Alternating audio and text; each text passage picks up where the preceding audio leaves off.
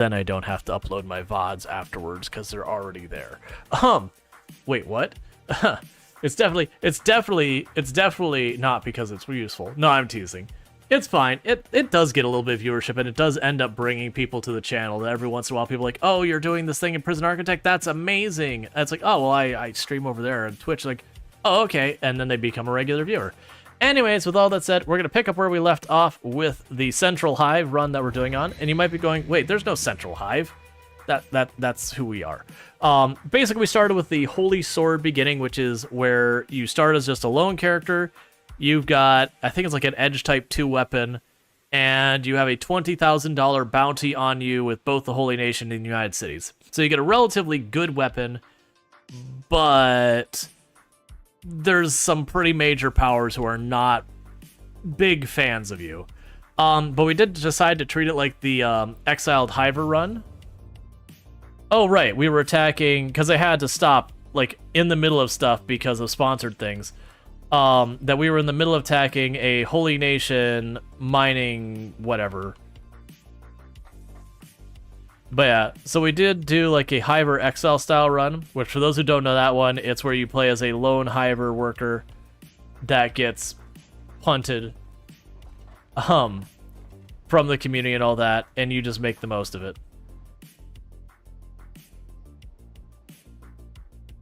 Yeah, so we're up here just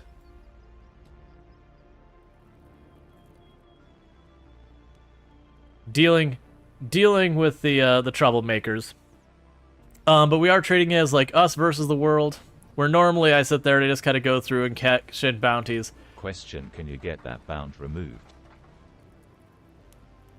I know there's ways you can.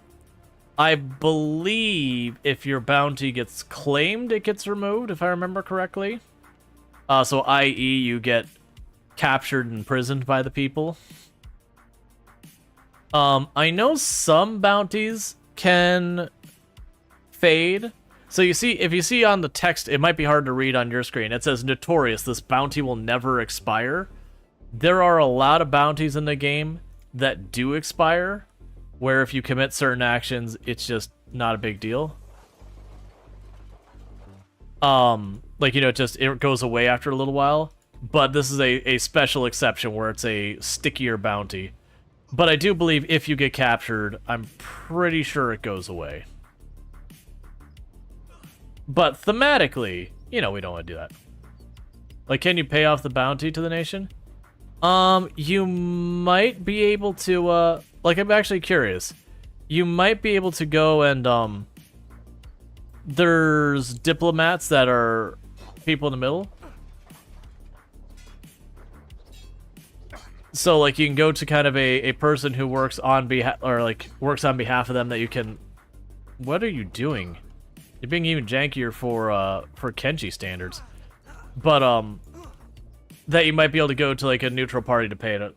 You think it's based on a total bounty? Once it gets over, say, the 5,000 cap, it loses duration? Yeah, that would make sense. But I think you can go that there's, like, a diplomatic representative for different factions in certain places. Hey, Walker, how's it going? But, I think you can pay off your bounty in some means like that. I'm not sure on that because I've never bothered. Usually when I get a bounty, I'm in that, you know, murdery phase that, you know, you don't really care about the bounty that much. That you're there to cause trouble.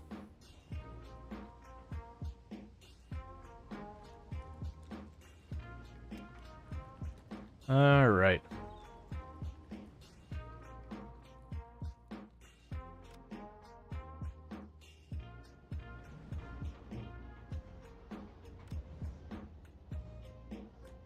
I feel like we may have wiped out the work camp already. Okay, there's a couple guards left in here.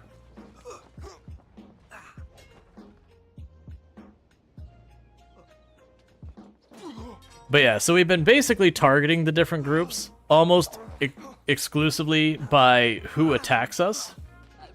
If someone attacks our settlement, we've just been wiping them out. So we've already wiped out the Dust Bandits, the Dust Reaver, the Dust Raiders. the Black Dragon ninjas, and then Holy Nation has attacked us, so, you know, just working our way through the list.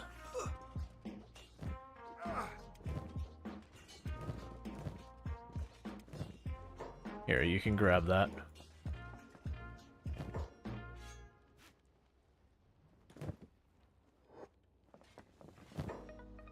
Oh, we could grab the little backpack here. So we don't have a ton of mods, but we do have the recruitment mod, for recruiting people like prisoners and all that. We have that because we are doing a Hiver run, and if you're gonna do something like a Hiver run or a skeleton run, it really kind of becomes that pragmatically, that's pretty much the only way to accomplish that, is to get mods that let you recruit people like that. Either using them as prisoners or where you pay to get them or whatever. But we are going for like a Hiver only thing. We did talk about potentially taking people like Burn and all that, and only allowing them to, you know, be used for like running the harpoons or whatever, just for pragmatic reasons, and because people want me to get Agnew specifically. Oh yeah, no, we built in Shem, and so we are always dealing with beak things. There's like no prisoners here. Like there's the one or two that were out here. And that said, I have to be careful because if I do free them, a lot of the times they will then join, and we're Hiver only. All right, Night Dweller, you sleep well. Thank you for tuning in.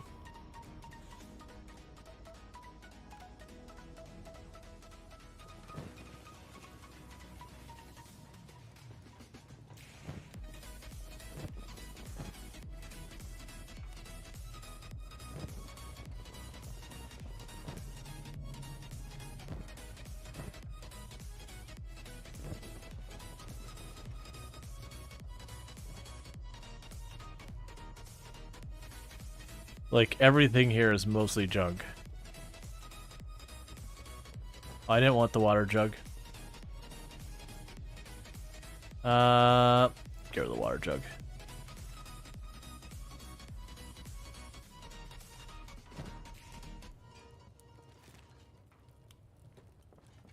Don't you try and join me, friend.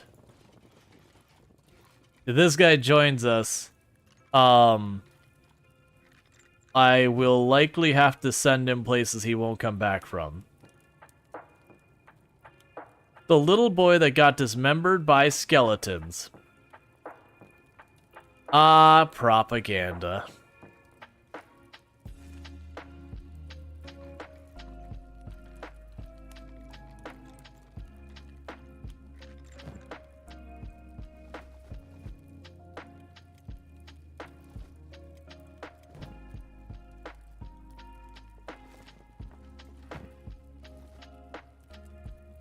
You know, those vases and all that are worth something, but I'm not gonna drag them around.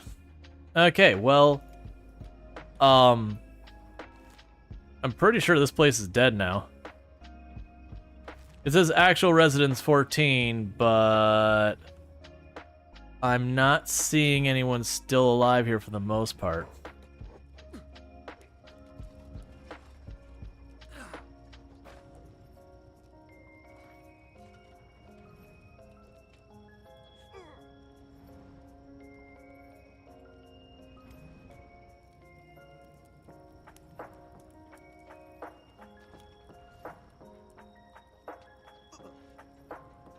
Okay, so it looks like we're just gonna keep hitting them again and again until they stop getting back up.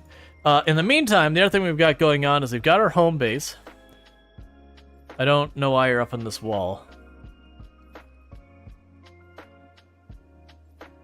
What are you trying to engineer? That was weird.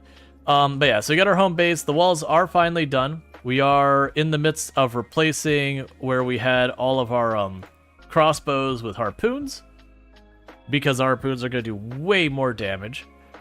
And we have been closing the gate finally, but then the intention is to get some people to work defense. Otherwise, things are going relatively well. We do have steel production that's able to be running now. Yeah, that's Arbiter's doing that. But we also didn't get our production stuff going up. We now have Darstrider here is starting to make ourselves some Hiver armor. Not particularly good stuff, but you know, they're still learning. Have you eaten? Food will not be till 9. As just a pro tip kind of thing. Food doesn't happen till 9 here, because that's when Tomb gets home. So like if people redeem like the stop procrastinating eating, if people do abuse that and keep saying, you know, keep using that for like stop procrastinating, you know, eat your food well beforehand. Yeah, no, I sometimes eat before stream. I know that. I'm just prefacing because we used to have a redeem on the channel called Eat Your Dinner to like kind of be like, hey, you need to eat your dinner kind of thing when I was being bad about it. But the problem was in the entire time I had the redeem, it got used correctly like twice. Every other time it was about 15 minutes into stream or half an hour into stream, someone would redeem it. It's like, okay, but dinner is until 9, because that's when my wife gets home. So I took that redeem away because it was misused. Not a whole lot, Walker. And yep, I did have lunch before stream, but I will be eating our actual dinner later. I'm leaving this group here because I would like this to consider to be wiped out. Because wasn't a diplomatic person here. It'd be kind of funny if you had a crab eating something gif. When people use that when they aren't ready to eat yet. Had a crab eating something. Oh yeah. Yeah, I'm starting to wonder if the there had been I mean, there still are plans. I was gonna do not a re-theme, but add to the theme by having all these animations with the crabs. I still want to do that. The artist has still not been available, and it's just kind of one of those things that I don't know. I gotta figure out what I'm gonna do with it. One of the other things is I'm getting a little money conscious with like a lot of the emotes and all that. I spent a pretty good chunk of money on emotes already this year with all the extra slots, so I've kind of slowed down on getting more emotes for a little bit. Because while an individual emote isn't expensive, when you get a lot of them, they add up. But yeah, so we're producing medicine now. We're producing electronics. We're producing the Hiver armor. And getting all along. How are Dar's skills going with that? That does qualify. Yeah, so it does qualify as armor smithing, which is what I was hoping. So that when I do get, like, the proper prints, we'll be good. Yeah, so you got a ways to go on that thing.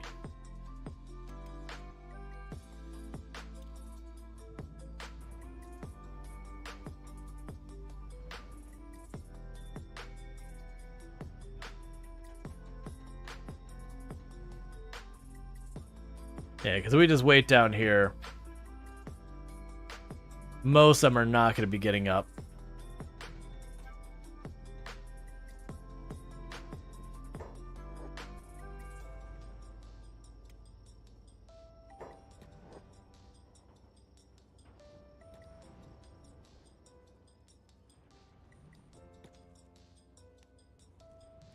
Okay.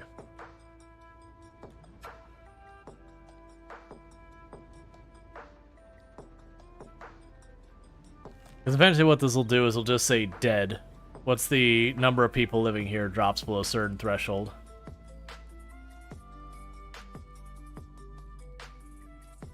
Do you see Storge behind the bed? No.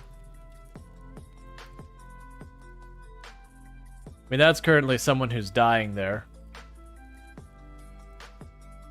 Outside. Behind the bedrolls. I mean, that's an outhouse. Hey, so you have yourself a good lurk, and thank you for the 3 stream streak.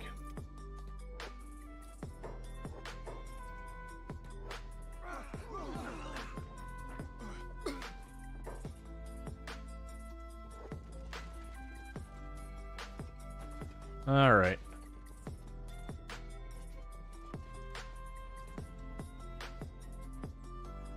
Yep, no, I gotcha. Kind of hard to see.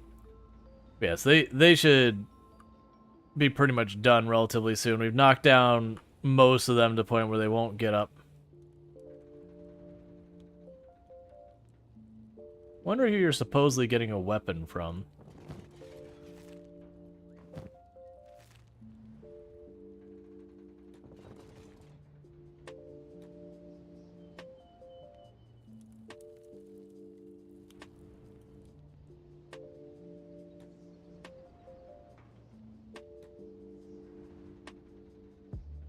Okay. So yeah, so as he lays there, his injuries are just going to get worse and worse. Yeah, but it says they're the last one here. This one shinobi thief has just been following me around. And it's so weird. Oh, that's a shop counter. Thanks, man, I missed that. It's all junk, but, you know. Thanks nonetheless.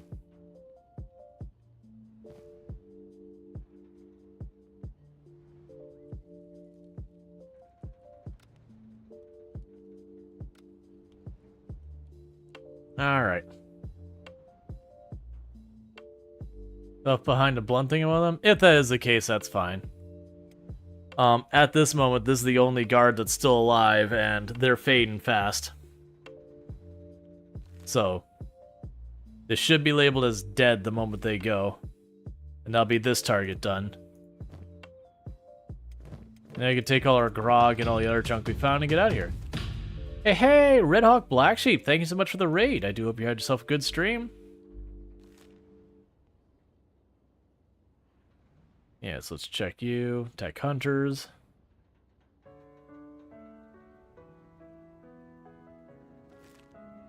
Alright. And what were we streaming today, and how was your stream? This looks like Dragon's Dogma 2. Definitely good time. So if you're looking for Dragon's Dogma 2 or Baldur's Gate 3, it looks like that's what Red Hawk Black Sheep's been having going on over there for a little while. So definitely check that out. You always wait a minute or so.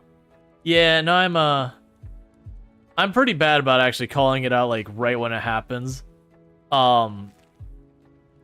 Which maybe not shouldn't do.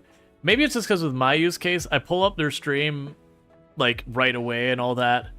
Or like when I raid out, is I pull up their stream, make sure they're not ending, that kind of thing. I start the raid event kind of thing. And then while I'm in the outro screen switching to the raid, like over that, I'll turn on their audio. So like when they get the announcement that the raid has already started, like I'm already there and everything. And usually I've waited like a couple of seconds before they see it.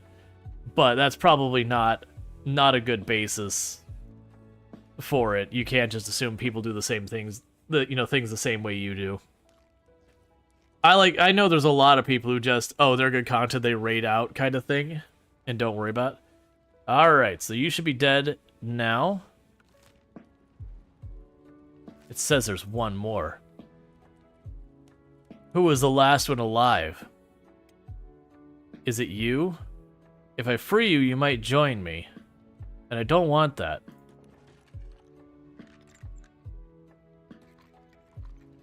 If you join me, you're going to be fed to a beak thing, so don't do it, man. It's hivers only. Oh, you're going to be one of those. Well, good luck with the rest of your life, I guess. So we're going to go to the way station.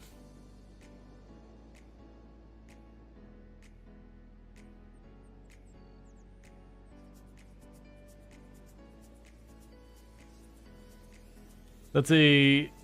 One time, a guy you raided raged quit after like 5 minutes. Oh, like raged quit a game they were playing? Yeah, that happens. Like sometimes there's times you raid people, it's just bad timing or whatever.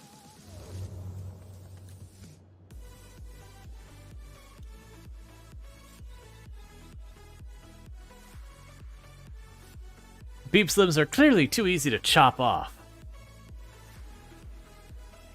That was the old fleshy beep. Now cyber beep fears neither man nor beast.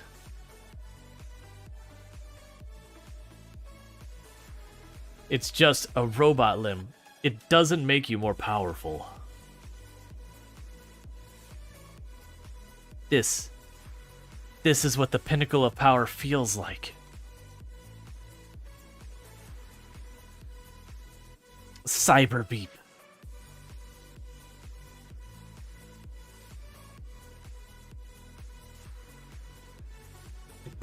Alright, sorry about that. Oh, he was crafting in Path of Exile. I think I remember that. Yeah, no, I was there for that. It was the guy was doing a like a ridiculous like meta like top tier mirror tier kind of craft that he was just trying to get like this one combination.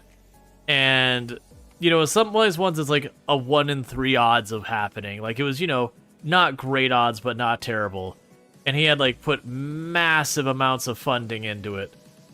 And it was like his 8th or 9th or 10th time that he failed in a row. And it was just one of those things that, you know, it's like flipping the coin and just keep losing the coin toss again and again and again, except that coin toss represented dozens of hours each flip.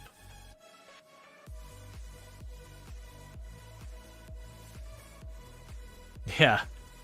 I would say I wouldn't do those kinds of things, but that's a lie. I used to do, back in the day, I used to do Spectre builds sometimes because I just really enjoyed it.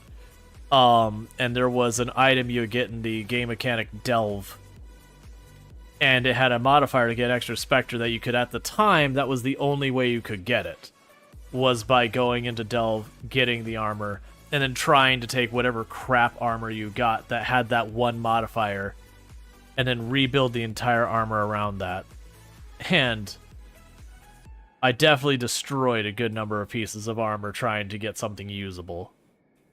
Because that was kind of the fun of the chase with me for crafting, is I'd sit there, you'd get one that was like passable and you'd use it, and then you'd start up another one that wasn't quite as good as the one you did, and you'd keep, you know, working on it till you either bricked it or, you know, it became the better one, and if it became the better one, then, you know, you'd swap them out, that kind of thing.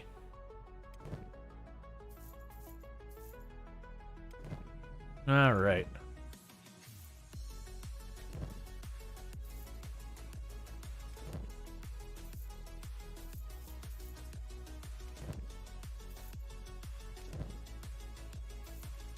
Was there not more grog? I thought another person had bottles of grog on him. I'm not too worried about like the money side of it. Okay, so we managed to drop all that off. So that's good news. Relatively speaking, honestly, for just raiding a Holy Nation place, we're in pretty good shape. We didn't get particularly roughed up in that one. Which means we're gonna go look for another target. But the question is where? I'm half tempted to start making a move in our hide area. What's in the backpack? The backpack in our backpack is just a backpack. It doesn't have anything in it yet. I'm half tempted to make a move towards the next hive area just to see if we can get the hiver armor stuff.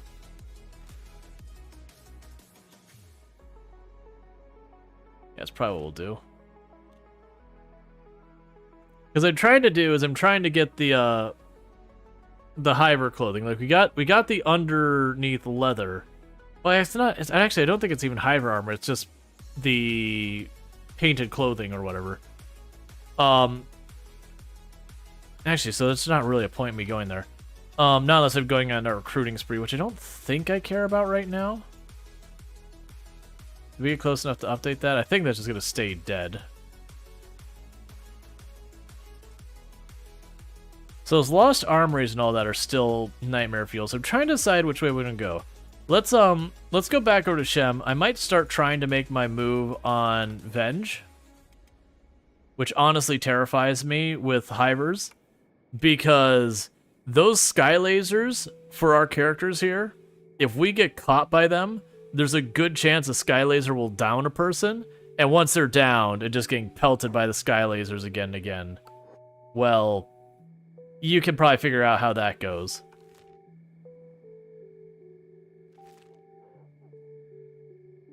But they can drop the backpack off, or I believe his Conrite doesn't have a backpack.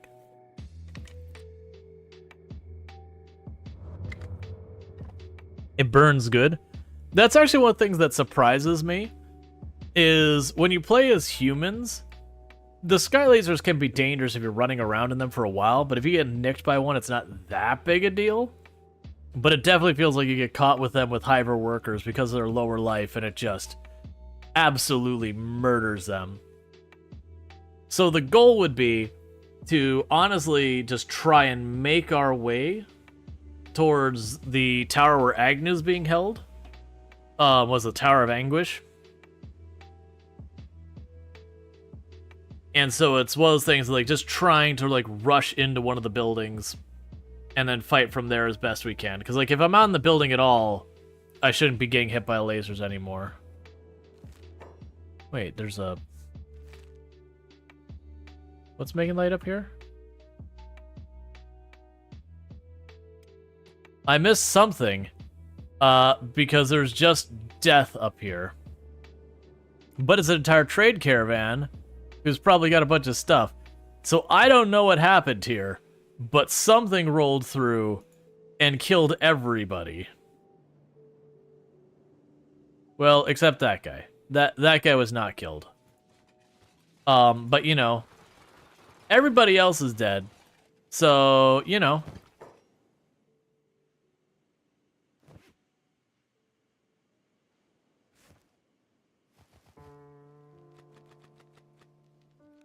I'm not about to complain.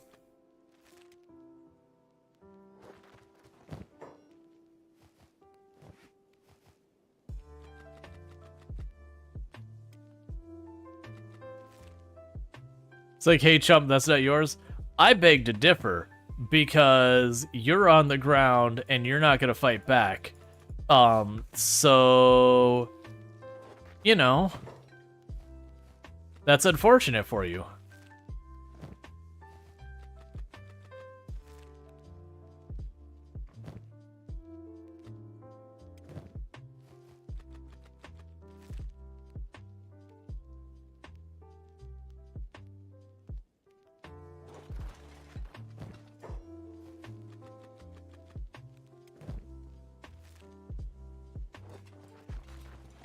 If you didn't want me to, you know, take all the meat your animals are made out of, then, like, they shouldn't have been made out of meat.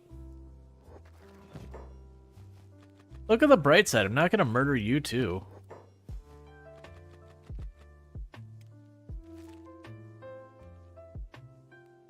I didn't kill your people. I'm more of what people would refer to as a vulture.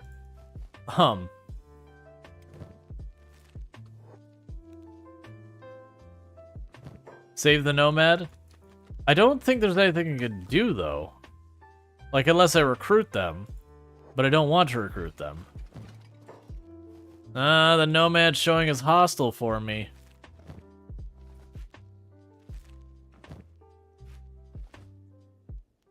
You can't heal them? Well, no, they're already patched up. They don't have a robotic leg.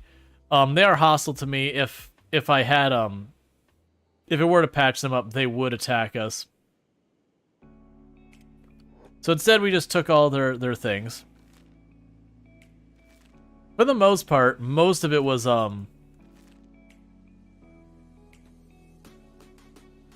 like, their animals had died. And so we just took the leather and everything.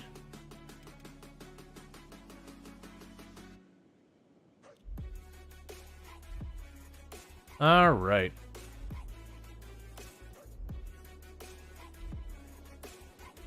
Yeah, no, it's unfortunately it's not like RimWorld where you can patch someone up and be like, okay, I'm sending you on your way, and then they go away and like they live whatever type of life you live in Kenshi, which is probably terrible. Instead, like literally he'll just lay there till someone attacks him. Loot him before he dies? Well, he's not gonna die until something else attacks him. The problem is I can't loot him without attacking him, and you know, I'll actually take a standing penalty for attacking him, whereas like taking the stuff off the corpses, I don't believe I will. It's just weird like that.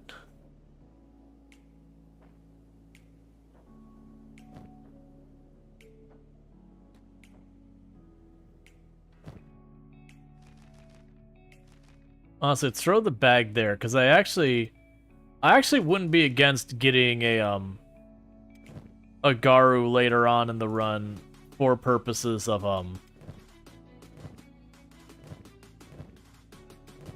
going through this. Okay, so let's have... Who had the backpack? You dropped the backpack in here.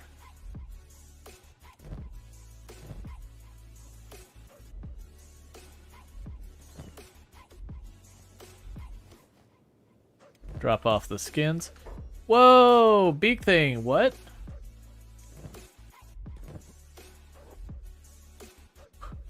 This beak thing straight up running through the territory. Where are you going, beak thing?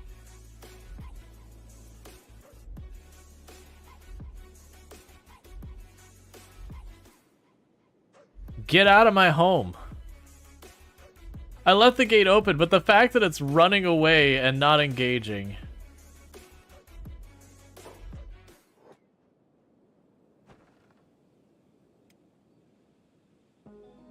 It was just a weird one that it like beelined in here, because the way I saw it, I was like, oh crap, we're under attack.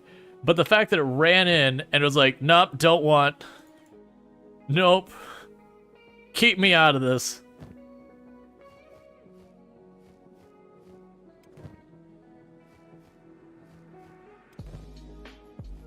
So dropping off all the leather so they can keep doing their leather working. Meanwhile, we can go over here.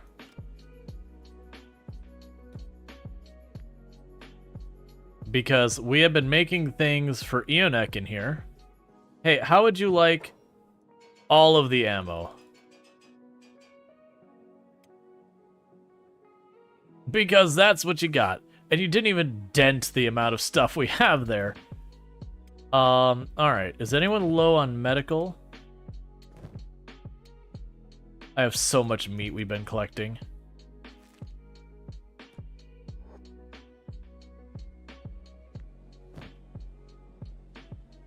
So drop off the food, whatever food we can drop off in the box. Drop it off.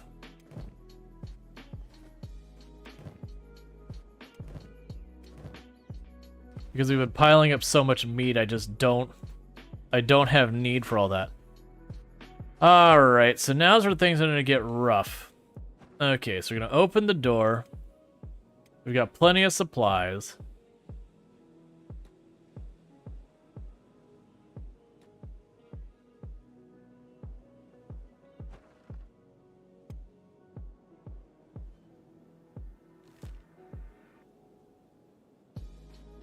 So the Tower of Anguish is somewhere around here.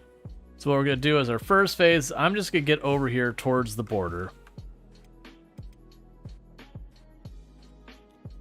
And then once we get over there, we're going to see what we can make happen. I have to wait a moment for Captain Brody, because Captain Brody has a ton of cybernetic limbs, so cannot run fast. Or cannot swim fast. It won't even matter how good they get at swimming.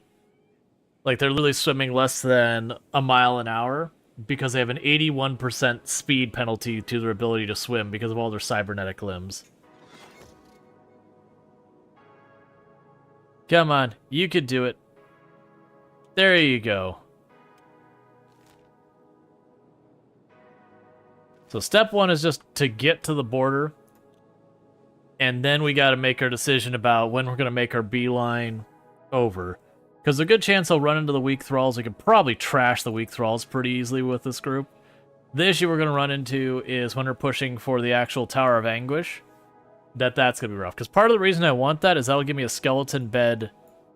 Honestly, we probably won't be able to use that skeleton bed now I think about it.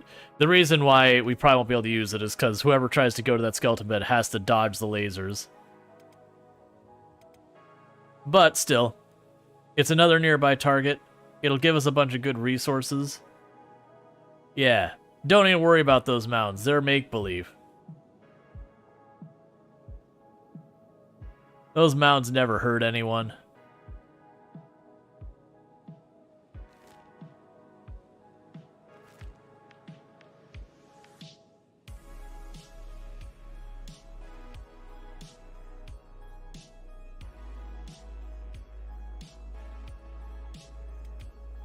Also, before I forget...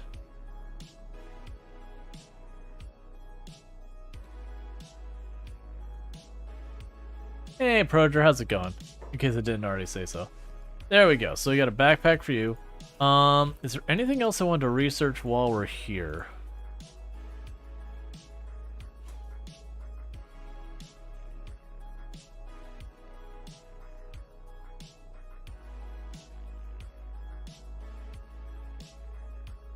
We can make rum.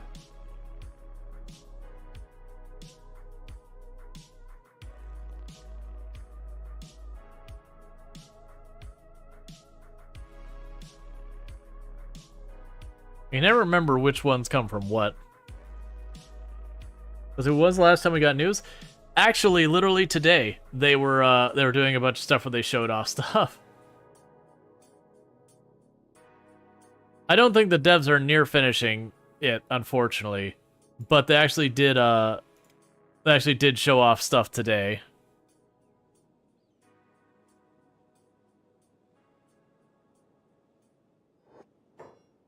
Yeah, so let's go to... Well, I mean, I already sold too much. It's fine.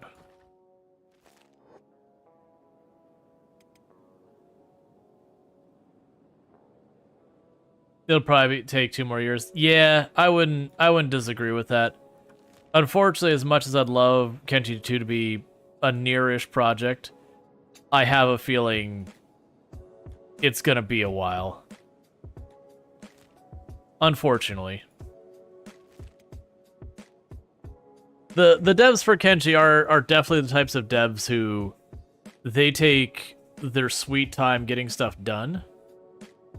Which is nothing wrong with that. I'd actually prefer more devs do the whole thing where they kind of just go radio silent and work on something, and then it drops. Then when you hear them sitting there like hyping a thing up for like years and years and years, you're just like, eventually it starts not resonating anymore because you keep just hearing about it and just like, when is it finally gonna be there? So I actually would much rather they take the approach of like, it's ready when it's ready, and we're just gonna keep working on it. They do give little tidbits here and there about progress, but yeah.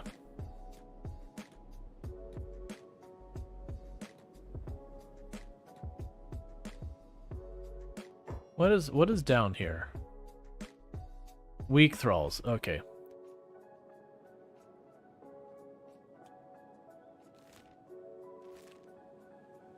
Yeah, so let's let them fight. And who are we fighting? Dust bandits? That's fine. Oh, it's a dust bandit camp. That's okay, I don't care. We'll mop the floor with them because we can't go into there until those lasers calm down. I believe that's the tower that's our destination out in the distance. But yeah, those those lasers, if we run out in that, it's gonna be wrecking us.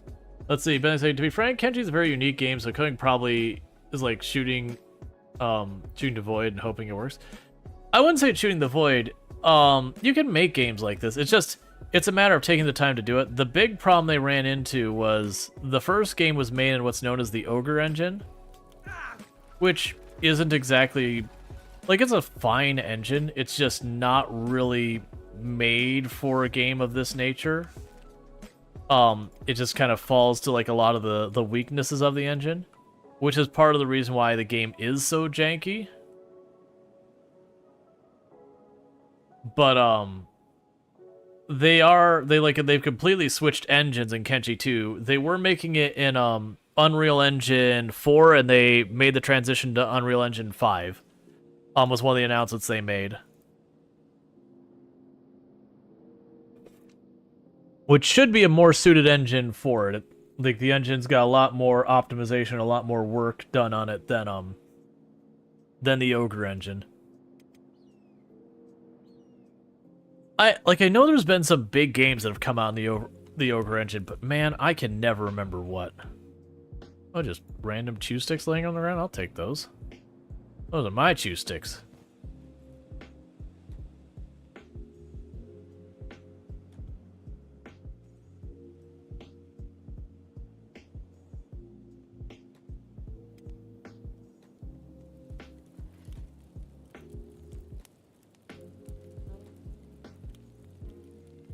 part of me sits here and thinks, just like imagining you're camped out here, you're sleeping here, and this is just what you're watching each and every morning. You wake up, you just look out on the horizon, and that's what you see. Just lasers beaming down from the sky and be like, you know what? This is a safe place for me to live. Are you still talking about the decision making of a 1,000 plus AI same time? I don't think the engine is optimized for that. Oh yeah, you're talking about just like the sheer number of people. That's not an I mean, it is an optimization problem, but it is one of those things that no matter how much you optimize a game, if the game lets you, you will hit a point it can't handle it. And Kenji is one of those games that's like, you know what? If you really want to go for it. Where's Enoch going? That's fine.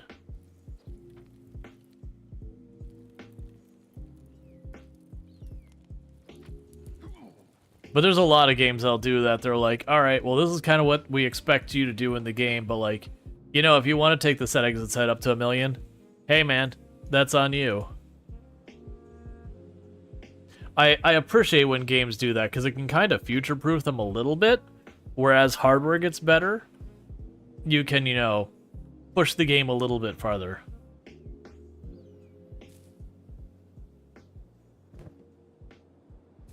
Beep's flesh arm is long gone.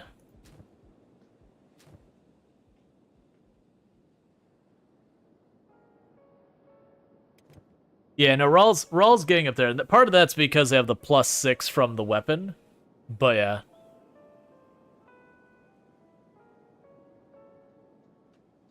So we're just kind of stuck here waiting till it gets close to the evening. When it does hit evening time, what'll end up happening is the lasers will stop, and we just go for it. Grouping individual modules together helps a lot. Oh, there's lots of stuff they do. We talked about it with Project Zomboid tomorrow, like, not tomorrow, in the past. That, there is a lot of shenanigans it does with its pathfinding to make it not terrible. Alright, I don't know if it's late enough that they've calmed. I'm not seeing any more lasers. I just did a quick save before we got in here. I'm gonna actually do a full save. Because it could be one of those ones that we quick save while we're in there. And then I'm wrong. Then it's a whole thing.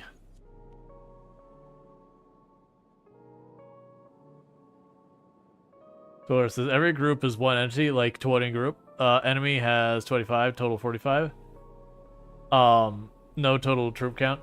But yeah, so one of the things that a lot of games will do with stuff like pathfinding is pathfinding is one of the more computationally heavy things that games do, and there's lots of different strategies that games do where like they'll do their pathfinding once and then they'll remember it.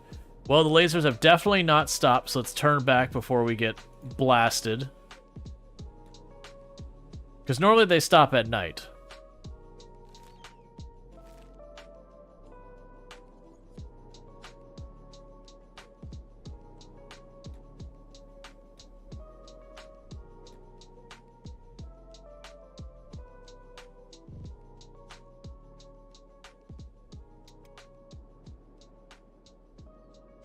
Okay.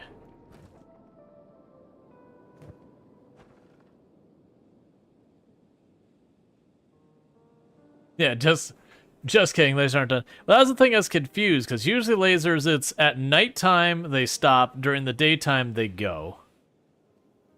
So we're not super far from when they shut off for the day, but it is one of those things. It's all a clever ploy. You just run in there. It's like, psych. Eat more lasers.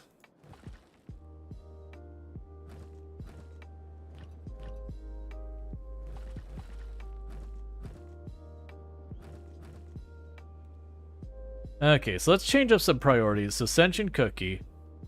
I'm going to have you run some of the steel production and put that as a higher priority than everything but the cooking.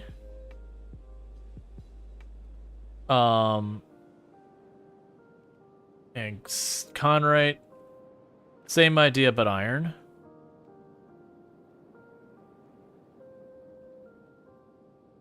Just to keep these running versus just endlessly mining the stone. I'm mostly just trying to keep these machines running.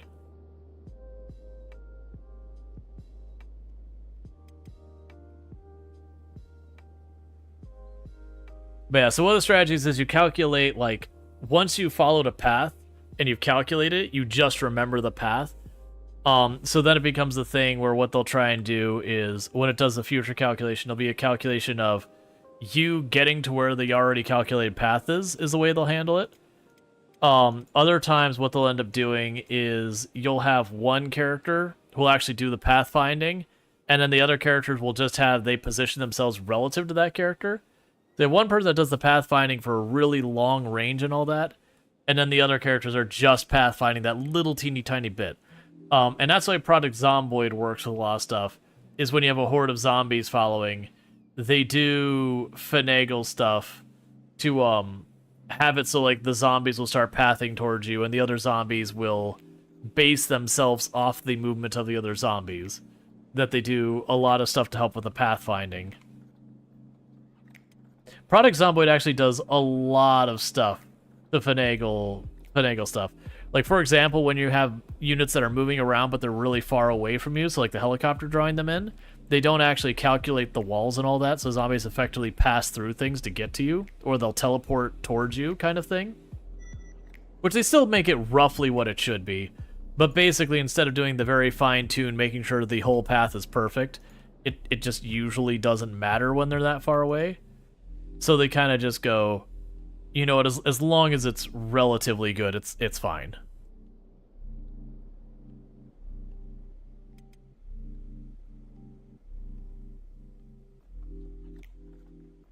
You do like how Brain Zombieland ends up similar to that? Zombies clump around the tank zombie so they walks up? Yeah.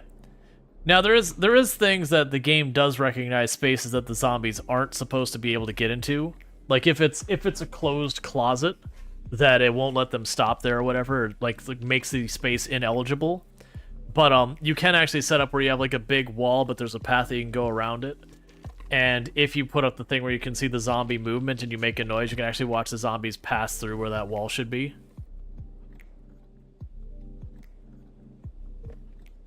Even if the wall is not destructible.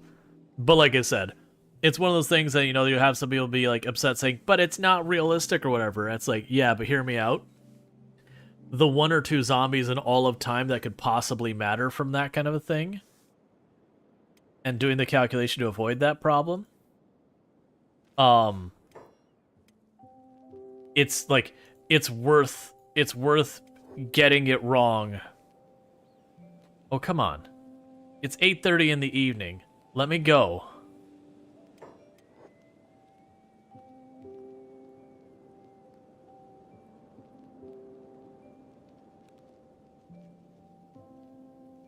I think Brains made the zombies low computation with a large heat map. Yeah, and they do lots of stuff, but it is one of those things that so many games do that stuff, that behind the scenes there's so much of that kind of stuff happening that they kind of finagle and cheat the rules because it saves you so much computation. And so it's one of those things that you can make the game accurate to like a very high level of precision, but then it runs like crap. Or you can get it, you know, good enough that like 99.9% of the time you would never notice that it's fudging the numbers. But, you know, the computation, it cuts it down to like 10% of what it would be otherwise. So you do it because it's way more important to do that. Like, would you rather have that a game can handle 10 zombies that move flawlessly, or 1,000 zombies that move okay-ish? Like, goodish. Mostly you don't notice that they cheat a little bit, but every once in a while, if you watch real close, you'd be like, wait a second. You love how the game AI is finding cheap ways to make it look good enough to play in the field of game AI. Yeah, that's one of the things that is currently a struggle, is with the discussion around AI, is you'll get the lump sum AI is bad. It's like, well, no, there's generative AI, which is a whole basket of worms, but there's lots of other things like predictive AI and, you know, game AI and all those types of things, and those all have their place.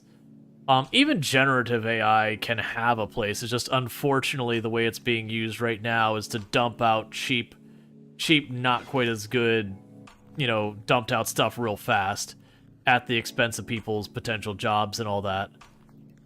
So it's just kind of one of those things that, like, that specific flavor of AI is really problematic. But it is causing problems for the larger term. But it's also one of those things that, like, what is actually AI, as in, like, the actual technical thing that is AI, is also conflated with, like, machine learning and just systems and algorithms and all those, which aren't technically AI, but to a person outside of, like, you know, technical aptitude, those terms are all blurred together because they are similar. They do have overlap. Henry Rado says, been like that for a whole lot of games in the industry, though. Like graphics before modern hardware, they'd find clever hacks to simulate something, observe surface gathering without needing calculations. Oh yeah, no, that's been a thing forever. Like, for those who want, here's a perfect example. When you look at stuff in games that you can see through, most games, that's not actually a transparent layer. It's not actually like you look at the glass, there is a geometric glass object there that has its own stuff that you're looking at, and then you can see through it. What they do is they use what's called dithering. That they basically, it's just a lighting effect that kind of makes it like opaque. Is the way so much of like clear surfaces are. It's just dithering. It's just effectively a light filter. So it's not that they don't apply like the light filter to geometry or whatever, but it is just a light filter as opposed to true transparency and all that stuff. Which is amusing, because then you look at stuff and you're like, even stuff like a person's glasses, they'll just put a lighting effect over it as opposed to actually having to do any type of rendering where you treat it as truly transparent. Because stuff like transparency and reflections can be very expensive from a computational standpoint. Okay, so we are just trying to book it through here. I will have to stop and defend myself against thralls, which is kind of the problem with the area, is you do run into the issue of just, there's lots of weak thralls everywhere. Also, when you ever see transparent windows, check if the hair color eyebrows render on top instead of behind. Oh yeah, but there's just like, so it's basically getting back to that there's so many ways to kind of fudge the numbers, cheat it, that kind of thing, because they could do it right, but it becomes super computationally burdensome. So doing it right is very expensive. And so it's like, would you rather have more enemies running around to fight, or would you rather that one window is actually transparent? And so there is almost that cost analysis of, this window is, you know, choosing between having another 5-10 enemies that you can have in an area at a time, or you can have the window. Which from a gameplay standpoint, it means you take the units. You always take the units. Why are you even talking about it?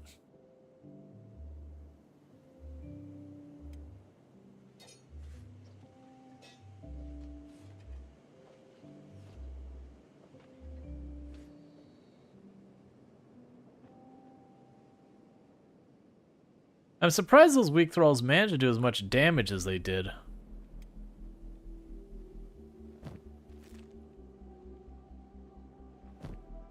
We're not going to loot them all. They mostly only carry weapons, and I'll go through the time to deal with it.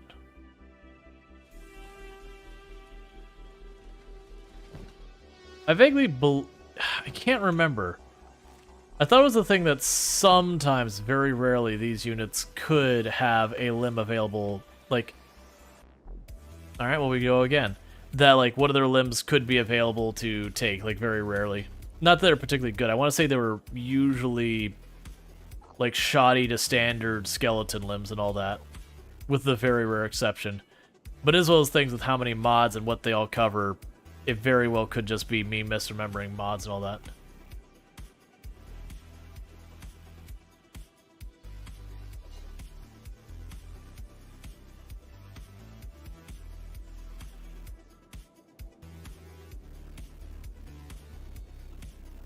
Well, we broke that one's arm, so now it's gonna just run around wildly.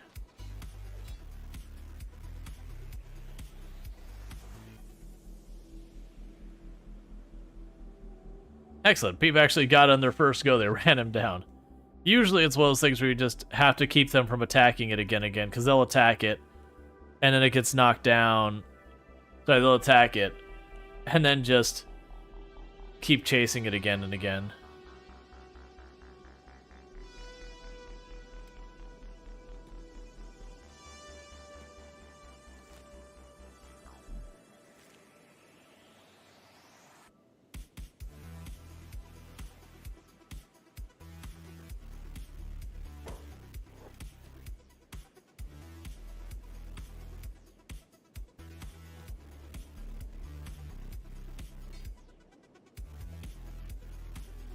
All right.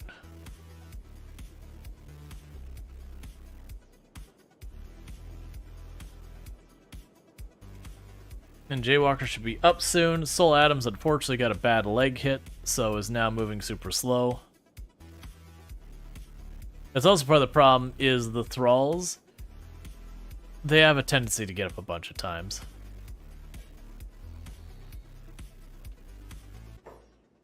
Alright, Neonek, you're just gonna pick up Soul Adams for right now. Them going that slow is not gonna help us.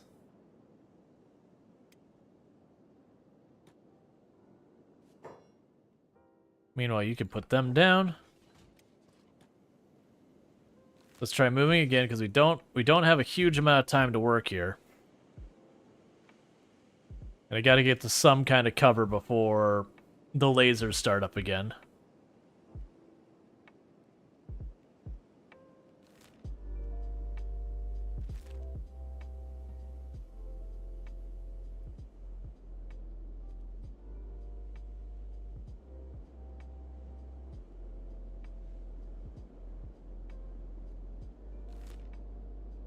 I don't think that's the one. I don't think it's one down there. Got beak things over there.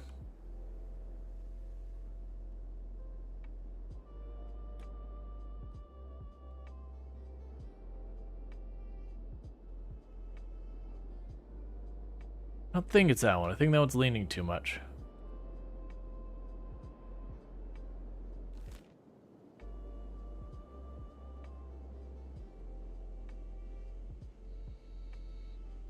Just keep going.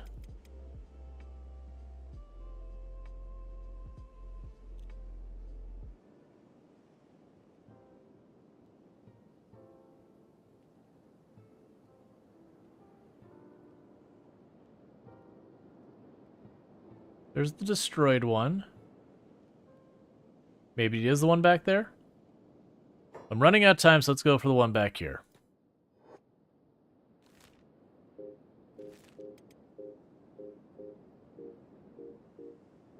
Because the daylight's coming, we're gonna have lasers back here any second now. And I'm not near anywhere any type of cover. And anything exposed is gonna get lasered the crap out of. I'm pretty sure that's actually it. It'll be the control tower, or old control tower, whatever it's called. But I need to get to the building. Once I'm at the building, I believe I'm safe. I mean, safe from the lasers. I still have to fight the things. But that's fine.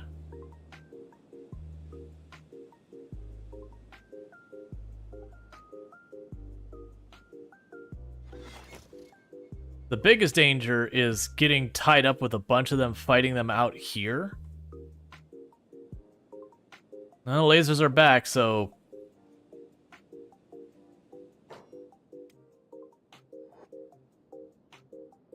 let's be fast about this. No, you don't need to run down every one of them.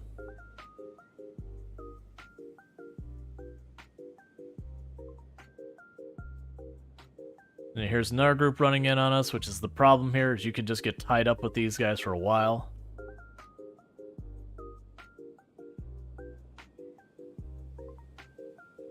Okay.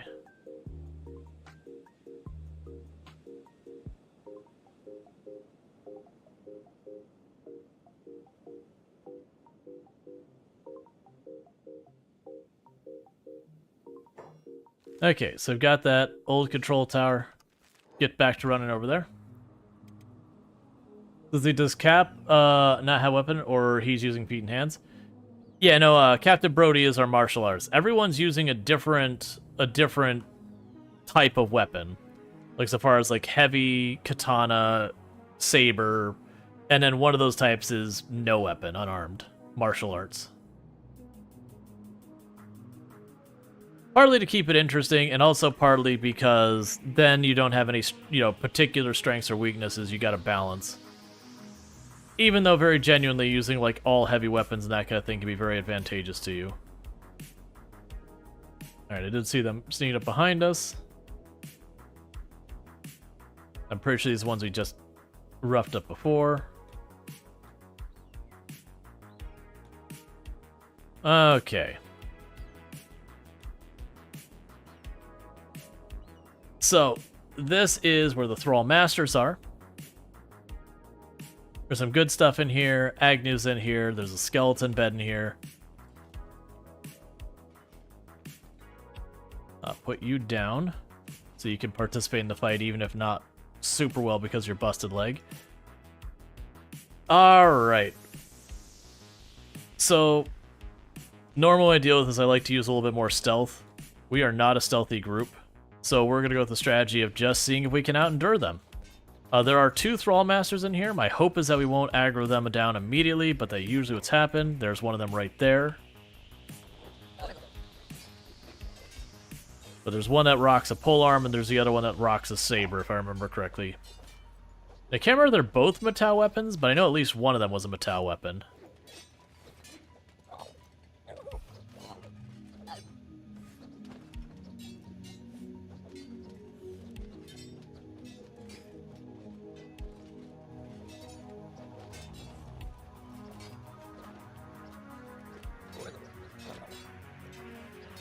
Who are you wanted by, anyways? Sucks to be you. That means I am gonna have to kill you. Because it's gonna be one of those things that they will, I can't turn in the bounty.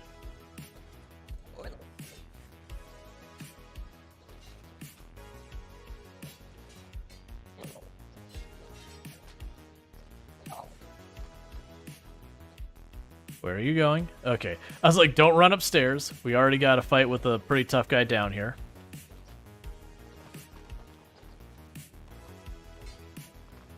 Is that the our leader? Okay, so we got both leaders down here, as well as all the other troops. So, this is going to be an absolute disaster.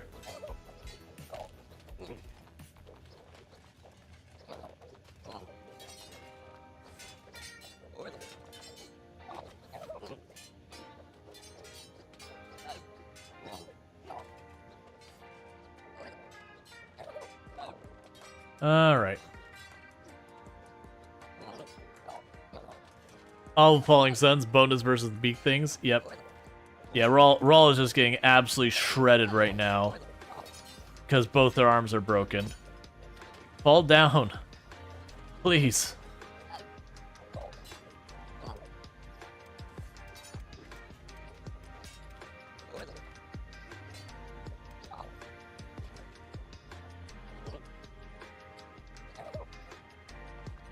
Stop hitting Rual.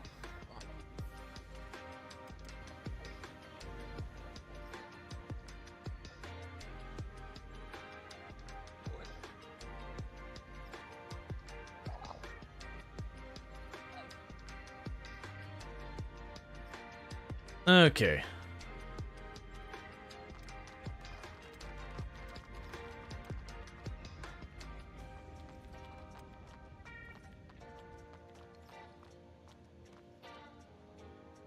So they don't have...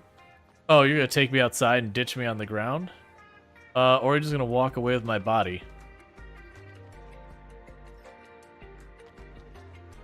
Could you not take my people and dump them outside?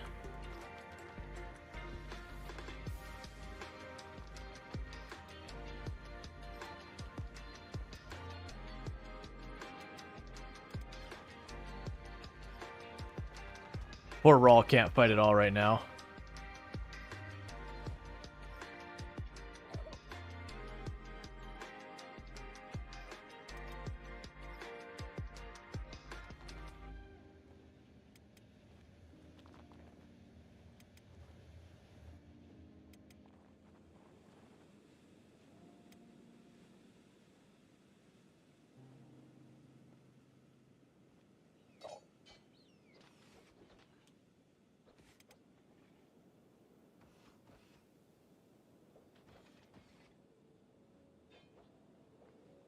I don't think this place is necessarily safe from the sky lasers.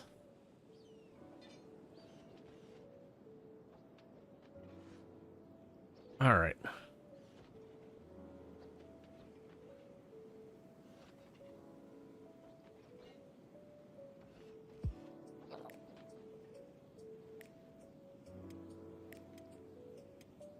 We got quite a few pretty hurt people here.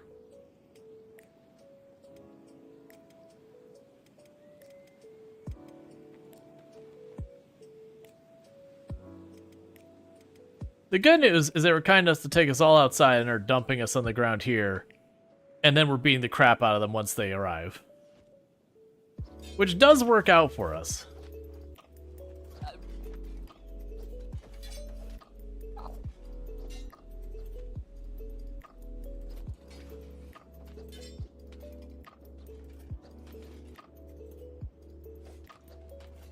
All right.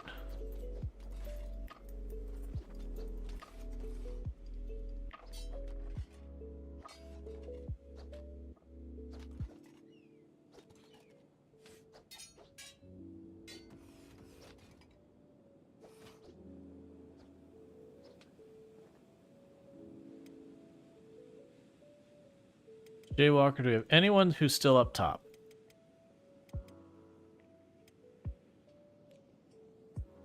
We're definitely not safe here with as close as that laser's getting. Rual lost a leg. That's not going to be very helpful.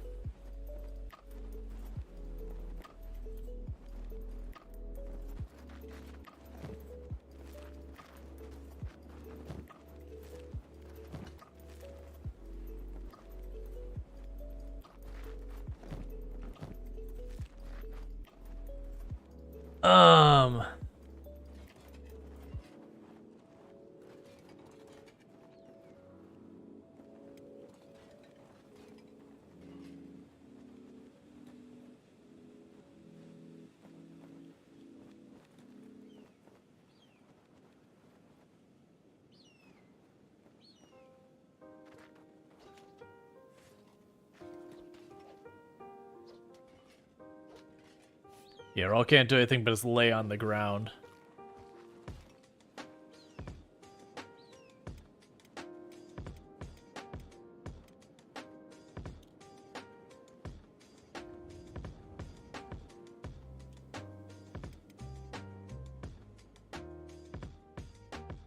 So you're in recovery coma.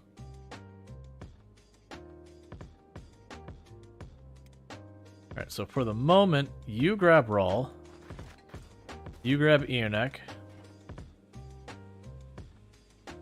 Let's get you back up the ramp before we find out if the sky lasers can hit over here. And then when we get up here, we'll drop them again, and the war will continue.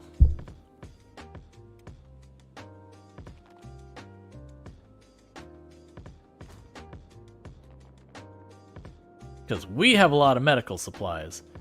They do not.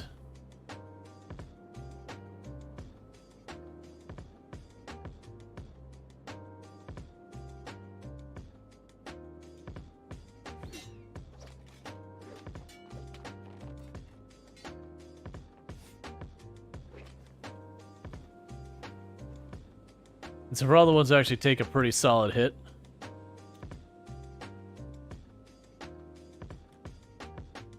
That'll just sort that out. Okay.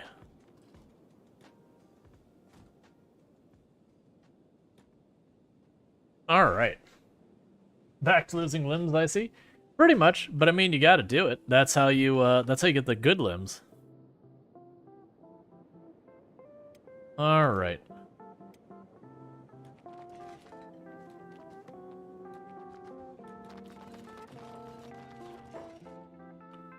Draw the fight out here.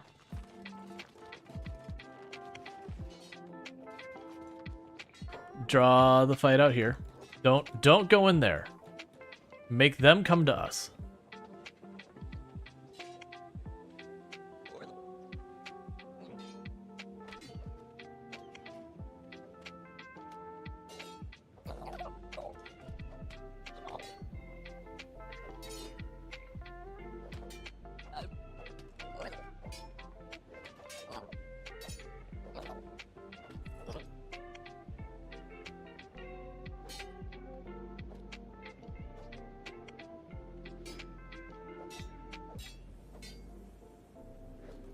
Okay. Take a sip. What's the worst that could happen? All right.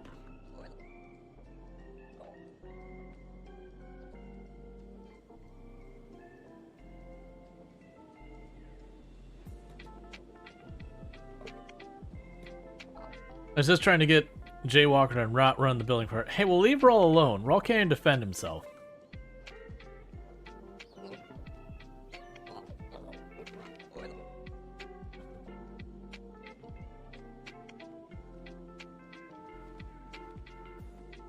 Yeah, so their leaders will repair them, but not all of them. And they only have like one repair kit.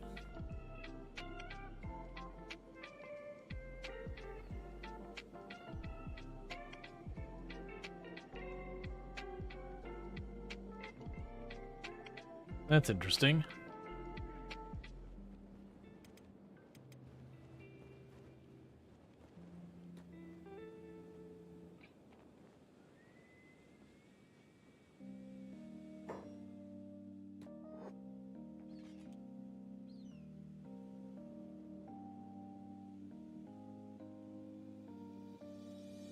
Okay, we might be able to get the leader by himself, mostly by himself.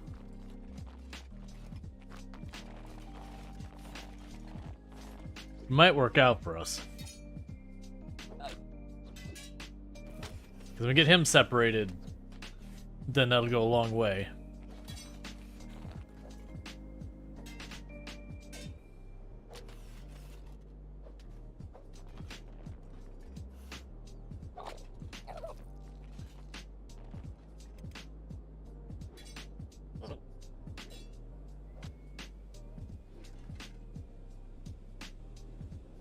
All right.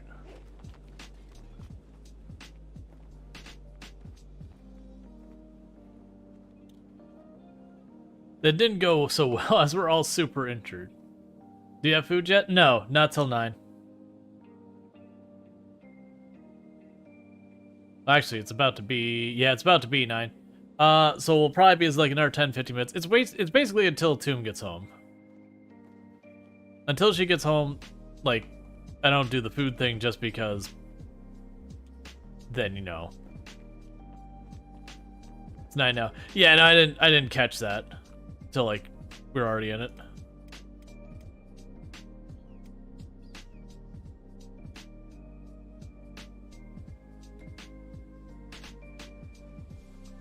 Start patching them up.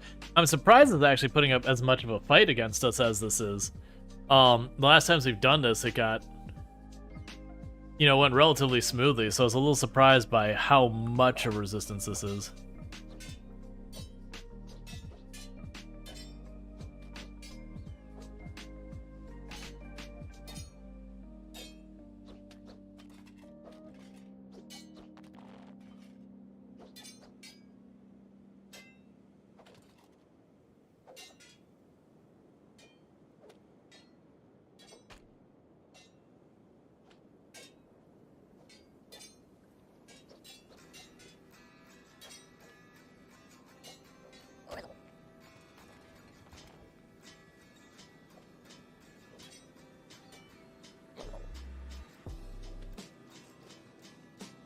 That's some pretty bad hits you took there. A lot of bad hits you're taking there. You're just eating hit after hit after hit. And blocking and doing nothing to protect yourself.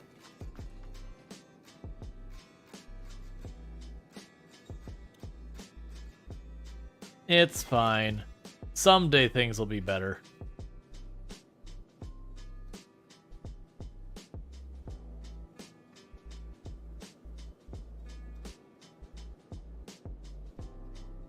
Alright, get up and do medical.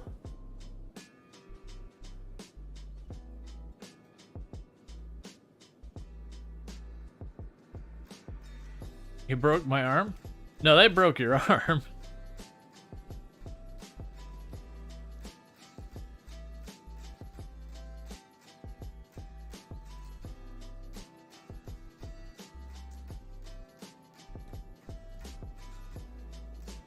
And everyone else is just gonna have to wait because everyone else is like recovery comed. That's fine. There's some decent training happening there. In the meantime, we're getting all our harpoons online and all that. We're starting to consistently get standard grade stuff.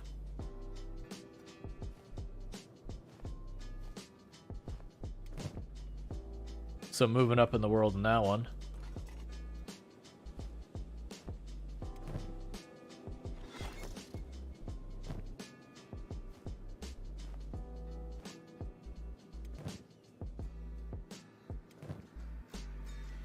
Ooh, you actually got a high grade. Cool. Research some drinks, make us happy. I mean, we are researching stuff.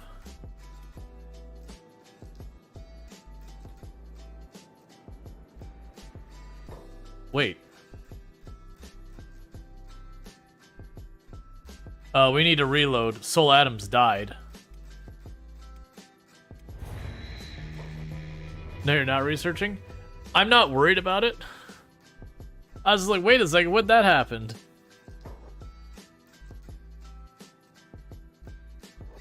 Yeah, so did we quick save before we went in? No.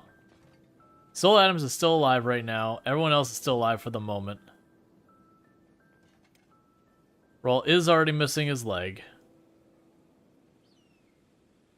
Eunuch is in recovery coma and all that.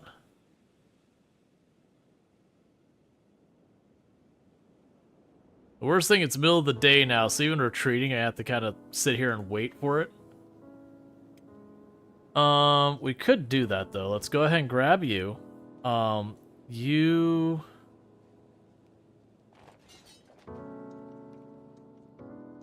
That's fine.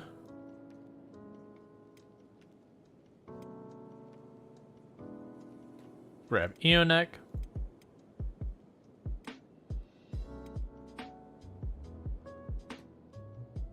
Set that to walk together. Okay.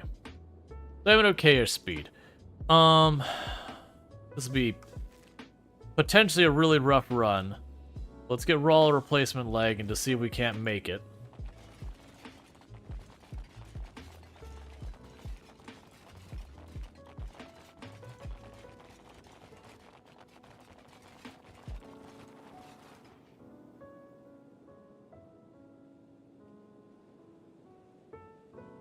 Yeah, no, that's definitely a thing, is we have to have the things. We haven't been getting any ancient books because I've just been busy fighting people and not going through and looking for ruins and all that.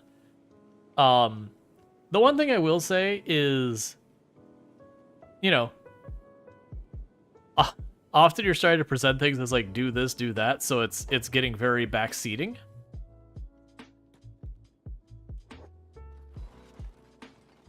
So like, just wanted to make that comment.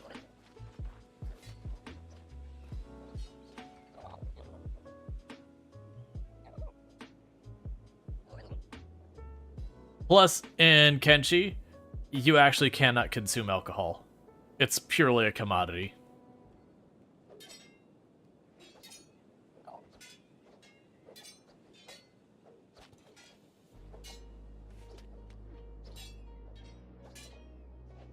And don't get me wrong, I'm sure there are mods that change that. Yep, you can sell it. I haven't too worried about money. I haven't like particularly been worried about the money side of things too much.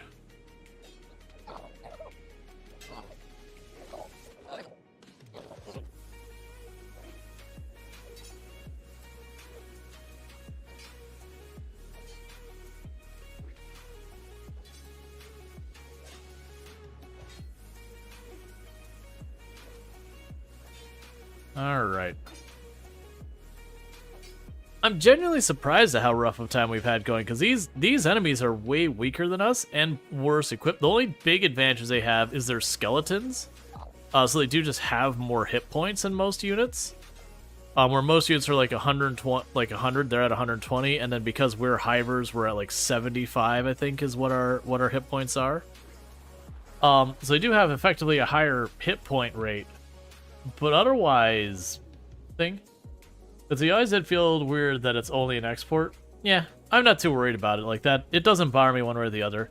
I've played plenty of games where, like, consuming your products is just not really a main mechanic of the game. It's more about the commodity side of it.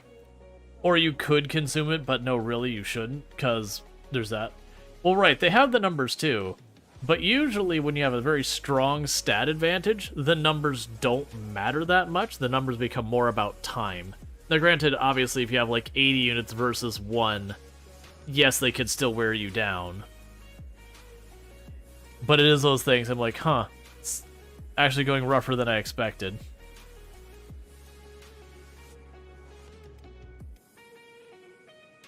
Okay, so you've already got them. Is anyone else already picked up? Now we continue our trek to just trying to get out of here.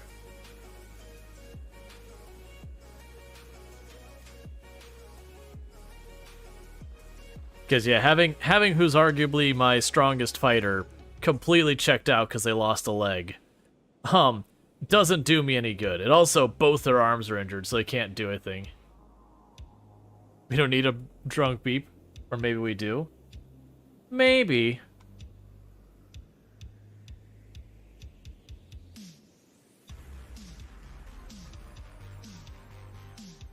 Alright.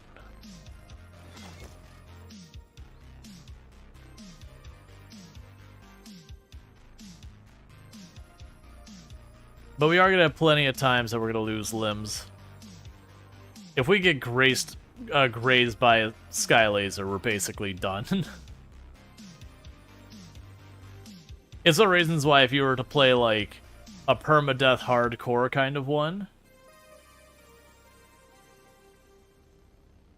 like places like this, you don't come to until you're like maxed stats.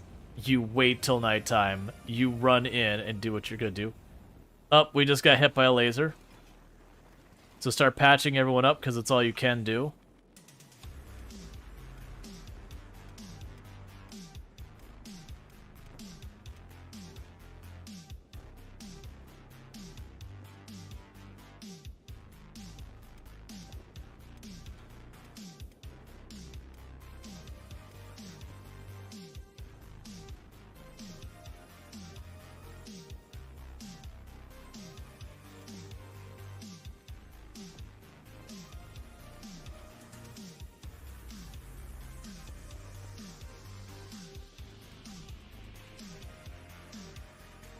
They do seem to have grog in their location. Maybe they can drink it. No idea. We can grab Sad Neil here to put him on one of the harpoons at home base.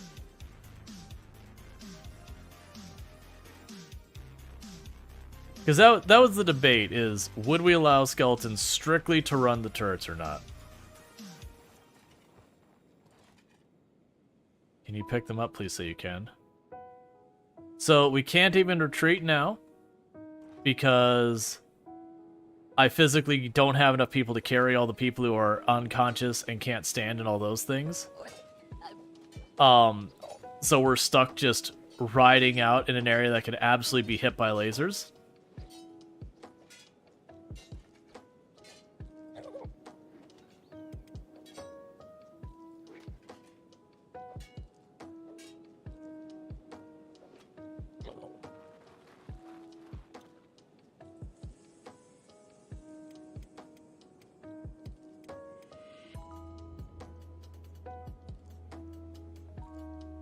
The only good news is it's about to be nighttime, so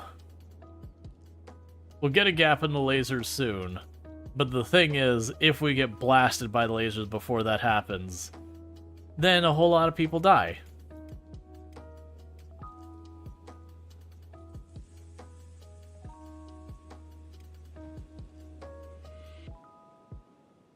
What game is this? This is Kenshi. It is an open world sandbox type game. Let's see. She-Wolf is able to pick themselves up, so you don't need to be carrying them.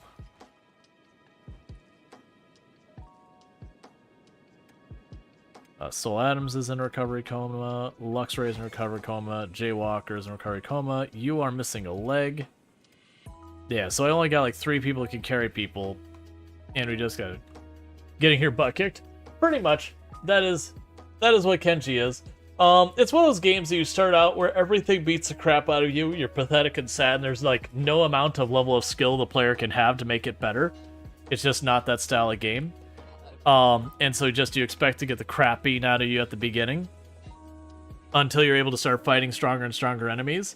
But it is one of those things, the best way to level your characters is to fight stuff that's like right on the fence of what you can handle, even if you lose.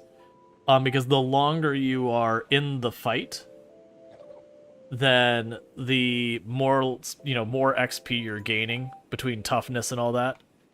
Right now we're in a very precarious place because this area has sky lasers that will absolutely kill us, but we have a ton of people unconscious. Because of just a bad fight and everything. And now because we're stuck outside, it's a matter of like running the clock to see if I can get enough of my people recovered to get us out of here, or the sky lasers finish the job first. I'm not going to leave people behind because realistically they will just die. Like that is the most likely outcome if I leave anyone behind, is whoever gets left behind dies.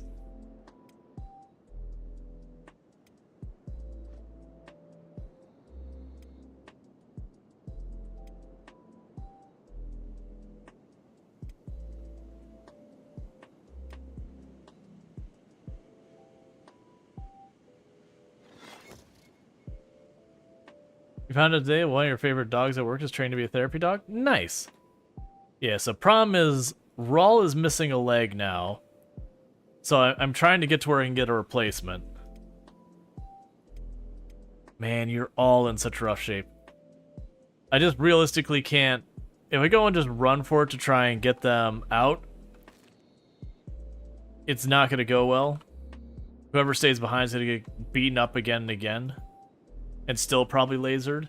It's gonna be a matter of just waiting it out, because every one of these ones are moving slow now due to leg injuries and all that.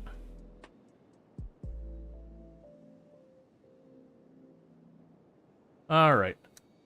I'm gonna go by the assumption that my wife has gotten home by now, because she usually gets home by now. For those who are new to the channel, it is right around 9 p.m. Eastern time, but I do take about a 5-minute break to welcome my wife home, make dinner happen, all that kind of stuff, and then we keep going from there. It's just a timing thing. So I'm going to go ahead and take my like 5-ish minute break, and I'll be right back after that. But thank you again so much for tuning in, and I'll be back here in a couple of minutes, and I do appreciate everyone hanging out. It's also an ad break right now, so it's a good time to do it. All right, so I'll be back in a couple minutes, so thank you again for tuning in.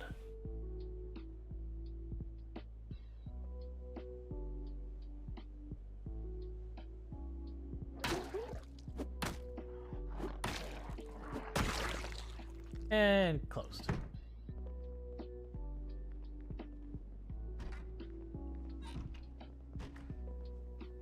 The free soup is exciting as well. I'm more excited about the rest. This soup is probably rotten. Ooh. Oh no. Oh good. Okay. Where the hell did you come from? No. Where? I forgot how much of an impact that all has on your animation speeds and everything. It's like, we'll just grab the jacket, it'll be fine. We'll toss it on. I approve of this disaster. This is a straight up disaster, and I am here for it. You don't get to have a name yet.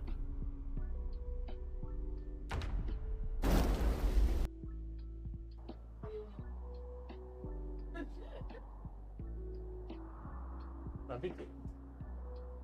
Oh, I didn't realize I didn't mute the mic. I'm not sure if you could hear me. Yeah, Tomb's going to work, and she was just like, I can't get in the camera. I've got like my name, like she has her name on her shirt and everything. She's like, I can't like do that. It'll reveal where I work. It's like, that's fine. Yeah, she got stuck with the third tonight. Because, yeah, that's fine. I mean, if you did hear it, you just heard us be all lovey-dovey and all that, so that's your problem, not mine. You have to live with what you heard.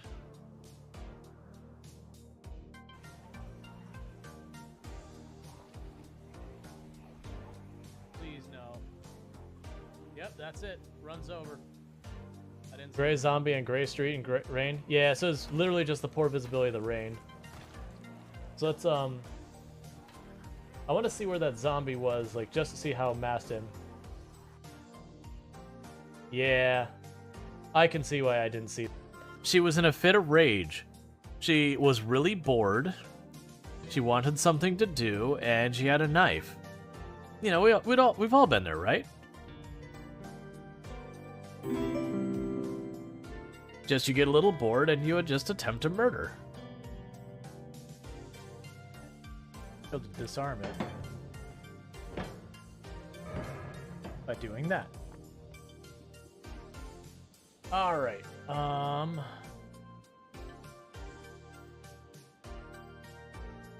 not better than anything I have. No. Okay. Wait. What? Well, not entirely sure what happened, but you know. Okay. Yep. Really. Wait. Can I? I probably went too far.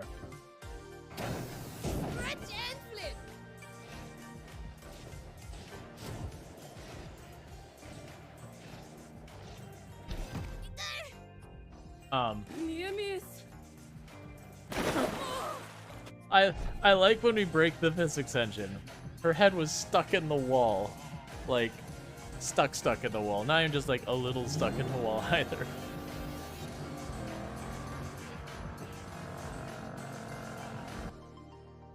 What the color is? A khaki lightsaber? At crew?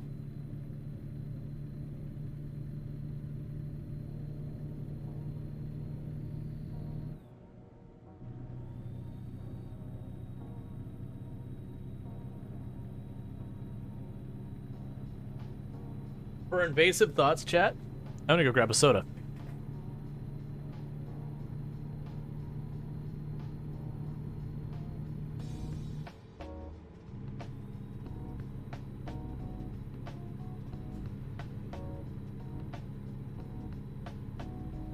It's got the autopilot, it's fine, right? That's right, like it's got the autopilot?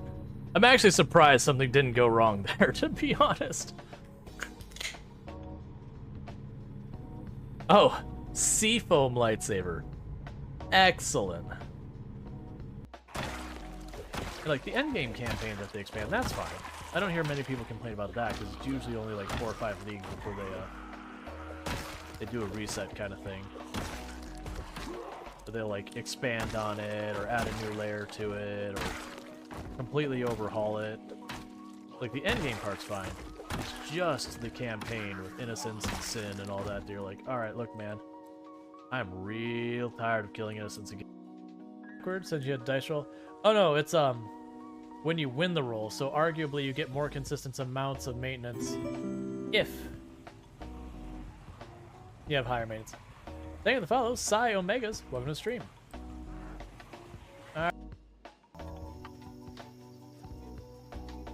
Yeah, that's the thing. It's like I never tried. The way we'd find out is I just back up the van and say, okay, can you hook up? And it either won't give me the option or will. Why? Why? Why? Game. Why? I'm gonna bust up my gas station.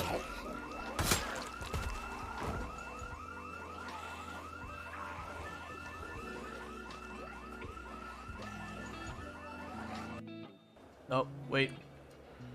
Hang on. No, stop it.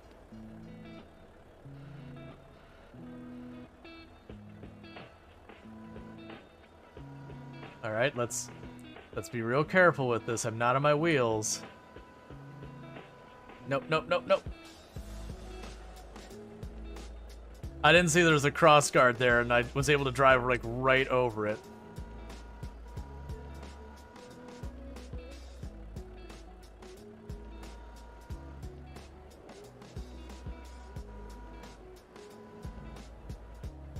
No, it's okay. We've done this before. Hey, Car, you wanna do me a solid, buddy? No, don't go anywhere. I need you.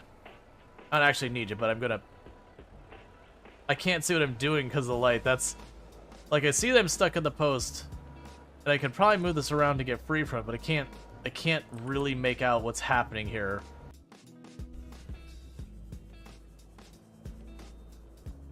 I doubt we'll be able to see any stalker teeth here, but we'll check the scan room. Worst case, I can probably get the Magnite. Yes, no stalker teeth. But we can make Magnite happen.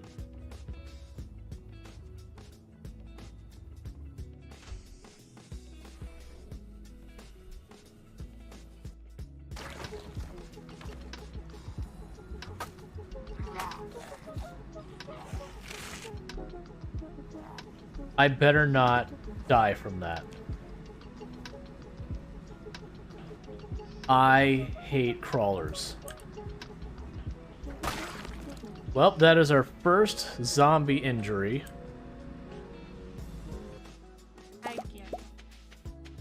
Then you throw your balls at it. How's the October built? Oh. I haven't seen that one, Shiner. That's what I should probably mention to Tomb. Tomb really likes the stuff that's like, you know, it's like how, like, you know, how they make haunted houses, how they made this roller coaster, how, ooh, hoo, hoo, hoo, hoo, hoo, hoo. All right, let's not do that. I'm glad I kept nimbling. That was spicy. That is. Look, I really want to make this work, but you're gonna have to cooperate with me a little bit. Banging hard. That's my strategy. I've cursed myself by putting that in. Oh god, what's happening?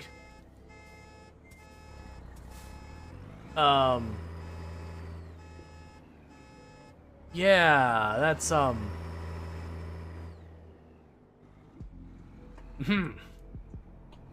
That's how that works.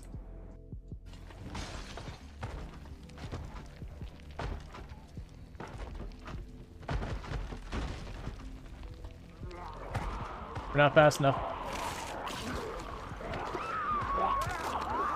That would have been such a good start. I just needed another like 2 seconds to grab the last thing off and get out there. Should have picked up the body and run. Oh, right. Okay, sorry about that. Took a little bit longer than I had planned, but that was partly because like I had Tomb's birthday gift sitting on her desk and, you know, just wanted to share what it was. It was cookies. It was fancy cookies. So yeah, so we're still sitting here like hanging out, being scared of sky lasers and all that. So who's the first one? So you're at 21, you're at 20, you're at 16. So Soul Adams is likely to be the next one to get up. So let's have Captain Brody put you down. And pick up Luxray. And then when Soul Adams gets up, they can pick up Rual and we can start moving. Yeah. The fancy cookies? Yeah. Her birthday's still not for another 2 days, but, you know. We have plans for that day. For those that didn't catch, I need to post it on the Discord, so I need to remember that. There will not be a stream this Wednesday. So we have this stream, we have one more stream, and then we won't have the next stream. And that's because it's her birthday, so we're doing stuff for her birthday. And then I'm on the fence whether or not I will stream on Thursday, which I normally have as my day off instead. That's on the fence. It'll probably happen, but I can get that sorted. I mean, honestly, since we're stuck here waiting for Soul Adams to wake up real fast, I could probably do it myself. Boom. At information.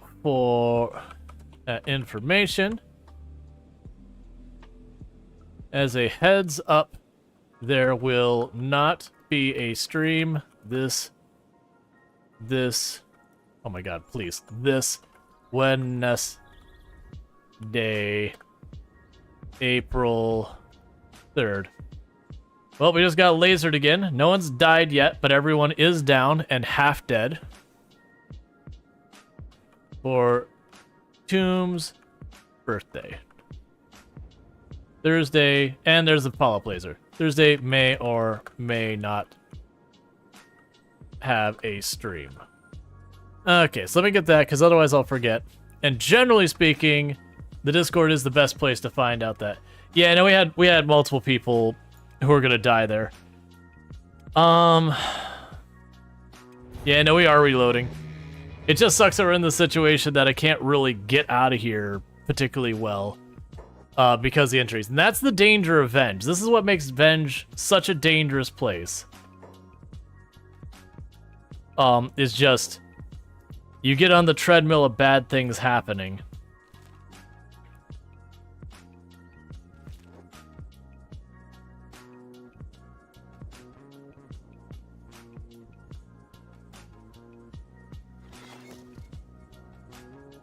Because as you can see, it only takes one or two of those lasers to straight up kill a hiver.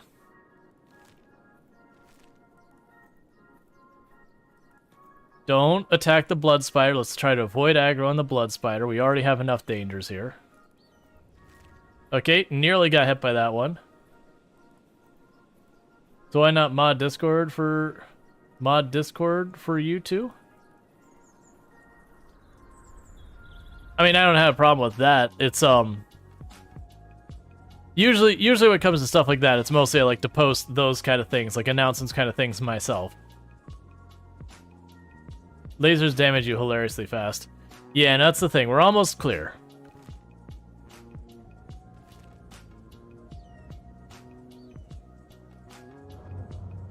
All right. It's Vengeance of the Sky Lasers. Yeah, it's sad because we actually got to our destination pretty cleanly, and then just... I mean, I didn't engage the fight carefully, which is certainly one thing on me. But, it went way worse than I expected it to. Which is fine. We probably got some decent stats out of it. We found another ruin. So what we'll do is we'll get this replacement leg for Rual. Get people recovered.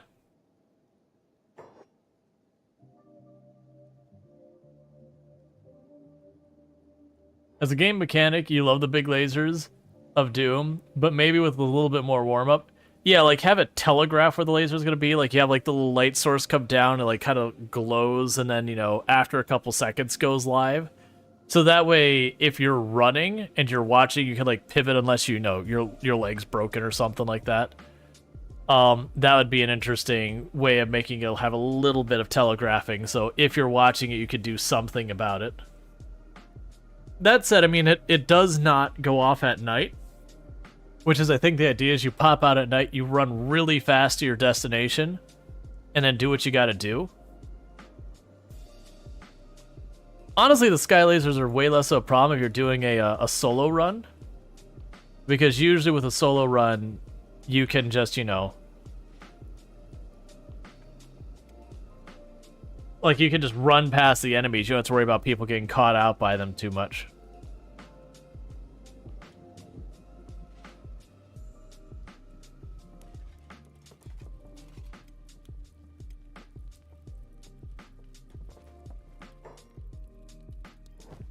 Alright. So do we have things we want to sell? I don't remember. Oh, here's one.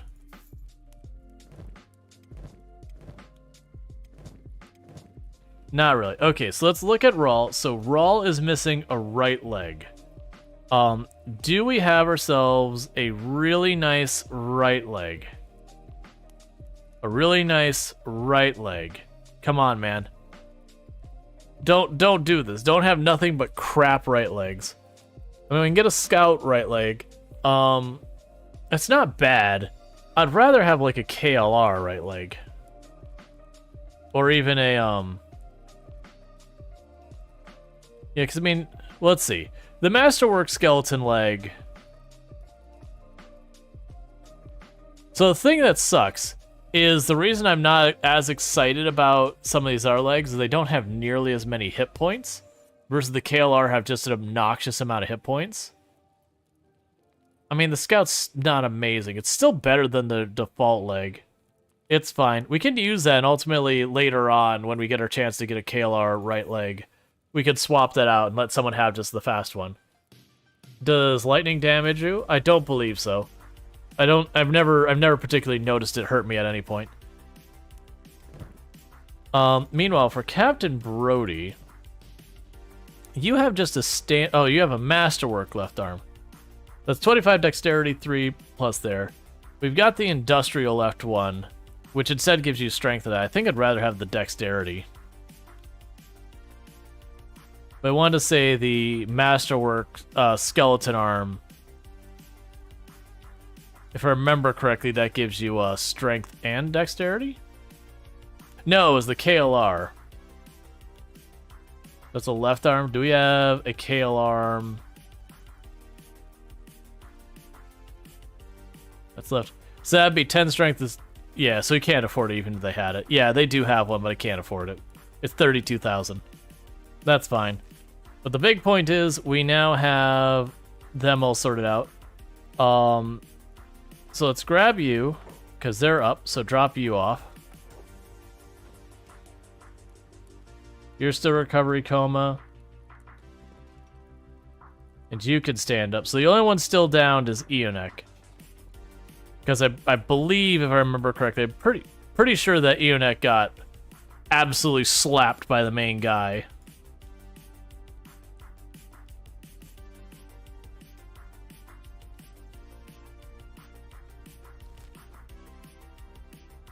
Well, in the meantime, I guess go back home to recoup, because everyone is absolutely thrashed.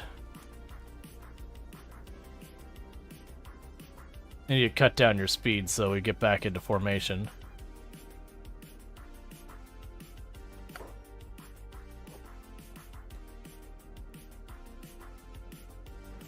Okay. My luck will lose another limb right here, and I'll have to go right back up and spend more money.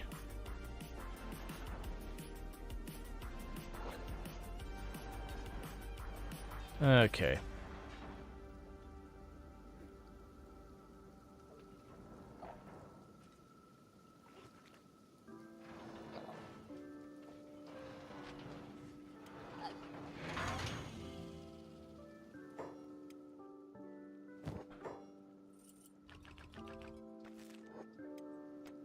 No more limbs missing. Nope. But Luxray's arm got pretty badly damaged.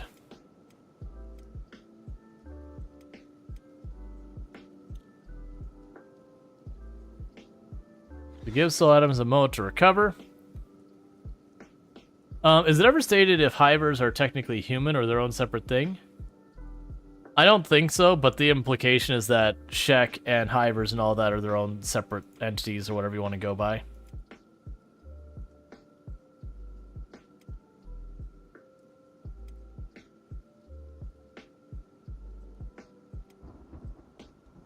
Alright, so let's see about continuing our way back down.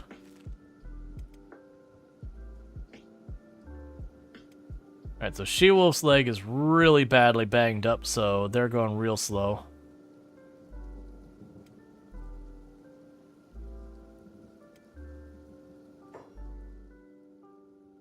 Catch Brody will go back, pick them up. The way they can keep pace.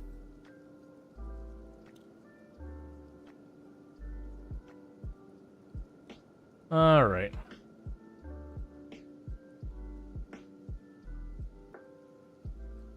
Yeah, for as much of like lore that Kenshi does have, it also just leaves a lot of things just kind of open. Where you have to like kind of just do your own interpretation.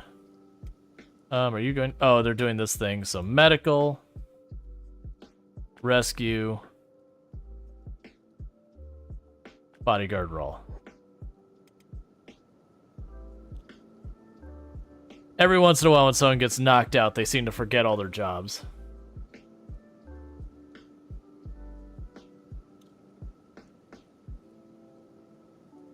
Yep, so we need to get back home, get ourselves healed up.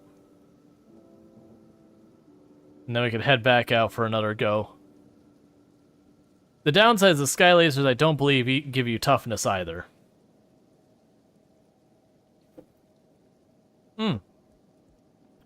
One moment, we forgot something. Turn back around. We're gonna grab Sad Neil to have Sad Neil sit on a harpoon and that be their existence from now on.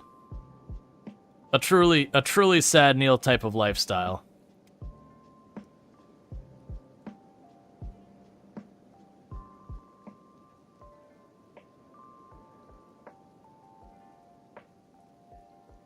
Yeah, most of the lore you find about is honestly the skeletons, and by proxy, the Holy Nation you find a lot of lore about. Does anyone at home need limbs? No.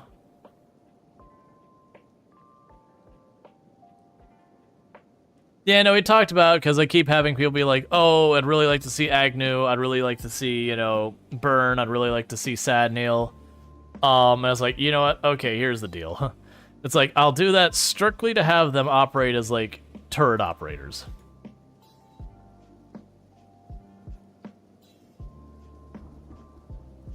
Because the point is it's supposed to be a Hiver-only run. But I'm willing to put an asterisk on that to let them run the other stuff. Because otherwise I'm just going to put, like, Hiver workers on it, and they'll just occasionally run downstairs to deal with stuff. Alright, Sad Neil. Another organic one. Must be the trillionth person I met. You all blend into one another after 100 years. Whether you're bug-eyed, horned, or original flavor. Then after a few thousand, I can read you like a book. You know how dull that is? Dull enough to make you want to mope endlessly in a dead-end town while the rest of the world kind of prattle about the seized sprockets and rusted knees, the endless orgy of ailment, resentment.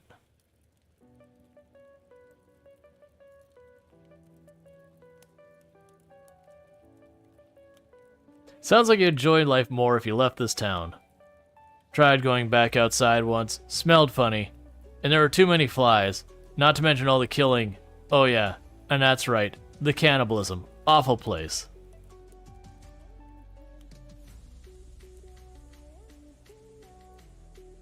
Maybe you just need a new dream to live for.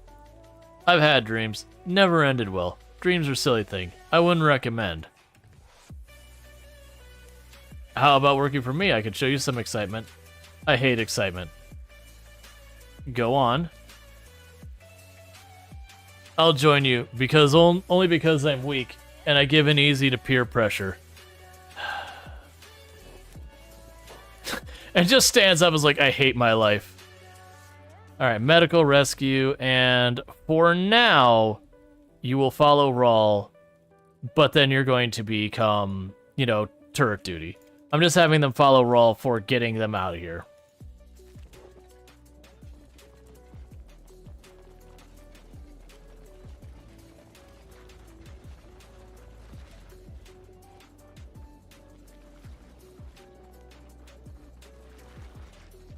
All right.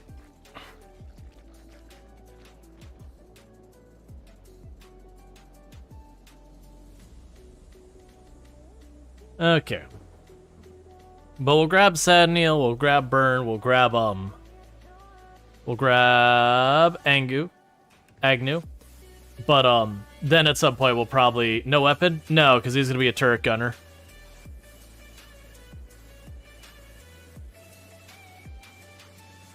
Sad Neil's only purpose will be to stand on a turret and never leave.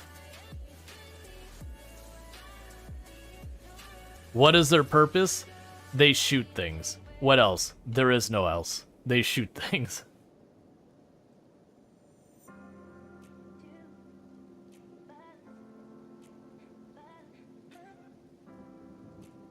Yeah, work.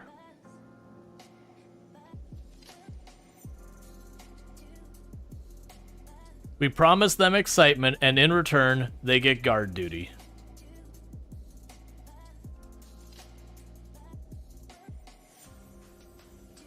Something need doing?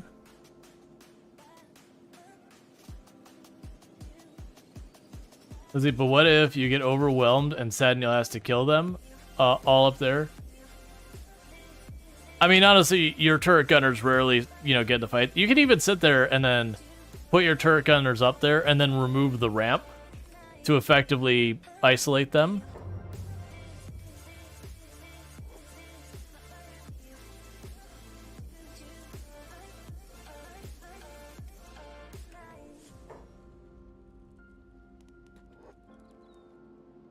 Okay.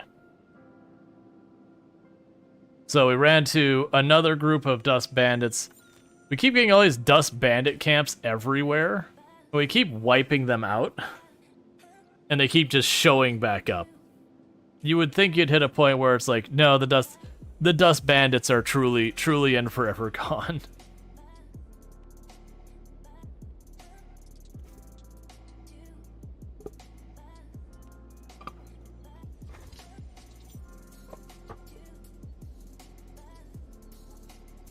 Like, how are they reasonably recouping their numbers in a world like Kenshi?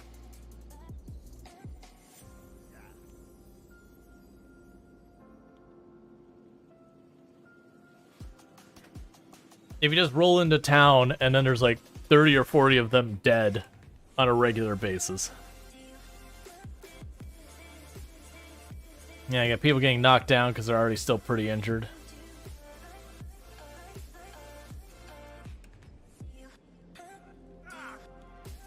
I probably will have Sadniel grab a weapon while they're here. Either they come out of wall sphincters. I hate things that come out of wall sphincters. They're deeply upsetting.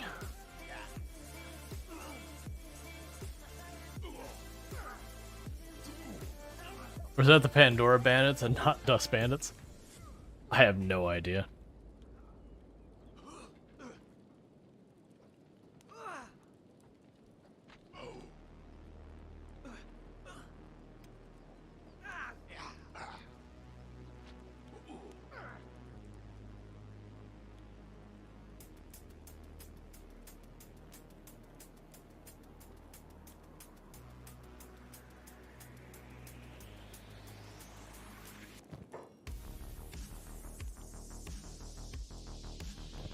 Alright, do any of you have not destroyed equipment?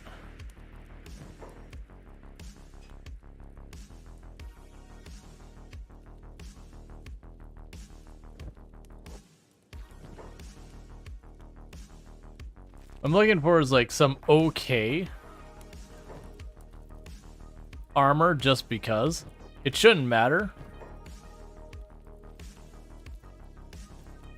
But just looking like standard or better. I don't care if it's like actually good. There's something a step above prototype and shoddy.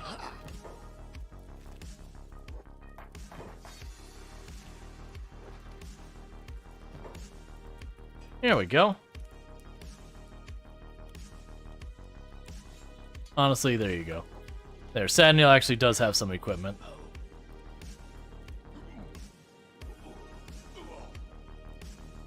Still gonna just sit on a turret and live there.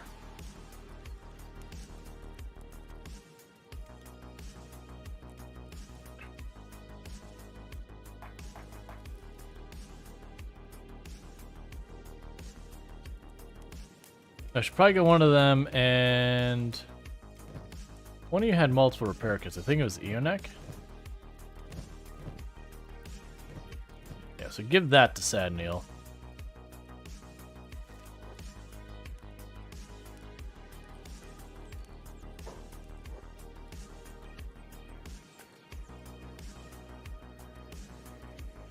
And then with that, we would give one of those repair kits to Sadniel, so that way if they do get injured at some point, they are capable of repairing themselves.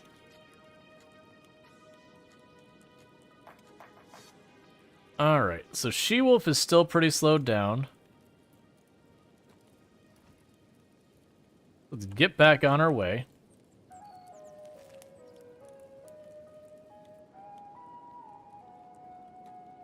Okay, Sad Neil can't handle that. Alright.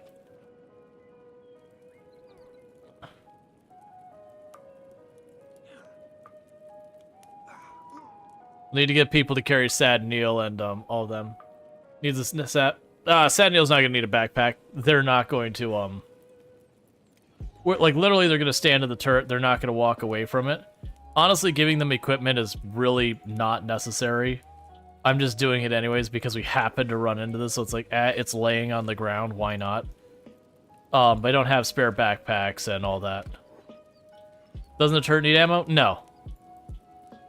If the turrets needed ammo, they'd be utterly useless. Because as often as you'd fight, they would just run out. Like, literally, you go and you put them on the turret, and they never leave it. They just stand there.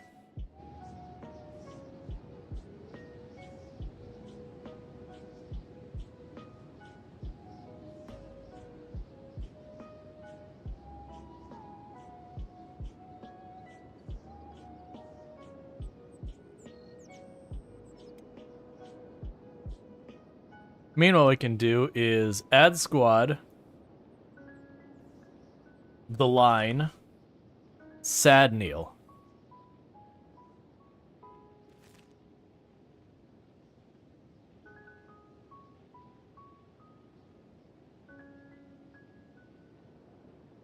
Yeah, no, the harpoons need power, correct. That's the reasons why this particular base we have put a bit more effort into our power. Just to make sure we got all that. Yeah, so they should be mostly set up. And our power is in really good shape. But yeah, so let us sit there and put like... Probably put Sad Neil on this one. Nah, minus that bill. We'll put Sad Neil on this one. I was going to put Sad Neil on one of these ones over here because most of the enemies have been coming from this side, so they go and then swim out in the water and just get pecked at the whole time.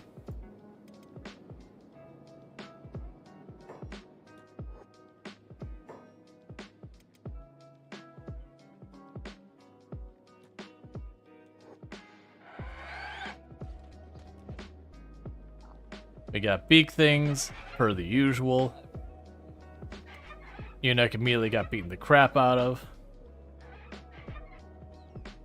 The beak thing just did not much care for eunuchs, and they're just putting little darts into it again and again.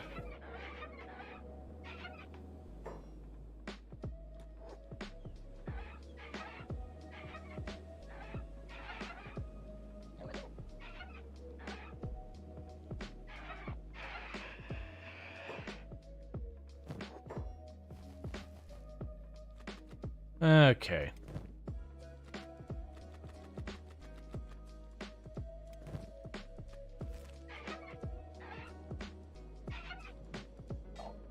More beak things in the old bank. More and more leather and more meat. One nice thing is actually, if we go back, Strider's been making those hybrid vests or whatever. We might be able to get some good ones set up for our people. Alright.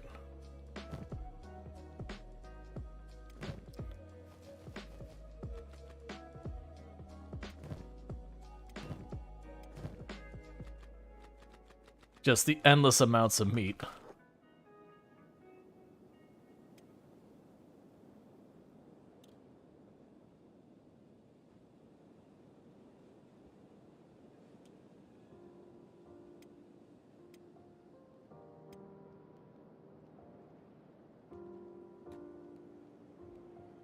Okay, you're good.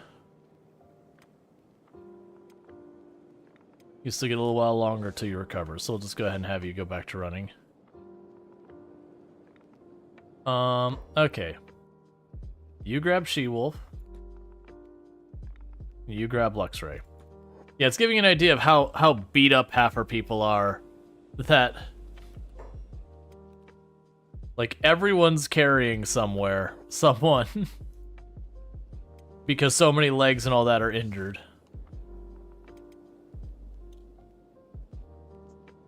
Sad Neil's just gonna be behind. I don't have a spare person to pick someone up with. They'll maybe figure it out. Or maybe not. We'll see.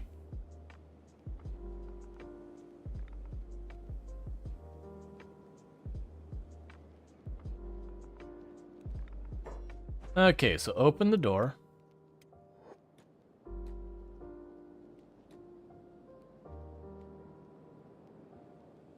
And get everyone in here and keep carrying on.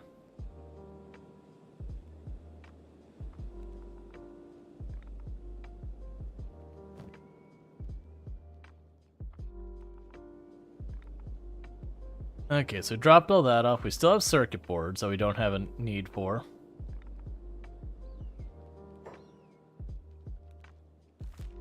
Well, that's not what I wanted to see. I didn't even notice there was a Holy Nation attack on its way.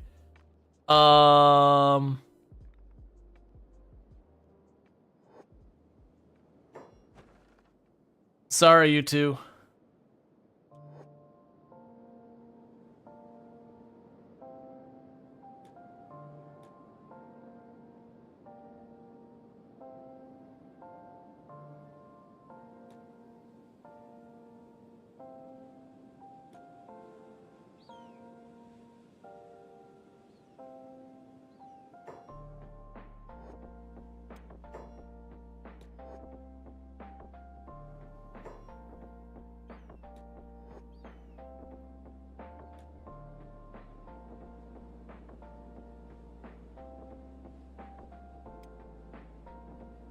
So they're all trying to attack our people in the water, and they just can't do it. Oh yeah, no, we've already been fighting the Holy Nation. That's actually what we started stream with, was we were taking out one of their mining locations.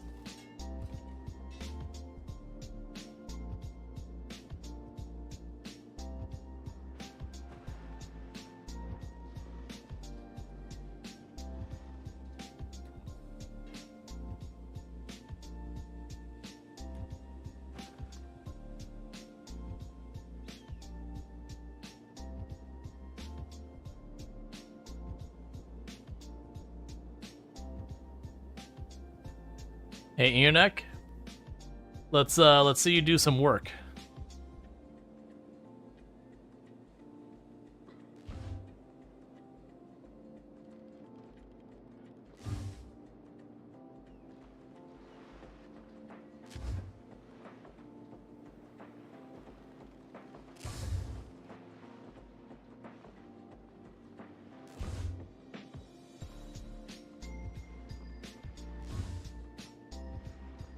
Because some of them manage to glitch through the wall while fighting it, which happens no matter what you do.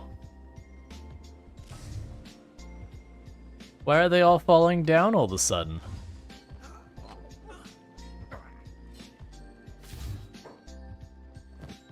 Give me your medical.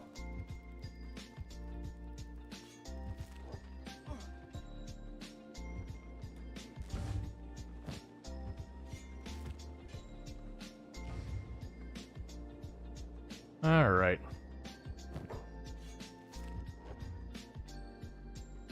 Just try to take a bunch of their weapons and all that.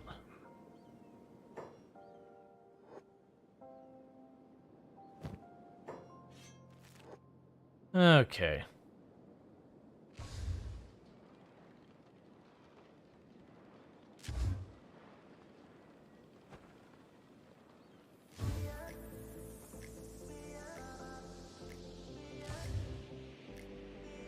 So you got like the one paladin trying to get through there, and just Eunuch's like, yeah, I got a little practice this. Technically not good at turrets, but real good with just ranged weapons in general. So pretty soon they'll collapse due to blood loss.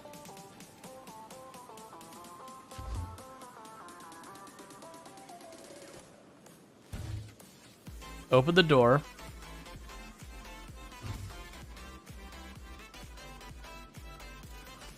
Get the others inside before they figure out what they're doing.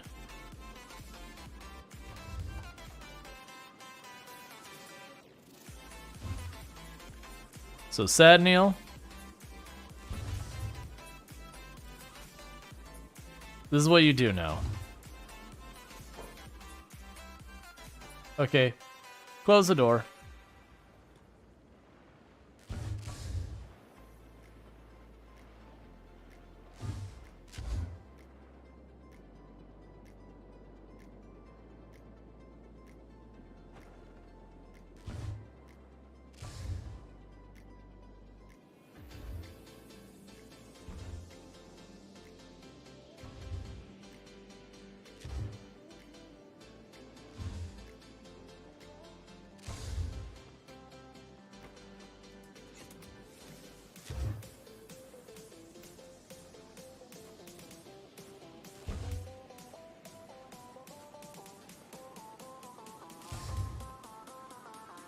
And just absolutely clobbering them.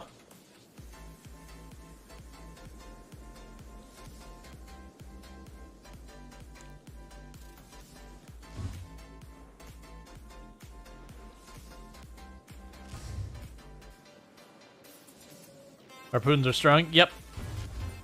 I mean, part of it is with this water here. Anyone trying to make a break for the entrance has a lot of problem getting through.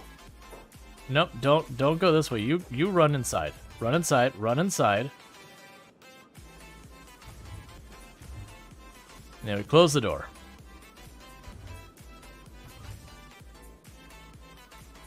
How many people's in Troublemakers? 8. We have the full group.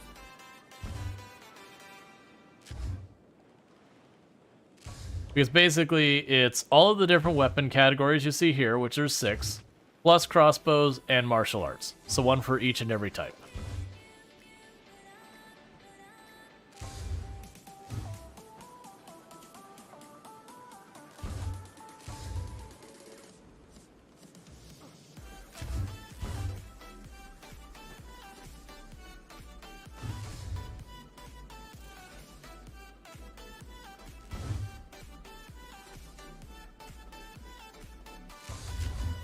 Okay. Did that do Paul in 3 shots? Oh yeah, we'll get to the point where we'll be able to drop them in only like 1-2 hits later on. When we get like proper skills. I mean, maybe not the paladins with their armor, but like you see, like that guy just got tagged for 60 and neither of them have any real turret skill. And most of the characters have like 100 health before they drop. Yeah, so that one got tagged in 2 hits. You also get damage multiplier for the higher the walls are and all that. Or the higher elevation you have over wherever you're shooting from.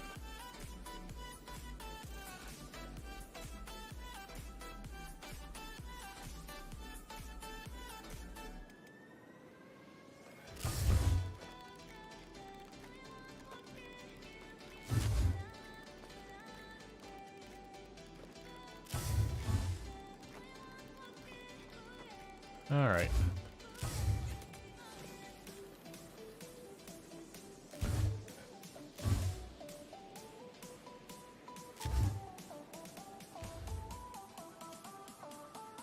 Here's like the war leader's like, I made a mistake. Yes, you did.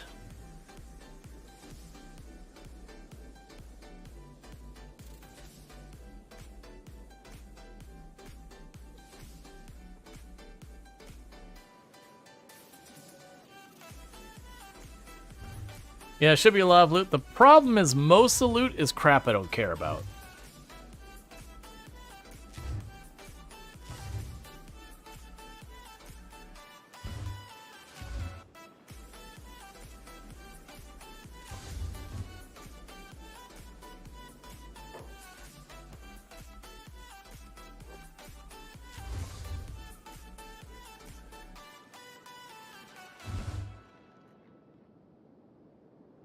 Can you not scrap things to base material? You can, but it's a very manual process. So I wouldn't bother too much. Where's the war leader? Holy Chosen junk mostly. Yeah, we'll just have this group do it. Do you have a big backpack? You do.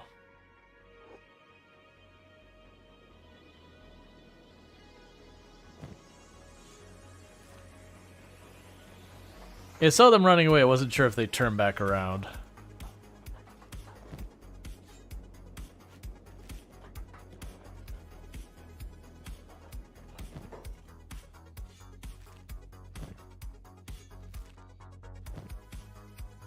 Okay.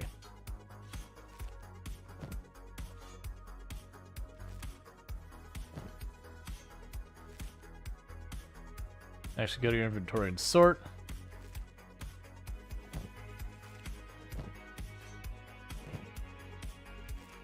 Yeah, so almost all these weapons I'm grabbing are pretty underwhelming.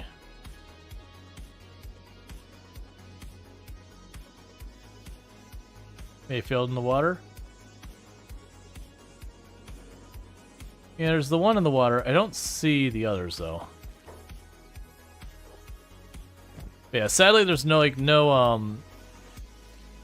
command saying, "Hey, loot and process the equipment, like break it down," kind of thing.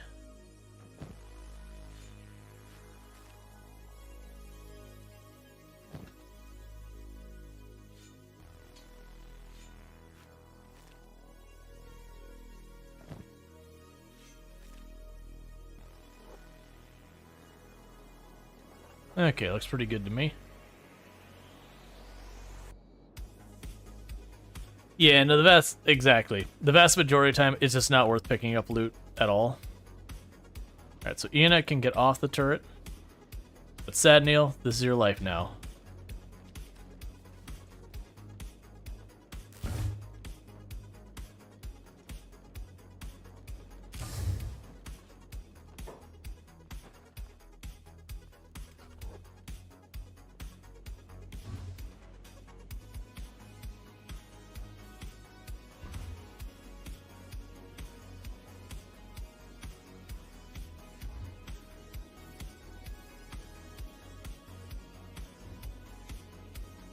Alright, how is Sad Neil's already gaining some decent turret skill? Does he, at least after the early game, when you're just struggling to make any and all cash, an extra 20 from the junk stick is worth around? Are those weapons worth anything? Not really. If we look at some of these weapons we just grabbed, here, who had some? That's worth about 180. That one's worth 500. So it's like they do add up to be a decent amount, but the reality is they're really not worth much. All things considered, they're just really not worth much. Like, you can find some that are good, but you're typically going to use them, and it's just not worth combing through all the loot. It's basically when you go and you fight someone who's got, like, a major bounty on them, that's when you're like, oh wait, hang on, let's actually check this one out, that kind of thing. Ooh. Strider's starting to move up into specialist grade.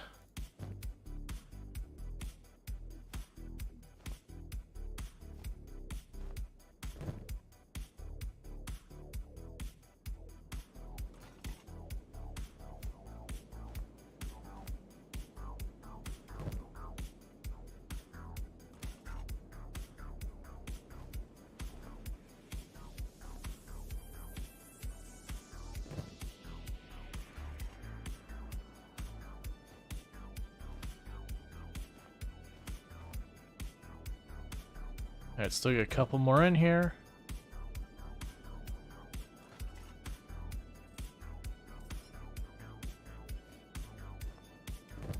Alright. Because that'll give us a decent amount of extra defense. I don't want to take anything that's into shoddy or worse. Finally, more emotes. Only 3 hours late. Yeah, and that was, when all that was going on, I was like, oh yeah, no, it's totally understandable. Are you back? Why would you come back after we just absolutely trashed your entire force?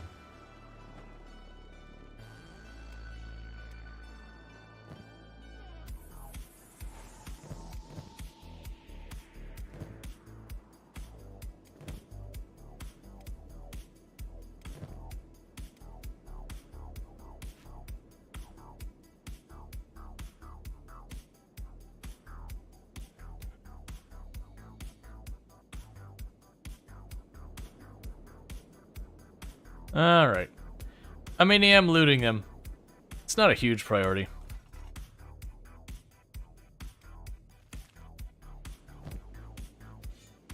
Because like I said, that's only a couple hundred more. When you're dealing in tens of thousands and all that. This couple hundred do take a lot of time to add up to be anything meaningful. It is good to have all of the beds now.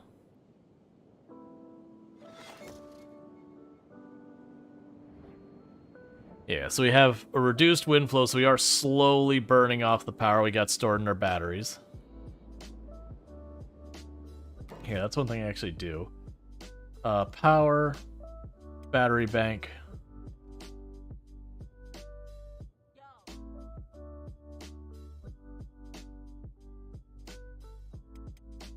I was like, why are you giving me difficulty?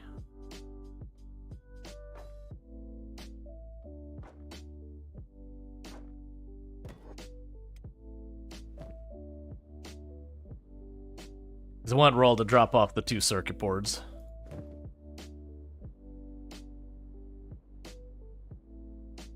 Alright.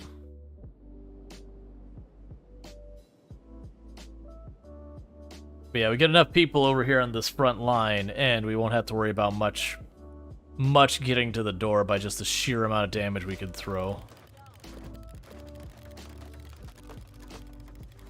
What should add materials?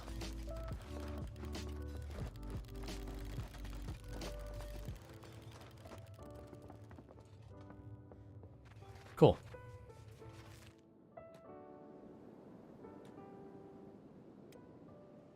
Alright, go back to sleep.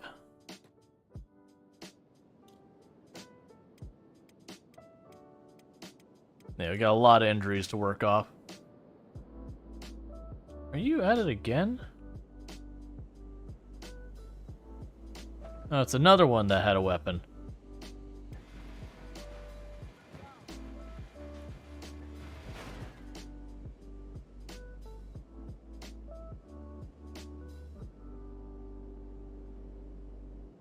Man, to give you an idea, we're gonna loot all these. It'll probably make, I guess, 6,000 or 7,000, which is definitely not an amount to be upset about or anything.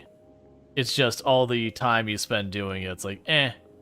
Or I could just like go to a location, loot it, and potentially walk away with like 50,000 or something like that. There also ends up being less and less stuff you need to buy. It ends up being mostly just the robotic limbs.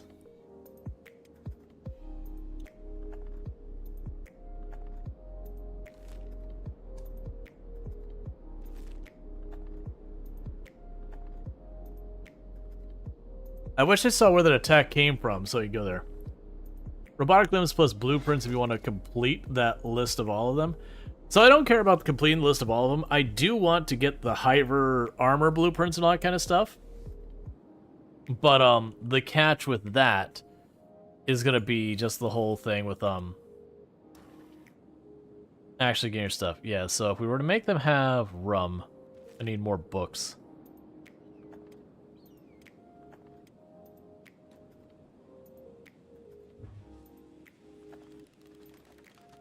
They keep trying to get up and getting just harpooned by Sad Neil again and again.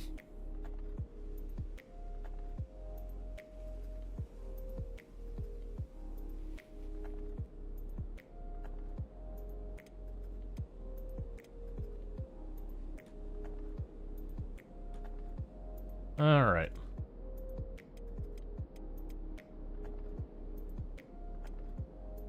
Yeah, so Rual's officially broken into 50 for attack.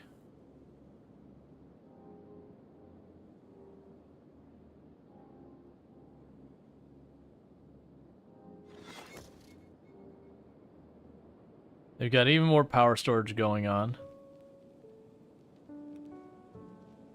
So hopefully the wind picks up soon, because they are very slowly bleeding down all the power.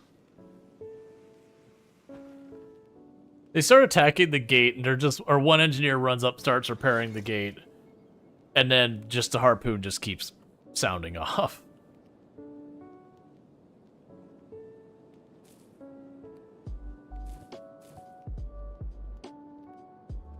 Alright, Lardine, you have yourself a good lurk. Thank you for lurking.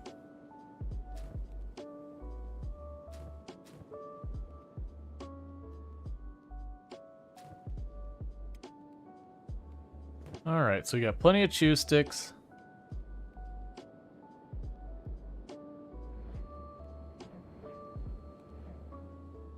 Sad Neil training satellite of cutting down powerless people. Pretty much. Sad Neil's like, this upsets me on a deep and fundamental level. And it's like, guess what, Sad Neil? I don't care. Back to work. We get another windmill on to help mitigate this a little bit. The downside is windmills aren't continuous power.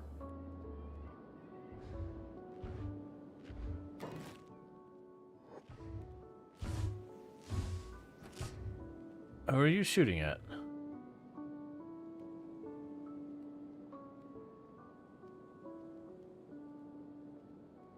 I mean, I kind of feel bad that that one is running away, is trying to crawl away, but he got multiple hits to the head. So very soon he's just gonna collapse and not be able to continue on any farther. So you know, yep, there he goes. He just collapsed. He succumbed to his harpoons to the head. Should not have picked that fight. I also realized, do we have the corpse furnace made?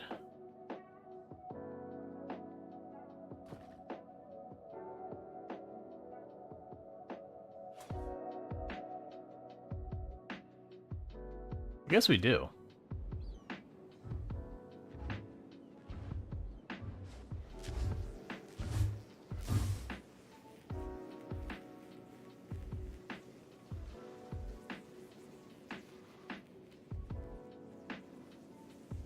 Couple more not doing so great. Okay, so what I'm thinking we do is we'll go ahead and build here, power, corpse furnace.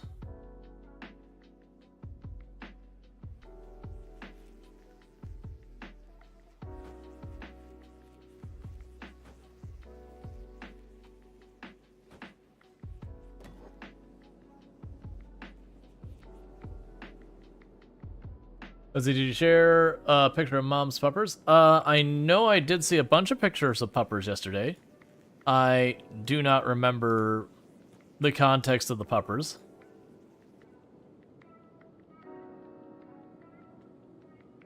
Okay.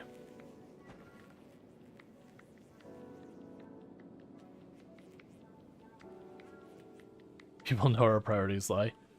Yeah, so one of the things is corp furnaces actually do give you power. You know, they just depend on corpses to operate. Okay.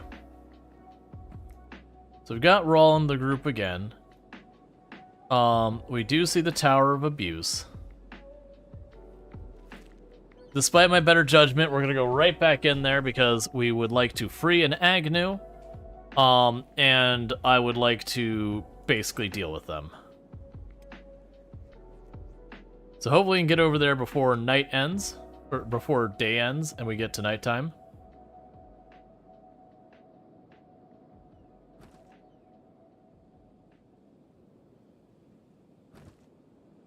All right.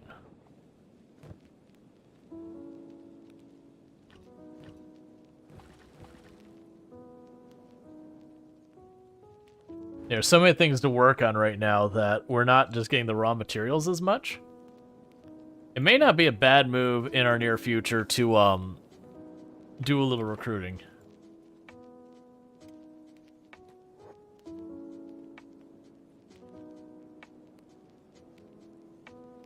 Wait, what was that? Oh, it was my character had the toy. I thought I was about to be like, wait, which of these people has this ridiculous bounty? Yeah, where normally this group would have attacked us by just wandering through our, our town and just raiding it. Because we have the gate closed, they leave it alone. We are also set to, you have loot to sell. Oh, that's right. I have loot to sell. Thank you for the reminder.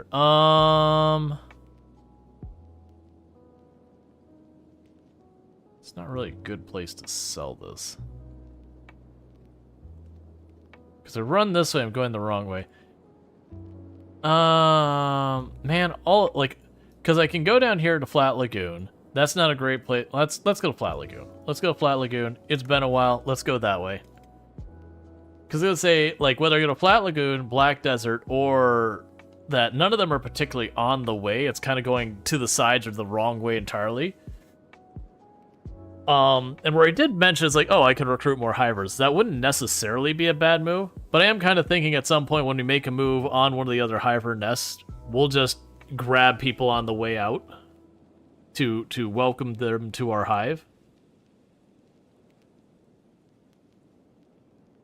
Let's see, Friend Rada says, you feel like when you have 200 hashes to sell and the place with the best markup has only one buyer for it and you can't sell it all. It's one of the reasons I actually don't do hashish, is it is very lucrative, but it is one of those things that, like, actually selling it can be a pain because the people just don't have enough money.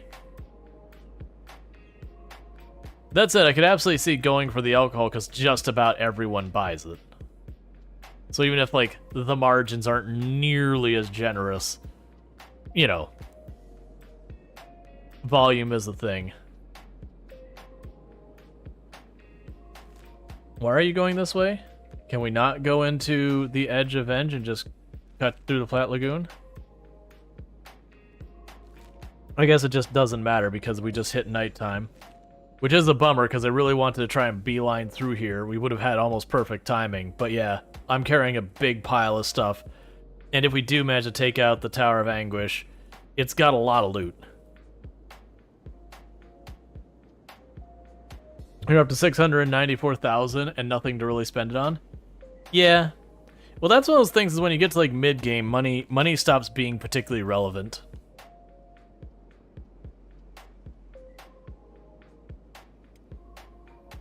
Yeah, so Rual is just way faster than all the others. That'll probably always be true, especially where we got that scout leg when I really would have rather have gotten a KLR leg. KLR legs to me are always like the combat limb. They just have way more health and just generally good stats. Yep, so there's our destination. So we can sell all those weapons, maybe pick up one or two decent things. We could also grab all the books. Because if we grab all the books, we could get, you know, rum production up. And it wouldn't be the worst thing in the world.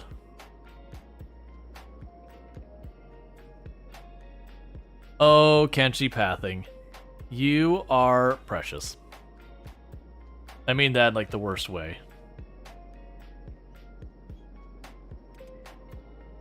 Wonder if they'll have limbs? Yeah, they sell limbs here. Usually they're not as good here as Black Desert, but they're usually, you know, more good than bad.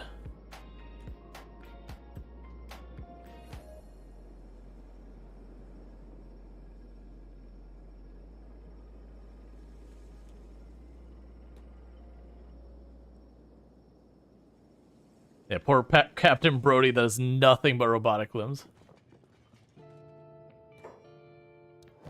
Yeah, that's the thing. Like, it's usually definitely worth checking him out. Once in a while, you'll get lucky, but I tend to see a lot more like specialists than masterwork here. That said, there are a lot of runs that when I'm looking for limbs, I come here just because I know I can't afford like the masterwork right then and there. All right, so let's wait. Yeah, so we got like a specialist economy leg, but otherwise the other ones aren't as good. But that's pretty standard. So we've got a bunch of books. Oh, we have, I forgot. A lot of times they have a lot of pretty solid tech stuff that you can grab.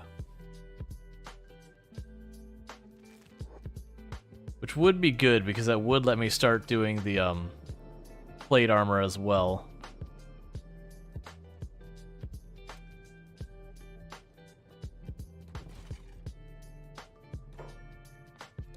I don't remember if they restock those either. The engineering research, I mean. The downside of as I buy those, we're financially tapped. those two wipe us out.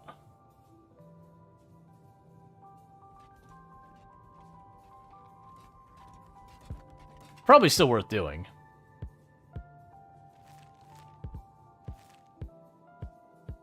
Alright, there's Captain Brody, because he's got more to sell.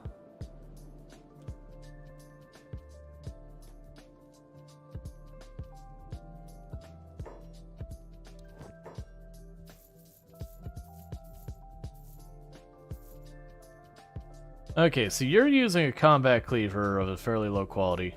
That's an upgrade for you, because that's still a combat cleaver? Yeah.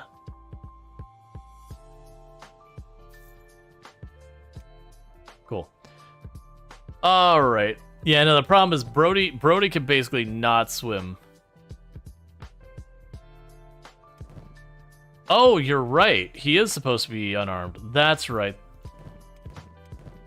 Who was the one who had the hacker, then? There it is. Yeah, okay, that's why. Alright. Yeah, so I accidentally gave him equipment. That's fine. Alright, well, let's grab those. And... some regular books.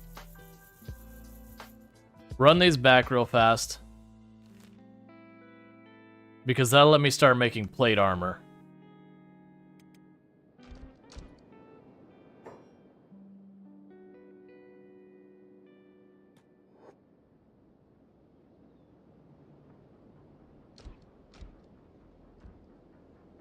Who's shooting at what right now? Oh, bone dogs.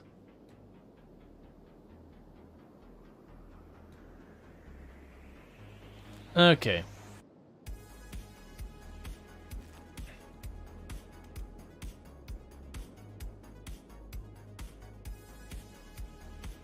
Yeah, another bone dogs. I'm not going to worry about them too much.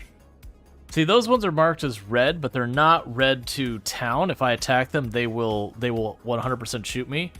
They're just part of the Western Hive, and we have conquered one of the Western Hive locations. So the Western Hive doesn't like us. And part of the reason I'm going back to my base instead of going on to Venge is now we're arriving during daytime, so we'll just get lasered into the dirt. So rather than do that, I'm just going and saying, okay, let's deal with that. Poor Captain Brody.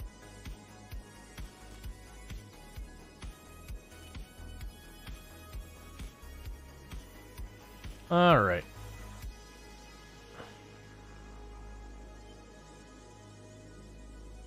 Yeah, all those hive caravans are like, yeah, so like there's yelled enemy at us as we ran by.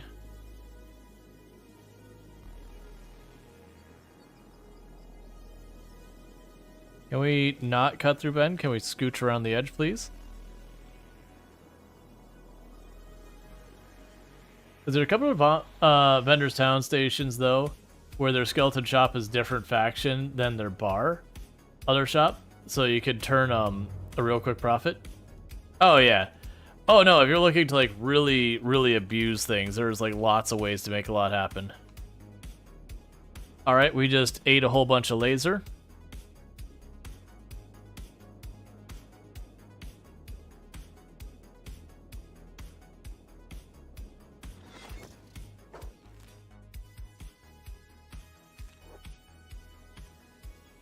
Because that's just pathing for you as they took us right through Venge. It's fine. Everyone just got a little bit of love. Sometimes you just need a little sky laser to remind you that you're alive.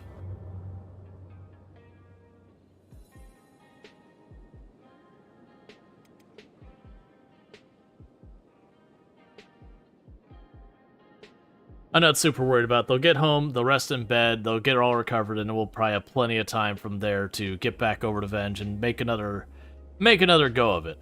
This time, hopefully, without Rual having his leg cleaved off right at the beginning of the fight.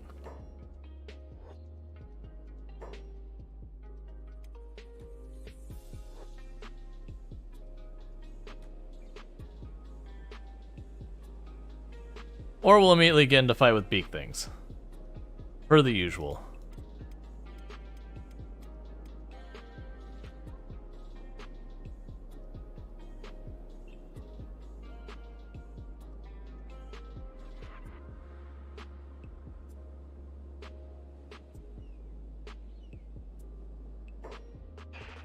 And we've got Zorlut at their 55 stream streak, so thanks so much for catching the last 55 streams without missing a single one. It really does mean a lot that not only do you tune in, that you managed to catch all of those.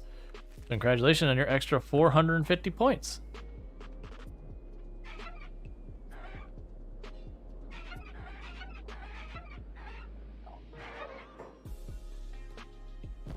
All right.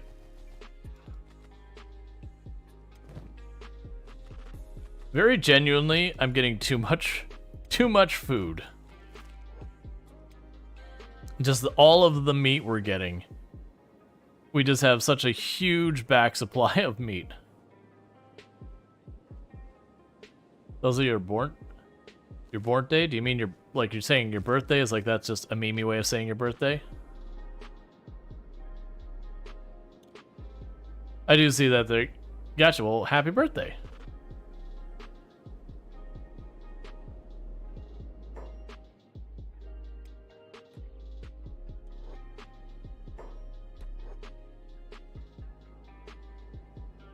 There we got dust bandits.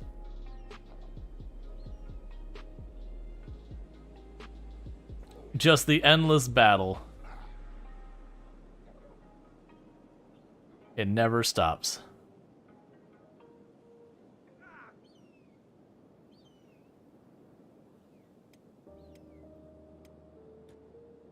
You keep getting over here.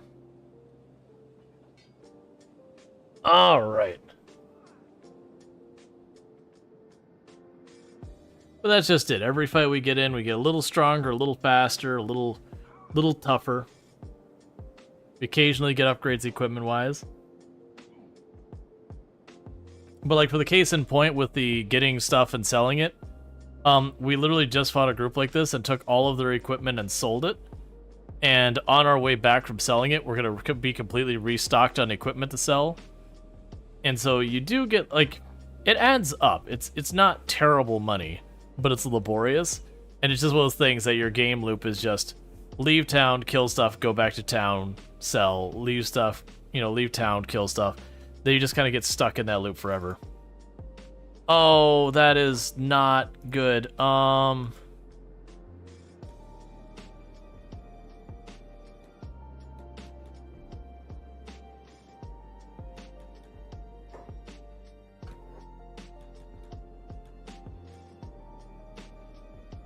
Just trying to keep him from being eaten alive.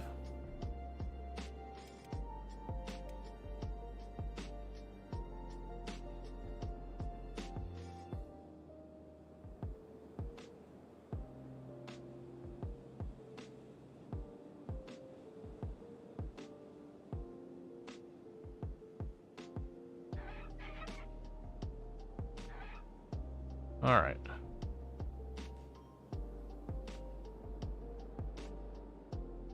That's because the others were so slow that those beak things caught up to him. Like, noticed them caught up to him, not... Like, the beak things chasing him, they're gonna catch up, no problem.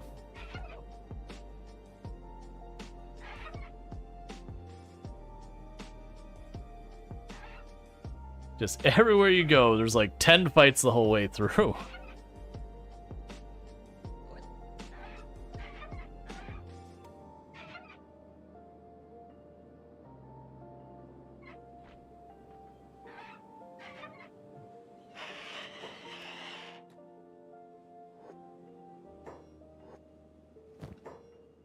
Okay, and keep it from getting back up.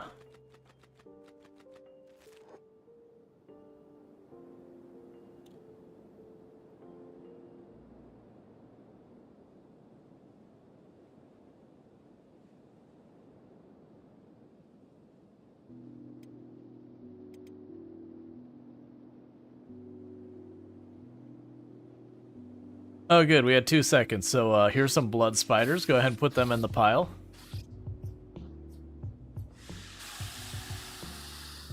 Wouldn't want any enemy in the entire region to feel left out in the treadmill that is beating up my characters.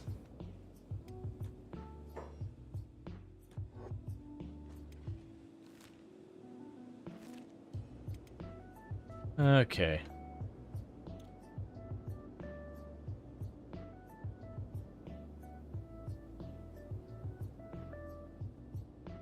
Everyone's got leg injuries.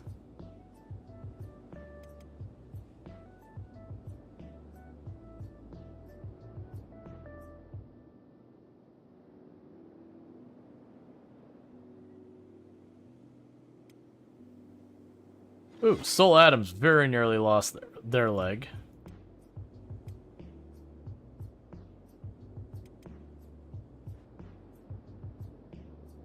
The others are relatively okay, but you know.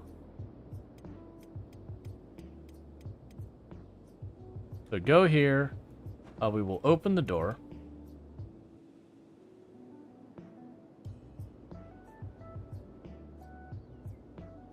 Okay. And the power's doing well, so that's all good news.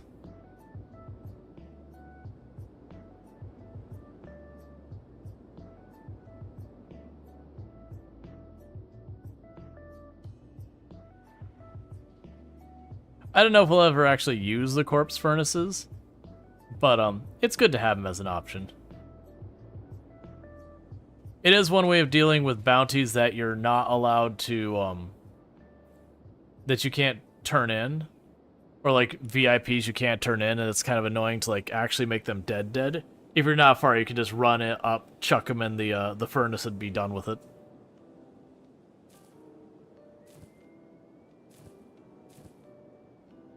Definitely not anything ethically concerning about that.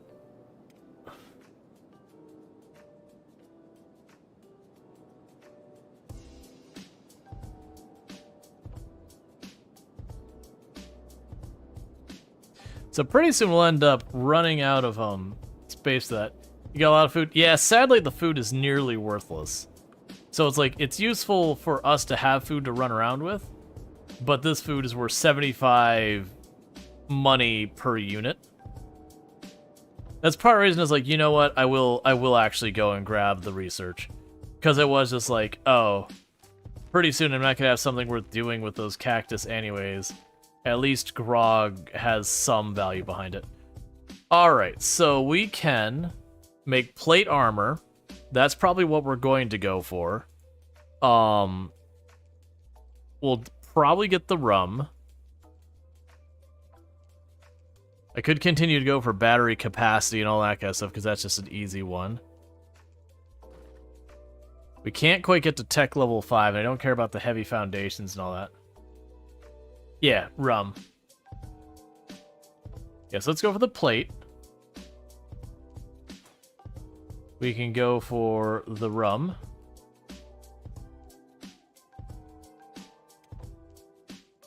Bigger battery sizes.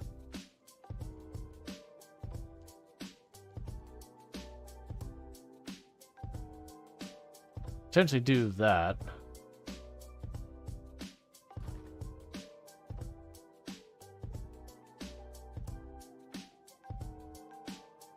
Yeah, I don't really care about that. Like, and honestly, the weapons melting, it's easier for me to just mine more.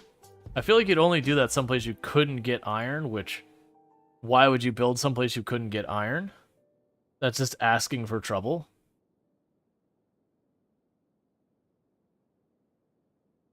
Do the light wind generation theory. And how is my research bench's capacity going?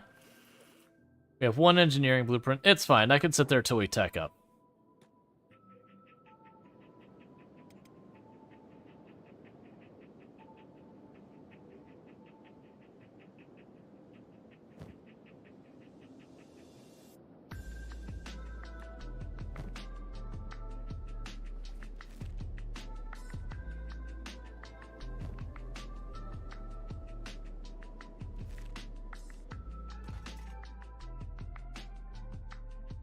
Okay, we're already moving up to higher grades of the leather.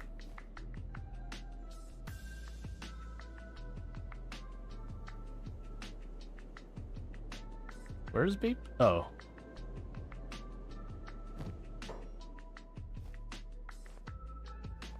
So up to high grade here. You already have high grade.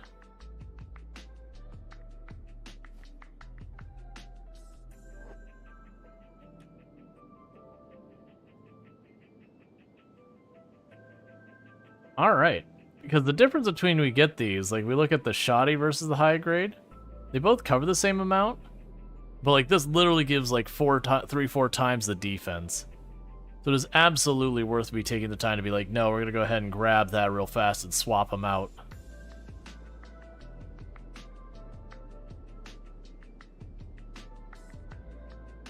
There's a specialist grade.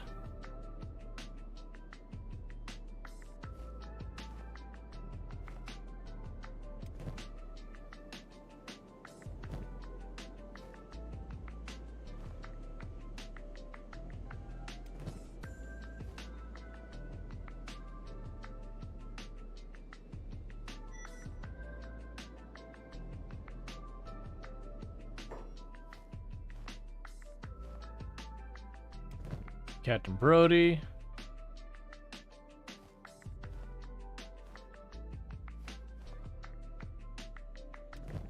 And then Ionek, who's still using a shoddy one, apparently.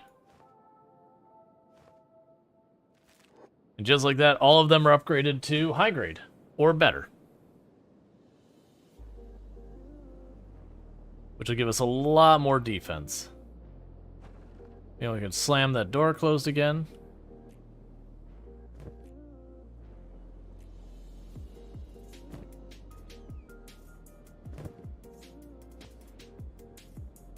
And meanwhile, we can also go down here and say crafting. And we will want the plate beating bench.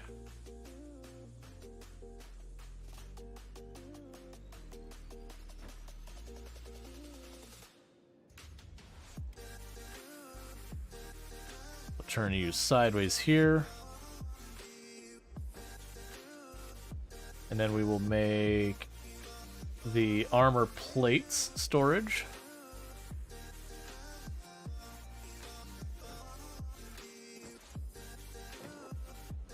Because that'll be another thing we can work on.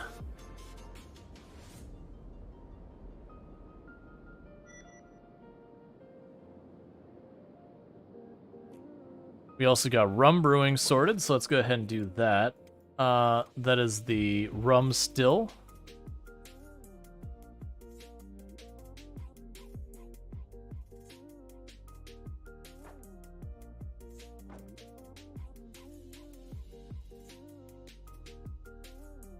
And we'll make storage.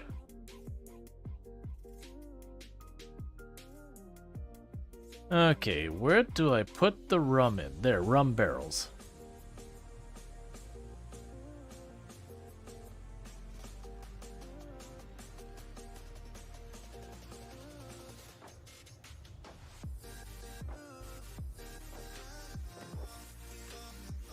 Okay, so what we can do is whenever we don't have, like, our cooks, like, this is full, so they just don't have a place to put it, we can have them just start working on rum instead. And that should help out a lot.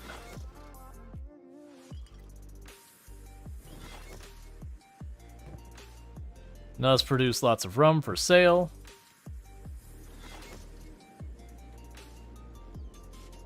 What's the rum for? Probably to sell. It's mostly because I'm going to produce more cactuses than I can reasonably cook. Like, I'm just filling up our barrel here for all of our food. So that gives me something else I could do with the cactus so it's not just piling up around here.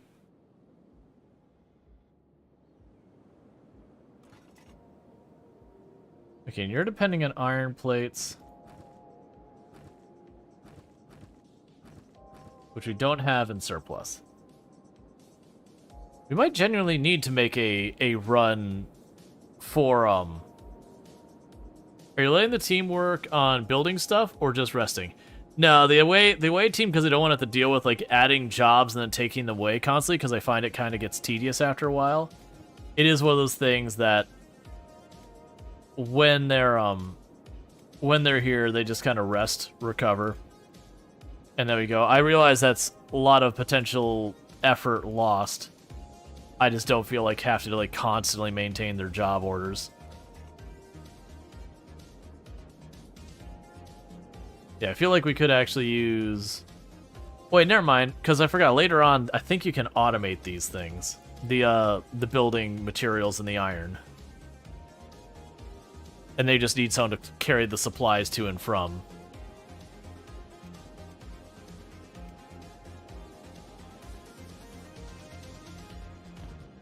Oh, did we actually get everyone's inventories? No, we did not.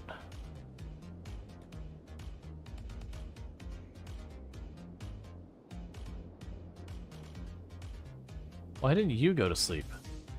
Correct that in a moment. Go to sleep.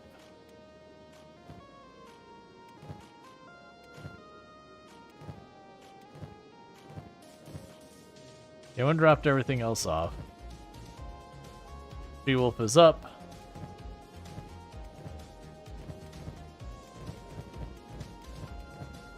Yeah, because if you give them tasks as well, they'll be really bad about actually laying down as long as there's a task to do. It's going to take them a minute to recover.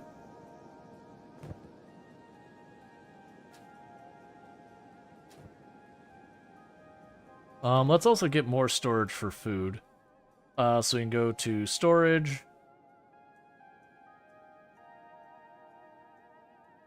Meat. Do 2 more of those. And even though we don't have animals for the time being, I'm going to go ahead and add an animal feeding trough.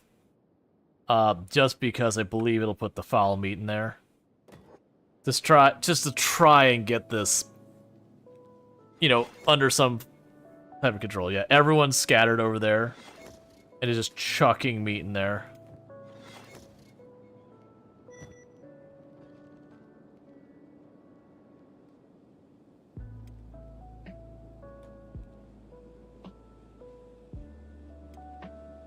Alright, I guess not.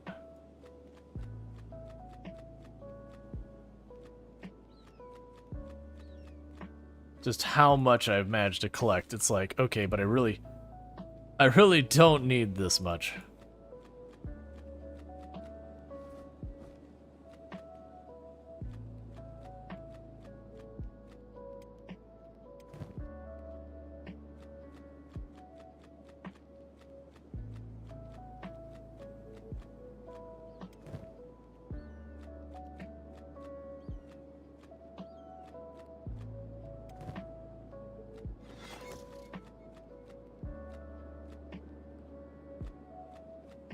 Because all things considered with how much meat we're getting here,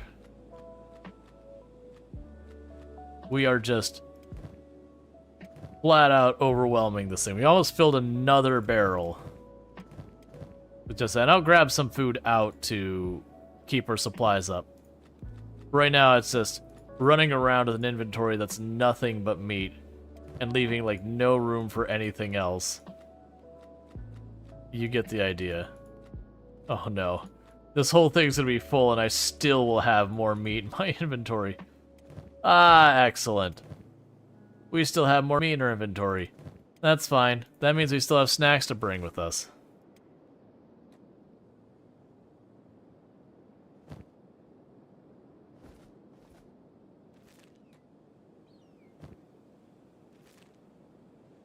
Okay, how's Soul Adams doing?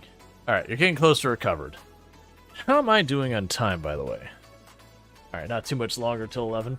Because we do switch games at around 11 o'clock. It's just one of the things we've been doing on the channel for a long time now. I don't have a particular game in mind for the Switch. We'll just do a poll and we'll figure it out. Isn't foul meat bad for you? It just stinks? Oh, it's just foul meat is... Most races will not eat it. But hivers will. It's one of the advantages... Like, food is one of the main advantages of a hiver. They're not picky about their food, and they need less of it.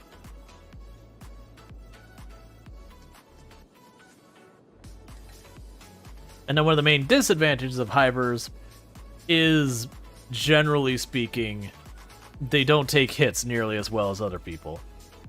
Like, the big one is no matter how late we get into the game, I will never get a particularly great helmet for our characters.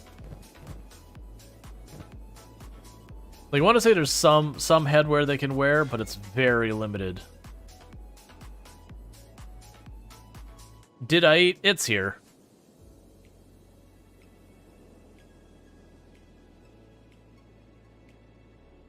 I know I'm really bad about, like, eating on stream kind of thing, where I hesitate to do it kind of thing.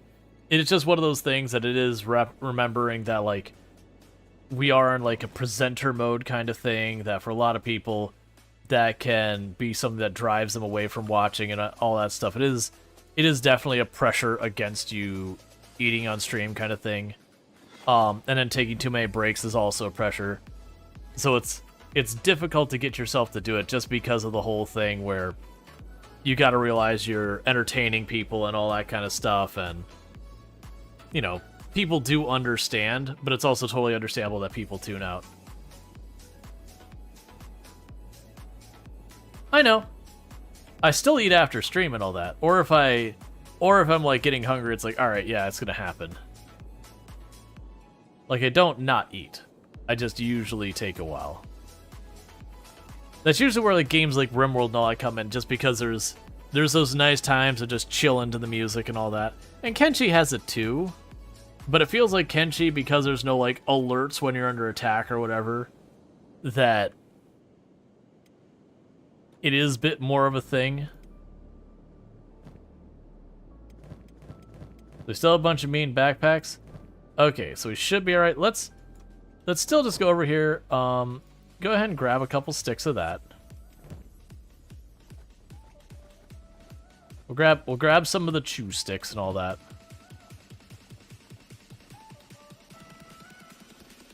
That should be more than plenty.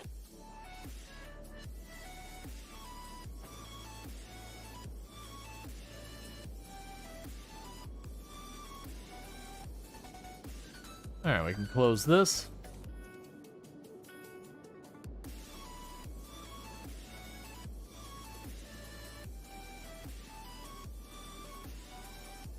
And you just have to wait for Captain Brody. And to see where Captain Brody is only swimming at 1 mile per hour, that is with swimming of 67. It's just, that is the big downside of cybernetic limbs, is almost all cybernetic limbs give you horrifically bad swimming capabilities.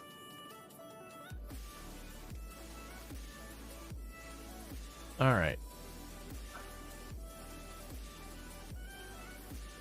So we have missed nighttime. You have seen someone get upset at a streamer? Oh yeah, no, there are people like, oh, it's so unprofessional. I don't agree. There are also people who just genuinely, like, when I do eat on stream, like, usually I mute the mic if it's something you could even possibly hear, to make sure you don't. I also do tend to usually cover my mouth, that way, you know, even though I don't, like, chew with my mouth open kind of thing, that, you know, as well as things. You see someone getting mad in chat? Well, if someone's a jerk about it, yeah, but also as well as things you gotta understand as well. There are genuinely people who, you know, hearing / seeing people eat like that does bother them. And I think it's totally, you know, fine that it bothers them. Now, again, obviously, if they were to pop it and be like, how dare you eat on stream? Yeah, I'd be like, yeah, well, I mean, you can get out of here. But at the same time, you also are aware that a lot of, your first streams take breaks to eat. Yeah, I know. Yeah, I can't just cut across here. I was like, let's just cut across and make this happen. And just watching those sky lasers go, that is gonna be rushing it. We're just gonna get halfway, get blasted by a sky laser, and need to return. Could you not move forward more? So we should be outside of the zone there.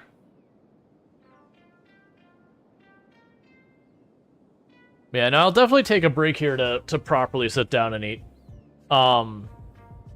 I feel like I'm too close. Oh, another dust bandit camp to be wiped out all the time. That's actually a pretty big dust bandit camp. Alright. What I will do is I'll mute my mic while they're doing that, and I'm going to eat some.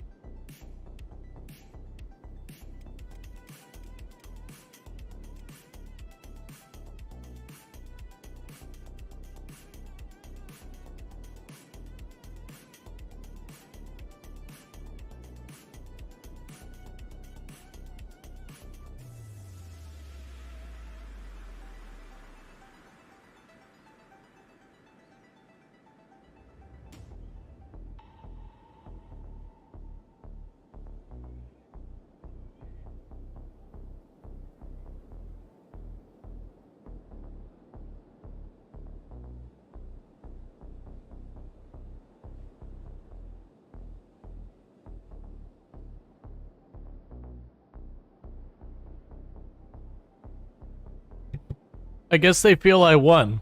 These are the people we just beat up, and they're just like, nah, we're out. This is their camp. But they're all just like, nope, I don't want it. We're out. We're leaving. Don't care.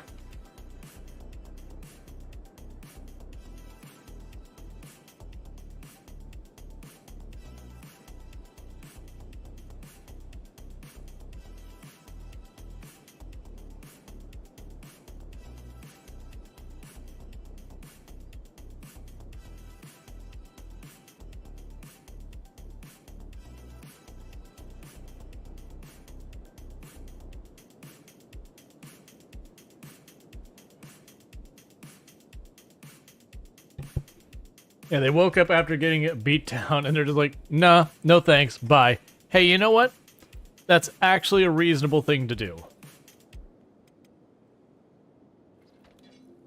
To be like, this pile of, like, 2 or 3 sleeping bags, not worth dying over.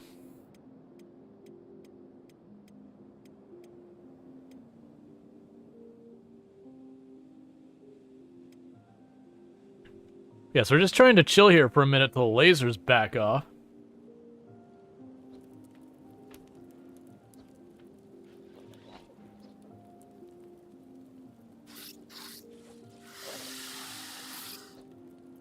All right.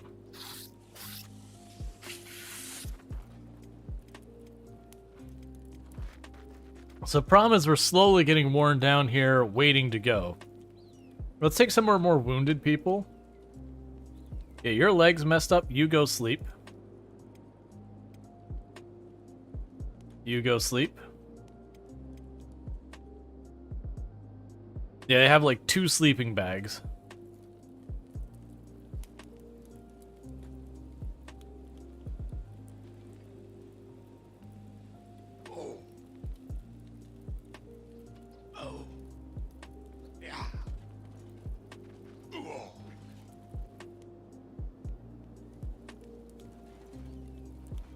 So it won't heal particularly well, but that'll fill time until ready to rock and roll.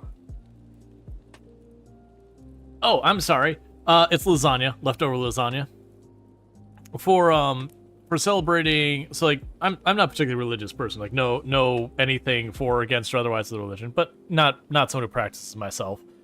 But my family does. So we went over to their place for Easter because it means a lot to my mom and all that. And we were also celebrating Tomb's birthday while we're there. So it was like an Easter lasagna. Because it's Tomb's favorite food is lasagna. Well, one of her favorite foods. Like, again, nothing this way, that way, or whatever about religion. It's just my own personal choices.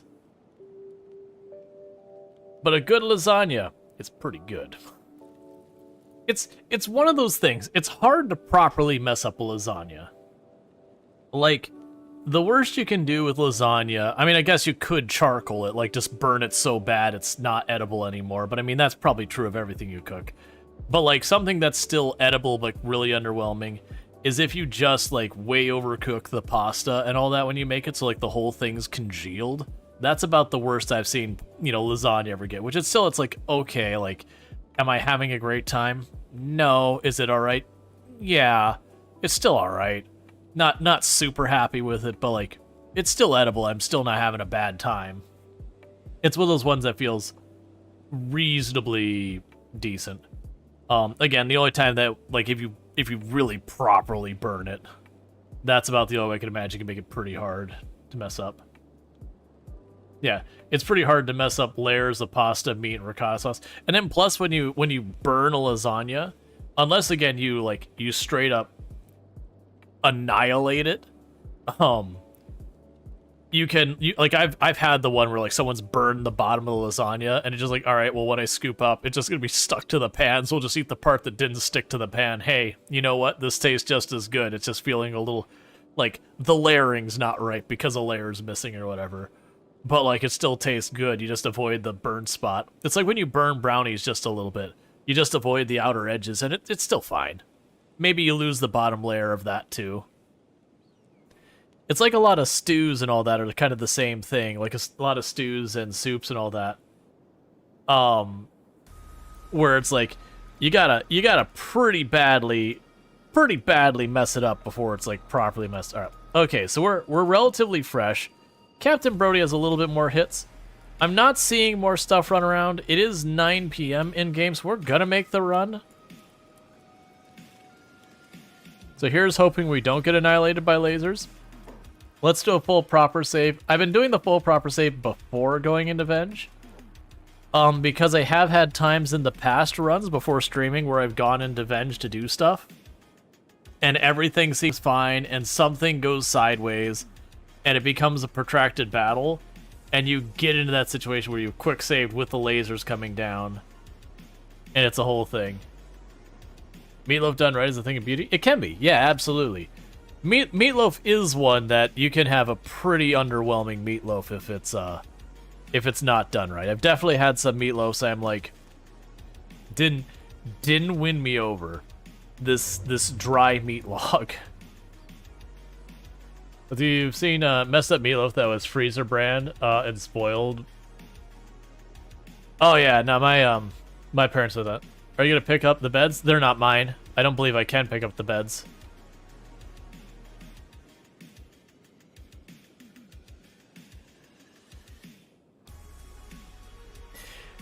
Alright, so we left too early for the lasers. They should go away any time now. But we're already in it. Turning back, we're just as likely to get blasted as going forward, so you know, as the kids would say, YOLO. Hello, fellow children. Have you YOLO'd today? With your drip that is on fleek? We're still using on fleek, right? No, I'm pretty sure that's long gone. But,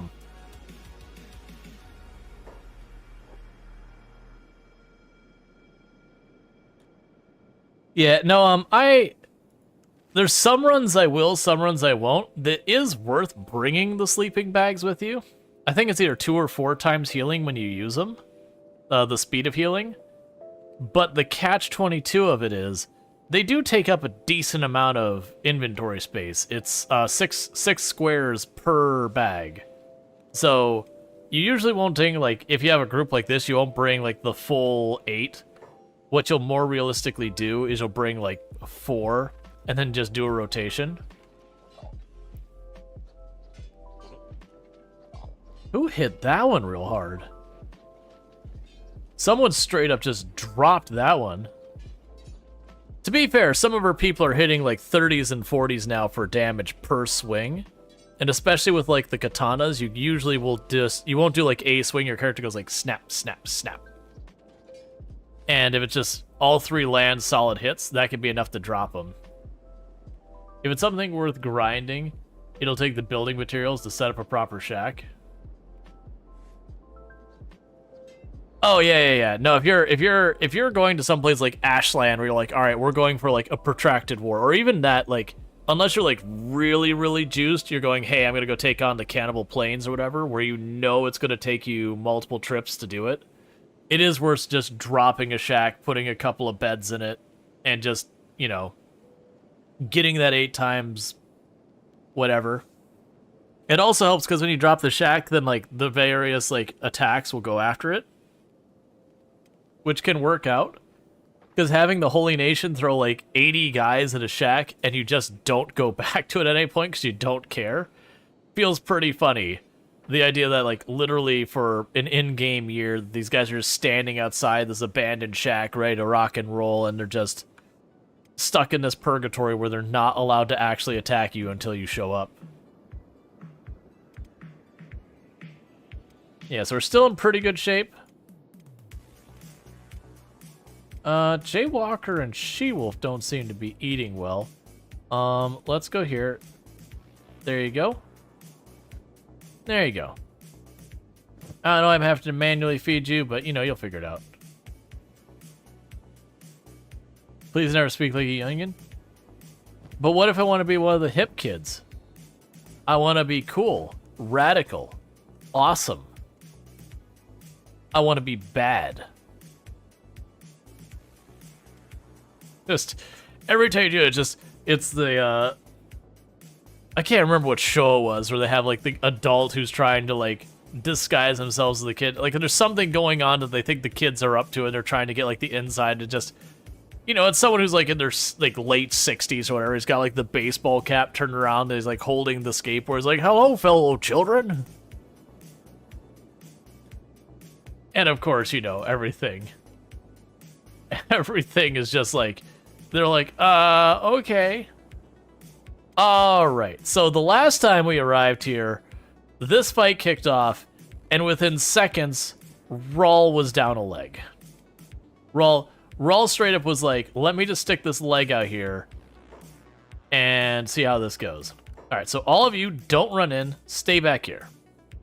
Let them come to us. Okay, so one of the leaders is right here.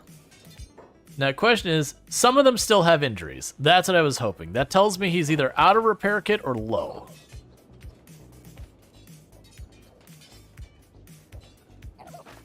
So the big thing is we want to knock this guy down.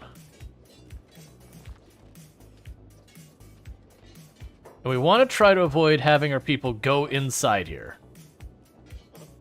Because that's gonna be a recipe for aggroing more. Let's deal with the one big guy down here. Get him sorted. I mean, I guess it's a robot, so it's them, you know, because it's a robot, it doesn't exactly have a gender. But,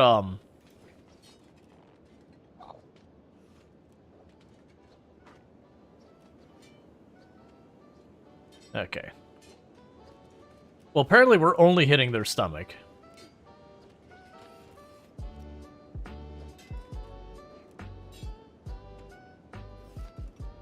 Oh, Eonek hit him like right at that point. That's why I was like, wait a second, because they had the block on Soul Adams with a really long swing. All right, back off a little. I don't want you in there re-aggroing everything, because there's still a lot of dudes upstairs.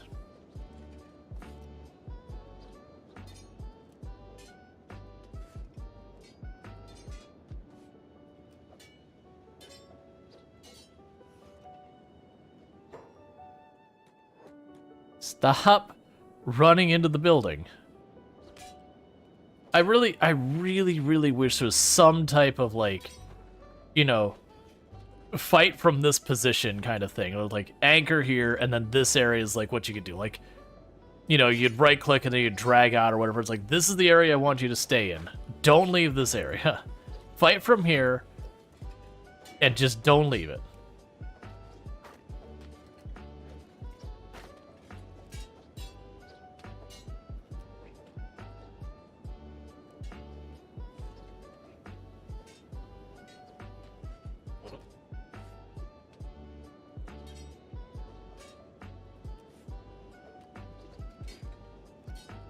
Just so when you're like dealing with a dangerous position, I don't have to sit there and constantly like, come back, come back. Because like, especially when there's like an upstairs area and there's someone not super far that's a threat, you almost have to like grab the people again and again, be like, no, come back, sit in the corner, get back to fighting down here. But you don't want to manually assign them targets, because when they do that, you'll have 10 people hitting one and they'll have a target just running free, wrecking people. So you want them to like auto split up that kind of thing. It'd be useful. And so just kind of annoying that that's the way it works. It's not like the end of the world, but it's definitely one of those things that's a pain point, just having to babysit your characters running off on their own.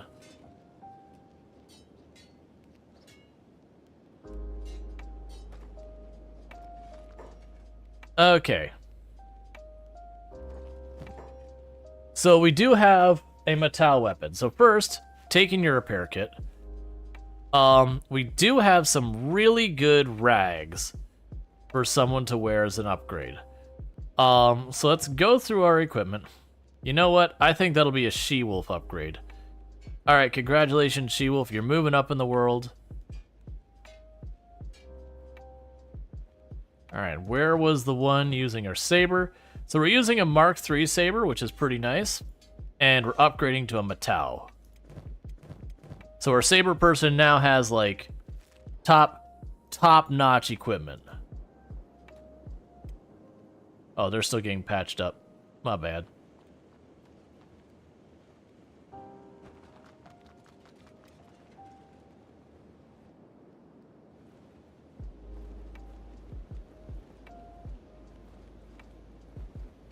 Hello, fellow children. What is up, yo? Word to your mother up in this house.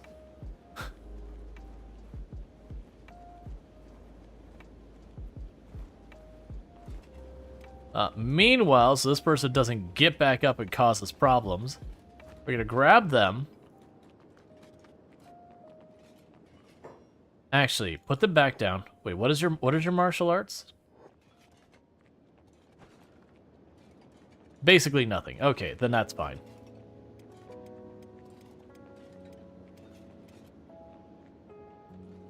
I went to the mall and I got my drip. That's me just doing old man being cool. Is that I know drip is a word that people use for fashion now. And so it's just you keep saying it, which is exactly why it's always super cringe when you do have someone who is not exactly up with the cool lingo. Then when they start talking like that, it's so cringy.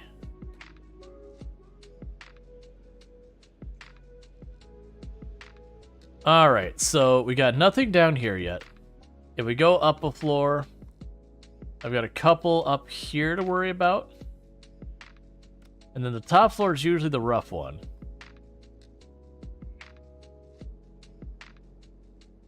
Where's the leader? Usually the leader's hanging out on the top floor. Oh, weird. Every time I've seen Agnew up there, he's always been in that cage. And he's just weirdly in a different cage this time. Like, it doesn't hurt anything, it's just kind of like, huh? Why are you over there? That's illegal. I don't see the other leader. We didn't come down, we didn't whoop him up, did we? I'm pretty sure we didn't. It's also possible we put a really bad bleed on him the last time we were here. And I didn't see it, and, well, no, because they do keep repair kits. Alright, well, let's just go in here. Because I believe the other leader, I want to say, has a really good Matau polearm.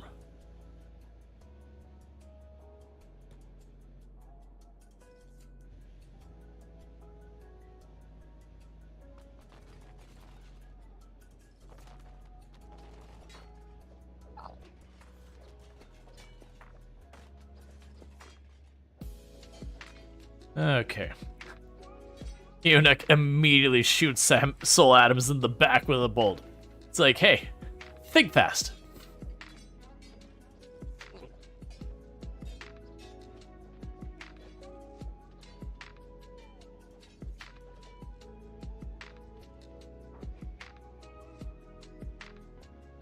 Oh.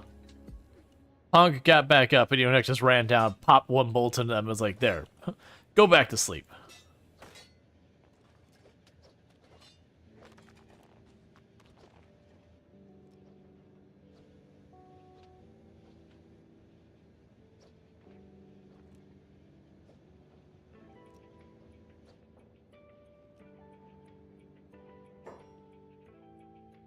Let's group everyone up here so they're not that close to the stairs. Patch everyone up.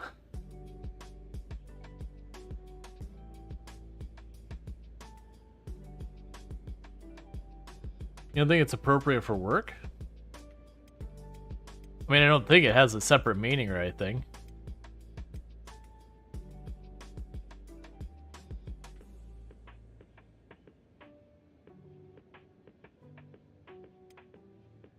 Alright, let's give everyone a chance to wake back up.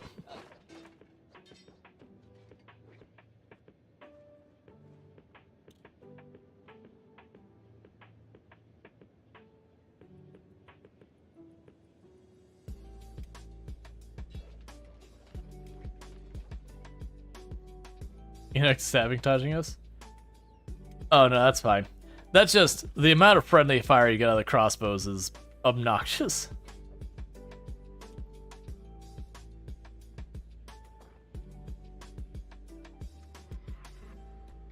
So everyone is back up. I still don't see the main guy.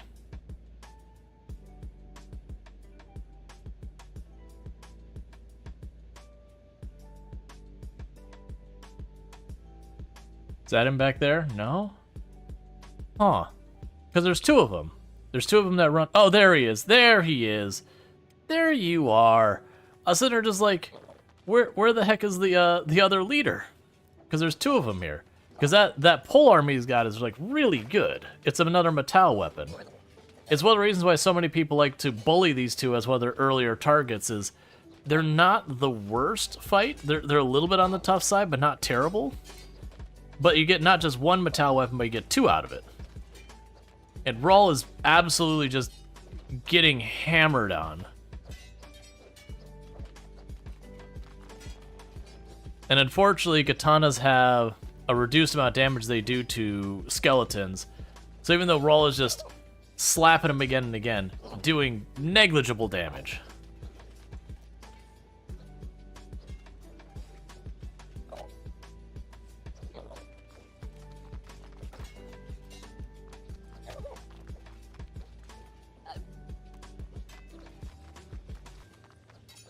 Oh, I see what you're trying to imply, Darth. I do not believe that is where that term comes from. I could be wrong, but I do not believe that is where the term drip comes from.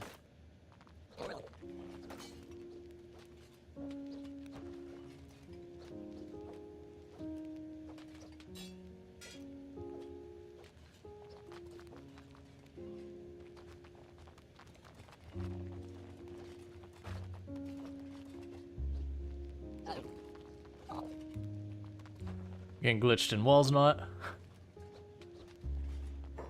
Okay. So let's grab that weapon before everyone has a chance. What point was made to streamer? Yeah. Like I said, I'm pretty sure that's not where that comes from. But again, I certainly could be wrong. Alright, so they took their weapon. They've got a pretty bad bleed on them and everything, so they should die. Beep is also a skeleton. I appreciate you, Beep.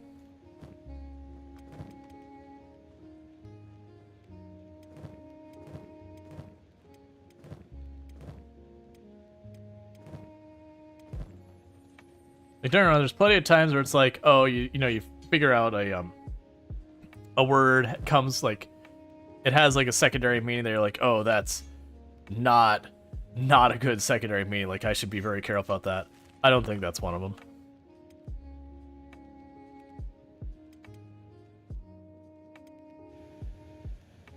Okay.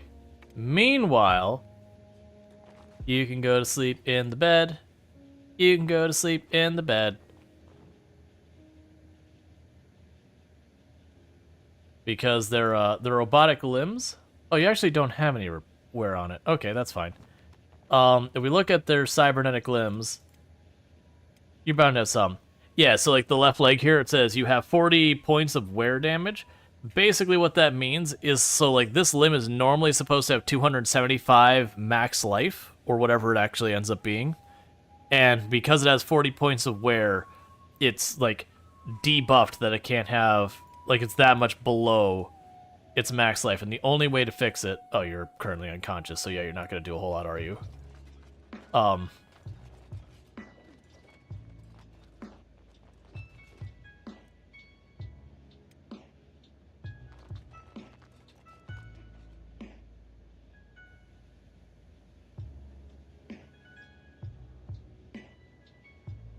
Are you gonna stay unconscious? Yes you are.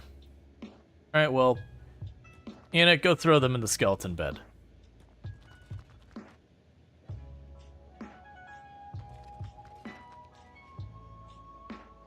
Alright, so Rual's leg is better. Okay, so what we're gonna go ahead and do is we're going to pick the lock. And we're gonna get our next person to run one of the sentries. Or one of the harpoons. Because this is Agnew. Agnew does one thing. Agnew yells. That's what Agnew does. You want Agnew to do something else? That's unfortunate, because Agnew yells. They can do other things while they're yelling.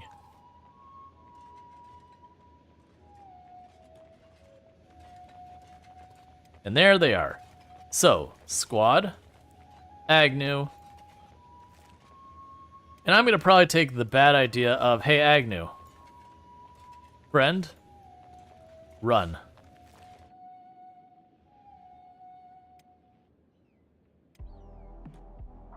Because I got stuff I need to do while I'm here. It's going to take a little while.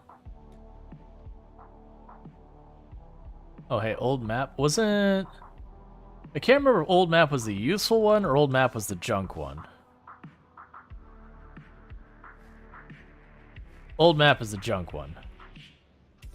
What I mean by that is you can sell for a tiny bit of money, and it's otherwise useless.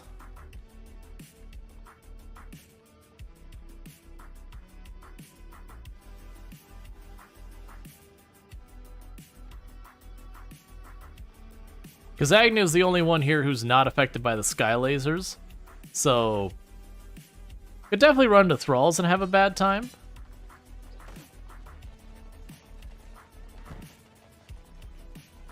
Okay, I don't care about that. Or that.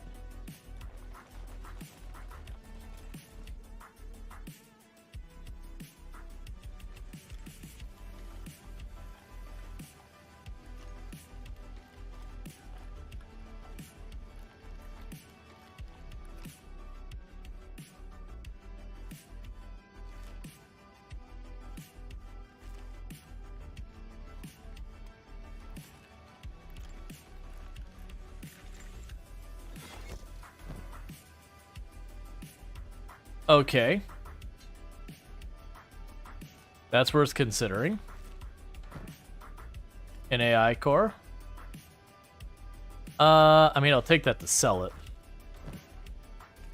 Another AI core.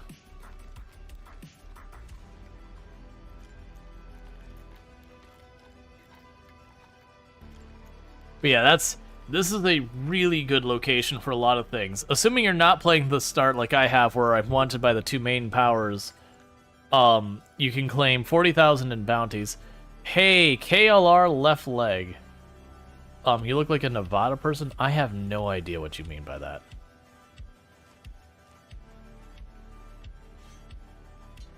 Like, I have no idea what that's intended to mean one way or the other. Alright, so we have the saber. So that's Luxray using the saber, so let's toss this over to Luxray. Because then we'll take the katana off Luxray and put that on, so they have an interior and exterior saber. And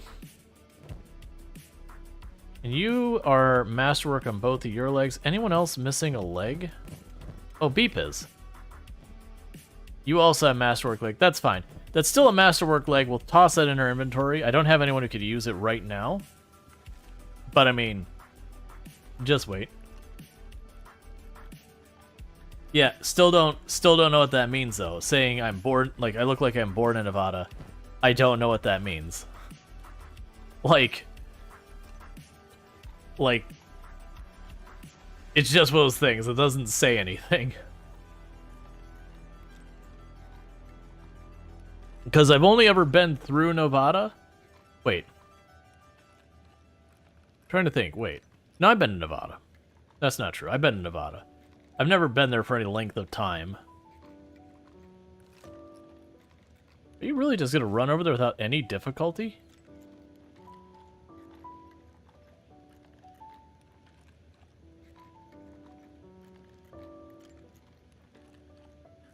Spoke too soon. Alright, what'd you pick up? What friends did you make? Oh, really? There's still the weak thralls? Who's faster? You go 15. What speed do they go? Oh, here, we could extend that. 17. So technically they're faster, but it's also just barely. Now that's a problem. That right there is a problem. A couple of beak things out in the horizon.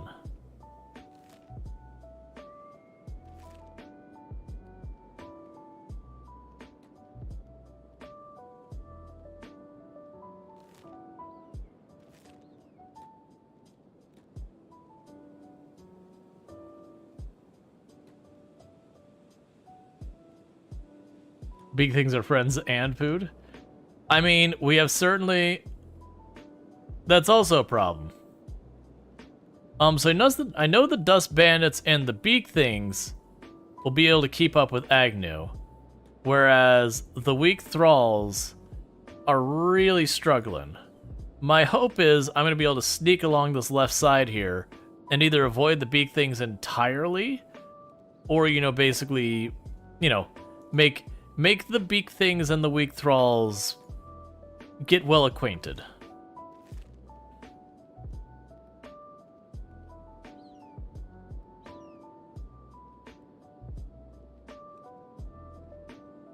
Okay, so it looks like Agnew's probably good from not getting caught by the Beak Things. No, let's keep going this way.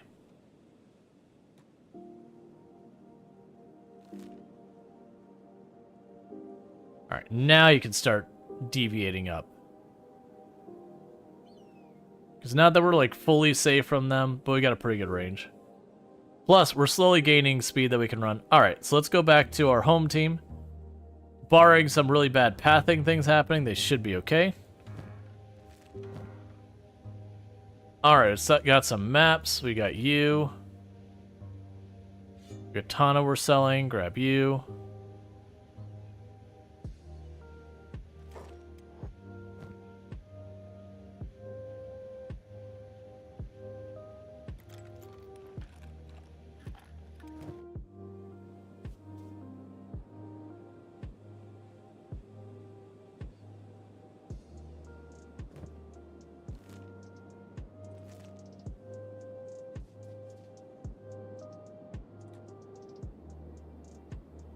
I'm honestly surprised they're still chasing. We are fully out of their territory.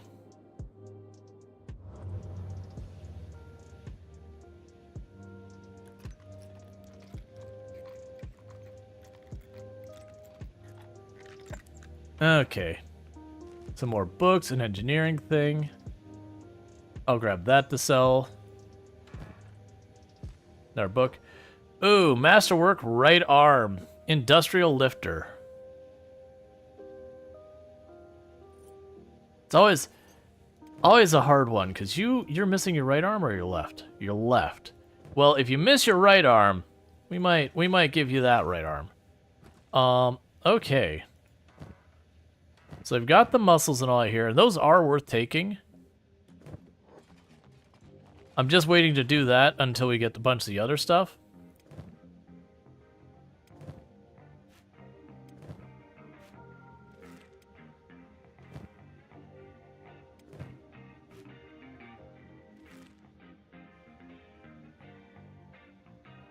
You awake yet? No, you're still hurt.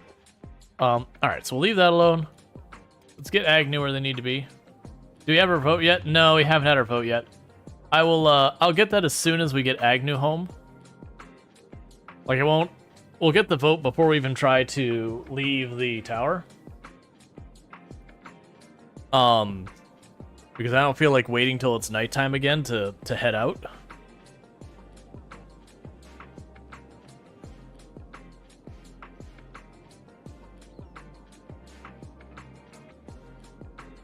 All right.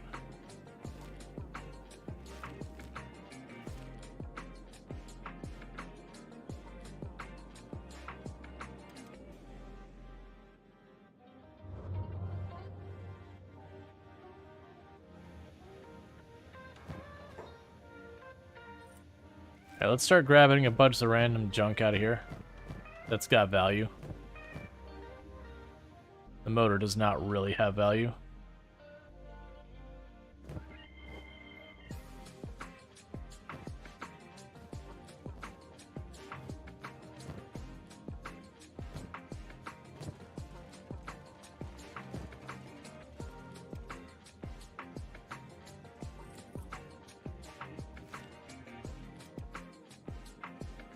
Alright,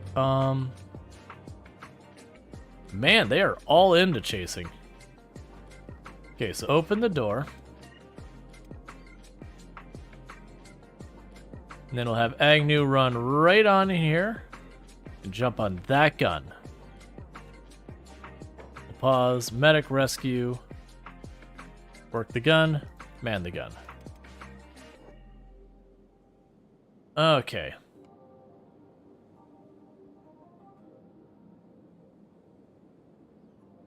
Sad Neil would be a great source for lore if he wasn't so sad.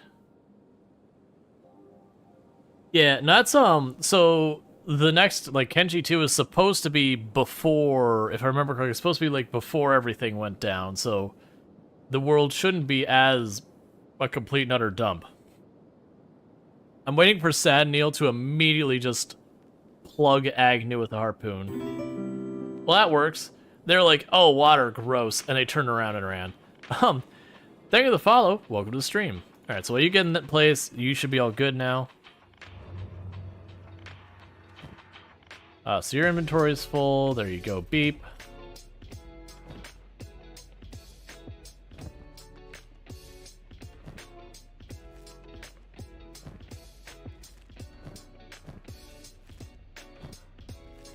Are you worth anything? Not really.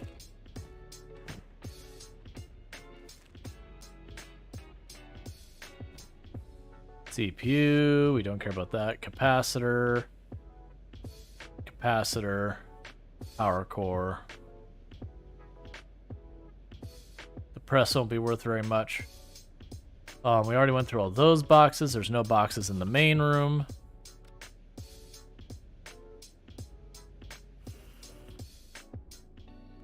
Got more skeletal muscles and all that.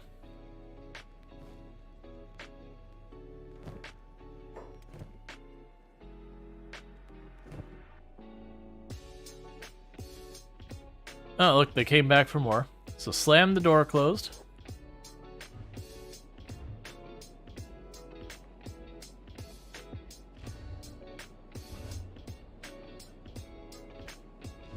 And so becomes the pelting of the harpoons. Right, I heard Kenji 2 is still post-apocalyptic, about 1,000 years before first, and only slightly more advanced tech. Yeah, no, that's, I know they said it was before this Kenshi, but I don't really know, like, it's one of the empires it was aligned with, like, its whole thing.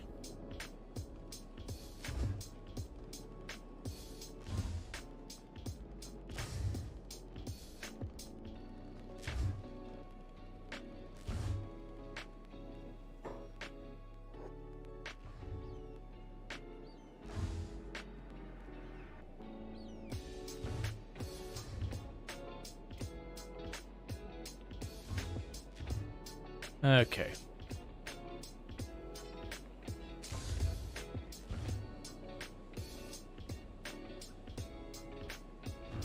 And while the others defend, we're just gonna continuously bang away on anyone who gets near the door while we patch it up.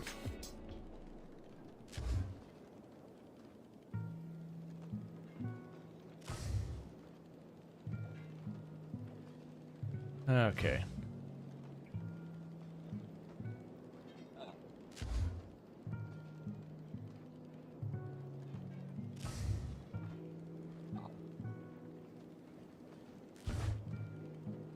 Kind of one of those games you love watching, but you don't think you enjoy playing?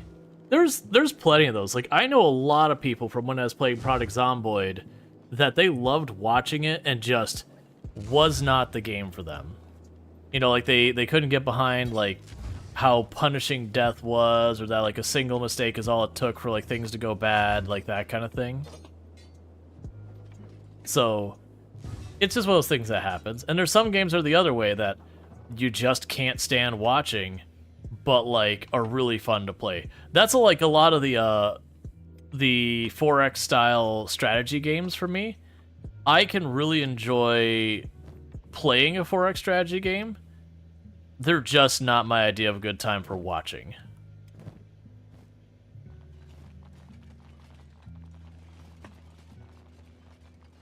Oh wait, what are you doing?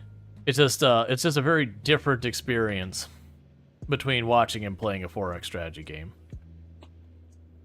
Like, watching it, they can be real slow. But it's also the same thing for, like, example, EVE Online. EVE Online is a game I very much enjoy playing, but watching it is pretty not fun. Now, granted, I haven't played EVE Online in a long time.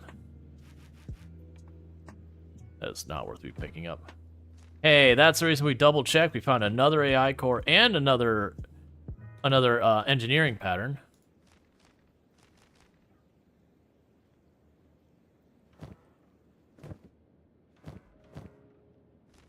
2 more ancient books. I think we're just about done boxes-wise.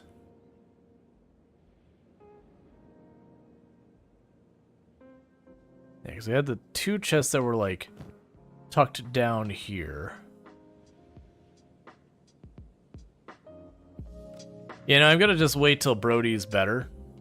Because it's daytime, we're just gonna get lasered into the dirt if we try and run.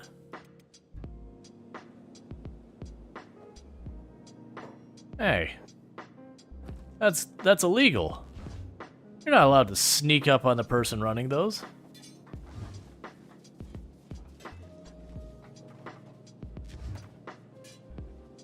Oh, there's gonna be some real solid friendly fire happening here. Agnew's gonna be building up that precision stat. Yeah, now that the fight's over, Sad Neil's gonna run over and patch up Agnew.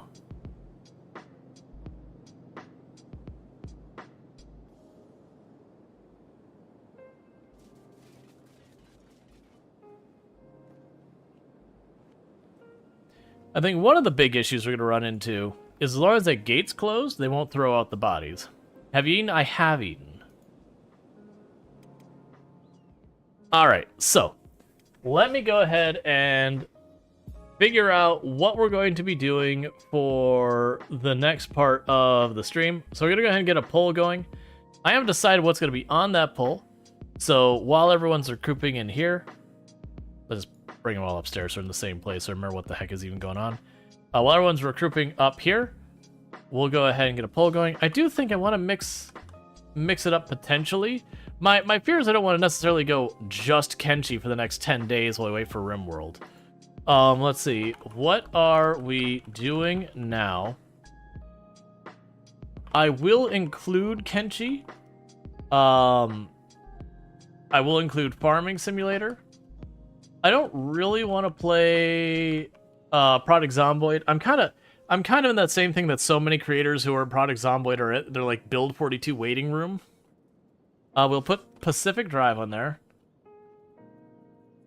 Because I enjoy that and I keep putting on there. You know, maybe people go for it someday, maybe not. I'll put Enshrouded on there because I know they had an update and I meant to get back to that. I know a lot of people are like, about that one, but that's fine. And I just need one more option. Where is my mouse? There's my mouse. Let's consult good old Steam and see what we've got. How you doing? We want to start Stardew?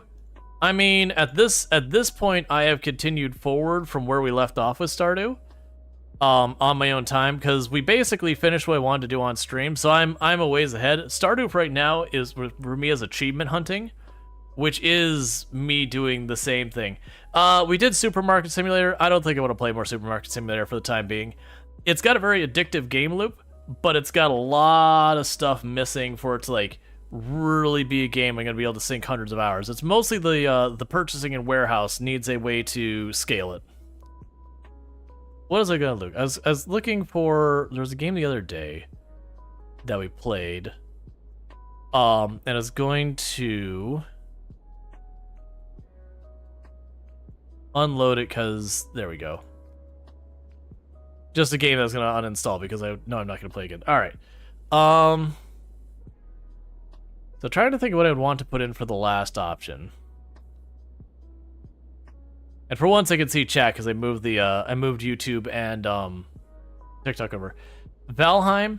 I think between Enshrouded and Valheim, I'm just gonna put Enshrouded up there. Because they do kind of hit in the same vein, and I think between the two, if I'm going to play a game of that style, I would rather do Enshrouded, mostly because I've already played a ton of Valheim in the past. Yeah,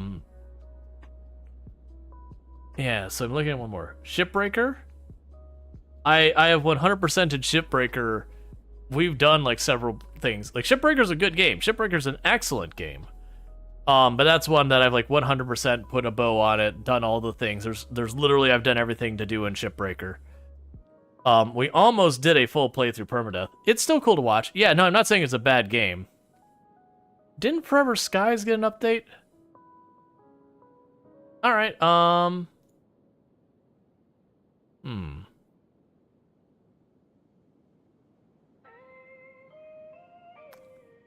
SnowRunner? I can put SnowRunner up there. SnowRunner. That'll work. Oh, I don't make that a 10-minute poll. Okay, there we go. All right, so we got our poll going. So if you do not see the poll, refresh your browser. If you're on mobile, I have noticed myself I just had someone do a poll earlier today when I was using mobile that it just doesn't work at all. I do apologize for that. There's nothing I can do on my end. If it doesn't work, it doesn't work. That is unfortunately something that Twitch will have to address, and being that they're effectively replacing their mobile app, I don't know if they're going to put the time into it. It might be just one of those things that's just broken for a while. But yeah, so if we play Kenshi, we'll keep doing what we're doing. If we do Farming Simulator 22, we'll be picking up where we left off with the Survivor Man Challenge. So the Survivor Man Challenge, as we started with $0 chainsaw and a dream, and built up from there. If we do Pacific Drive, we'll pick up where we left off on our previous run. We were pretty close to the beginning because I did like one stream and I really enjoyed the game, but like it was pretty mixed in how the community responded to it. That said, it could have been a one-off because we've only done one day of it. So we can see about that. You figure at least give us basic functionality in the meantime? Yeah, I mean, something broke. It could be something that you just have to fix one thing and they'll do it. But if it requires like a major fix, it'll be that. Enshrouded is an open-world crafting style game, and then SnowRunner is lovingly or not so lovingly known as Truck is Stuck Simulator. That the gist of it is you deliver stuff and you get stuck in the mud a lot. Is basically the gist of it. I did actually enjoy the Expeditions game. That said, it did seem like it took the SnowRunner formula and said, but what if we just took like 2 of the mission types and did a lot of it? And so it's like fun for a little while, and then you're like, okay, but I've already done this a dozen times now. I could use a little mixing up of it. So I like, thematically, story-wise and all that, I actually kind of do like the Expeditions one more. Like, you're doing like the science and research and like all that versus just, you know, there's disaster and fix things is cool, but like after like the 8th map that's kind of in that realm, I like the Expeditions like setup, as it were, a bit more. Hey, could you not flashbang my audience, big sky laser? But at the same time, SnowRunner just has more variety, and variety is the spice of life and all that kind of good stuff. All right, but at the moment Kenshi is winning. If you would like something other than Kenshi, you'll want to vote for something else. Right now it's a tie between Enshrouded and Pacific Drive. So building blocks lasers? Yes, the being inside will protect you from the lasers. Which is the reason my comment was, like, when you go to this zone, the idea is you want to get into the zone and get into a place to fight and do whatever you're going to do. And then you wait to the next thing. Unless you're skeletons, at which point lasers don't do anything. And weirdly enough, if you have animals, they are also not affected by lasers. For some reason or another.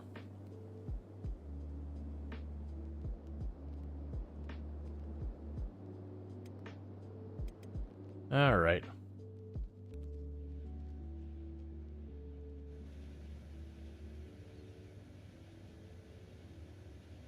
Okay, so Screamer the False should die soon, which is one of their leaders. I would take them for the bounty, but I'm wanted by the same people they're wanted by, so they won't.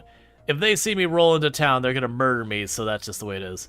Let's see, I wonder if you can make Beak Thing run where all your friends are Beak Things. There is a way to make Beak Things friendly for you, but unless you mod the game, you can't make them join your party. Now, if you mod the game, there's mods that let you tame any animal in the game, and it can be pretty ridiculously powerful. To the point of, like, game-breakingly so. But yeah, so just remember we still have one more minute that you can weigh in on what you like to see played. We have a pretty strong number of vote for Kenshi. I think realistically what we'll do is if we do more, like if today we finish, like just do a whole stream of Kenshi, since it has happened twice in that case, I do think that means tomorrow I will not play Kenshi at all. Because it is those things that I'm a variety channel, and generally I try to not play the same game way too much. I know, counter to that, I did that for Stardew. Hey man, sometimes you hyper-focus. But it is one of those things. I know Kenshi is not everyone's jam, so I want to make sure, you know, people get at least a little bit here and there that they enjoy. But yeah, it looks like it's going to go to Kenshi, so we'll keep going. That's fine. That's part of the reason I didn't stop everything. I kept things going. In the meanwhile, let me go ahead and bring YouTube chat and TikTok chat back over so I can see that. Your Kenshi channel now? No, as much as I love Kenshi, I think I made the comment about this before. Generally, my game loop with playing Kenshi is I'll play Kenshi for a while, I'll get pretty far, and then I'll just eventually get so tired of, like, fighting with pathing that I'll eventually just, I'll be, like, over it kind of thing. Alright, so honestly, I'm going to leave Rual's team here for right now and just let this recovery coma go while we wait for the Thrall Masters to die so that the world state updates that they're dead. Which should just make the tower dead. I think it might get rid of the weak thralls or massively tone them down so far as the number. I don't remember. But it should impact things. Okay, so you're still waiting on that. And you are still working on this. I think one of the things we might do is we might go and recruit some more hivers. That way we could have people who are dedicated to just, you make iron, you make steel, you make... Oh wait, never mind, I keep forgetting we get upgrades. That's fine. Because we actually are going to be bringing back a bunch of AI cores and everything. We're just pretty much waiting for Captain Brody to not be unconscious. Captain Brody must have gotten slapped real badly. And we're also trying to wait for, you know, the leaders here to also be done for good. Yeah, so that leader's done. He's dead. Punk, dead. And then Screamer the False is as good as dead. They just haven't quite done the dead part. Oh, this is a good time to get away. You're coming with me? And everyone's up. We're leaving. Because we're at the point where the lasers are gone for now.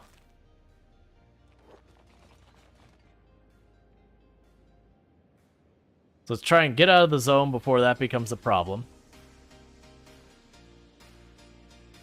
How's the liquor making going? We haven't got the stills made yet. They're waiting on the iron. Well, that was the reason I was making the comment that's like, oh, I probably need to get some more people to just work on the iron side of things. And then I was like, oh, right. Like, we can just get the automated stuff. Oh, how I love how this tower is always broken as hell. For whatever reason, no matter what, you have to like keep resetting the mesh on this building because it keeps being broken.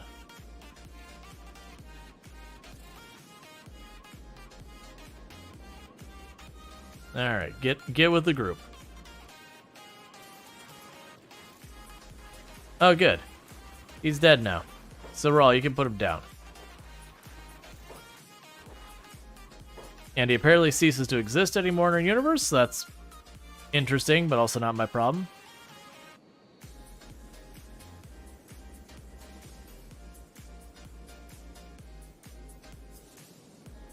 Alright, so we don't have a whole lot of time before the sun comes back up. So we are in just get out mode.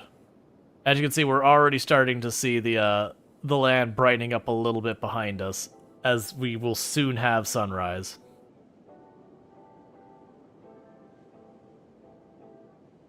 But yeah, no, we got, I think it was 3 AI cores, it was something like 2 or 3 or 4 engineering prints, probably about 8, maybe 10 ancient books. We got 2 metal weapons. We got a little bit of an armor improvement on, I believe it was She-Wolf, I think we gave the armor to. And what else did we get out of there? We made it dead. That's something. If we look at this, it says, I mean, right now it says there's no population, but it should eventually just say it's dead. Who is your favorite character and why is it Beep? Beep, Beep, but with a mustache. Beep, secretly sad Neil. Beep, beep, I'm a sheep. And not Beep, you monster.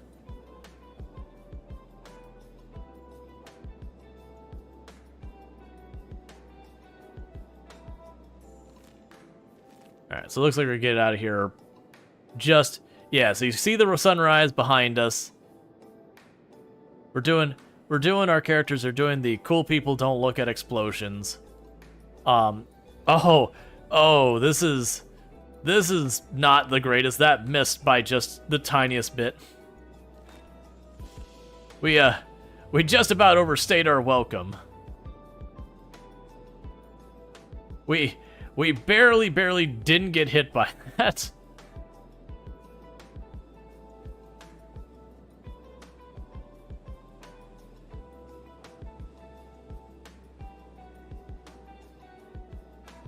All right.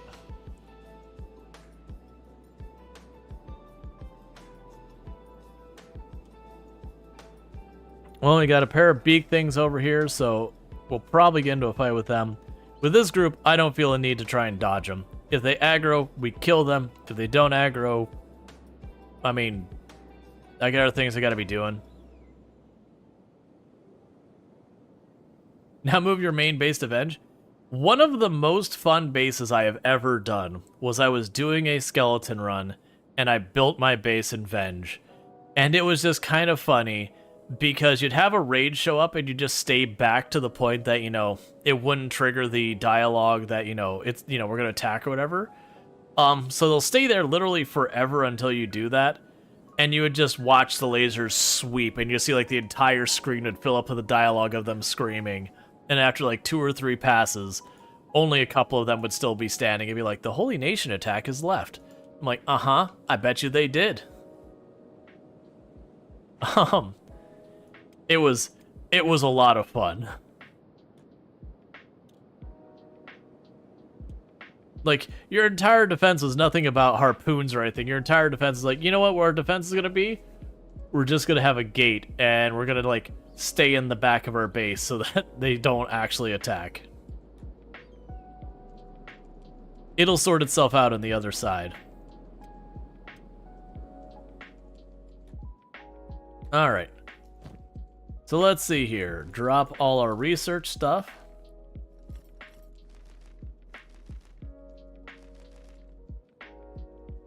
So we'll check that. I imagine the other one we have is better. I think that was Luxray uses sabers, if I remember correctly. I could be wrong about that. And for the moment, we'll just toss the limbs in here as well. This is just gonna be our catch-all for stuff. That's all stuff to be sold. There's some more books. And the other AI core. Oh, yeah, you moved up. Oh, sorry, that's a hacker class. Let's move you over. I imagine the one Jaywalker already has is better. So you're 0.7, or sorry, 0.79, 0.272. Yeah, that one, the one they've already got is better. So that's just something to be sold. Captain Brody, and everything else is good. Alrighty then. So let's pop over here. Go to sleep. Go to sleep. Go to sleep. Go to sleep. Go to sleep. Go to sleep. Go to sleep.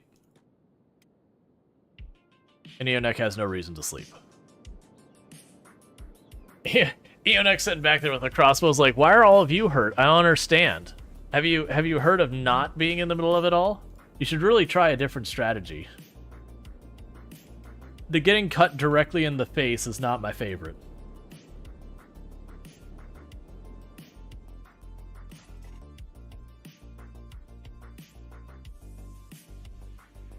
Okay, we got one more specialist class. So let's look.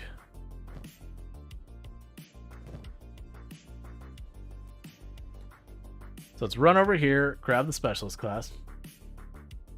And Beep is the winner of Who is Your Favorite Kenshi Character. Could you have the specialist class? You'll probably get one, like, soon enough. Because as Strider keeps doing this, they are going to get better and better and better at making these. Until eventually they basically just make specialist class, or sorry, they make masterwork or whatever. Meanwhile, let's grab all the ones we do have here. Because some of these are actually pretty valuable. We can drop all the rest of these ones that aren't specialist or better and chuck them into our inventory. What else do we got going on? Okay, so we need to decide on our research. Oh wait, doesn't home team have a limb that you could probably get better? You have an economy arm left. That's a right arm.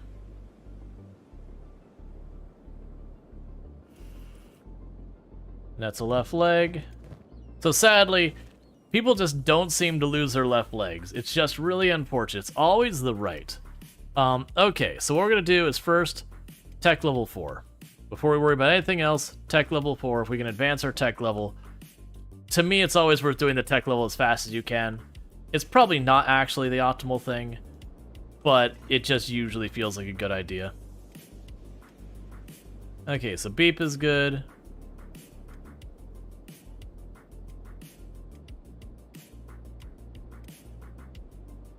She-Wolf is good. They'll gradually recover, and we'll get all that sorted out. We'll have Eonic actually. How's your inventory? Okay. Let's have you run upstairs and resupply.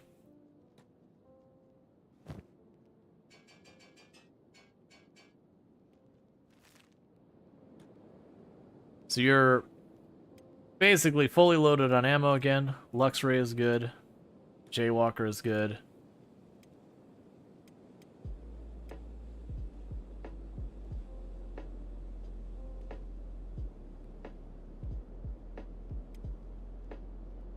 Rual's good. Soul Adams is good. And then Captain Brody is good. And then we will, we're gonna end up making a run out of here. Okay, so one thing we'll do on the schedule is Darkstrider will also be set to do the armor plates. So that'll be the next thing they do after the tanning and all that. I have a feeling Darkstrider is never going to have a break to do that. Because of how fast we're getting hides. That, it just won't be a thing that ends up on the schedule. But that's fine for right now. Once we start to get a bunch of people, like, really, really high-end, the like, leather chest piece or whatever, eventually I will go out of my way to be like, alright, yeah, like, you're just gonna make plate armor for a while. We will intervene. And there's Captain Brody. Make sure we still got some food. We got a bunch of junk here. Okay, Soul Adams and a couple others still have a whole bunch of food. Alright, so with that, we need to do some sales. So let's run up probably to the Black Desert, I think.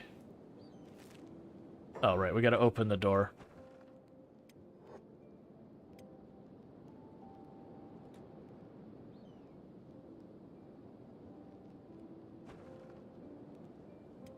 Close the door. And for you, I'm gonna have you run up towards Black Desert.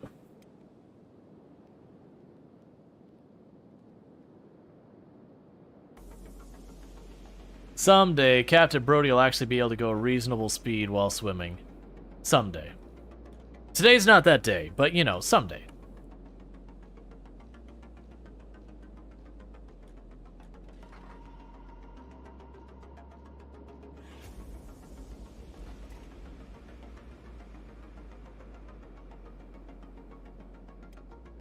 Alright, and they are on their way to the Black Desert. Because we could sell a bunch of this stuff, make some money, and then we can go dive some of those ruins in the area. Meanwhile, let's go to the research bench, because that needs to be upgraded now.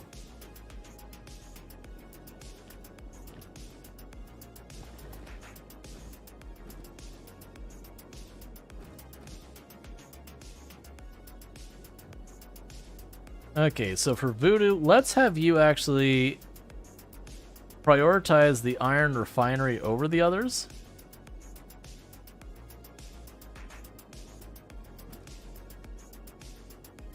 Let's actually do it for all of them. So basically, if any of them are ever available, do the iron refinery, and if the iron refinery is not available, then start worrying about other things. That's fine.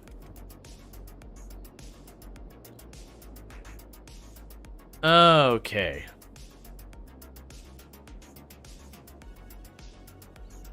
Now, eventually what'll happen is Darkstrider will start making masterwork armor. And that's what we really want to see, because like right now they're at 74%. And I believe somewhere on here it'll tell you like, yeah, armor quality, it's going to be mostly high is what it's saying it'll get. Like we'll get the occasional lucky roll and get a specialist. Eventually they'll change to where we typically get specialists and we get the rare masterwork.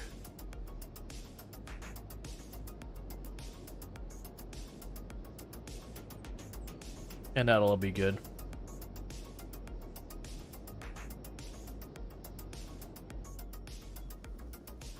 But then what we might try and do is check out some of these ruins around here. But something like 90 armor smithing for masterwork. Yeah, that checks out. We're not super far away. If we look at Darkstrider, for example, they're sitting at about 74. So they're well on their way to 90.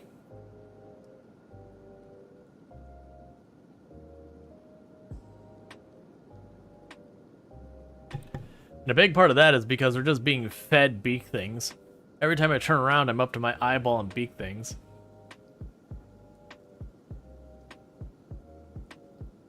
It is such a shame in the game that they're like, the crafted weapons, they're good. Like there'll be people who say like they're absolutely junk, don't bother making. It's like, no, they're good. But it is those things that the items you find out in the world are just straight up better. And I'm fine with, like, you find, like, the big amazing weapon off of, like, the big bad person in the Ashlands, that it should be better. Absolutely. But, like, the fact that, you know, even if you commit extremely large amounts of time, you can never compete with it.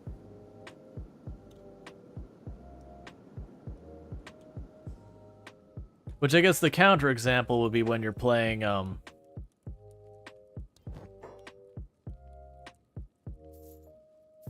sorry, I'm mentally struggling multiple things. But the counterexample when you're playing Mountain Blade, where very genuinely it's just better to sorry, I'm trying. The lightning is like blinding everything. There you go. Mountain Blade were like the best weapons you can only get from blacksmithing.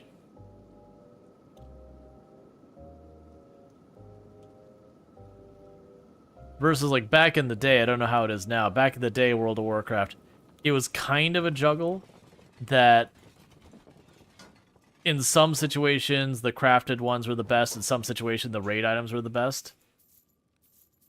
But, like, they'd usually have requirements of, like, raid stuff to make the amazing crafted ones or whatever. Or, like, have an obscenely rare material that has to come from an extremely difficult part of content. Okay, so Masterwork leg on you. So you got a Masterwork Scout leg. I would rather have a Masterwork KLR leg.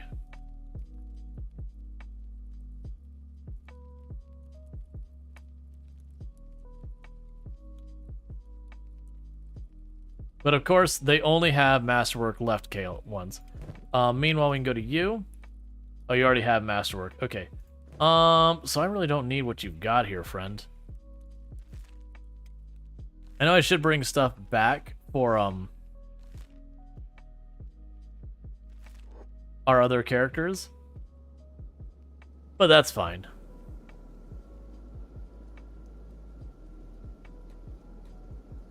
Eonek? There you go.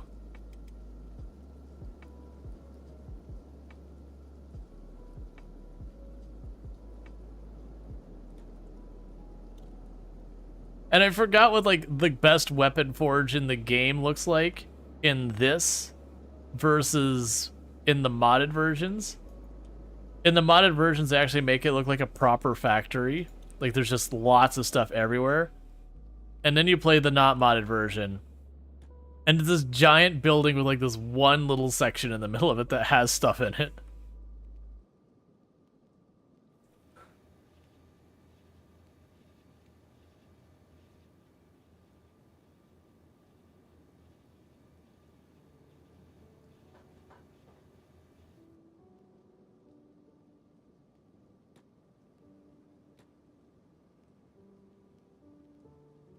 A human customer? Excuse me? Don't insult me to my face. Alright.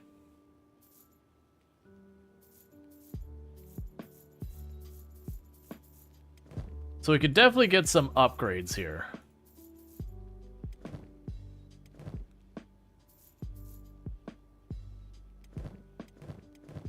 Alright, so we're one weapon short of what they want. So Iona could definitely go for a Masterwork Eagle's Cross, which would be a substantial upgrade for them.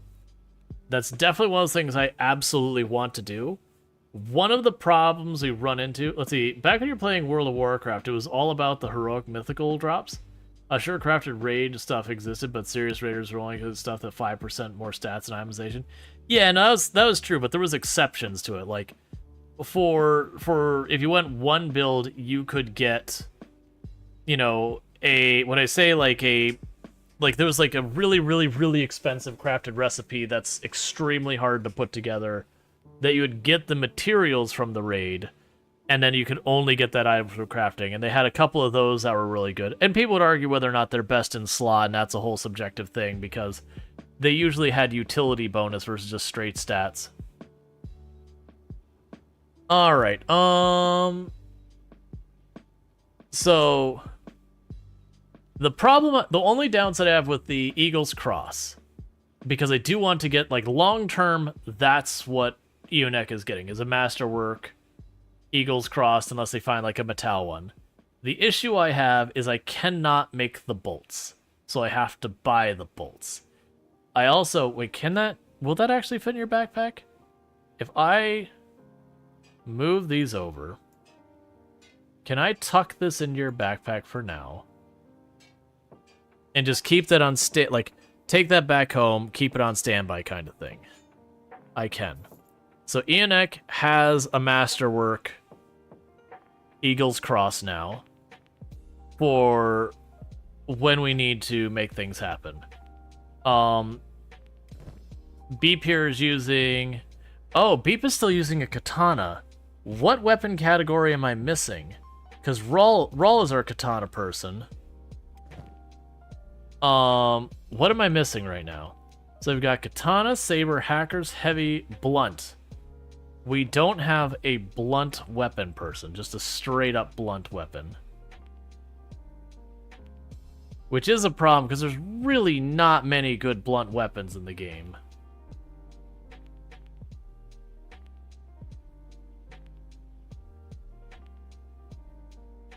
Like, you just have the spiked clubs and the mercenary clubs. Because, I mean, it depends if you count the plank as a blunt weapon or a heavy weapon. I'm pretty sure, yeah, it's just heavy weapons class.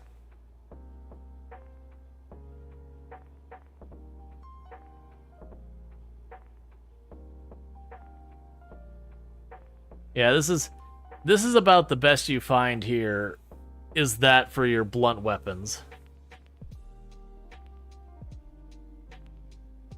I do want to do all the weapon varieties, though.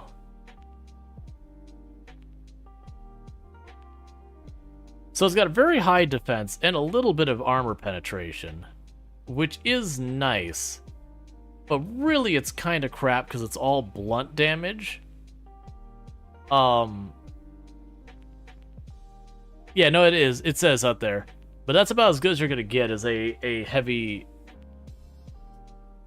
the heavy jitter. Which is basically like a nightstick, like billy club kind of thing. But I do need to get, if we're gonna have Beep do the blunt weapons, Because the problem is both Rual and Beep are doing the same thing. We want to have each weapon category together. Look at the others. So you've got a Matau, so there's nothing more to say about that. You already have a Mark III. So we won't worry about that. You have a Matau, so we won't worry about that. You can take that extra weapon. You have a pretty crap heavy weapon, so you'll be the one I'll focus on right now. Because I can give you a Falling Sun, so we got an Edge Type 1, an Edge Type 3. I'm pretty sure the Edge Type 3 is about as good as we're going to get here, unless there was a Masterwork. There probably is, though.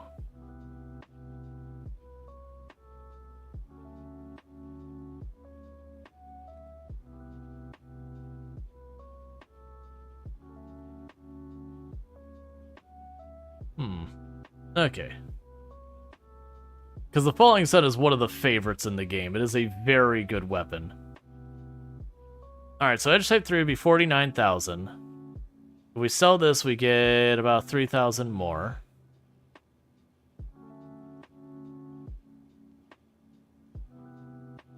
Probably make this work. Because it'd be short about 6,000. I'm willing to bet between the junk we got piled up in these inventories, I could sell a repair kit or two, and we would be good to go. We'll do it. Okay, 49,000. So let's go here. We'll just depart with some of these kits. So get rid of the crappy kits. Now it's almost enough right then and there. Just gotta sell like one more thing to push it over the top.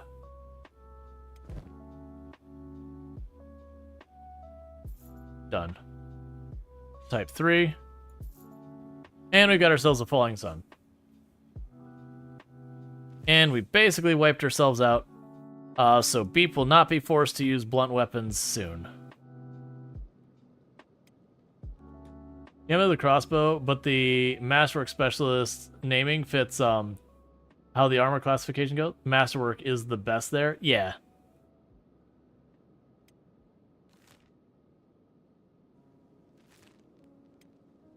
Yeah, so we do have Enoch running around with the Eagle's Cross just in their inventory until we can secure longbows. Oh, I should check. Do you sell the blueprint for the better bolts? Because that's something I need to keep an eye out for. An old world bow, that's now I'm looking for. Blackened chainmail, Ashland storm goggles, toppers, desert sabers, old world bow Mark II, exotic weapons. That's for making Eagle's Cross, foreign sabers. Yeah, so no ammunition stuff. Because that's something we're going to need to make happen. Alright, so we did our shopping here. And what we're going to go ahead and do is now we've wiped out our money. Let's go run down to... Actually, I want to say there's another ruin up here somewhere. We're going to go ahead and run around the area and start hitting up some of these ruins. We still have a couple that have like lots and lots of security spiders that will still give us a lot of trouble. Why are you not moving? Really?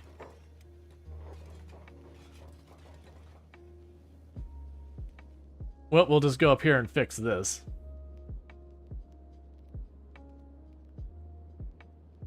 Alright, in the meantime,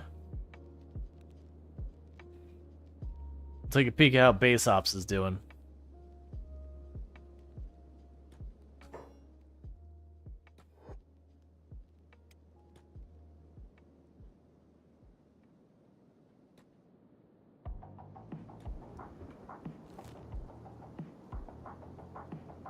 Yeah, so head up here.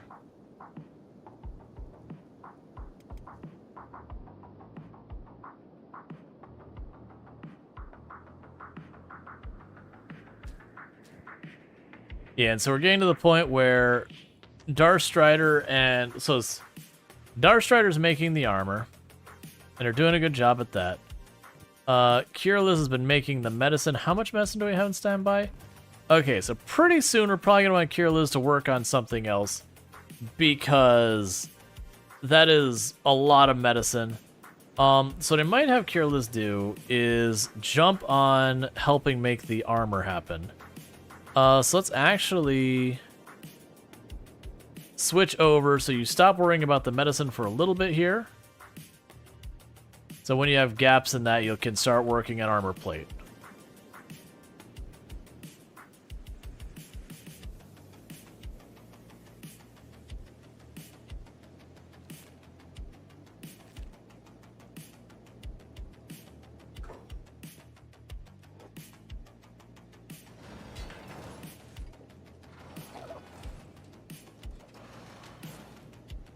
Okay, and little by little we get stronger and stronger.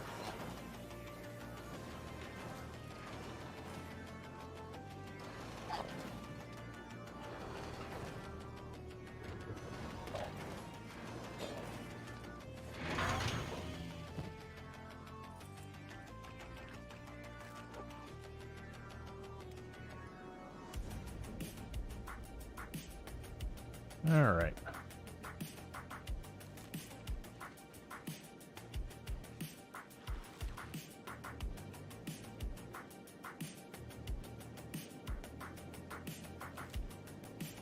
Yeah, somewhere up here there's another ruin. We can grab that, spin down, check some of these.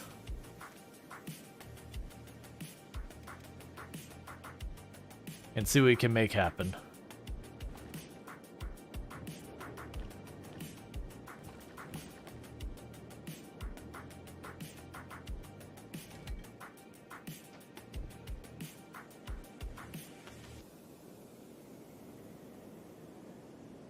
Yep, so Carola's going to help start getting the armor produced, which would help a great deal.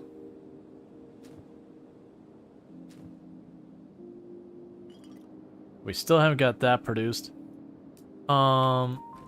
We still have...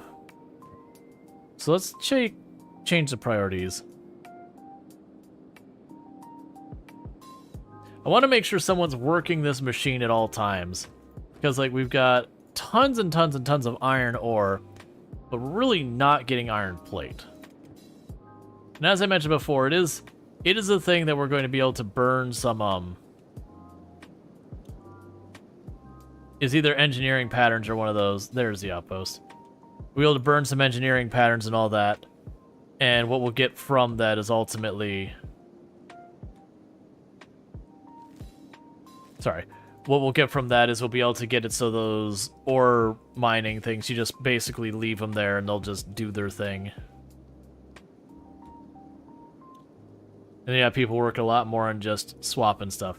Now, if I remember correctly, I think this is the one that we go inside and everyone's like, you're our buddies or whatever.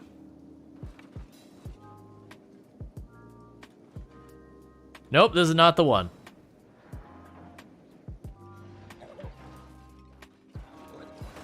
That's it. This one only has 2 security spiders as opposed to like opening the door and then 12 pour out on you all at once.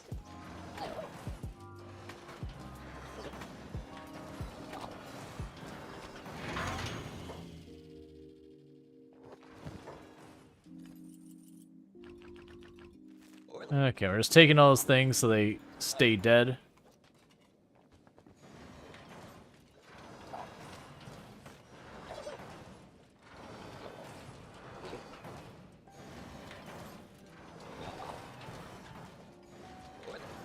Okay.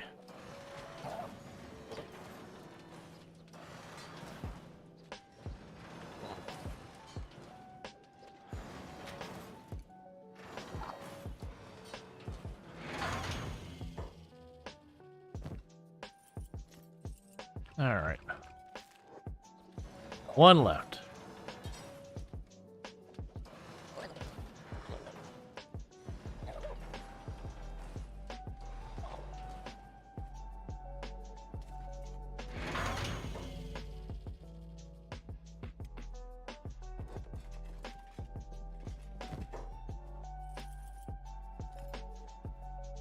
And we just find someone else to hold the metal plates. Okay. So any limbs lost? Yes, She-Wolf lost their left leg. So we are in need of left leg. I'm pretty sure, if I remember correctly, I'm pretty sure left leg is what we got stashed away in here.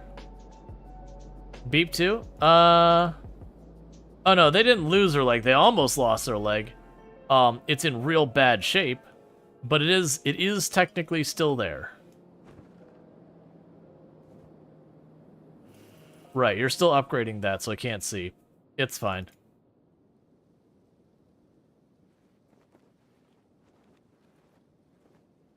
Yeah, so they're patching everyone up real fast. Those security spiders are absolutely a menace. But if people remember when I was doing the that one overhaul mod, that we were wearing plate armor and we had something like 70 toughness or whatever on a bunch of our characters, and those things were hitting us for over 100 damage a hit. Like, and that wasn't even hivers or anything. Which is why I stopped doing that combination mod. It was just like, oh my god, these things hit so hard. It's like, there's just no reason for it.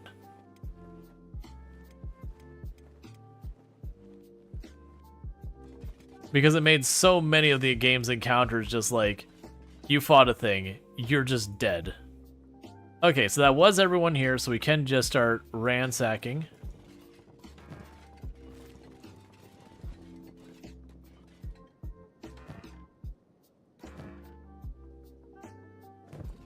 Book. Skeletal leg, dried fish. Junk you don't care about, junk you don't care about. That's worth about $1,000. Let's go ahead for it. Pistol of pennies, everyone's favorite.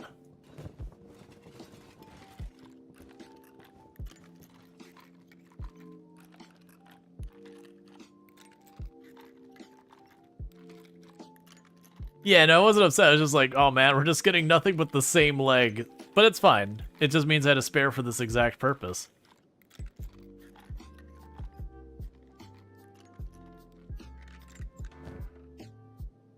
A masterwork white plate jacket.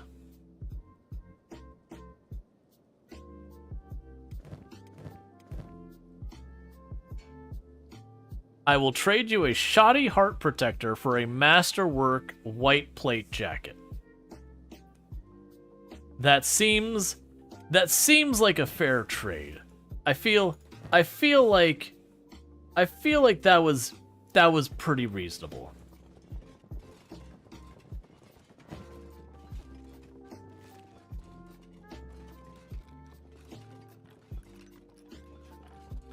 JR's like, I don't know. You sure this is fair? I feel like we might be getting gypped here.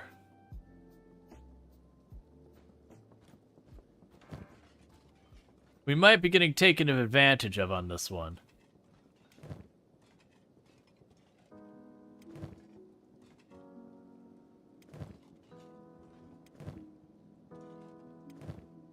Does anyone have... So, 0.52 versus a heck of a lot more than 0.52.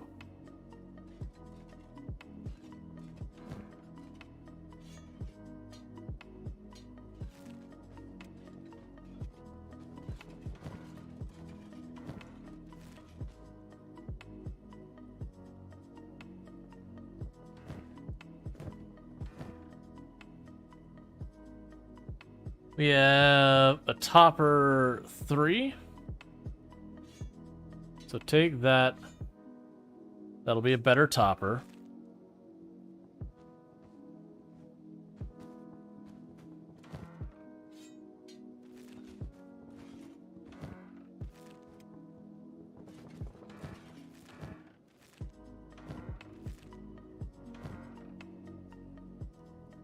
That's just gonna go in someone's inventory. We already got a better pull arm.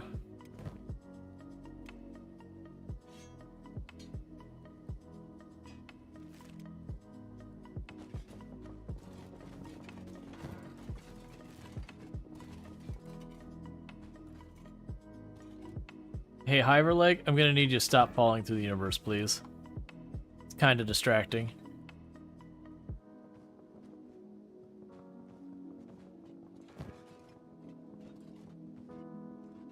Okay, we already have a better heavy weapon as well.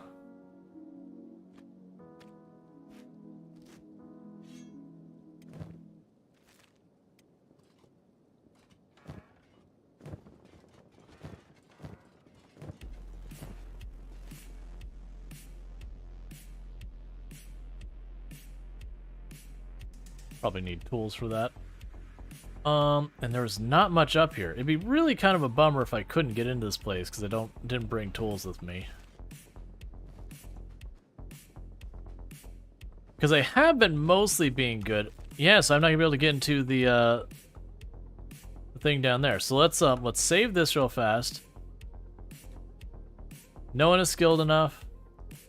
Does anyone have enough strength? I don't think they will.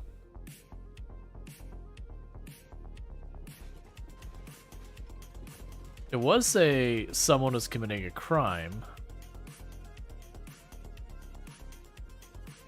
Alright.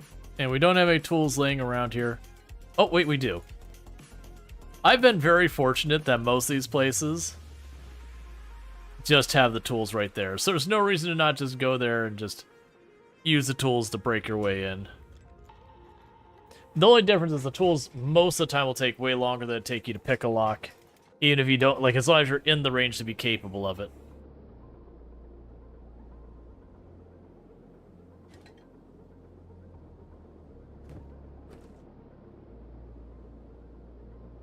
Okay.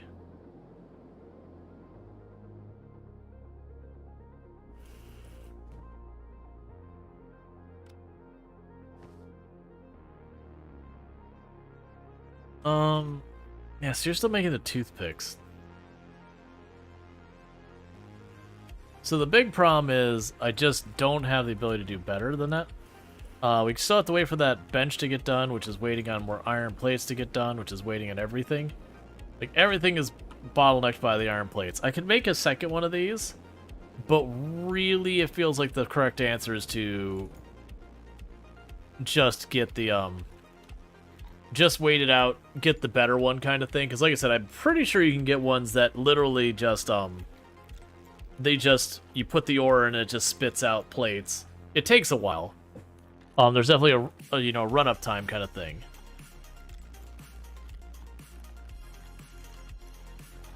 Alright, let's, have you pick up She-Wolf for now so they're not crawling over the floor. And we're just going to cut our way into the safe. We'll get whatever good stuff there. We can run that back to town, sell it, potentially pick up a leg or whatever.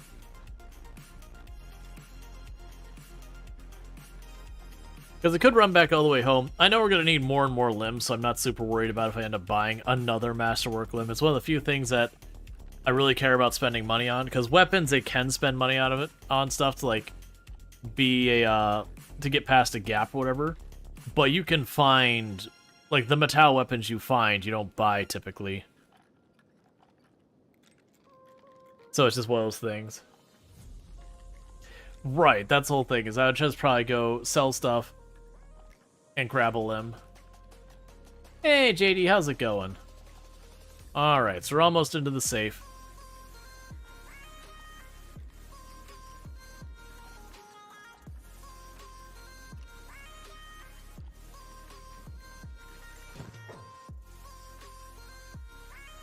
That was a lot of work for that. Okay, so you're 0.52 and you're that. So it's definitely like a major upgrade for like a secondary katana. But honestly, for all the work we put into it, it's like, oh, that's actually a little underwhelming. Oh, Enox got a busted leg.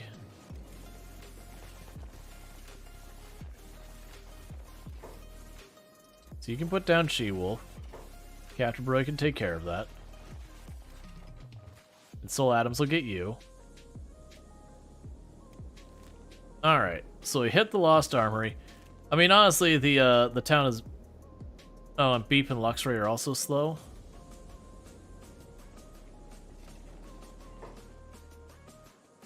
So grab Beep. Grab Lux Ray.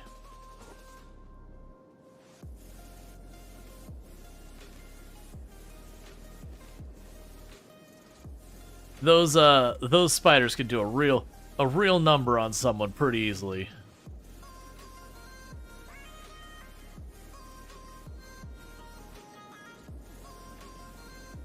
We discovered another ruin that we're literally going to run past. And I believe one of these ruins over here is safe. And I thought it was the other one. Pretty sure it's this one, considering they're literally standing at the door.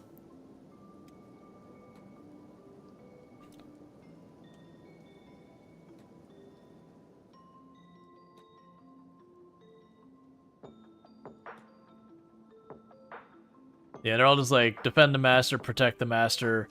You try to talk to them, they just yell error. So you just get like an army of robots that follow you around for a little while. Grab the tools.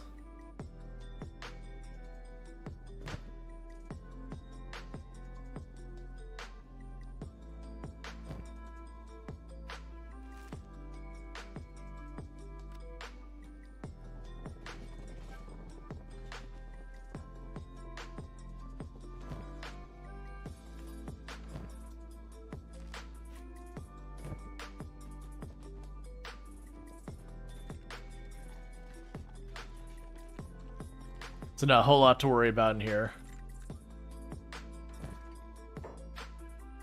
Grab you, repair kits, do this.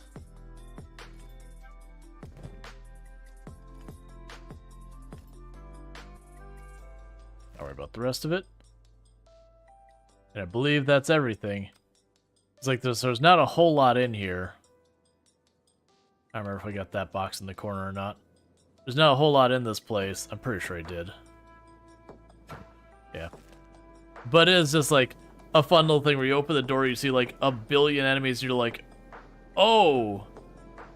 And then they all befriend you.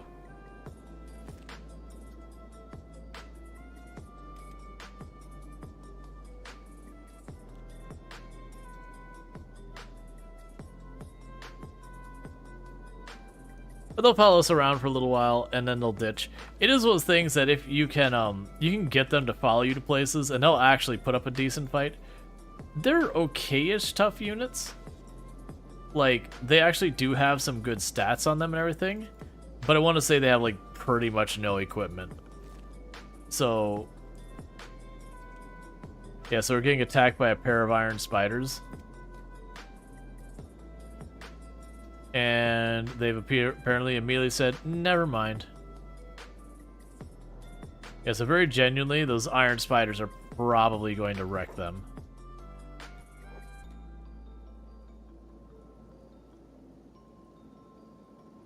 Actually, it's looking pretty okay. I actually want you to stay out of this. Let them do their thing. I don't really care one way or the other how that fight ends. Because eventually they do ditch you. It does the thing where it's like, your contract with whatever has concluded, and then they'll go off and just do their own thing. No, actually it looks like they got that solidly. But yeah, you notice the numbers aren't showing up as green or anything like that. So they don't actually consider you friendly. I can't remember if once the time runs out if they actually attack you or what happens. But the point is, you can't do a whole lot. Like, they really, because you see, they only went that far. And the place you'd love to bring that many people, you can't get them to go there. It's just too far. Alright, so I'm going to be counting on the fact that you,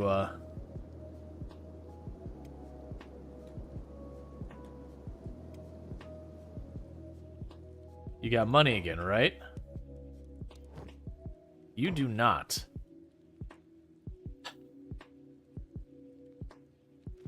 That's okay. The one who will have money is at the scrap house, because we did sell stuff as our last thing we did here. So it just means I gotta go to the scrap house, sell all stuff to the weapon vendor, then come back over and grab a replacement limb for a she-wolf.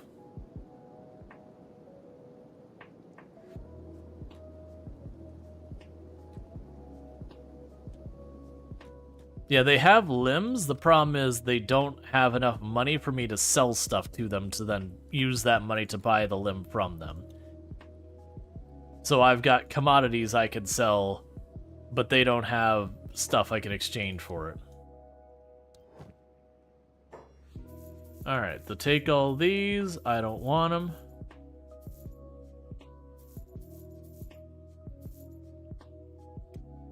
Let's keep one set of tools with us. Take all these.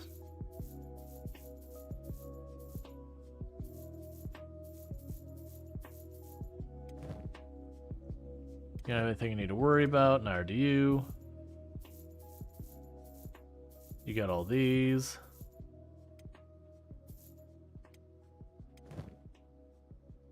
I'll take that.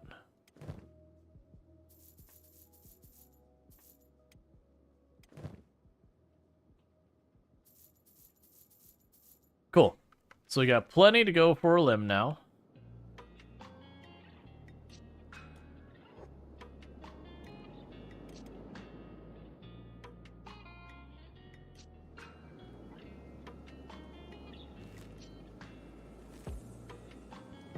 I don't think I've ever seen them follow me this far. Normally by now they've just ditched.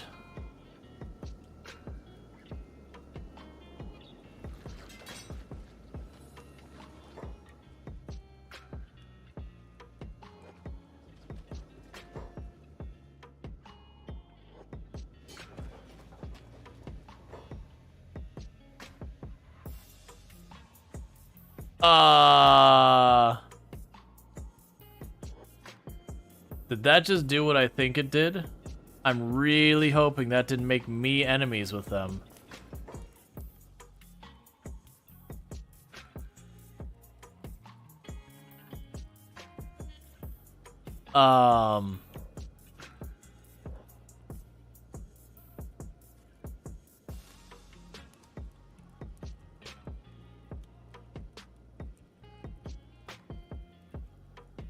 Let's take a quick look at the skeletons. Okay, and where is the Black Desert?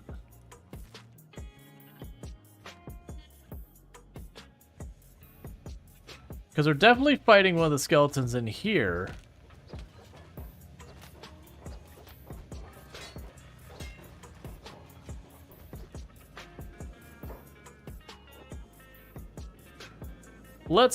Let's reload that real fast, because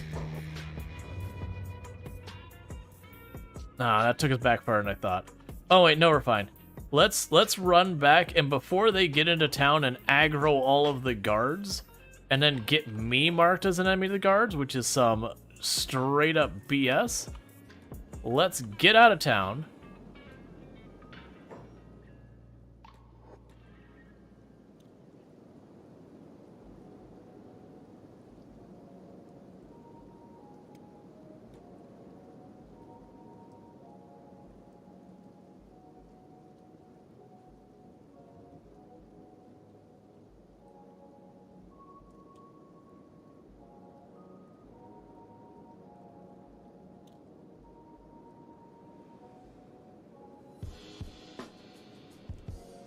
You're gonna follow me this far. Let's go poke something.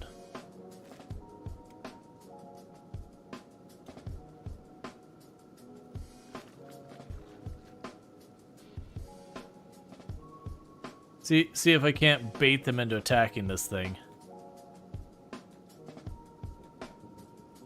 Because that way they can throw themselves heartily at it, get themselves killed, and soften up a target for me while they're in there.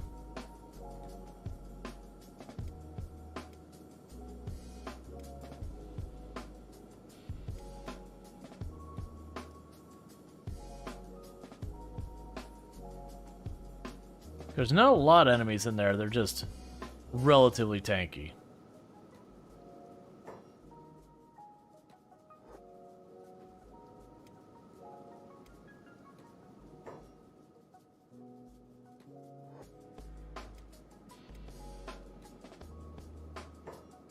Put all them down so you can get involved in the fight if need be.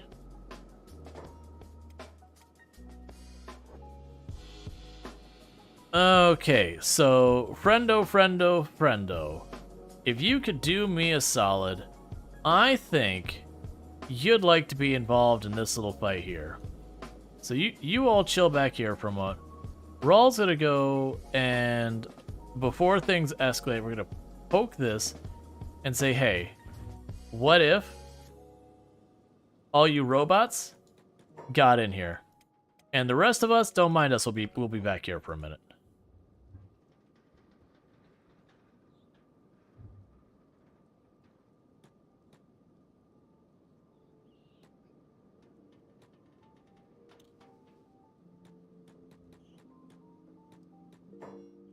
And it'll say, back here, hold passive.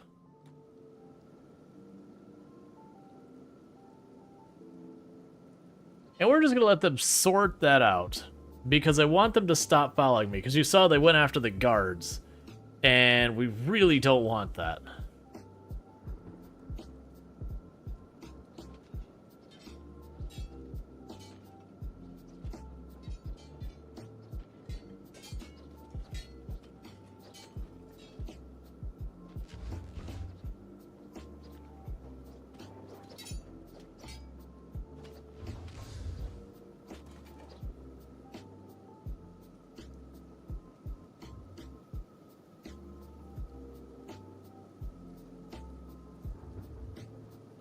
I do hate how the camera's fighting me here. Yeah, so as you can see, they're actually doing a pretty good job against these by just beating them with raw numbers.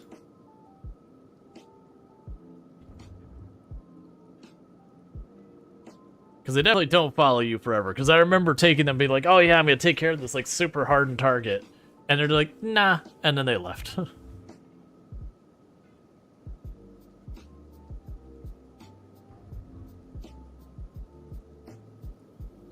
Hey, Lanix, how's it going?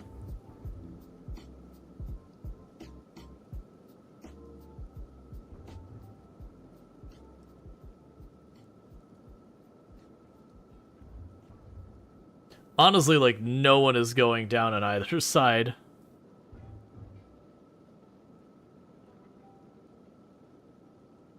I take that back. They just knocked down one of the first of their bots. It's going pretty good. It's going pretty good. We just got a bunch of allies we're not really looking forward to. And trying to deal with that. Ah.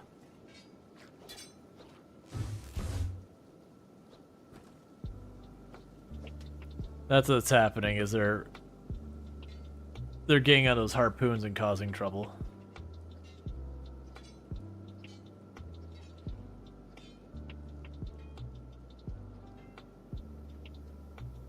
I'm honestly impressed that they're not losing worse.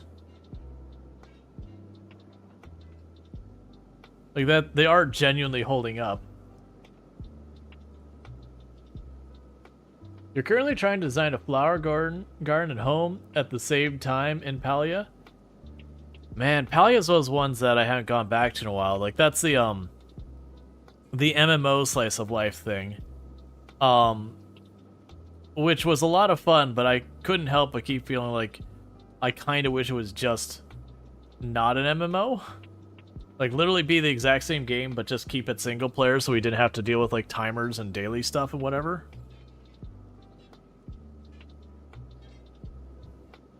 That said, I do like the idea of being able to visit other people's farms and all that. But, I don't know. I enjoyed what I played of it. And I did play for a while where I kept like popping back in to, you know, do the rotation on my crops and all that stuff. And then I just stopped after a while.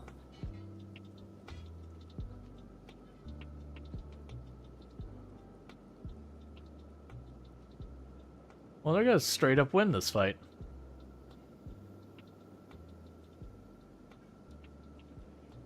One thing we're gonna do is we're gonna go to our settings, AI. Don't rescue, help, or heal allies right now.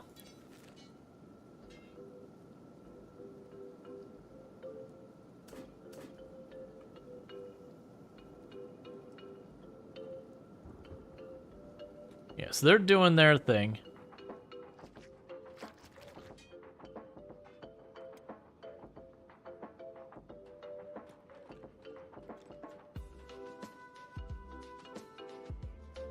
Okay.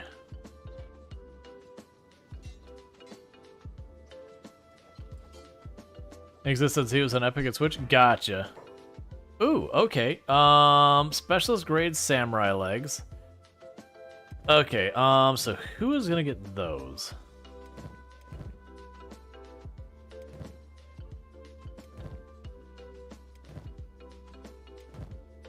So standard quality is the lowest.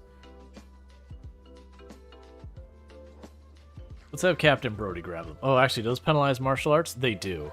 Captain Brody will not be wearing those. Luxury will get them.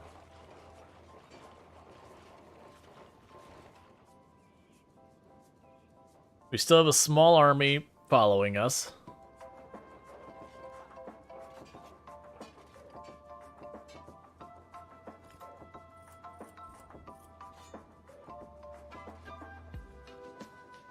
Okay.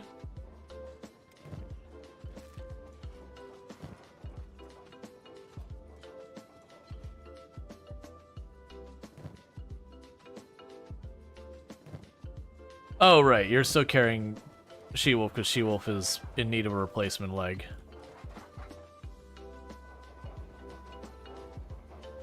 Yeah, so we got that box.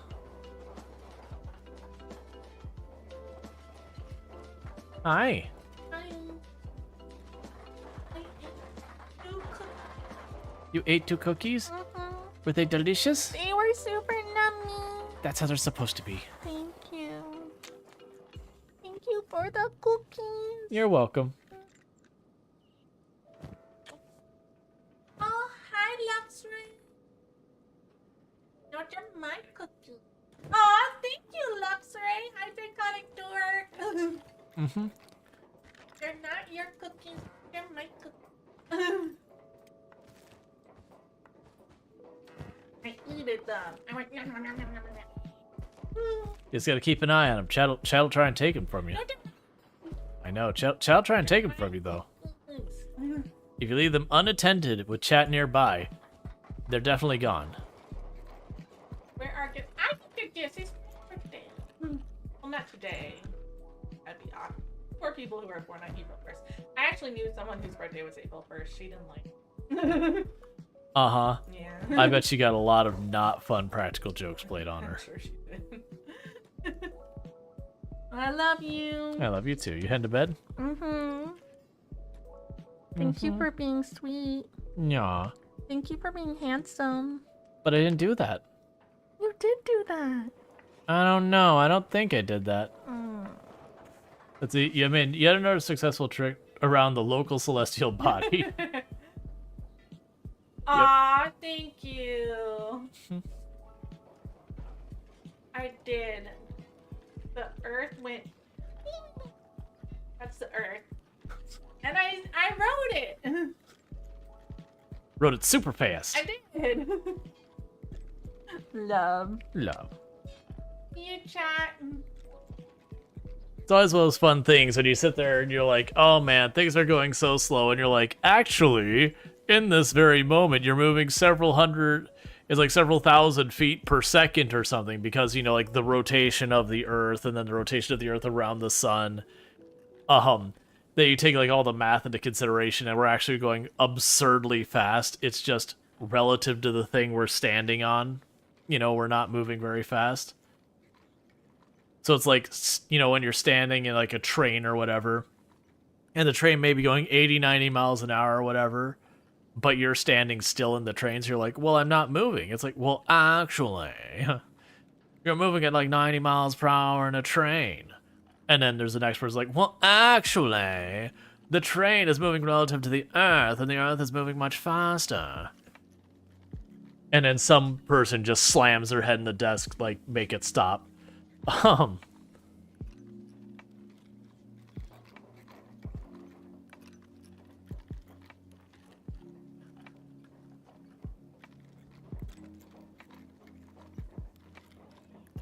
All motion is relative? Yep.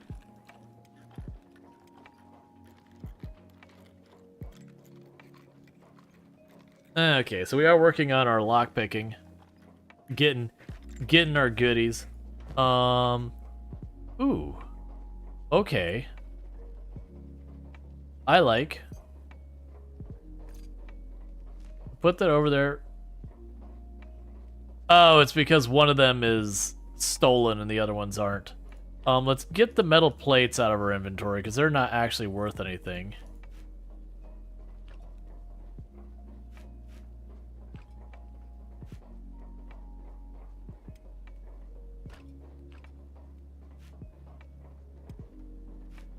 Okay, so that's pretty good.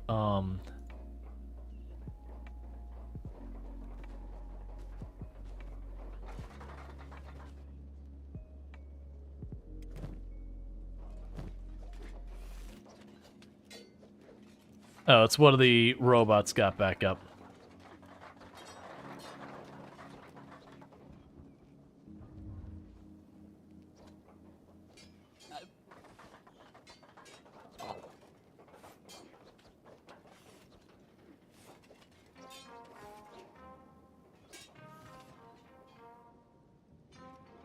Okay, so we still have our army of robots. They're just over there. So we're actually involved in the fight now.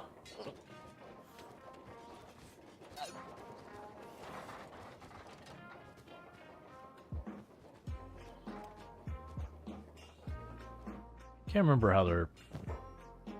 Oh, they actually have repair kits. Let's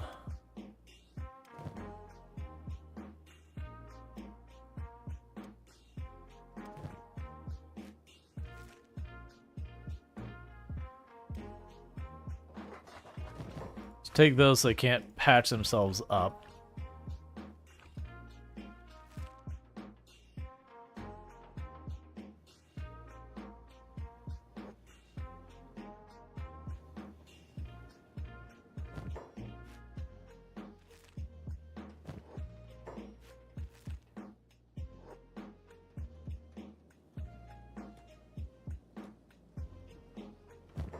Okay, we can take 2 CPUs and get Rual back to breaking locks.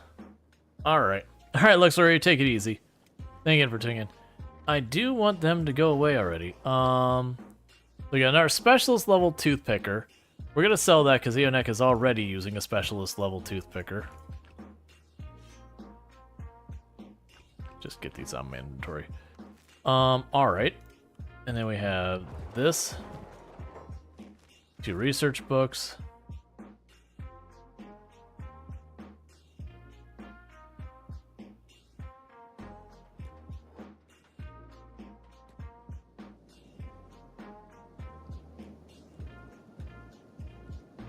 Okay, and Beep is struggling.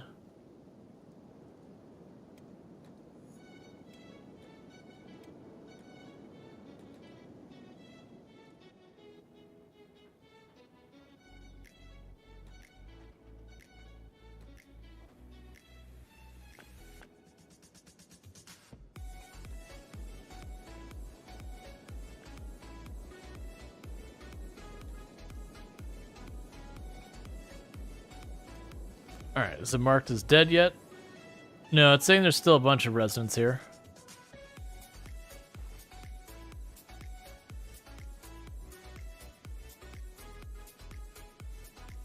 So I'm hoping...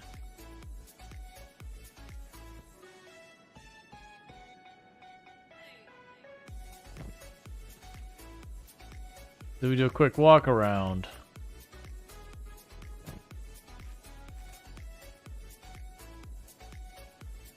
We can make sure there's no repair kits left with them.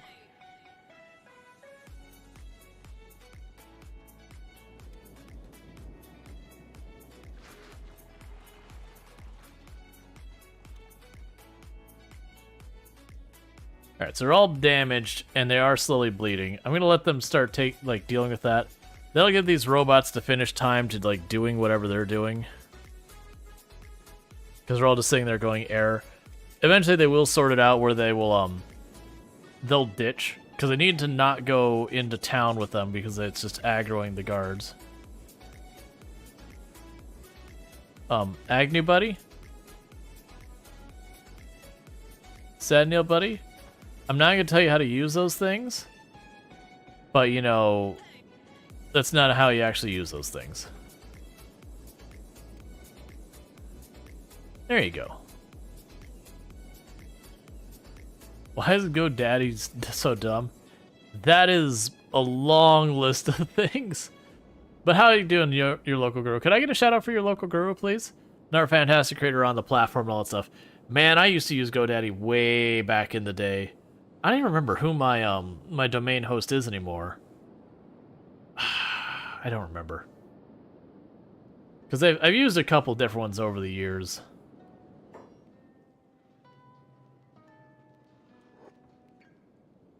Probably not going to work out for you, Dust Bandits. Just going to say.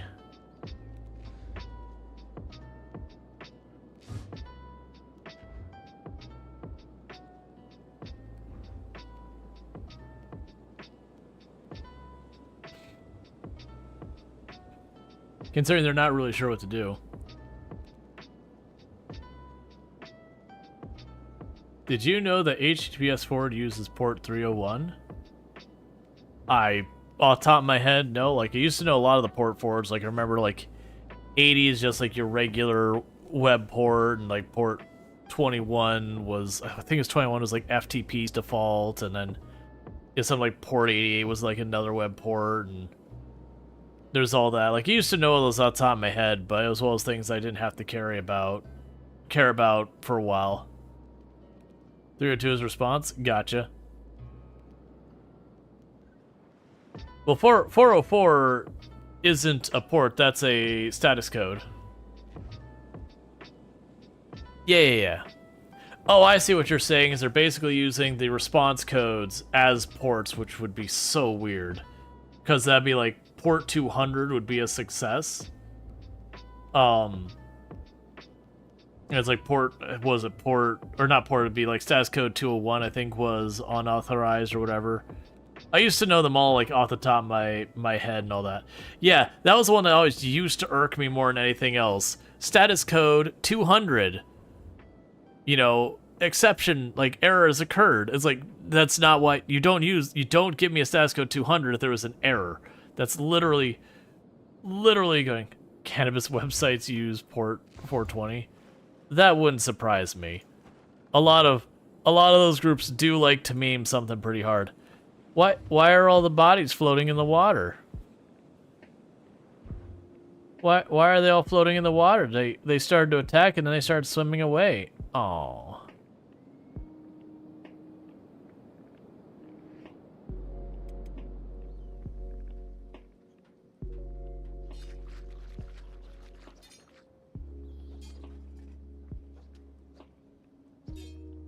That one still got their weapon. And now it's still got their weapon, so they probably have repair kits on them still. Oh no, never mind, I didn't take their weapons. Because their weapons are huge and take up half my inventory.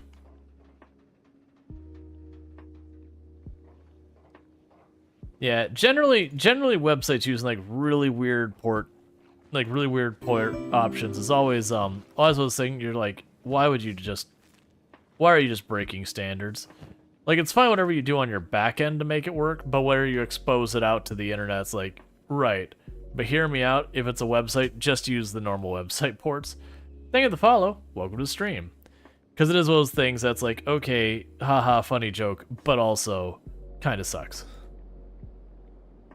Has side effects.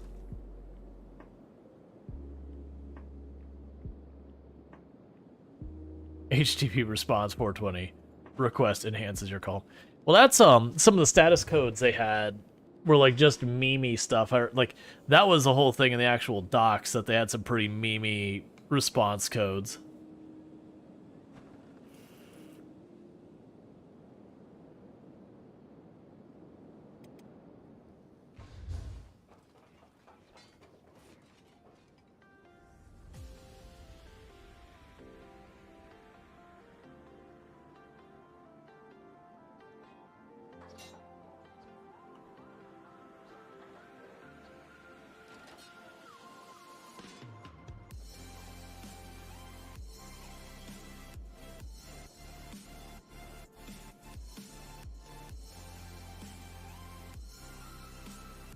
check that one, make sure they don't have a repair kit. Nope. Yeah, so while we're waiting for this thing to, because it's not, when you look at the whole contract thing here, where it's like protecting Rual Storge, contract expires in 42,000 days, it doesn't actually last that long. There's some type of event that causes it to end. And so all we're looking for is basically for a bunch of them to get knocked out. But what I'm doing in the meantime is we're knocking out the workshop here, because I wanted to say dead. Because to me, when I look at it, I see dead. You know what? I actually don't care as much. We're not going to worry about that. We're going to go down here. Come, friends. Oh, you lost your priorities.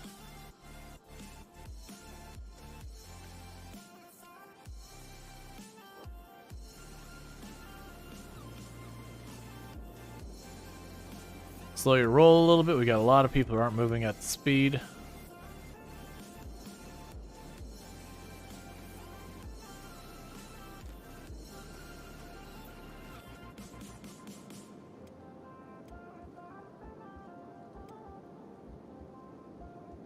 All right.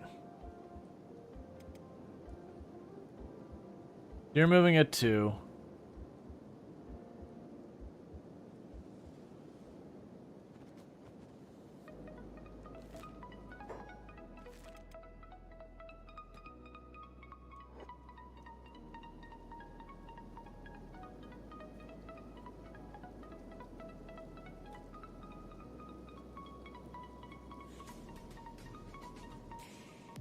Oh.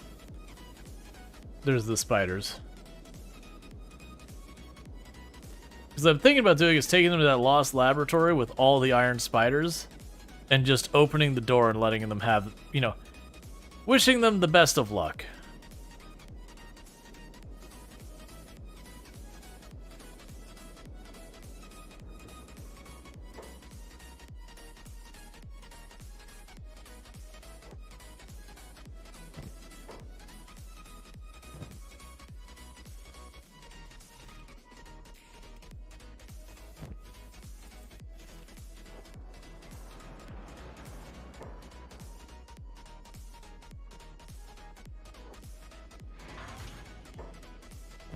Okay, just wanted to get that dealt with. Alright. And poor Beep is not keeping up at all.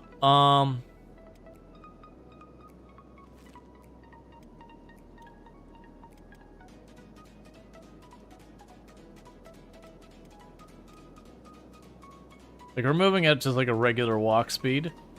But I just want to get down to the Lost Armory here where there's all those horrible, you know, iron spiders into it. Bring the giant ball of these guys and just quick save, open the door, and run away.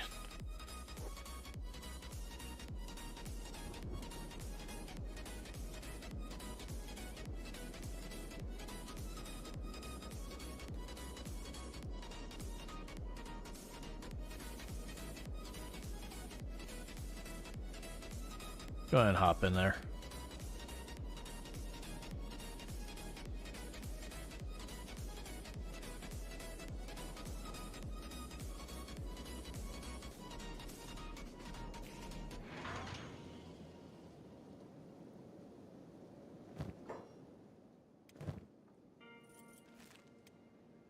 And we're almost there.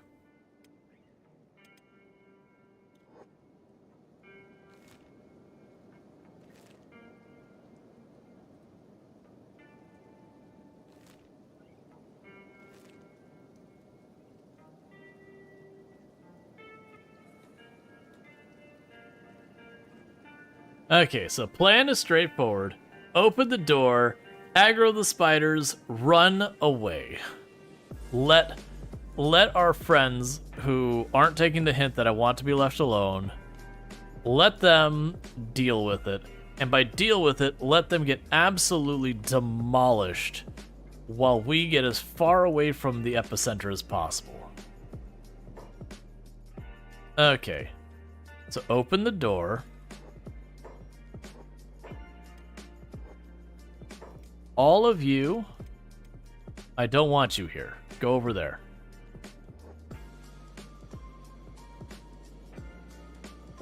Hi, bye.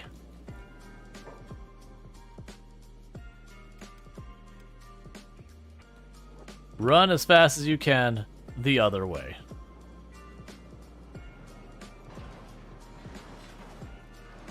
My money is solidly on the spiders winning that fight, by the way.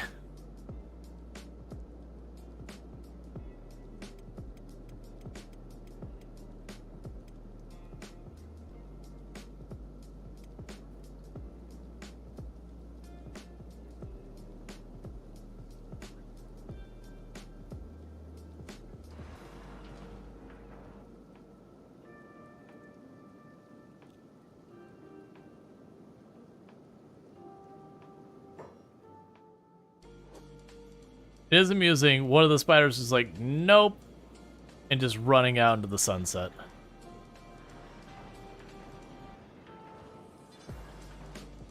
Are you actually gonna win this? There's like 12 of them in there.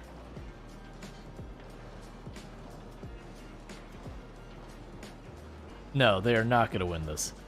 That's the answer, is they're not gonna win this.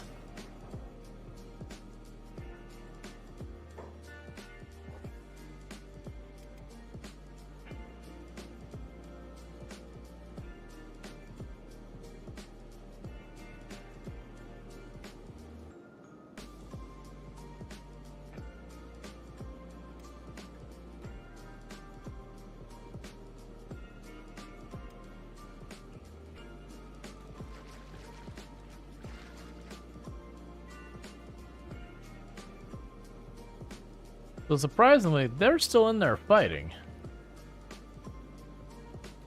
I figured they would have been long since wiped out by now.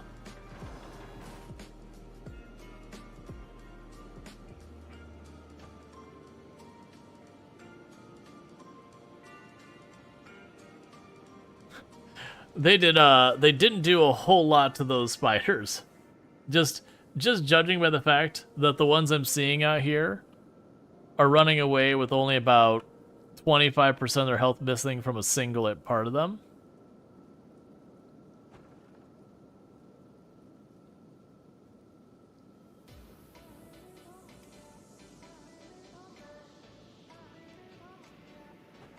You just see the flashes of like the spider over there as another one drops over here.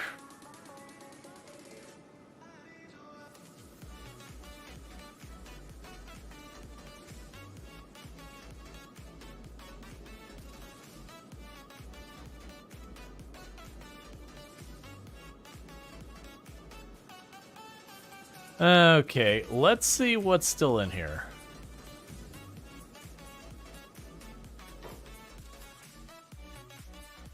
Not as much.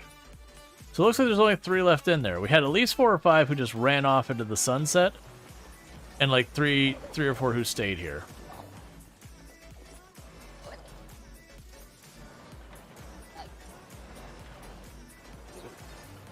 There's a good chance they'll find some pretty solid things in here.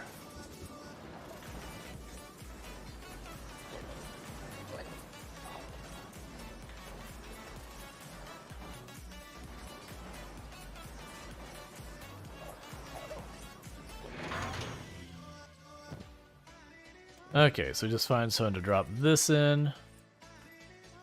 That's 1 down.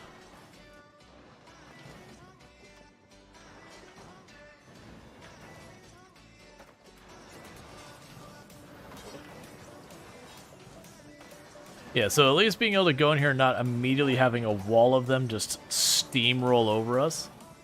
Using them as a distraction. They didn't even really do that much damage.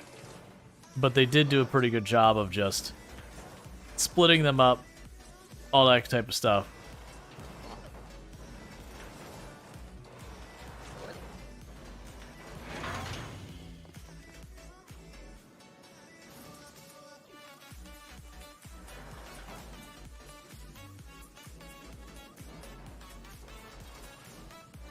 Hurry before it gets back up.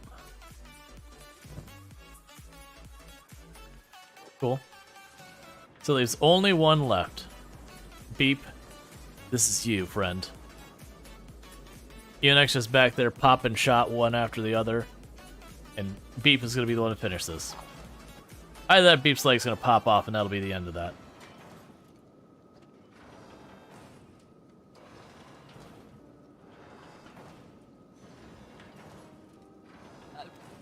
Or Beep is going to absolutely get wrecked. That's fine. We technically won the fight. We're in the place, and they're not here anymore. Okay, so still only She-Wolf is missing a limb. Nobody died. And a whole bunch of these robots that were following me everywhere I went have died or are dying. So they're not a problem anymore, so that's fantastic.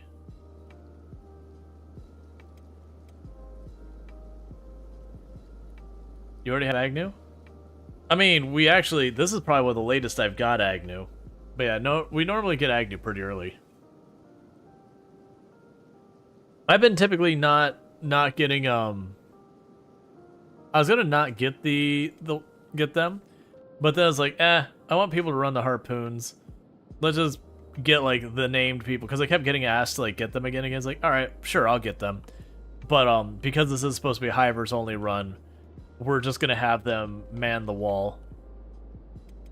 And I'll just, you know, so they're here, but they're not doing a bunch of the other stuff.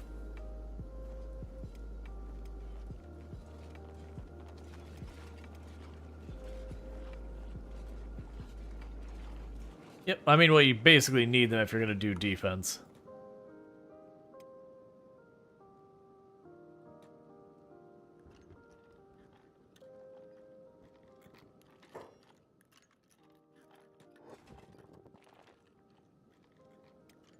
Alright, so let's see what we got in this place.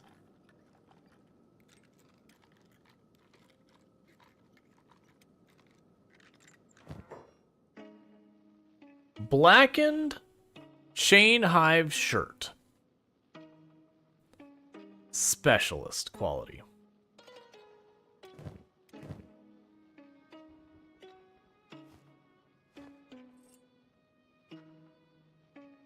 Oh, She-Wolf's not close enough.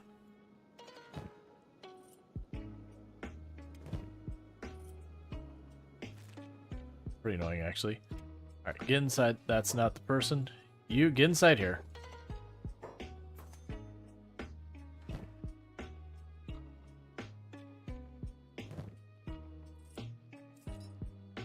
There we go.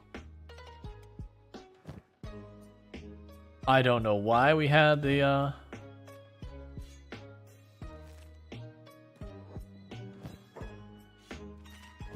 hive clothing in there, but you know, it is what it is.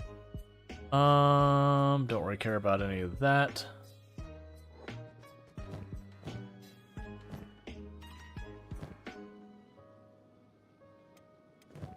Have a lock. Rual work that lock.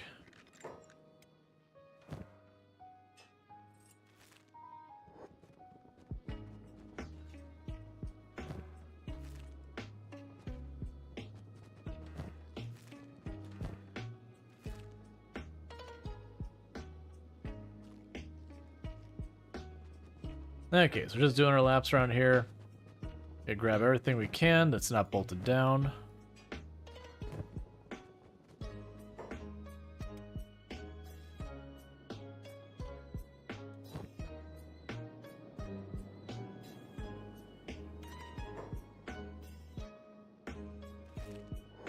Weird. Apparently one of them got inside, but that sort, I guess. All right.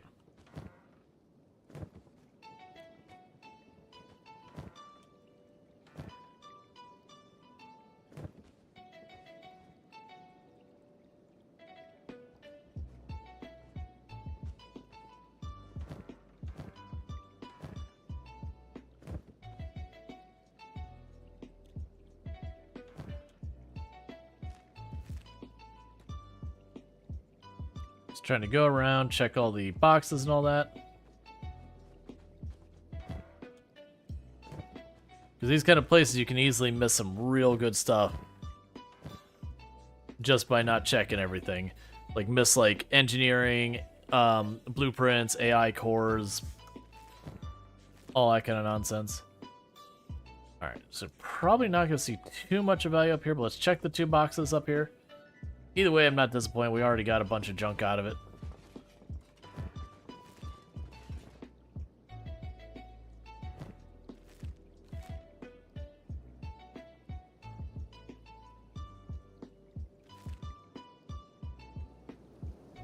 Alright.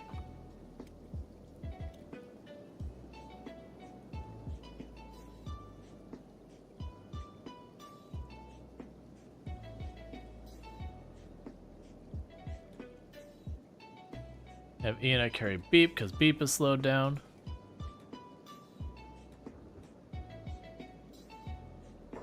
Captain Brody carry Jaywalker, same reason. Alright, so I'm assuming we're basically done with them helping out with us. Because most of them are dead. I couldn't imagine what happened. Oh, well that's inconvenient. So many of them are injured that we're just going to have to keep going.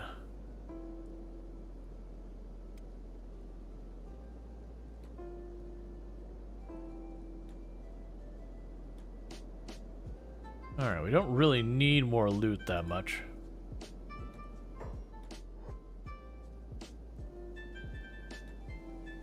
I do hate how it lurches forward when an enemy is close enough by, even if you don't actually go into combat. Like, the possibility of combat is enough of a problem.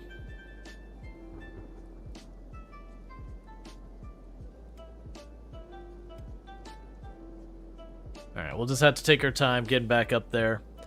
Selling more junk. Getting another limb. That's our life now, is just buying limbs. Let's try to avoid picking up even more of the spiders. We're getting run down is what's happening.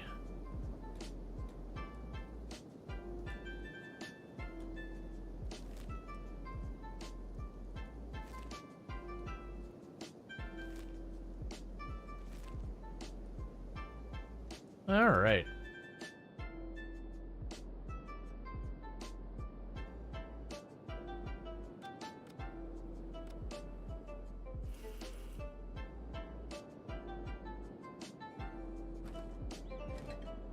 You've got the armor plates.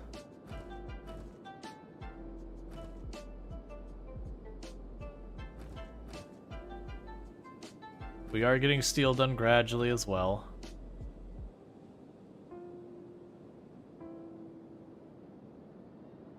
That's a big thing, is they're kind of on the ball with making that steel. That's okay, they'll get there. I'm not upset with them getting the steel done and being able to start moving towards armor and all that.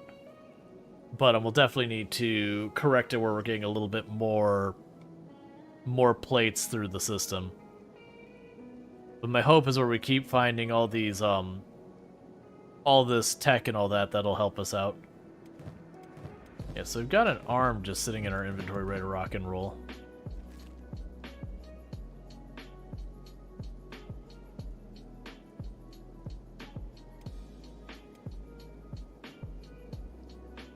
Okay, we're basically nearby.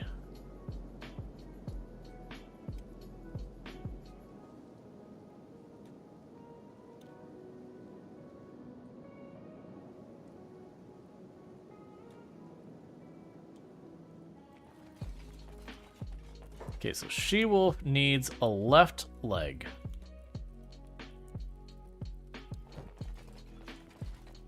Alright, so sell the weapon, sell these.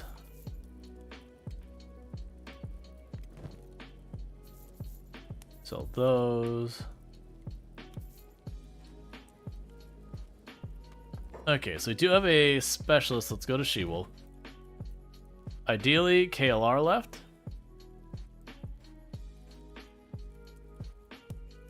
Masterwork skeleton leg left is not something I would say no to, though. We can't get a Masterwork KLR left.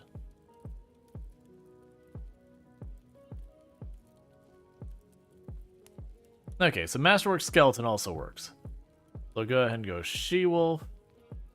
Grab that. Plunk that in there. Cool.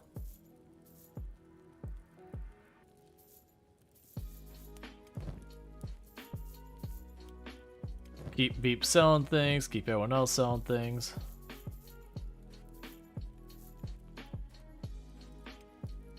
Alright. So you're out of money again. Is there another limb we want to just put into storage for right now? Got our Masterwork in here we just want to keep on standby? Nah, stealth.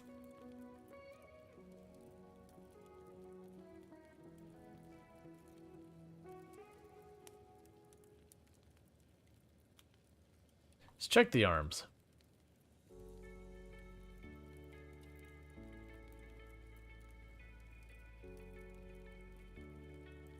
Can't afford it.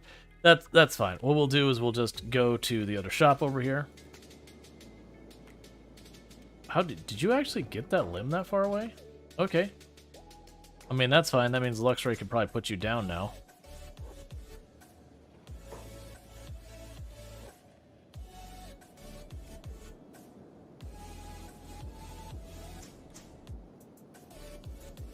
Okay, because we just need to go and visit the various shops.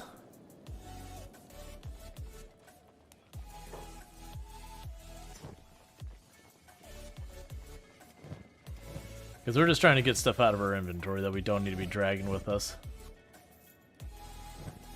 CPUs and random weapons and plates and all that that take up a lot of inventory space but aren't particularly important to keep. Alright, and you're out of money. So you go to the scrap house.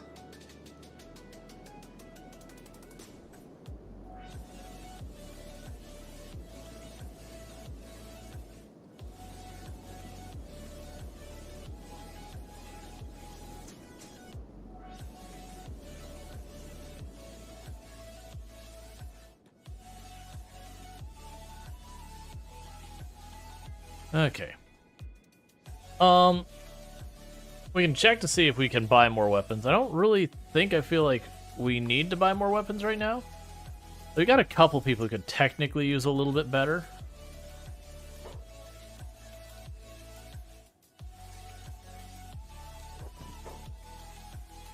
We'll see. 2 more circuit boards. 2 more circuit boards. There we go. Get all this out of here. Get that out of here.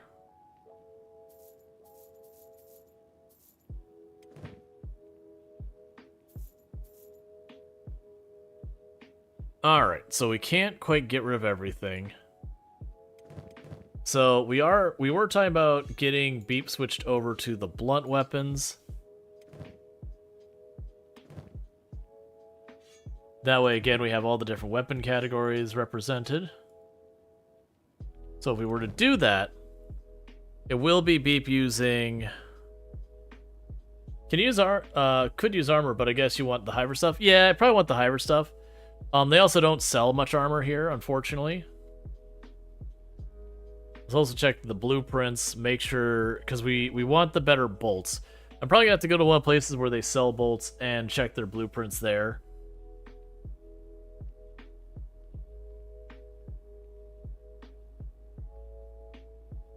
Just trying to find that.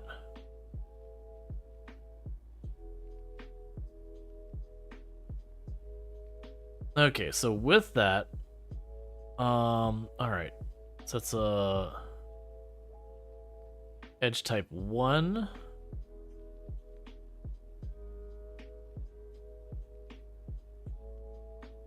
Basically, we want to get Beep onto blunt weapons. Beep have no weapon. Beep has no weapons at the moment because I'm literally going to be getting them blunt weapons. Because my goal is to have each person have a different weapon type out of the main group. That's the reason I have the number of people we have. So we can get the edge type 1. It's not my favorite, but we'll do that. It just sucks because there's really not much in the way of blunt weapons, and they're pretty underwhelming, in my personal opinion. But it's just one of those things. I want to have each weapon category presented, and I hadn't thought about it. And so then we got to this point where Beep and Rual were using the same weapon category, and so I wanted to correct that. Alright, you can use... There's a Mark II for your backup weapon.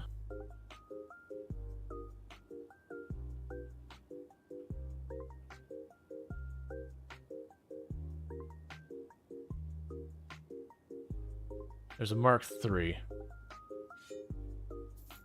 There we go. So even though I'm not actually a big fan of that particular weapon, it's fine.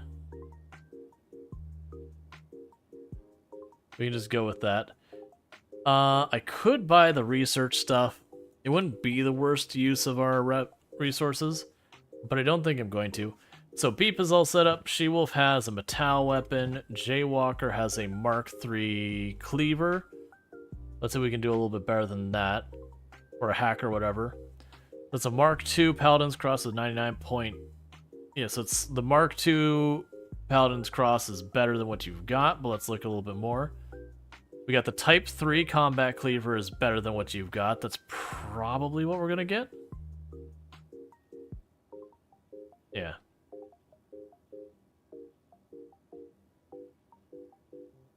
There's Type 3. Grab that. Do this. Sell you.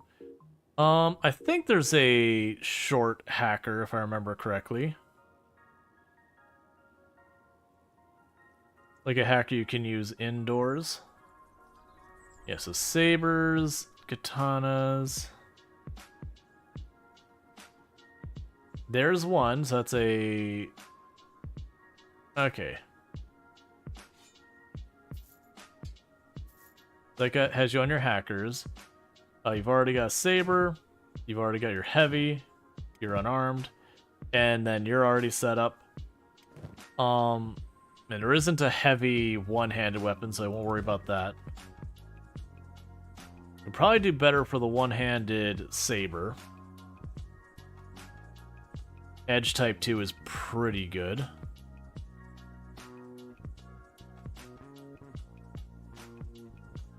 Yeah, it's gonna be the Edge Type 2. Which I cannot afford, so I won't even worry about it. Anything else I need to sell? Doesn't look like it. That's fine. So we definitely up-teched a bunch. We got some leftover money. It was mostly about cleaning out our inventory, honestly. So your leg's busted, your leg's busted. No one's else doing relatively well. We got a bunch of blueprints and all that we can go ahead and bring home.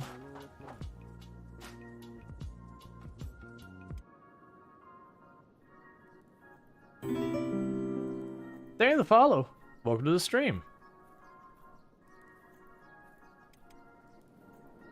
Alright.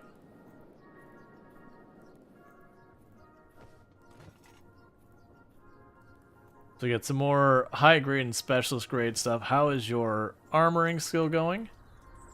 You're at 77. And that's getting like no progress at all over there. That's fine. We are making the steel. It won't be able to go too long before, you know, it runs out kind of stuff. We'll have you pop just down over here.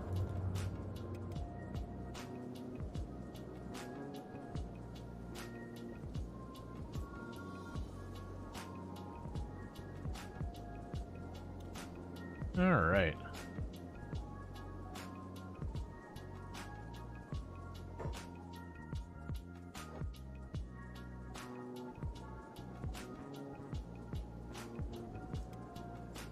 Yeah, so drop our research off back at home so I can get the next thing up. Our sentries are live.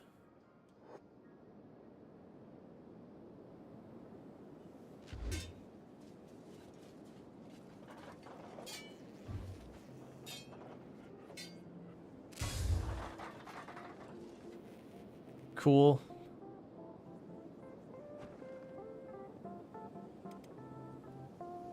just randomly deal with that. Alright.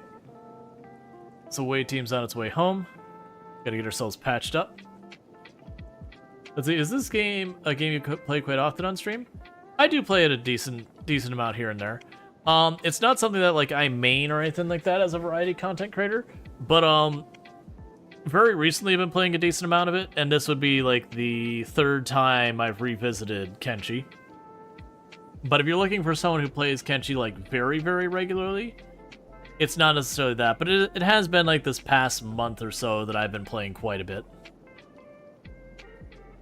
You know, and then I've played it before in the past as well. I don't think you're going to find very many people on the platform who main or primarily play Kenshi.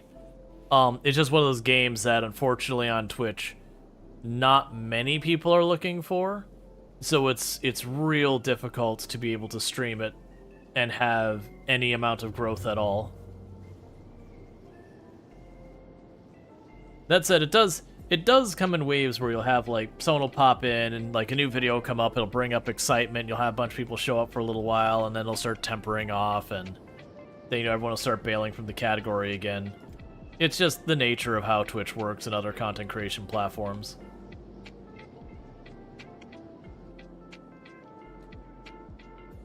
For like, more consistent, you know, people playing this game, YouTube actually does have a pretty decent number of creators that they do Kenshi. That's just what they do.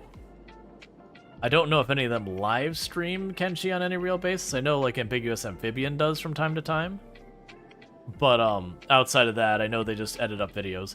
Because the problem with streaming Kenshi that's an issue is there is just a lot of time in Kenshi that's effectively downtime where you're just kind of managing things.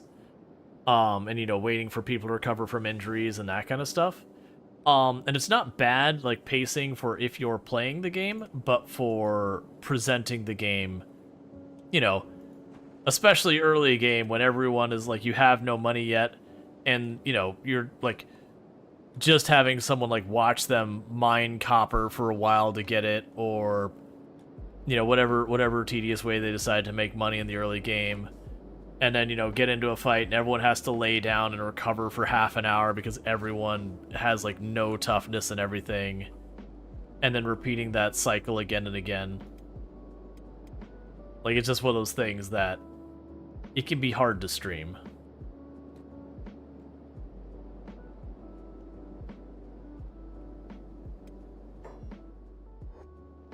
Alright, close the door. Okay, and a bunch of you got junk in your inventory we need to drop. I thought I'd gotten rid of all those, that's fine. Oh, right. That's still not done because all of our plates are being used for steel. Let's just turn off the steel production for a little while. Let these projects that have stagnated, you know, catch up. Alright, so you're already done. You see that YouTube video format seems to work good for Kenshi? You can add explain, focus on the action. Exactly. That's the advantage of YouTube, is you can take the parts of like a game that, you know, aren't necessarily the most exciting, compelling, whatever, and you can kind of bypass them.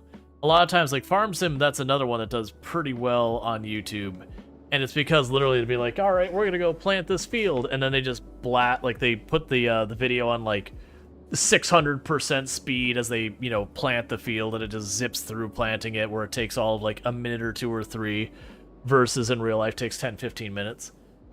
It's curious as it's on sale right now on Steam, and is gonna watch for a while before thinking about pulling the trigger. Thanks. Oh, no problem. Yeah, we play it enough that that'll probably be fine. Generally speaking, the way I would normally suggest, like, obviously you're gonna have to gauge whether or not it's the type of game you're interested in and all that sort of stuff. I will say one thing is you do need to have a decently high tolerance for jankiness in your games. Kenshi does have a bunch of just things that act weird sometimes and all that. The pathfinding can be honestly frustrating at times, which is not me making a good pitch for the game, but it is a very good game with an in-depth world and all that. It's one of those games that's good, but you gotta be cool with that. It's also the type of game that when you start the game early on, just expect to lose. the game is 100% going to... You're going to walk up to the weakest, most emaciated, saddest, pathetic-looking enemy you've ever seen, and it is going to absolutely demolish you when you first start playing. And that is normal. That isn't a player skill issue. That is just Kenshi. That literally there is a stat called toughness that the only way to gain it is to get beaten the crap out of. So that's just be ready to spend some time face down in the dirt, and that's you know, training, as it were. Stock of supplies, Drifter. You won't find any other outposts here for miles other than my own. Show me what you've got. Wow, you friend here. Oh, you don't have money. Well, look. There.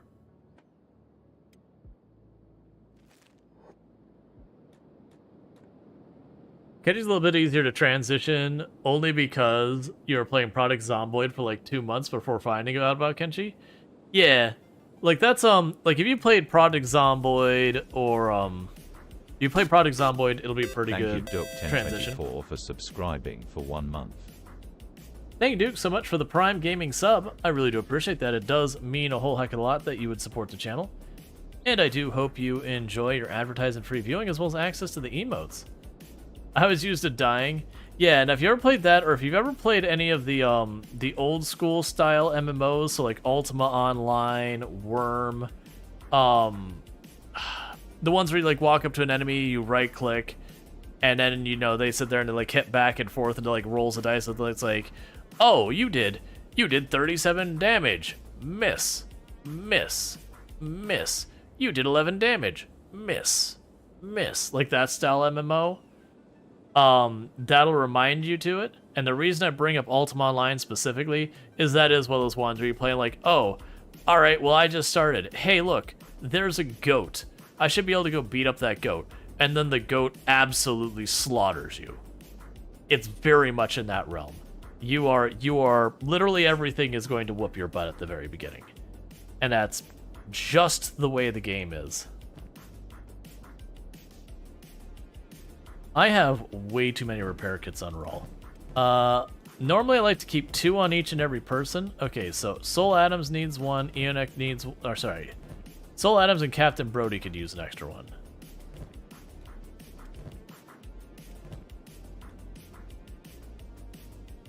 Yeah, with a modest chance of either being cannibalized or enslaved. Or just eaten by animals in general. You absolutely do have to worry about that. It does happen. And it is an easy way to die. And the other thing I'll say is this is one of the games that generally benefits a great deal from modding, but it's also those games I would recommend maybe not modding right out the gate, because it is one of those games that you can accidentally trivialize parts of the game by using mods. And, you know, then have not quite as fun of an experience. And you'll have lots of weird side effects and pain points that the mods will introduce that if you know the game better, you can do stuff about and accommodate.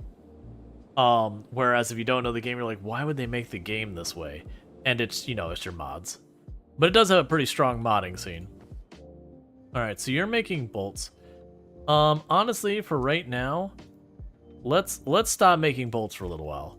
Because I've got enough bolts in there to keep Eonek stocked and ready for war for years to come.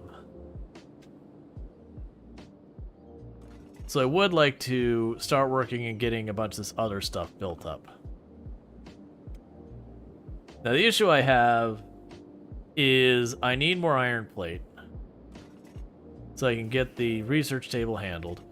Let's pause the construction of that and this and this so that they go and they get the research bench built. And then we'll unlock all that and turn it all back on. But it is also a weird game in the sense that you can kind of play it like RimWorld, where you build up a base and you get attacked and you have to do stuff about it and all that type of stuff, and you get stronger and all that. That's one way of playing it. Sorry. You can also get a group of people and, like, roam the world and check out ruins and fight tough enemies and get rare items and do all that kind of stuff. There's also, you can play as a bounty hunter. You can also just do, like, trade caravans and all that. Sometimes where you're doing, you know, perfectly honest, you know, reasonable trades and, you know, smuggling and all that. You can go as much into one way or the other as you like. So the game does offer an incredible amount of variety. But it is those things. It could also be daunting to some people. It is a game also that does not have a, like, this is like the big bad boss, this is how you play the game, whatever. It's sandbox style, which does mean you get plunked down in the world and you just do what you want with it. Some of the common ways that people will do a run is they will start as one of the starts where they start enslaved, and then they'll turn around and, you know, escape, and then they make it like their characters like crusade to, you know, bring an end to slavery, that kind of thing. Usually violently and horrifically, but, you know, that's just Kenshi things. You'll also have people who do like the Hiver run where they get back at the hives for exiling you, or they just, you know, everyone has different people they dislike in Kenshi because pretty much most of the factions are all pretty awful. So they'll be like, oh, I dislike this faction the most because they do this, so we're gonna go wipe them out. There's some very, very conquest-oriented players out there. Okay, so we did get that bench built, so with that we're going to unpause that. And this. And this. Turn back on steel production. We're still going to keep the bolts turned off because, like I said, at the moment I just have a lot of bolts. Meanwhile, we'll go ahead and drop you off and you. Get all our research stuff tossed in here.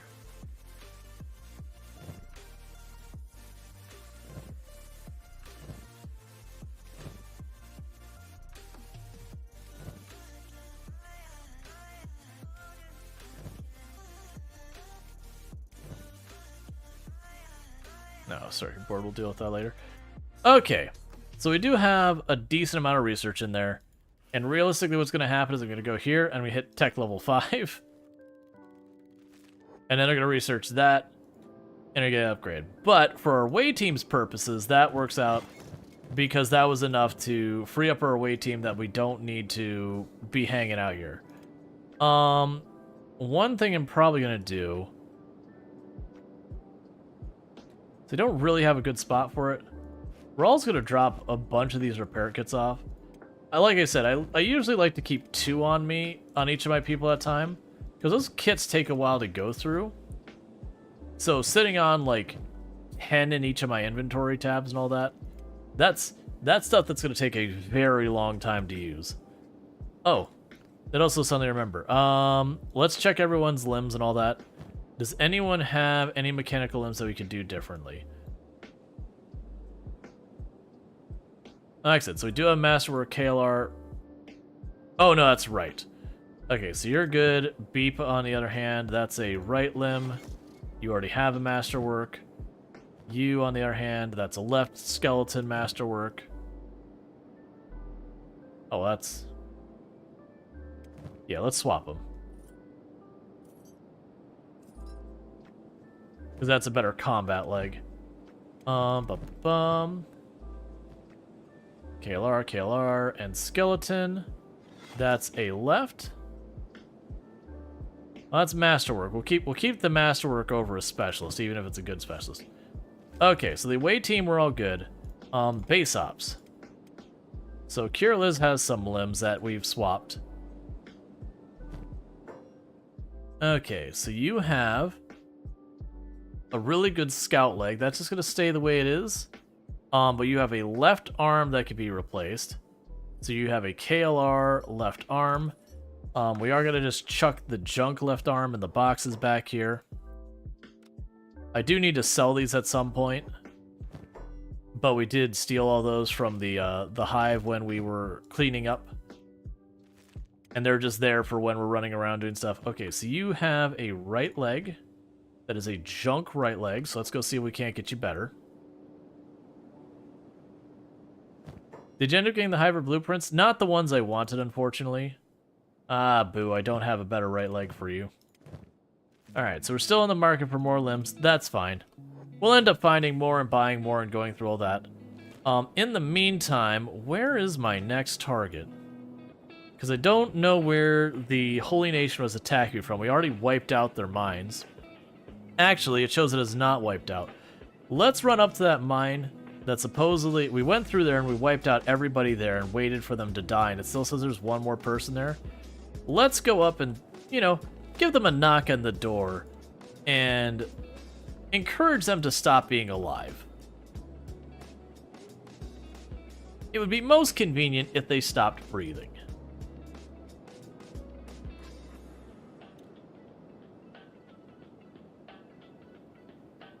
Yeah, we did get the Hiver under armor, whatever you would say, the lower layer armor. We didn't get like the regular armor, like that stuff. Oh, good, we finally got the rum stills. Okay, so let's go ahead and say go towards the Holy Nation.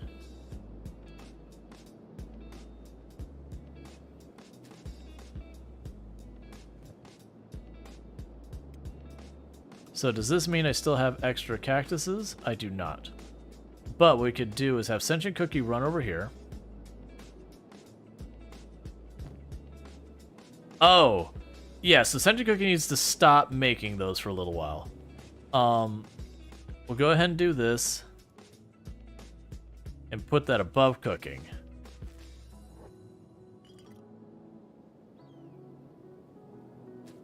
We are full up. Let's go ahead and do storage. Food storage. Do this. Confirm. Let's see. Okay, can you still get it, or did the big things wipe out the hivers? So the big things wiped out one of the hivers towns. There are a bunch. We are now enemies with the Western Hive. That is one of the things I've debated doing, is running back over here, because we've wiped out that one. Just going to the next Hive village, and, you know, trying to make it happen. How many chew sticks did you make, Cookie? Yes. I missed what the last thing that got built there was. Was it the other still? Oh, good. No, they made the barrel so we could store the food.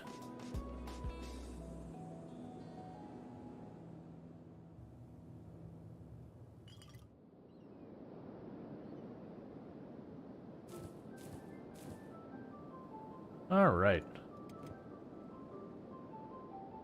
Liberate the Hivers from their queen. That's what we've been doing. Like, that's the thing. I debated if I wanted to do another recruiting run. It's a bit of a trek. I do want to find more of the blueprints and all that. We got one of the big ones. You're doing your best to not look at any maps, and you can't find a new city. Half the fun, as well as character creator. The posture slider is cursed, I tell you. That was, I didn't end up making the video, but I was starting with the video with a character.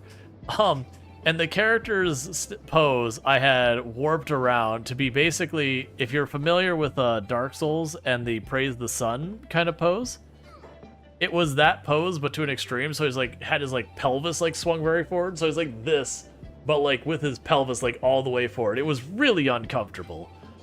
But it seemed like the kind of thing that someone who is really, really full of themselves would do. And then the gist of that run was the character was actually like completely incapable, inept, whatever you want to say, because that's the way your character starts in Kenshi. But, you know, for those familiar with the Dunning-Kruger effect, which is, you know, where you're so like you don't know something so badly that you cannot, you think you're good at it kind of thing. So basically you have a level of competence that's so low in a thing that you cannot recognize the fact that your competence in it is so bad.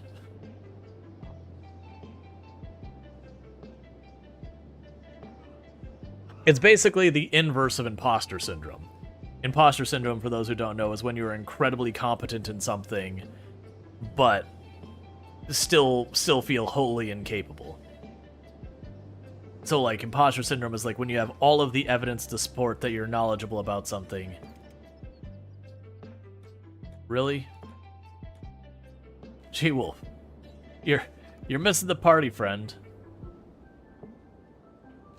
I'm gonna need you to... Oh, right, the door's closed now. Open the gates.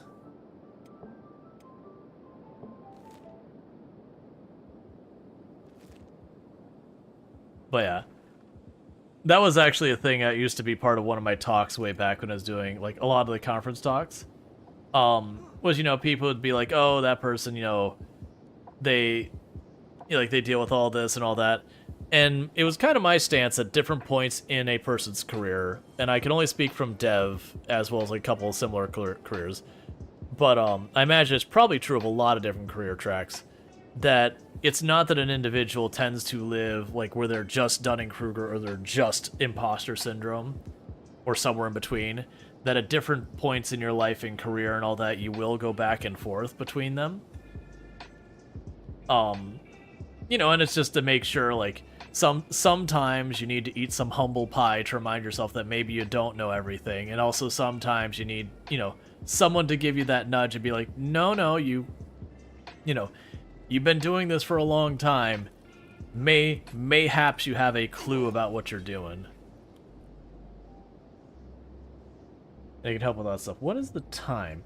Okay, so what's going to happen real fast is I'm going to quickly pause because I need to stretch my legs real fast and grab myself a new drink. I have run out of things to consume, and my mouth gets parched after a while talking. So I'm going to grab myself a drink, use the restroom, all that kind of good stuff, and be back in a minute. In the meantime, thank you so much for tuning in, and I'll be back in just a few. So thanks for watching.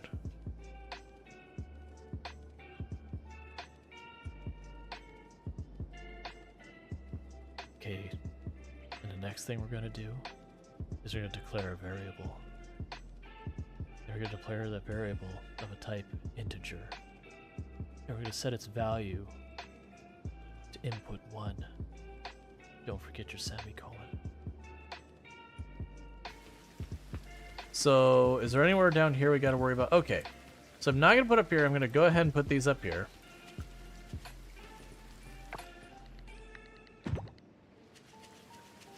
I had gotten the amount of tomato seeds I wanted, and then the game was like, congratulations, have tomato seeds. I was like, wait, no, hang on. Is there anywhere we got one? Hoo. So, our close saved us there.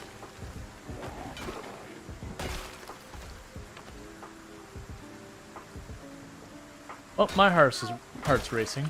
That was some BS. We even banged on the door and everything first before we tried it. It was real close. We technically got... Not... No, Is there not... still bad. That was worse. No. Why? I hate you, bookshelf. Alright. Always the, like, the one ASMR, like, coding thing tends to come up with those clips. As well as ones that keeps popping back up every once in a long while. And you're like, you know what? I did that one time as a gag. I don't even remember what led to it. People were like, oh, you know. You know what I think it was? We were playing Project Zomboid, and I think it was people were mentioning that, like, where you get into that rhythm of just killing the zombies on stream, that it kind of becomes like a weird ASMR where you just, you know, the ka-chunk, splish, ka-chunk, splish of that. Just, it can kind of have that, like, ASMR rain kind of effect, even though when you stop back and you think it. You had a cooking stream, it's time for an ASMR stream. I don't have interest in doing that. Like, no judgment about the people who do those types of streams, for the record. Like, I know there are people who get all bent out of shape about, you know, people doing like hot tub and ASMR and whatever streams and that kind of nonsense. I personally don't care. Cause there's so many people like, oh my god, they're stealing my viewers. And like, here's a hint. The person who is going on the internet to watch people be sexy, if they can't watch ASMR streams or hot tub streams on Twitch, it's not going to be your channel they're going to tune into. What they're probably going to do is they're going to go to their good old friend, Mr. Search Engine, and they're probably going to be typing in the word porn. And it'll probably go from there. So that's where that audience is go. Or they'll find something else like, you know, I don't know, like, what is it, like the adult chat rooms or whatever, I don't know. The point is, that's a person who is looking for a type of content that if you're not serving that type of content, you're not in the running. It'd be, for example, everyone suddenly going, man, those Call of Duty streamers, they're just really taking all the people away from RimWorld. It's really hurting the RimWorld category for all of this Call of Duty streamers. And then expecting that if like one day they banned Call of Duty, that suddenly it'd have a bunch of RimWorld viewers. And here's a hint, that's not what would happen. Most likely, all of those people would either go to other platforms that don't ban it, is one possibility, or they would go to a similar game. Almost certainly another first-person shooter.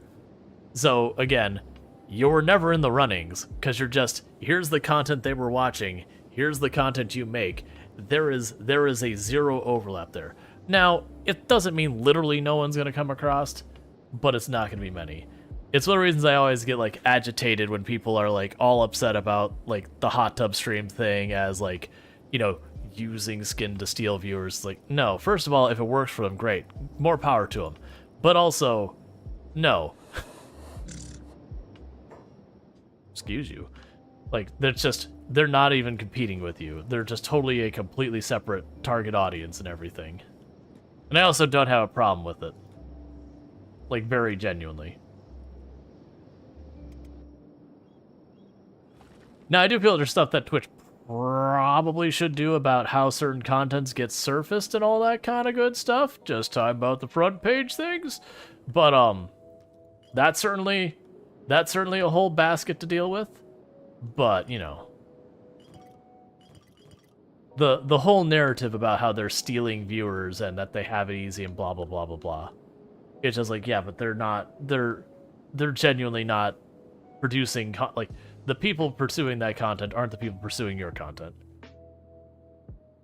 Winter says, you don't mind that part of it, but, if I'm gonna watch ASMR, I'm probably gonna be fully clothed person and more than near-shaped mic whispering.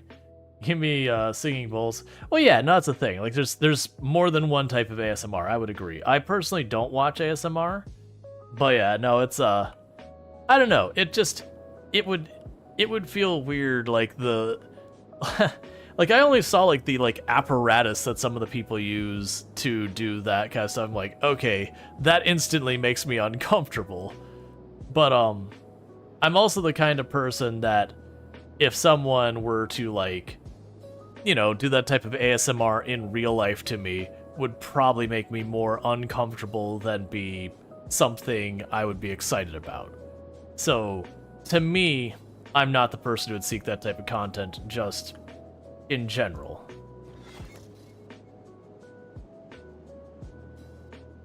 But, like, the rain sticks and all that, sure.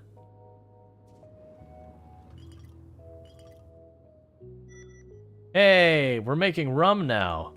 And it's time to upgrade our tech bench again.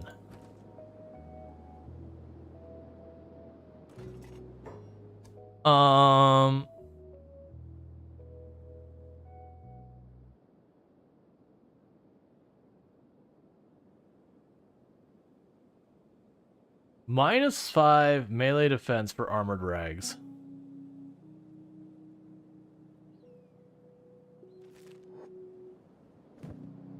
We'll definitely want to get some better patterns for the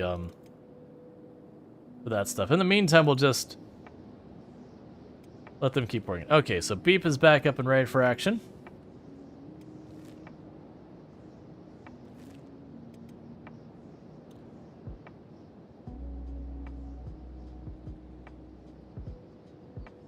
Why are you not eating? There's a bunch of food in the inventories, right? There you go. Have an extra.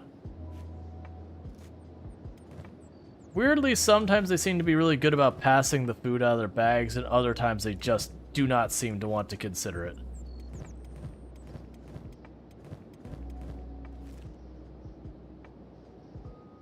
Okay. Classic Kenji Jank. Oh yeah, no, it's just one of those things that, like, it is one of those things that after you played a number of hours of Kenji's like, you know what you should probably do? Just reload the game. But nothing's not, like, everything's working fine. Yeah, but you should probably just reload the game anyway, because, you know, it's Kenshi, and it's probably gonna just break. Alright, so it still says there's one person here. I have a feeling when we left, there was a singular, you know, singular prisoner still in the cage. Like, I tried to free them, and they just got back in the cage. There's, like, the predisposition personality-wise, so I believe it's, like, coward or whatever.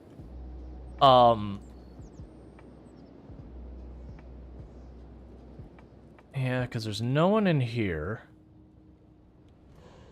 Probably choose sneak.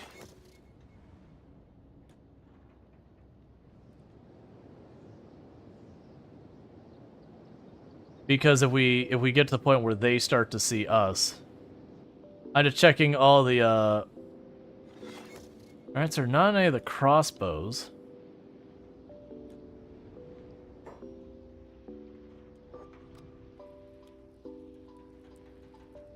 There's a tech hunter here? What?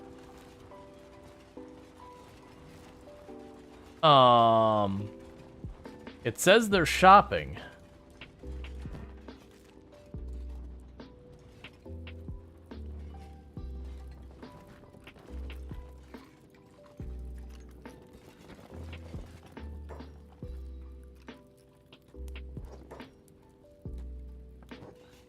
Look, I was trying to bring an end to slavery there, Tech Hunter. So I didn't start the fight, but you definitely didn't put up with it. Reload? Oh no, we're totally killing this guy.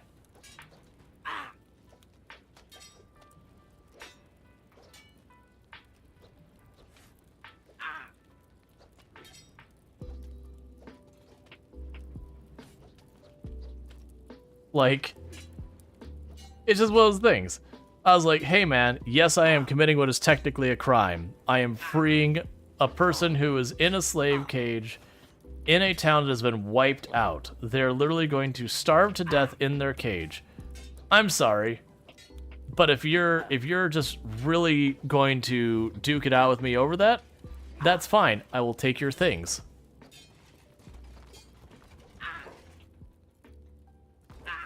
Oh, slave mongers?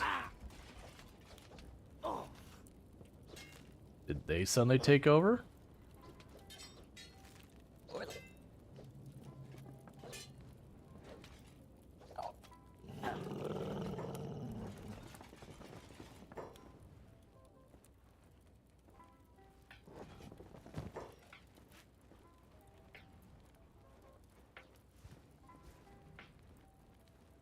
Wow, your weapon is mostly crap.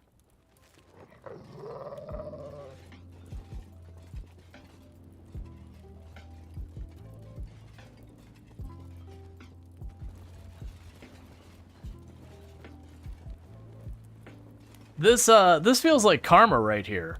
So I was freeing a slave, and the tech hunter attacked me, and now they're being made into a slave, so... You know.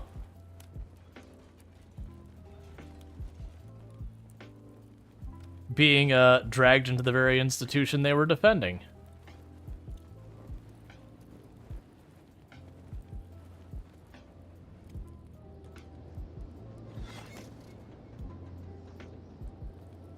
Goodbye, Tech Hunter. Meanwhile, back to actually popping that open.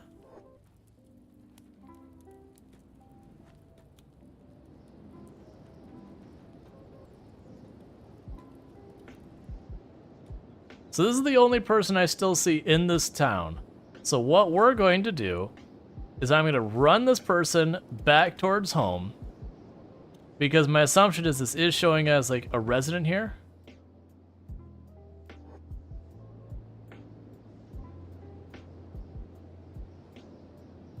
And then we can ditch him. Yeah. Hey, Tech Hunters, thanks for the hat. Yeah, I forgot we can wear these hats. We should probably make some hats for our people. They offer at least a little defense. There we go. The town is dead now. You may leave.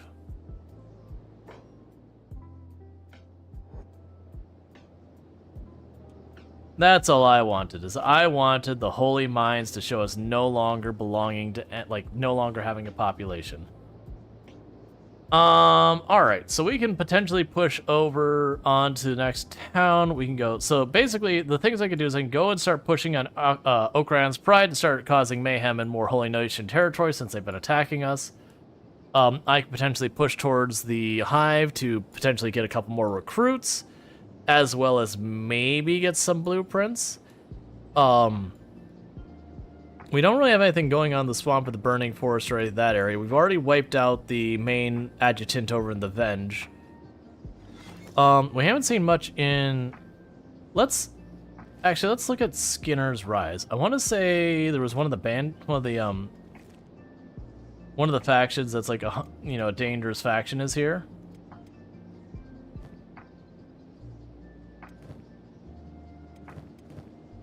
She-Wolf and Jaywalker need food because weirdly we're just not sharing.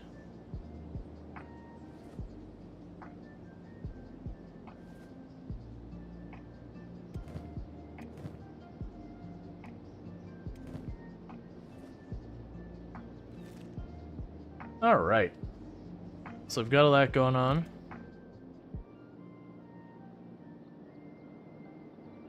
Did you do things with the Black Dragon Ninjas? Yes, we went in there and we murdered them. Because they had bounties only with people who I have bounties on myself with. So we definitely beat the crap out of them, made sure they're nice and injured, threw them in the cage, and then, you know, let that sort itself out, as it were.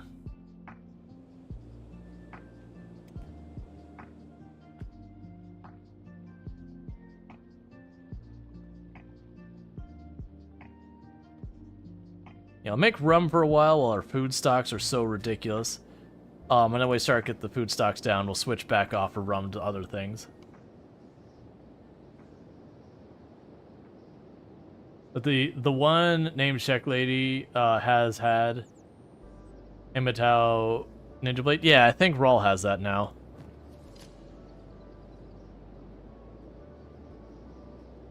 So...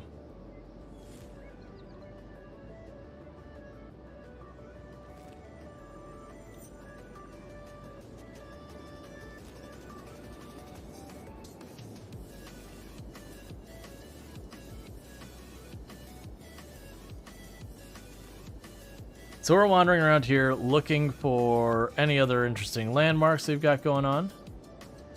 And if we don't find anything, we'll go towards Okran's Pride and we'll start hitting one of the, like the farmlands or something.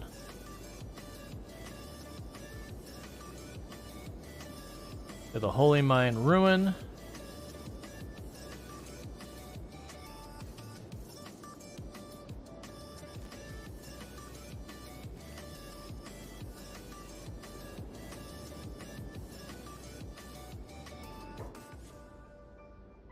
Oh, Dust Bandits, you say? That simply won't do.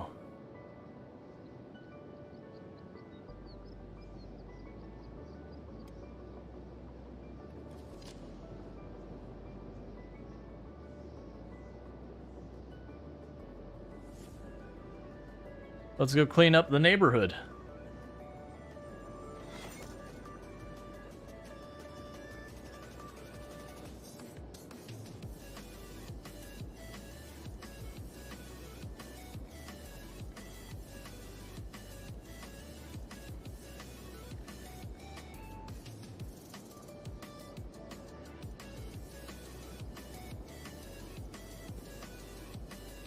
Okay, I'll start by going after the one on the crossbow, and then just let them get to work.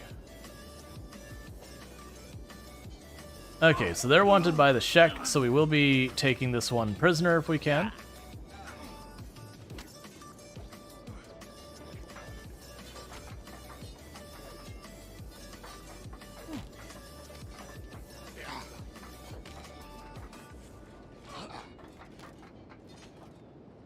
Yeah, so unfortunately, because we switched Beep's weapon type, Beep has gone from being very effective to very not effective while they relearn. I meant to switch it a while back, and then forgot. But they'll get there.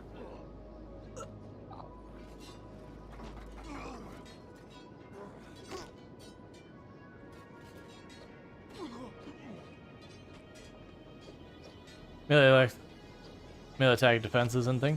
Well, Beep's attack speed has gone way down.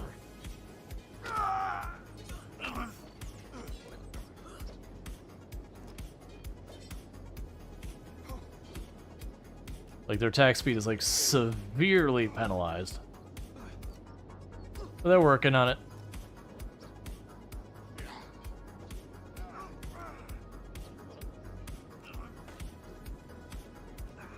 In the meantime, we're just gonna mop the floor with everyone else here.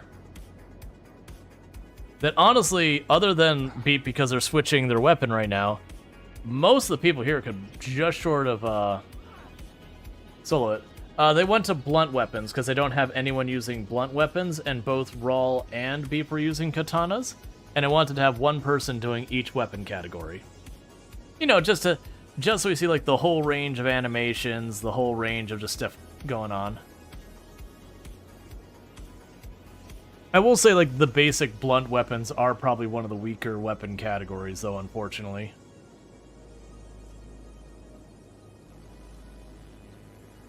At least they give you a decent amount of defense.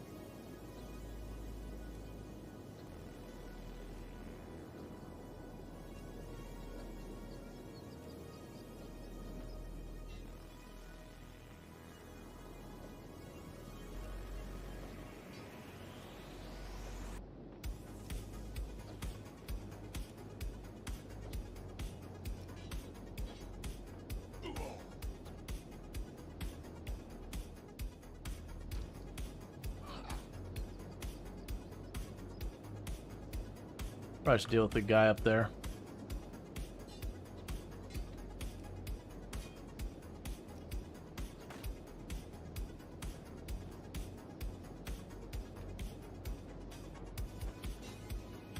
Enoch just found themselves like an Overwatch point. It's just hopping off crossbow bolt after crossbow bolt.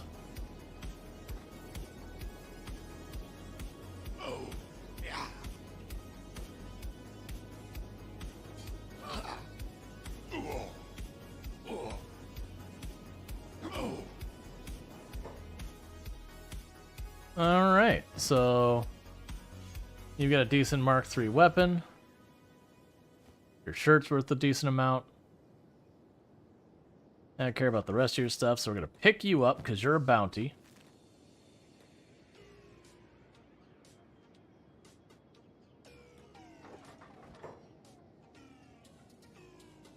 Start first aiding them. I don't want my bounty to die. It's worth a lot less money when they die. I'll deal with it in a minute.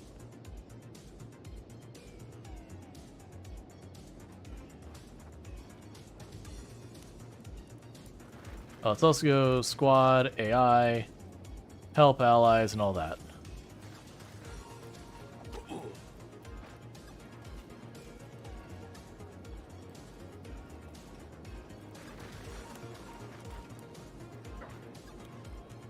Okay.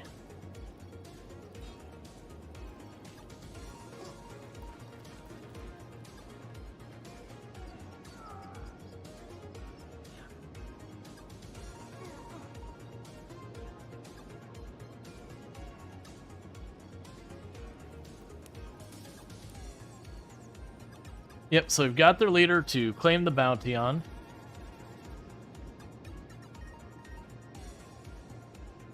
And the only building intact is this building.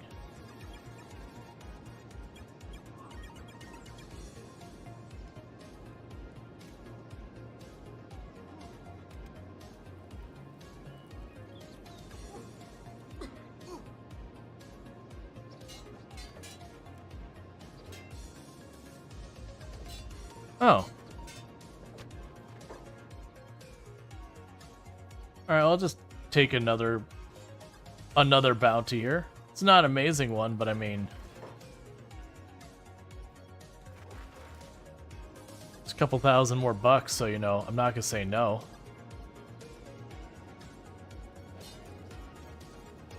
Ah, I see. So where I mentioned the Dust Hunters, that was here. So this area is, you know, officially dead as far as that's all concerned.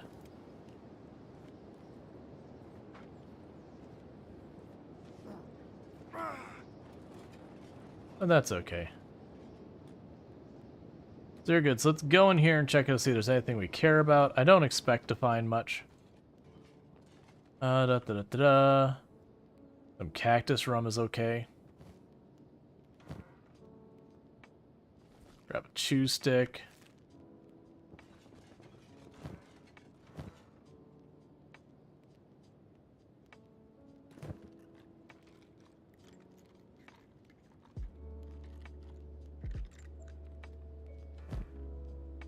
Alright, we got blood rum. So... Okay.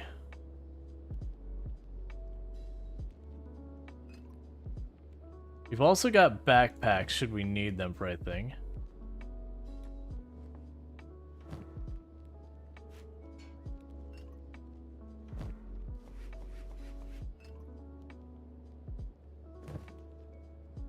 And we're leaving the ashes because we don't really need it. That's just begging to have problems with the guards and all that. I don't care. What do I care about being caught stealing? We killed everyone here just about. On paper, the town is dead. Alright.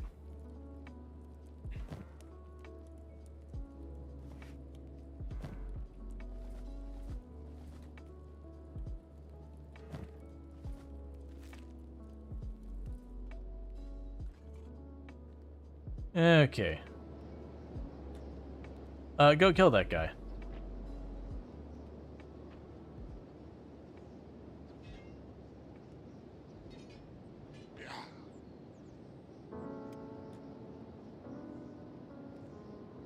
Okay, so officially, the town is dead. We could run them all the way to Squin to collect the bounty, which is a hike, unfortunately. But we got 2 bounties here for like 25,000. Hey. I'm sorry, survivors not allowed.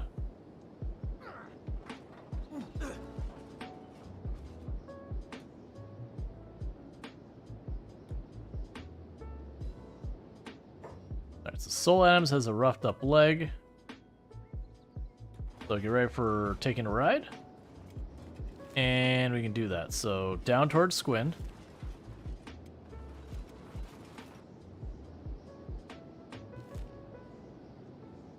And that is another location that we have cleared out.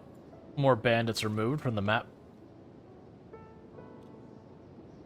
So that maybe someday we'll stop dealing with the Dust Hunters and Raiders and Reavers and bandits and all of them.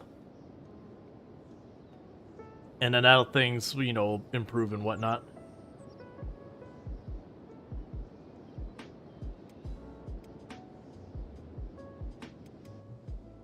And home team is doing home team things. We've got all of our corpse furnaces on if I ever feel like using them. They're available.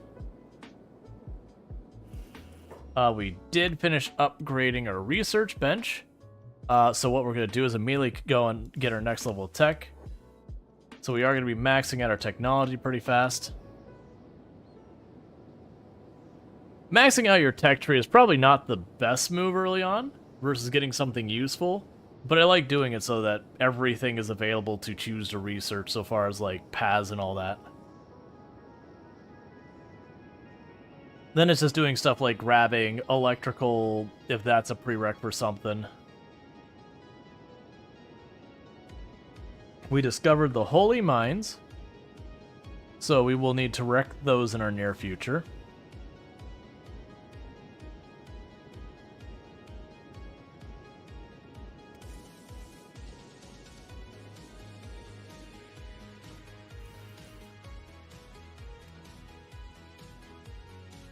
Yeah, so we got 1 more AI core, 5 engineering prints, 12 ancient books, and 13 of the regular books. That should be fine. We do have some guru backpacks. I do think in the later on, we probably will get, you know, we'll effectively use our home base to make a trade caravan when they're strong enough that I feel comfortable with them, like making a run when we got a bunch of supplies to sell.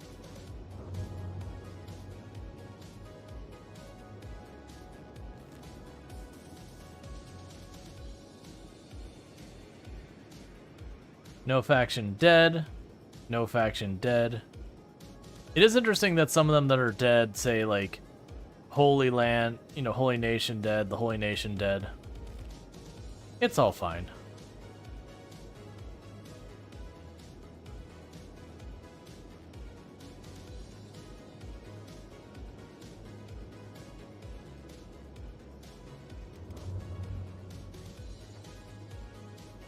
Okay.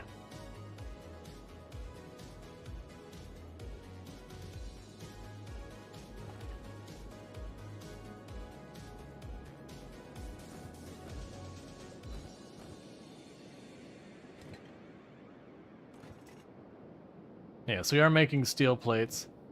We're probably gonna have you step off that, because that could be like Darstrider will probably keep on that. So let's have you stop making the plates, and you go back to making medicine, and then Darth will just keep doing their thing, because Darth is just getting their armor skill up there real fast. They're about to break 80. Everything they make is at least high grade with the occasional specialist.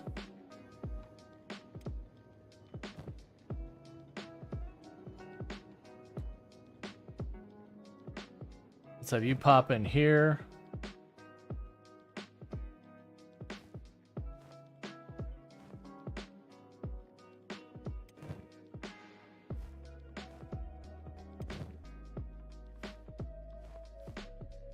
And just swap these out for the better ones.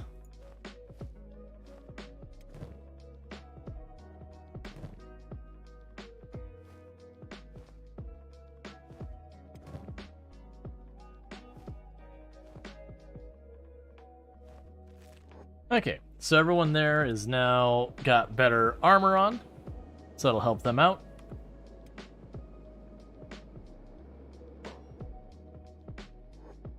The big thing is, in not terribly long, we'll probably want to start having our people convert over from what they've been using so far to start moving into heavier armor. Because we've been using just kind of basic armor that we've been stealing off the Dust Bandits with like little patchwork here and there when we found something good. We'll probably want to go out of our way to, you know, eventually move on to something like samurai armor or the it's the painted armor that the hivers normally wear.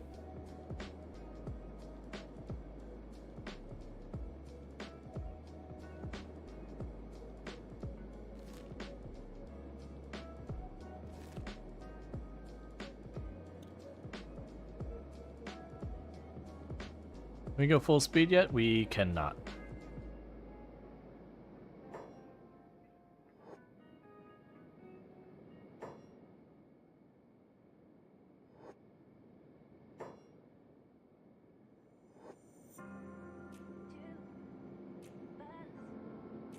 And how are you doing? Your legs are still recovering.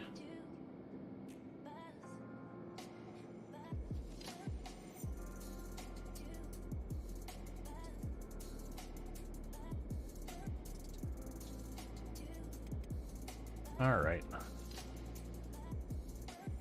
But yeah, we can drop these ones off. Maybe pick up some more recruits for the home base production. And make a move on the next hive. Since we're all the way over here. Hey, Senderin, how's it going?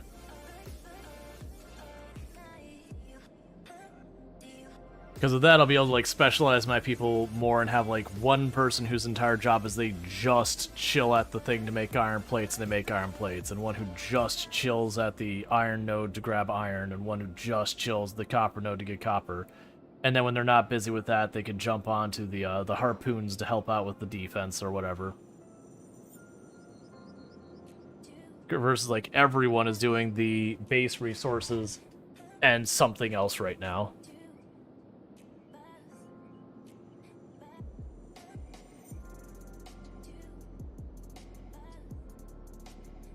We'll have one person who we just trained to effectively be a runner. Just grab a bunch of goods, run them, and sell them.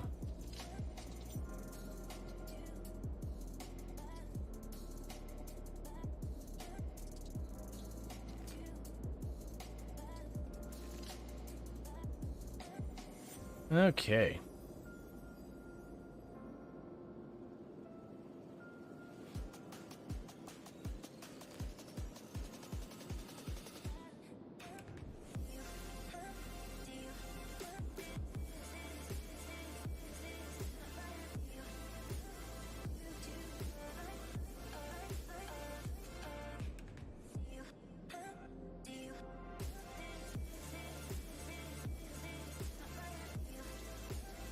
Alright, and I'm just saying because I don't remember if blood rum is a, is illegal or not. I always want to think it is, but I never remember if it actually is.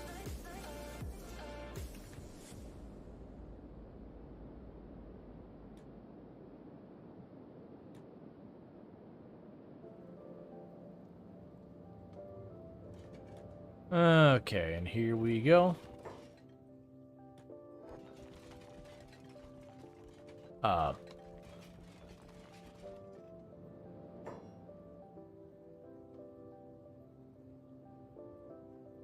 Excuse me? I think not.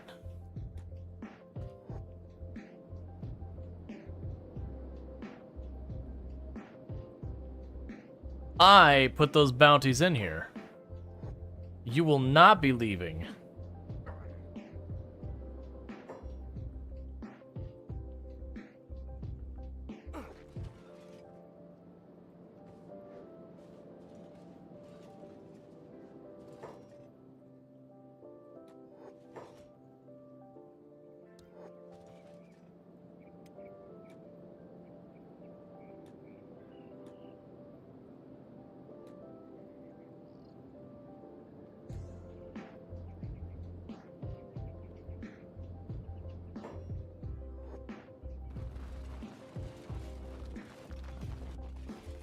Where's the guy in charge here?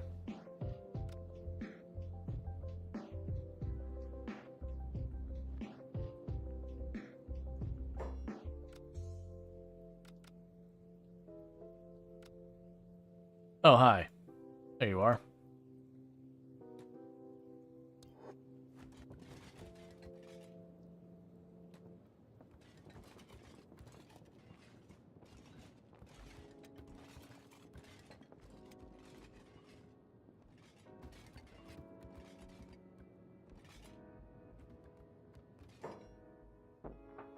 What? Dude. It's not... You just gotta keep him in a cage, man.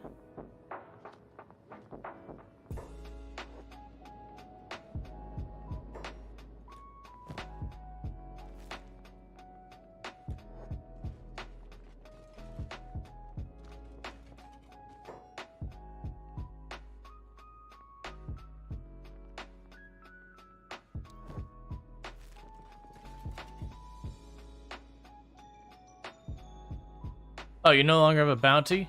Carry on. Live your life. I don't care. Actually, I do care. You don't get to live. I was like, what? This person's leaving and immediately it's a problem.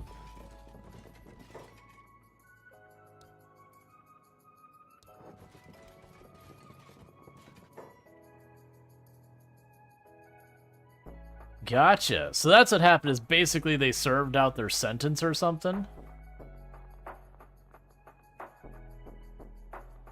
That's fine. They don't get to live, though. They attack my base.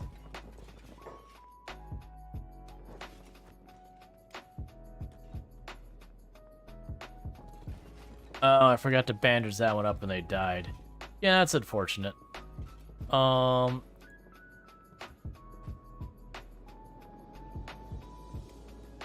Okay, well, meanwhile, we'll keep the others.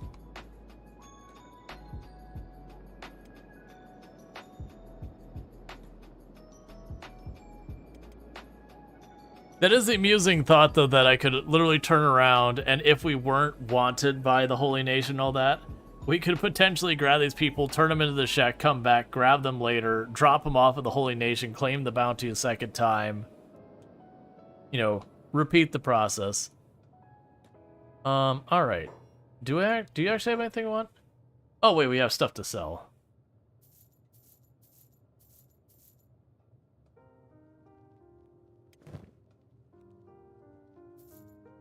Probably keep the backpacks. We are right about to go and get a bunch of people to join our cause.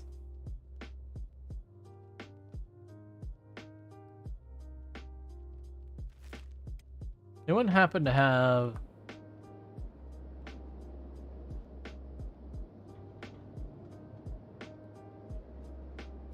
Let's check the weapon merchant.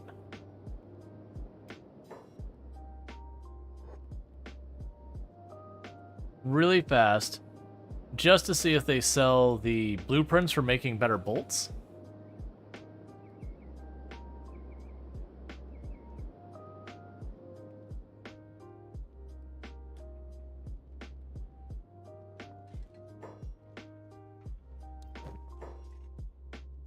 I don't think they will, because their whole shtick is they're like a warrior group who's all about getting in there and just tearing it up. And we'll run into this building over here.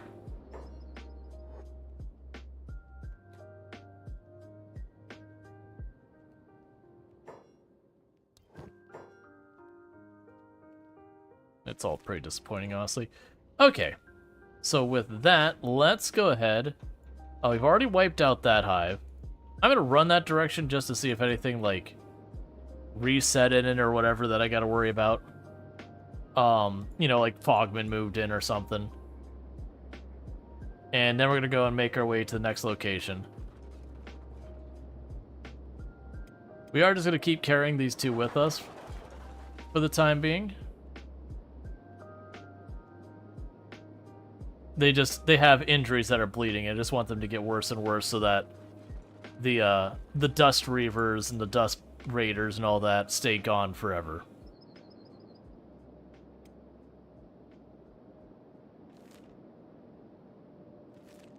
I don't want to turn around and suddenly, you know, the Dust Reavers just moved back in and I have to, like, clear it out again.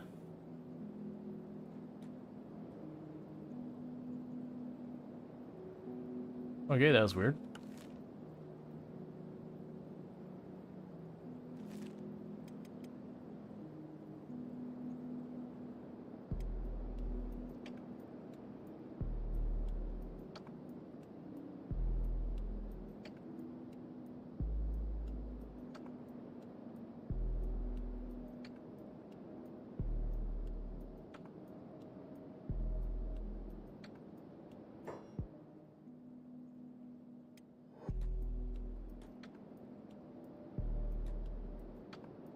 Alright.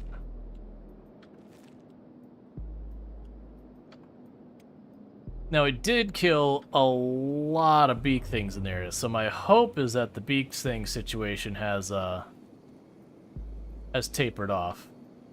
So I'm not going to be under an endless onslaught of beak things again. That'd be a whole group of beak things. Okay, that's close enough that should have gotten the update. Yeah, so it's just staying dead. I figured it would, but I wasn't sure. So we have converted this hive into effectively beak thing territory.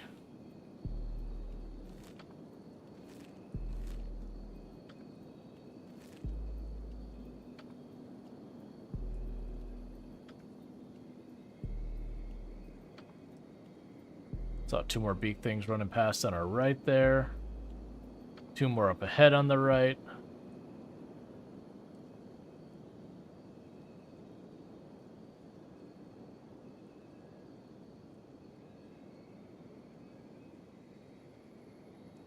All right.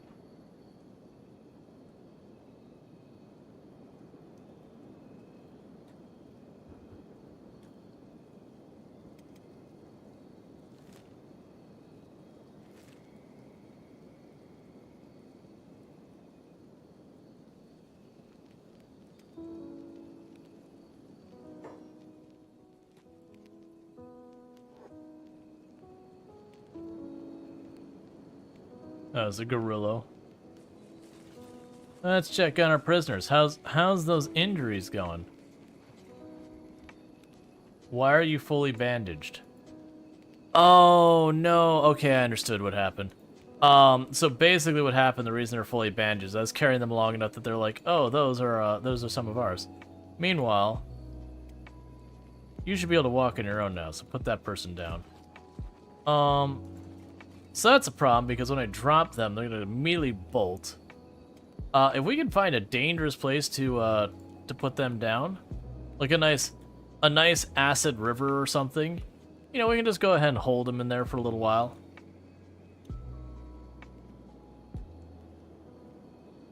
Make sure they stay away forever.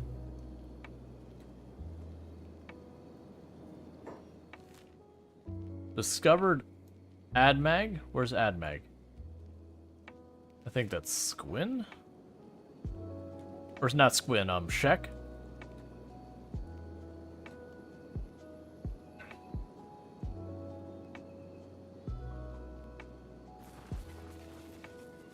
Okay, new plan. Alright, put that one down. And the moment he gets up, beat the crap out of him.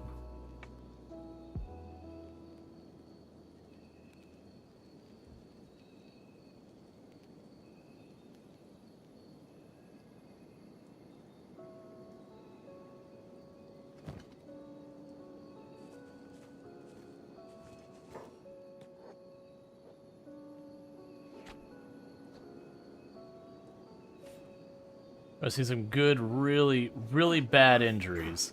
There we go. Nice solid minus 29, that'll probably do. So you're not gonna get up for a minute, so put them down. Same exact deal. I'm gonna put some solid injuries on them so they stay beaten.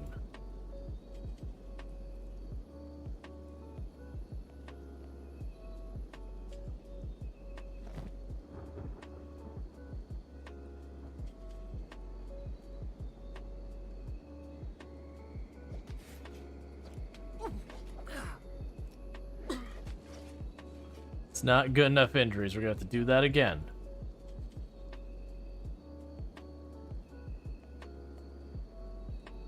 Because I want to do this before we go in there, because if we get knocked down and are fighting against the hive, which is a very likely thing, there's a good chance they run off. And I don't know what actually happens if they run off.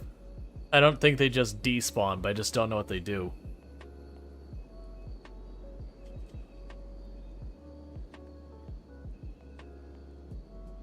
So to make extra sure they don't come back.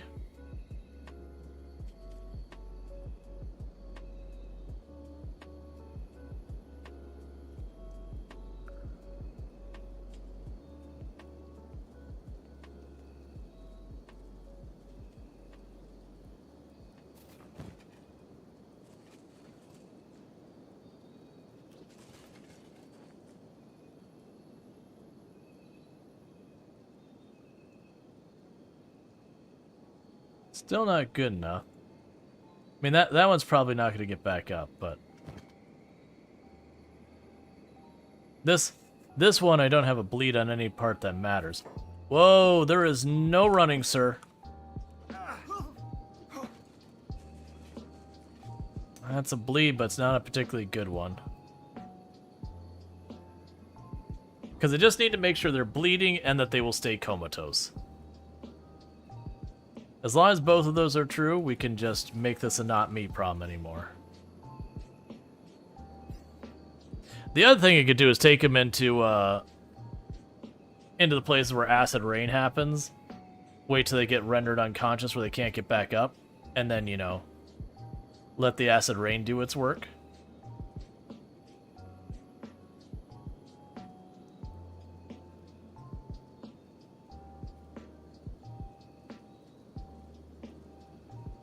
Yeah, so this one's going to get back up. This one's on the fence. -1.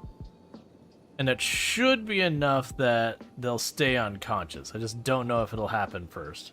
Okay, they might not wake back up.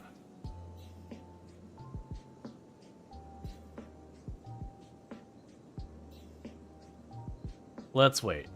I believe in one point they'll drop when it goes -35 from that bleed. They'll switch to dying, which means they won't get up anymore.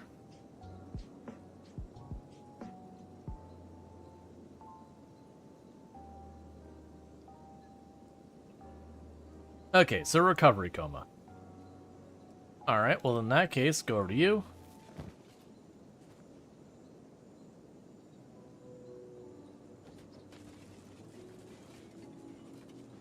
Okay, that'll do. So I need to get you to -34 as well. So we're gonna need to beat you up a second time. Well, third time. To get that head injury worse.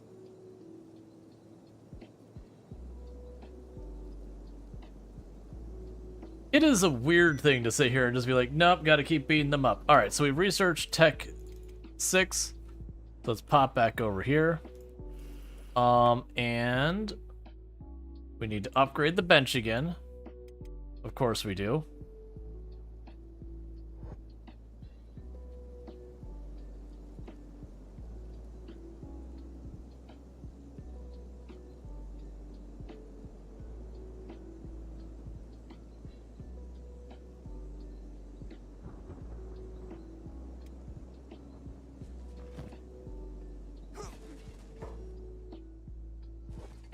Nope, still not good enough. We hit them in the stomach, but it's not bleeding, so we just got to do it again.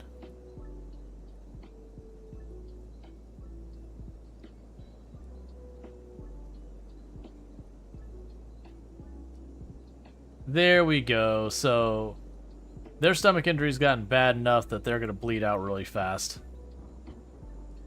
That's what I'm trying to do with that head injury.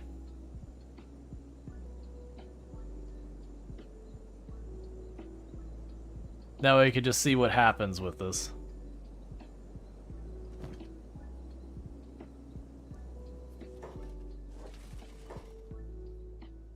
There we go. So neither of them are going to get back up ever again.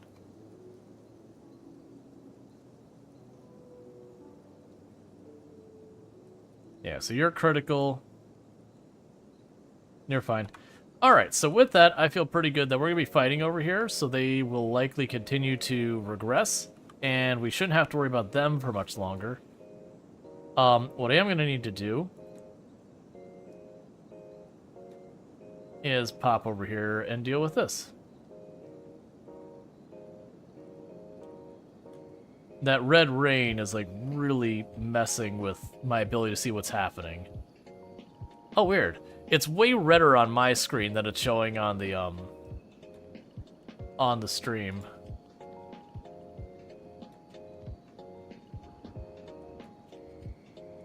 I also figure we leave them back there.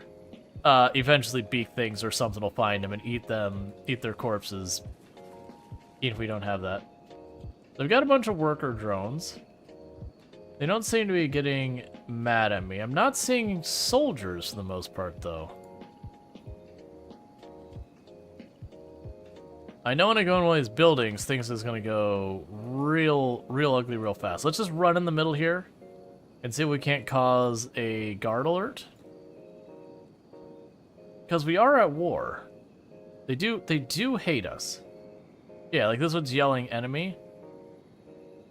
Now it's yelling enemies of the queen. Yet we are going uncontested.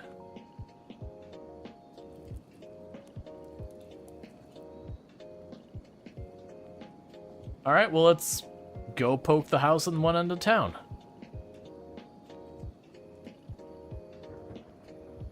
Because the soldiers are actually pretty tough. They're like 50-50 stats or whatever. Now, we're way stronger than the last time we were here, which will help out, and better equipped. Oh, I found all of the soldiers. They were all napping. Oh, that's going to be probably not in my favor.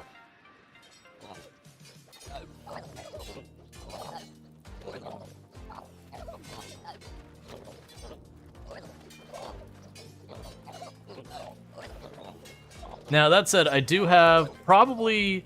Our skills are probably similar between the soldiers and them. The workers will just destroy. Equipment, we definitely have the advantage. Numbers, they definitely have the advantage.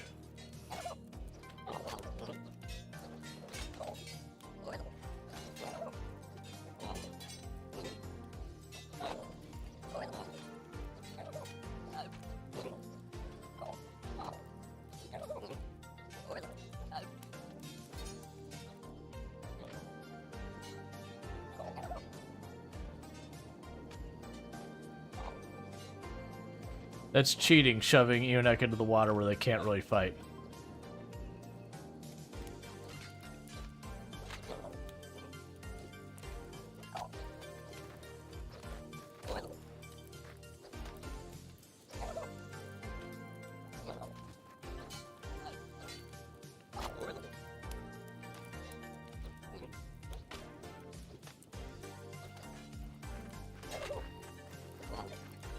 All right.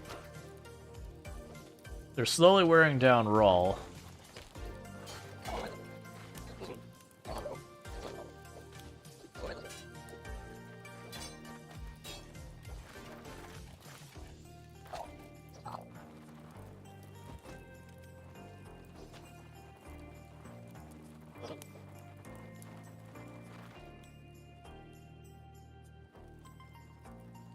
Anyone in real danger? We got some people with some pretty bad cuts.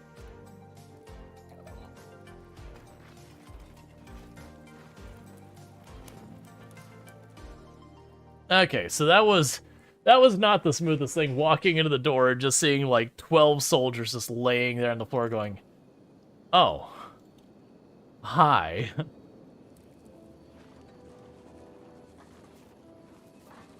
Didn't mean to disturb your sleep.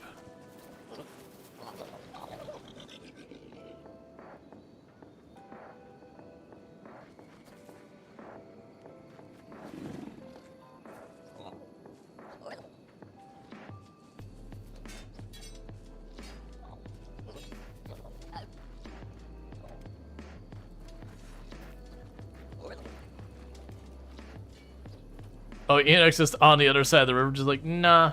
Gonna get hit in the back, though.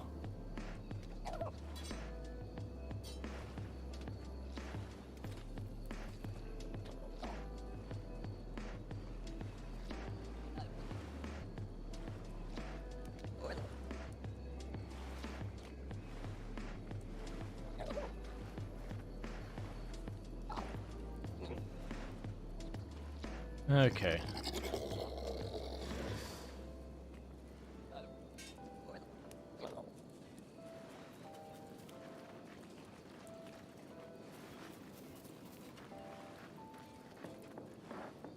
So yeah, people keep getting up and keep getting into fights and bandaging up. I am worried about someone getting properly messed up and then untended for a while. We'll see how that goes. Surprisingly, She-Wolf is managing to medic while in the water, which usually doesn't work.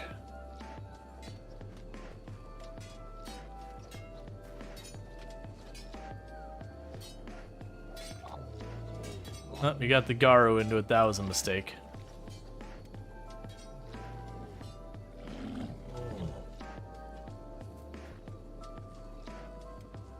Okay, any super dangerous one? Jaywalker's pretty hurt.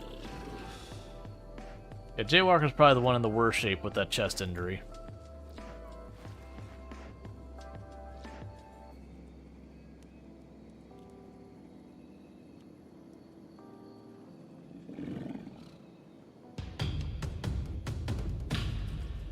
Hey, Sui! Thank you so much for the raid. I do hope you had yourself a good stream. I'm guessing you're playing some Stardew Valley tonight? But thank you so much for that raid. I really do appreciate that. I do hope you had yourself a good stream, and welcome in, raiders. Don't mind the fact that all of my people are currently, they're just sleeping. It's fine.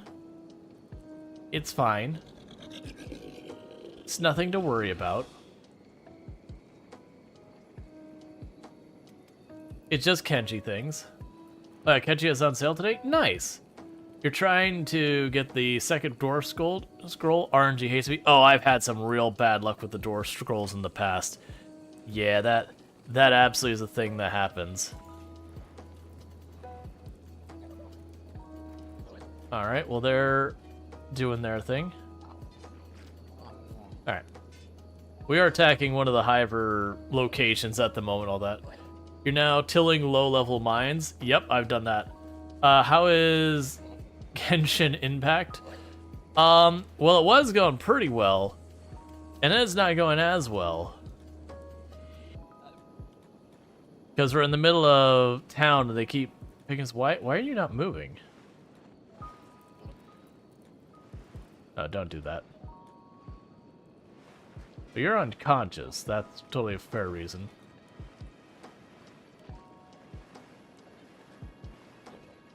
You're such a normal, and I don't really understand what's going on with that.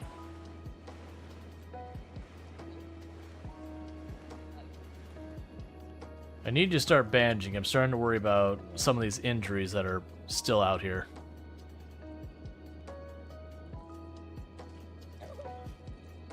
Okay. Beep, don't just stand in the water, friend.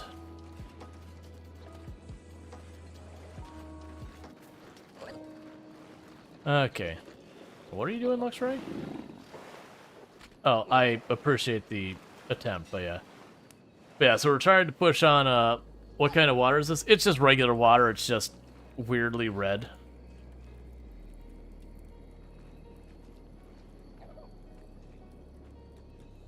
There, you can finally get out of the water.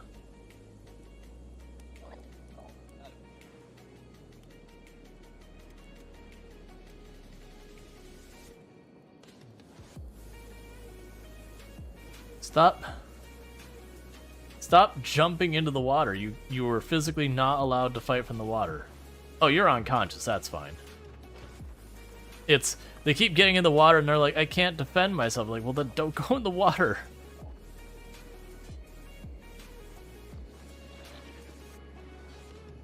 Red water usually indicates you're in the middle of a massacre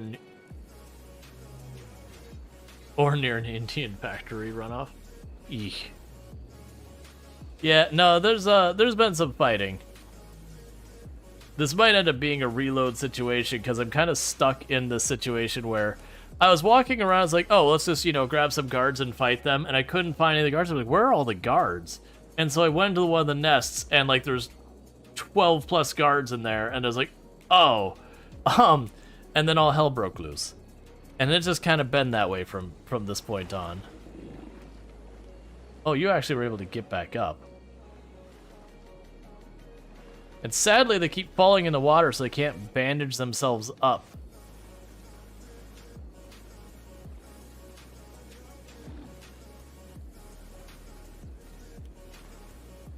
And then sometimes they end up with problems that they won't swim anywhere.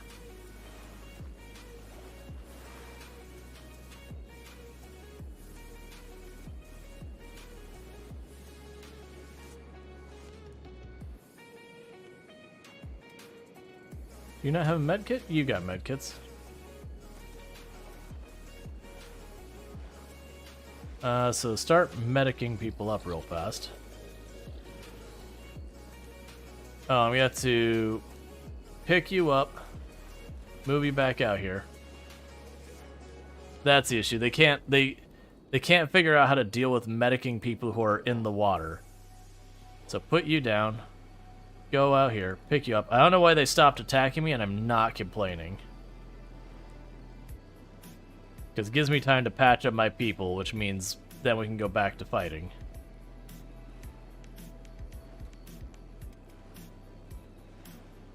Alright.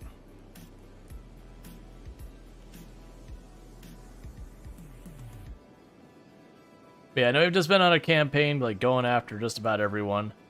And making it all work. Okay. So everyone's getting all patched up. We're all pretty banged up, though. Up here comes the guards. Oh, you're fresh. You're fresh and uninjured, guards. I don't like this. What? Why are all of you fresh and uninjured? Recovery in this game is really slow.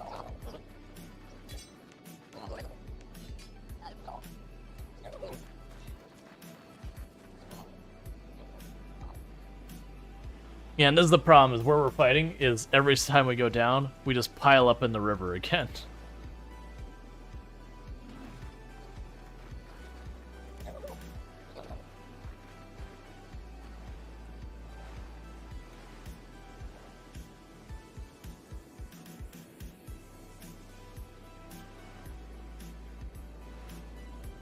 Yeah, I'm thinking I'm gonna reload that and approach that differently, because it is just the issue of we're running into the problem where they're just dumping us in the river and we can't do anything. Because if you look at where we're gonna be at now, there's like no guards out and about, and it's just kind of going, where are all the guards? And that's what got us into trouble. Is I poked my nose in here, and this whole room was nothing but guards. It was very much an ambush. Okay, there. Yeah, so we were here, and we're just, like, running around the area going, you know, there's just the workers running around, and nothing else.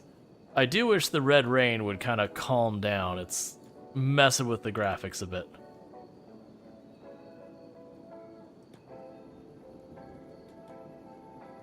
Let's see if I can't poke this beehive, as it were, and get them to come out to me this time.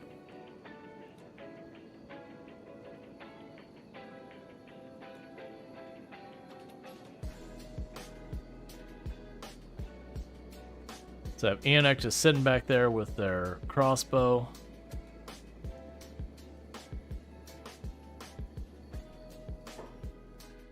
Okay, so we got a bunch of guards running out. Let's bring them over here. So that way we can fight them. Just them.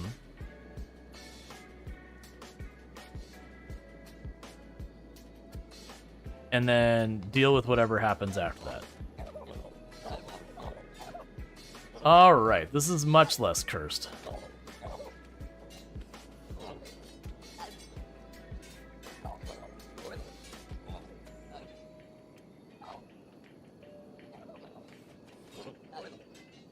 Because this I feel confident we win this engagement in a big way.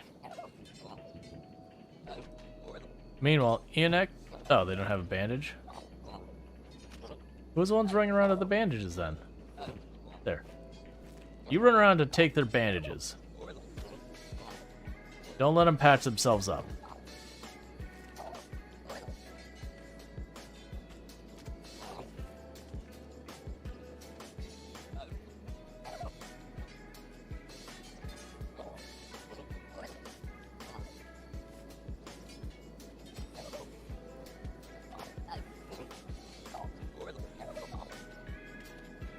Okay.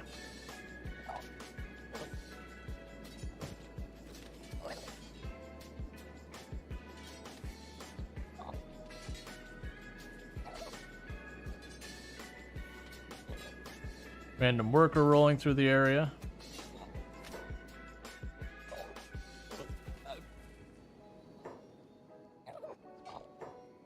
Okay, so Enoch, run down here real fast. Again, take their medical.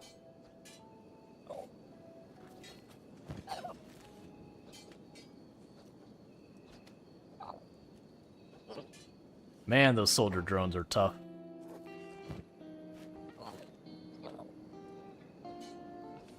And the reason we're taking their medicals, that way when we knock them down, they stay down. Oh, if I didn't already say it, you should absolutely be checking out, Sui. Where are you going? Protect allies? But there's no one over there. You should absolutely check it out, Sui. Absolutely fantastic content creator. Been playing a lot of Stardew Valley lately. Has also played in the past, my time at Sandrock. Where are you going? Oh, good. A gorilla. That's fine. That's what I need right now.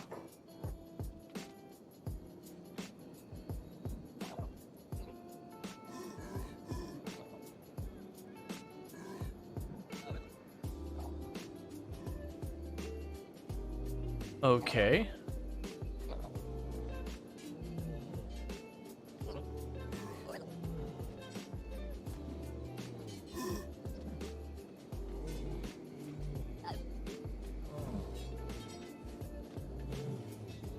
That caravan drone is actually really beefy.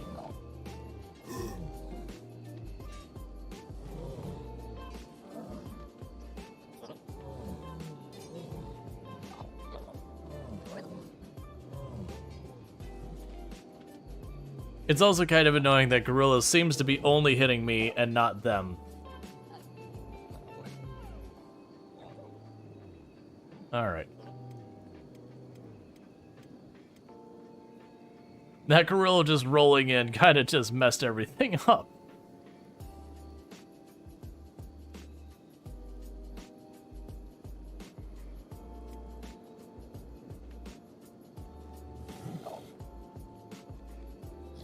Oh, both your arms are broken.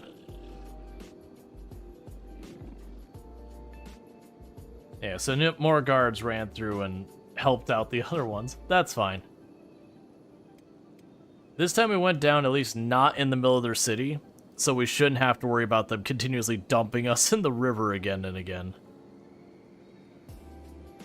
We'll let everyone get kind of patched up, and then we can carry on.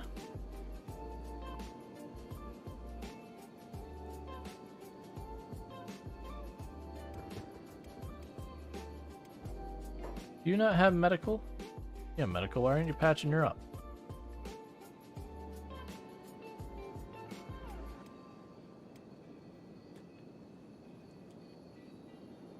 Okay, everyone's getting back up. We're gonna ambush these last couple of guards that are trying to bandage themselves up. At least that's what I told the character to do. That's fine, we can patch ourselves up for a minute. It's alright, we are trying to gradually make a move on this place. That does mean, nope, don't run into town. Let them come to you.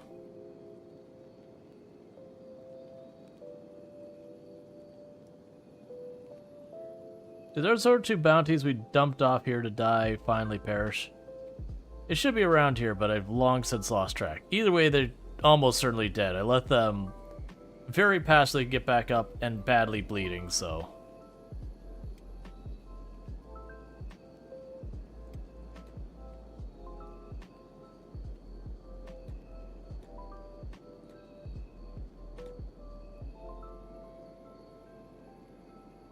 Just shoot at them? That's what crossbows do?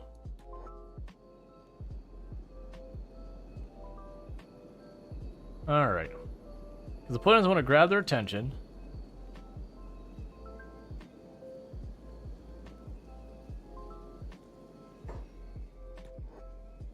Draw them out here.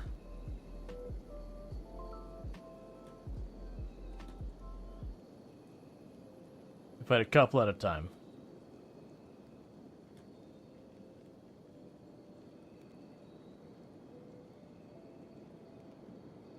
Okay, so I don't see a bunch coming out here. Just gonna try and keep our people from running too far in. Like that.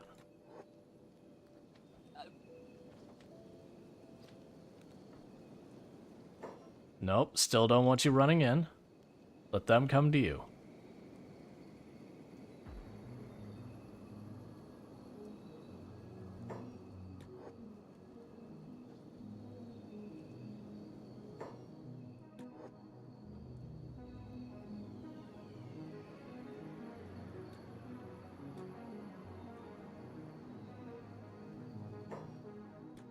Alright.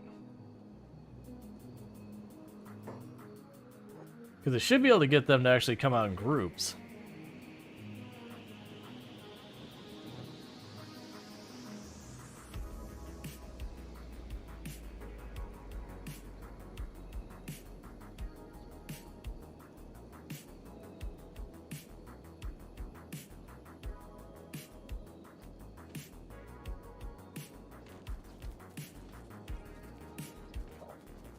And you can just work our way through them. Don't run into the town. Don't run. That's... I know I complain about it loud. I really wish there was a, hey, I don't want you, like, fully hold. That's not what I'm trying to get here. But I do want you to generally not go dashing off into the sunset. Like, I want you to respond where you don't just lock in place and do nothing. But I do need you to at least be somewhat competent when you run in. Which Zelda is this? You think this looks like Zelda? Because it doesn't have the correct camera, the art style, or literally anything whatsoever in common with Zelda, actually.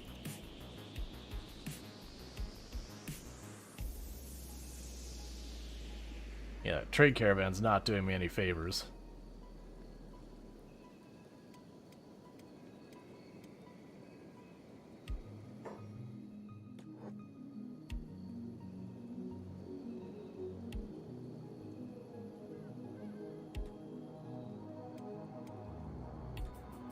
We are getting quite a few stats.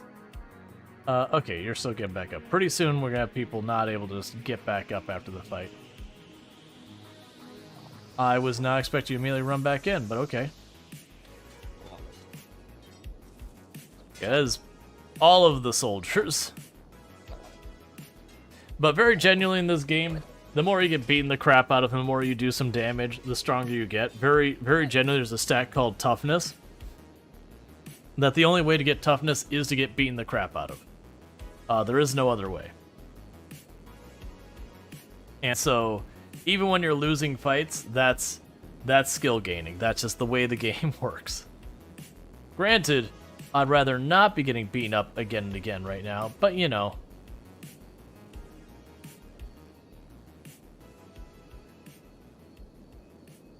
It is what it is. And how Luxray doing? Yeah, I'll probably need to back off soon.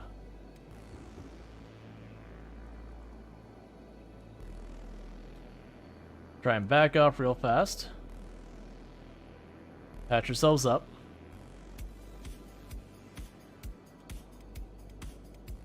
Yeah, because all of our people are pretty roughed up. I figured it was going to be a really rough couple of fights. I was expecting to actually down a bunch of people to bring them out and everything.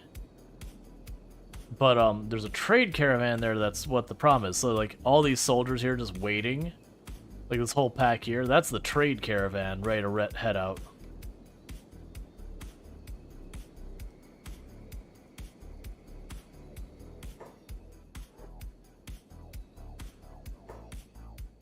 I was kind of hoping I could snag a couple more people working our base. That said, we probably should back off because we're pretty badly shredded at this point. Every one of my people is low on at least one of their limbs. Interestingly enough, almost all of them are like chest and torso, almost no limb damage. Which is usually not the way it works. Which is good because it does mean I get to retreat at full speed. So I guess we just go back towards home. Heal up and worry about this another day. That said, we're all gained about three more points of attack. And I don't know what our stats everyone's gotten. But the point is, people gained a lot of stats.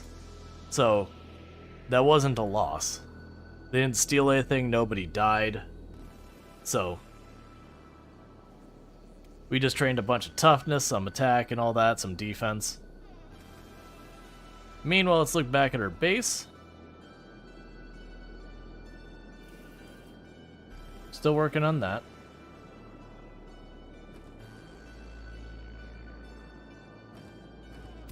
Yeah, pretty soon the steel's gonna be full.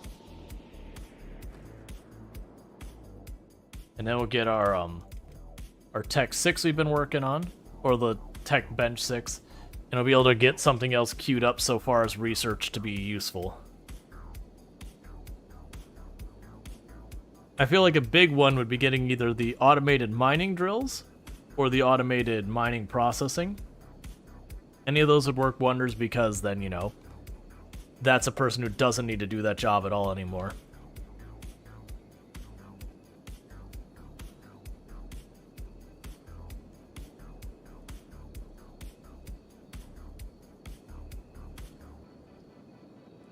Alright. It's a shame Vane is so far away from her home base that it's just not a place you can drop in real fast. Okay, so we got our research bench done. So that's all upgraded, so we'll go ahead and check out what we can do here. We can do copper alloys. We can do the automatic loom for the for cloth. We can do the Harpoons Mark II, which is a very good one. We do skeleton repair beds. I'm not worried about the hashish. We got the ore drill and all that. Those are definitely a good thing to consider.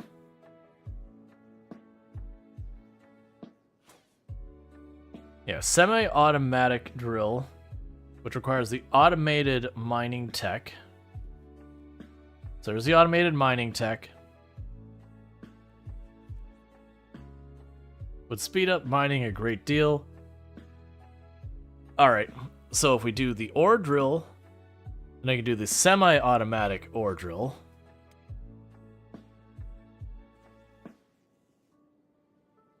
And advanced stone mining.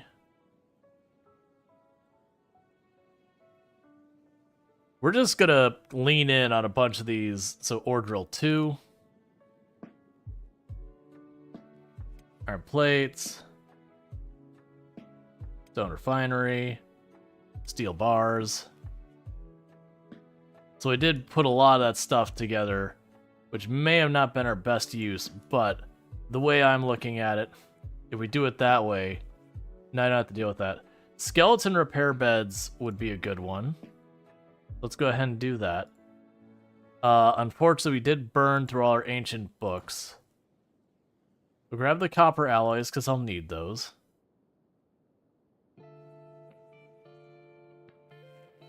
I don't care about the biofuel and all this, or hashish production. We don't get rain here, so it won't do us any good. Alright, we have an obnoxious amount of research to do. Which is good, because that means all those AI cores and all that crap we picked up we can finally put to use.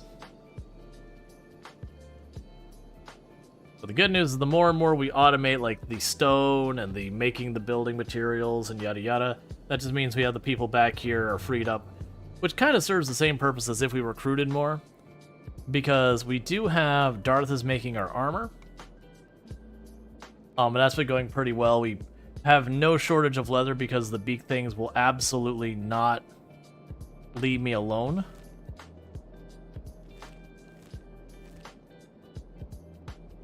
So I'm usually more than covered by the sheer number of sheer amount of like leather and meat we've got going. All right.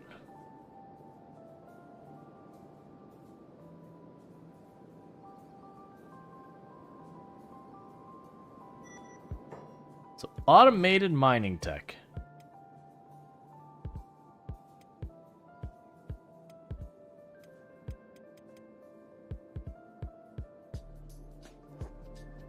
I'm assuming the automated mining tech was a prerequisite.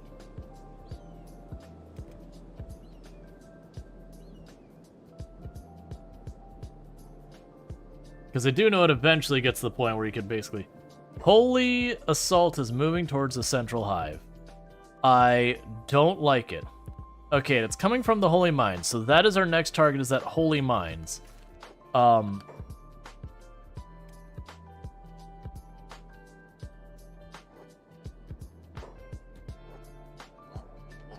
That is a lot of wolves.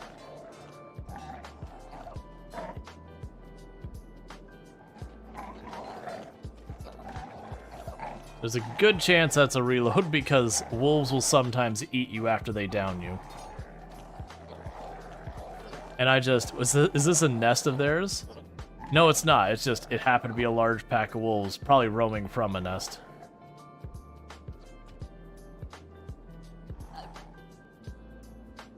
So you gonna eat us or move on?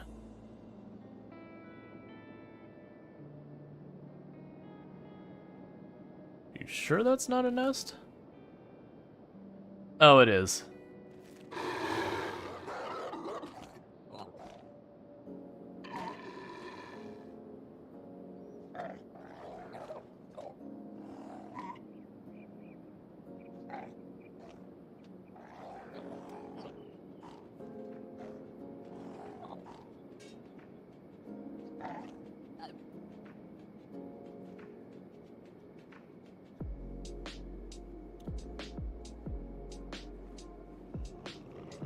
Okay.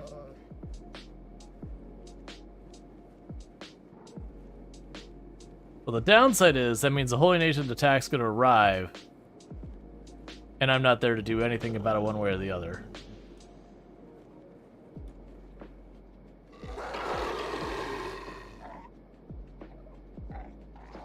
Right now, we just gotta get these people out of here.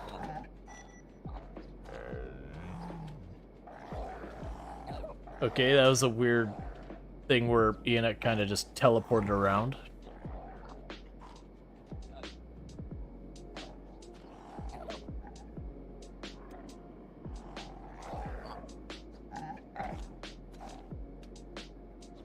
The good news is we are starting to get a lot of, injuries that are putting lots of bleeds on the wolves. So as long as they don't eat us and we keep getting up and patching ourselves up, we will eventually win because they'll start bleeding out and everything.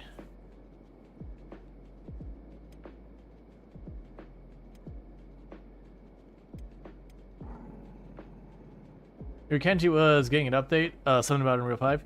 That is Kenshi 2. Unfortunately, you're probably talking at least 2 years out. So they're not doing major updates to Kenshi 1, but they are going to be making the sequel. Do you not have medical? You do have medical. You just weirdly don't like to use it.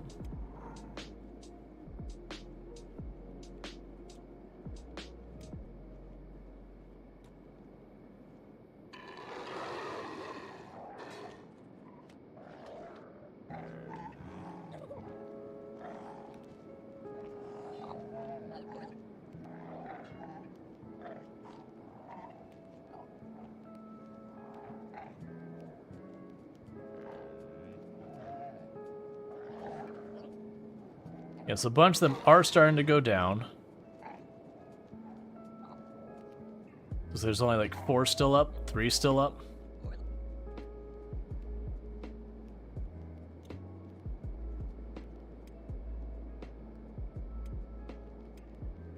Alright. Why did Jaywalker suddenly go running across the map? I need you to kind of get up as a group if possible.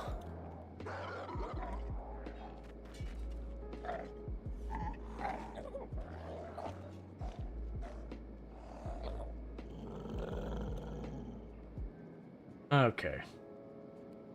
So yeah, they're down to 3.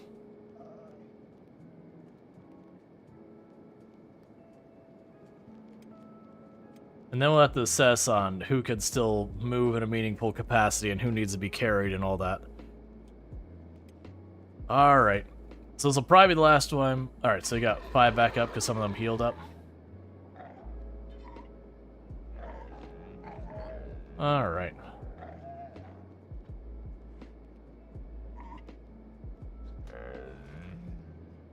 Okay, so they're all down and we are not.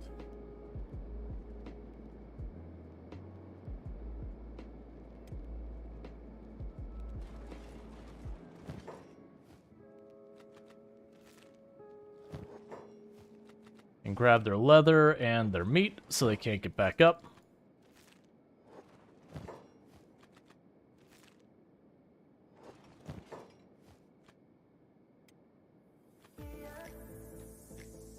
All right.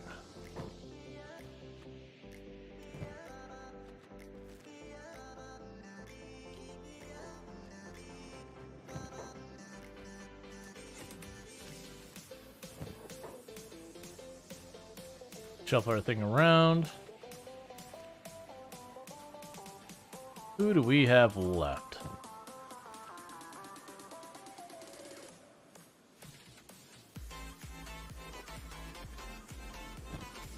Alright, so I probably missed a couple. Oh, there's goats. I was about to say, like, no, not another whole group. Alright, so Jaywalker should get up soon. Eonek should get up soon. Once they're all up, we're gonna have to carry some people.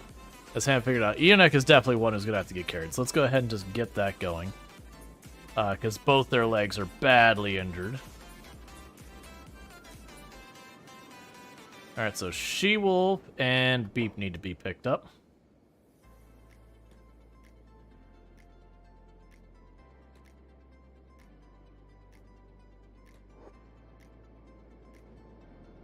You also can't pick anyone up because your arm's busted.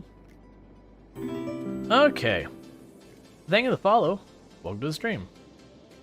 Alright, so go ahead and start working your way back home. Okay. So the Holy Nation still hasn't arrived back at our main base. So that's some good news. The bad news is, oh. Jaywalker also can't carry them. Well, I don't have anyone else left to carry. Because Soul Adam's arm is broken, and Luxray's arm is broken. Luxray's arm is about to be better, though. So put them down, start hustling.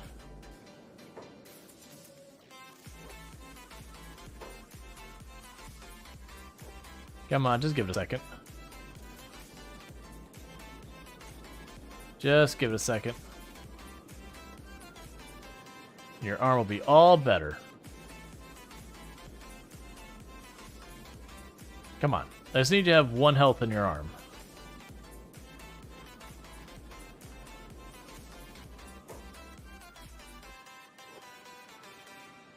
There we go. Cool. Yeah, so Luxray should catch up now, so that's good. Base ops.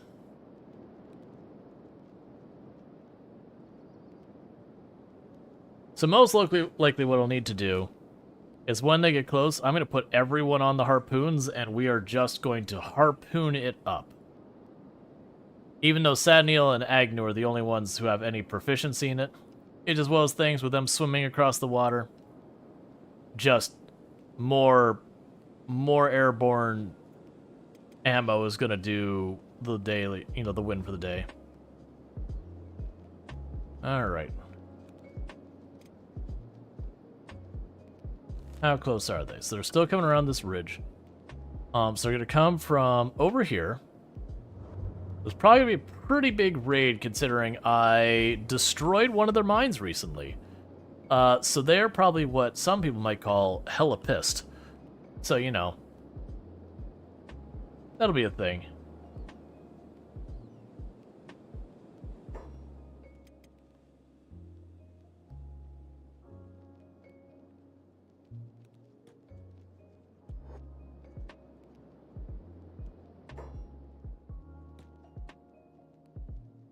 How soon is the raid?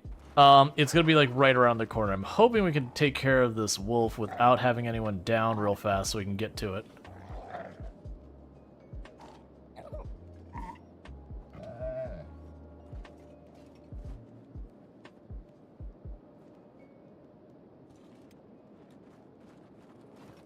Okay, so let's get you back on track. I'm honestly surprised it hasn't arrived yet.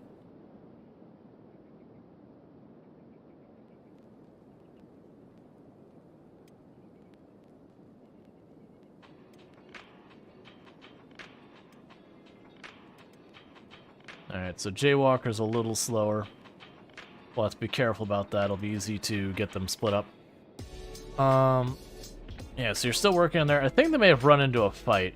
There was some beak things over here earlier, so it could have been they got caught up on the beak things that slowed them down. That said, a whole Holy Nation group can probably handle beak things relatively fine. Get a little mangled, but otherwise no big deal.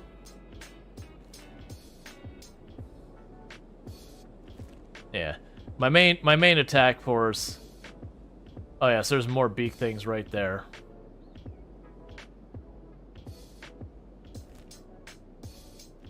Yeah, so it should be coming right around here. We might see those beak things take off after them.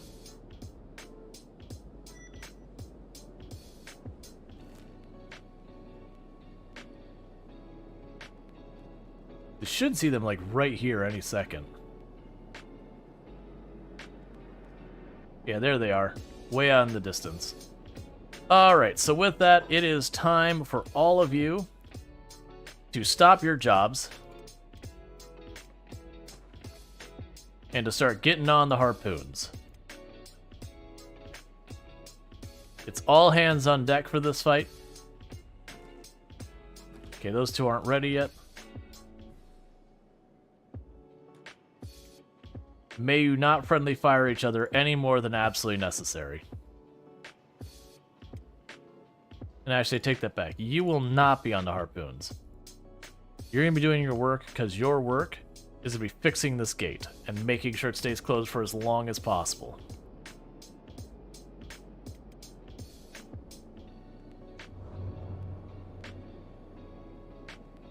Slow down a little bit so Jaywalker can catch up.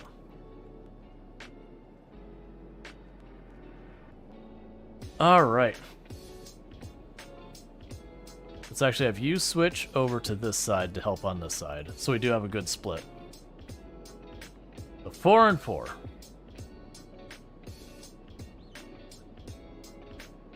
And there they are, little specks in the distance. Meanwhile, we can go to mining.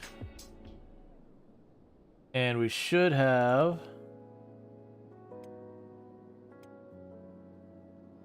I mean, we're actually doing advanced stone mine. We'll just let that go. We'll worry about that in a minute. How am I doing on time? All right.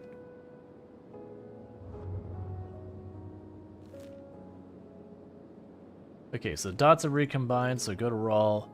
You can pick up the pace a little bit. Yeah, so I can't see what their makeup is here. It looks like they got probably some of their 20 people showing up. But let's, this is going to be the first proper test of this defensive perimeter. Because what should happen is they should start running in, and we should start absolutely blasting them with harpoons the entire time. The biggest danger is probably if when they're around here, we have the risk of friendly fire. Once they get out into the lake, we shouldn't have to worry about friendly fire at all.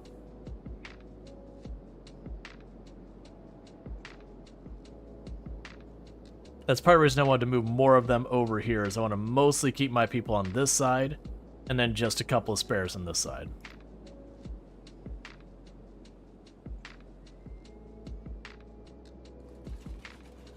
Alright, so there's 22 of them. So slightly more of them being the weaker units than the tougher ones.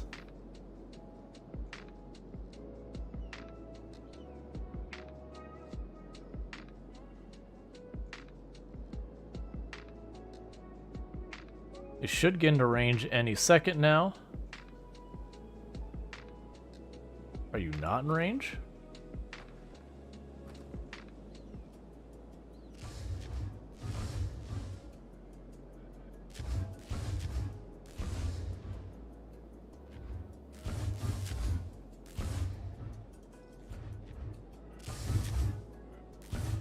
They're trying to go for it, just be like, oh goodness, what do we even do? We're just being pelted to death. It's okay. There's a bunch of bodies in the front door from previous groups I didn't even realize had attempted to attack. Yeah, so the AI is struggling here at a moment because they want to break down the gate, but they're getting panicked by all the damage they're taking. So they're trying to figure out like what to do so far as to deal with it, and their AI is just failing.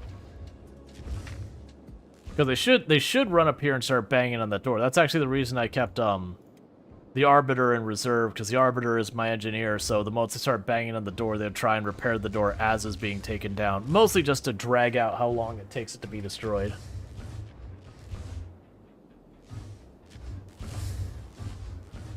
Well, I wasn't expecting, you know, shooting fish in a barrel, but, you know, I'll take it.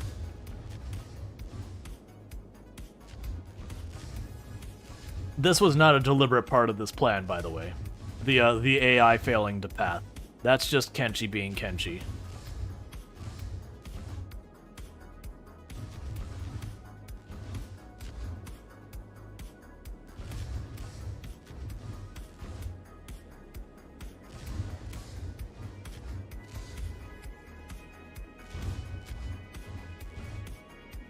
That right there is going to keep happening. I don't particularly have a big problem with that. Alright, so all of you get off the turrets and get back to work. And all of you get off the turrets, get back to work. Yeah, moat on my base as well. Same thing happens to me. Yeah, I think it's they start trying to go this way because they're aiming for the gate, and then as they're getting bombarded by shots, that something in their AI is either telling them they should back off and bandage because it's not recognizing they're in combat properly or something. And so they just get in this like weird cycle of, oh, go after the gate, no wait, go bandage, oh, go after the gate, oh wait, go bandage. And then just, you know, they just die. That's what I'm guessing's happening, because for those who don't know, you cannot bandage in water or whatever. So I think it is messing with its ability to detect when they're in combat. But there's not really a thing I could do to avoid that problem.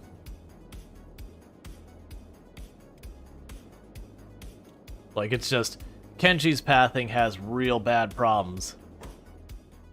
So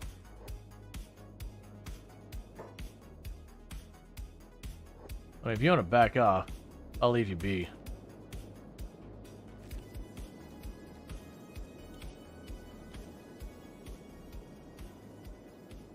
Yeah, that's fine. I got other things. We got half our people are currently unable to stand on their own, so... Or they're able to stand, but they're all... Their legs are all busted up, so they're very heavily slowed. That's okay. That's our base out in the distance. Those windmills out there.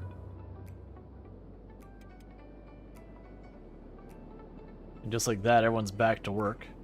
So I want to see when we get the advanced stone mine and all that, what all lets us do with this.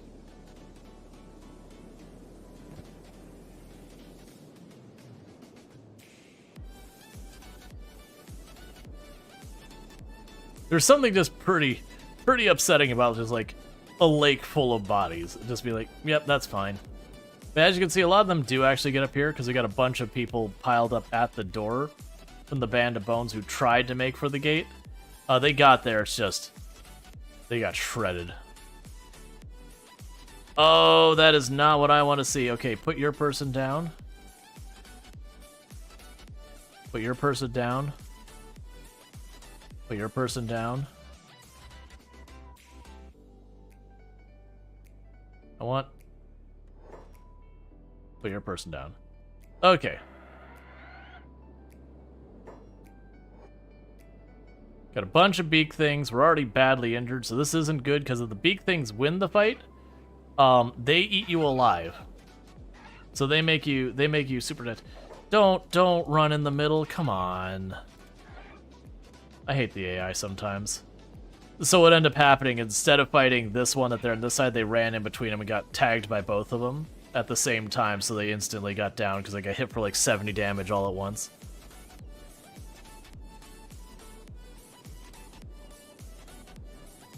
Hey, Night Dweller. How's it going? Alright, so I need some of you to get up. Okay, Jaywalker. Draw it away. Draw it away. Draw it over here. That way you're not getting hit at the same time.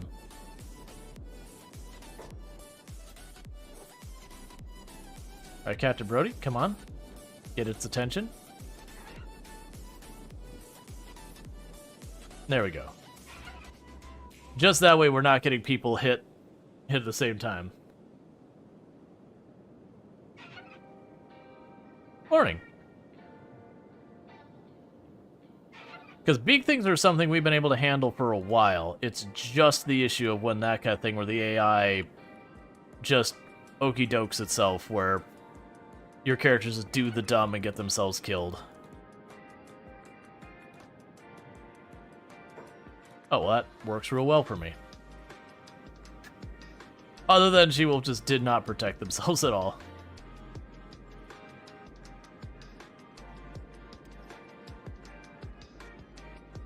Alright.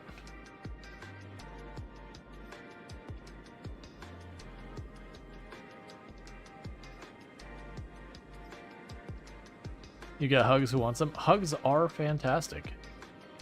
Alright, looks like Jaywalker, as long as they don't take a bad hit here, may have their beak thing handled. Beep is actually doing pretty good here. The downside is Beep is one hit from going right back down. That wasn't even targeting them. Rual, stop it. Buddy. Fight the one closest to you. Don't run in between them. That's how you get absolutely wrecked, because you get hit from both sides. Which means you end up getting multiple hits when you don't need to.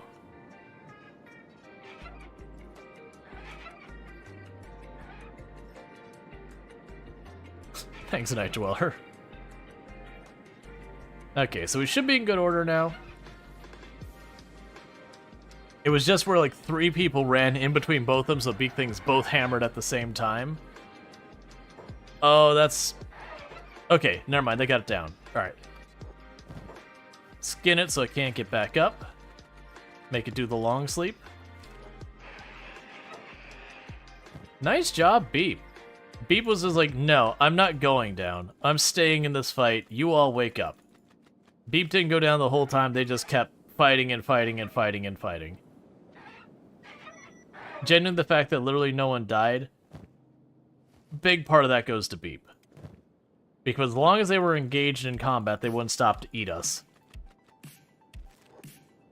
Now I gotta patch everyone up. No one's going to stay comatose. That's good news. And that's another set of Beak Things killed right by our base.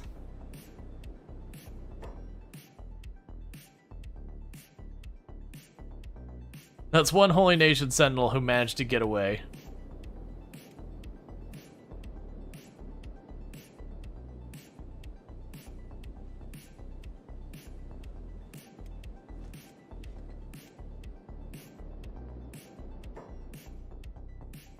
Or did they?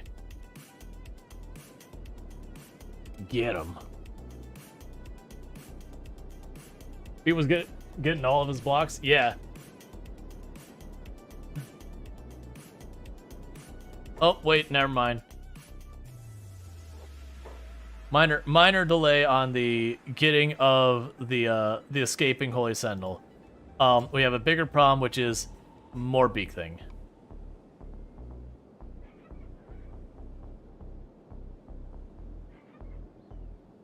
That Holy Sentinel's just gonna get away.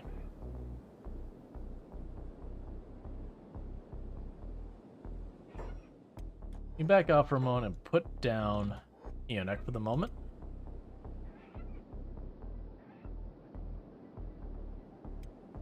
And down they go. One more hit on Soul Adam's arm, and Soul Adam's gonna not have an arm.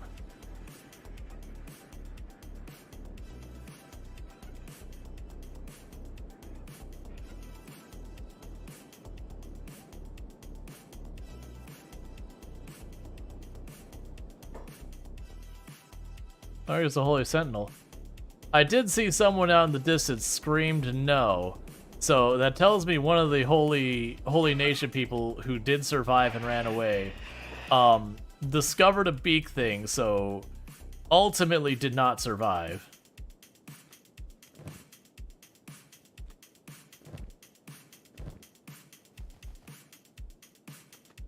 Did I mention I just have too much meat and all that back at home because always Beak Things?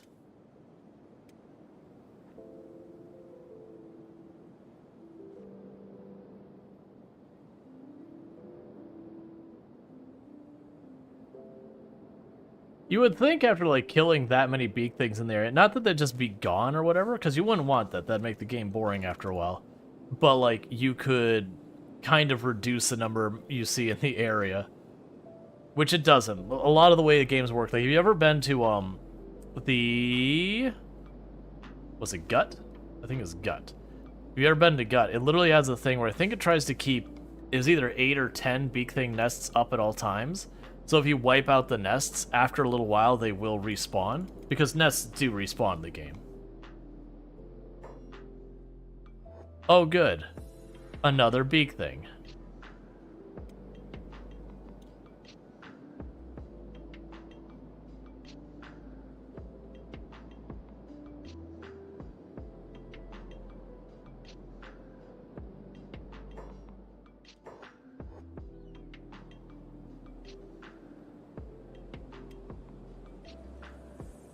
Okay, that's weird that you're just running past me, but I'll go for it.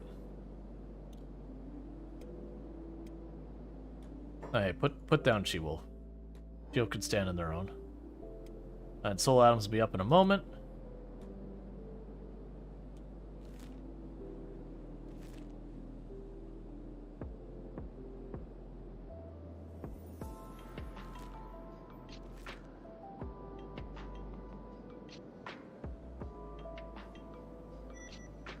Hey, Holy Sentinel, I'm glad you hung out. I thought I'd missed you. We should hang out sometime, like right now.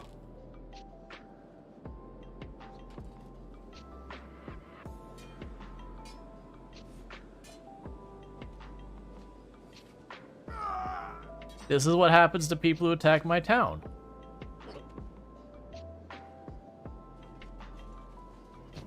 And no bandages for you.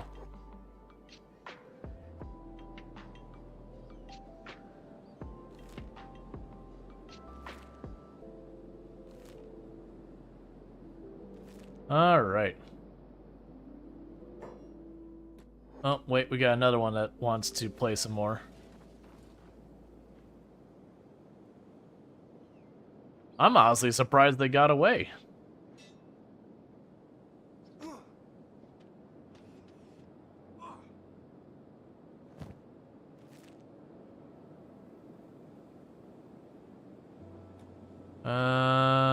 Okay.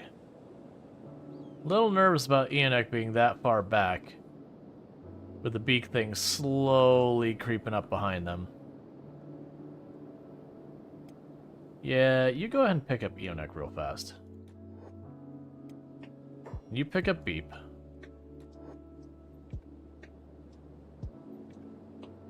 Oh, you already have someone. You pick up Beep. Oh, I see you're hurt. In that case, Captain Brody pick up Enoch. Meanwhile, for the rest of you, just start making your way. Alright, because I would like to make sure everyone gets back to the security of our town and all that before a bunch of beak things eat us. Because that's just what beak things do.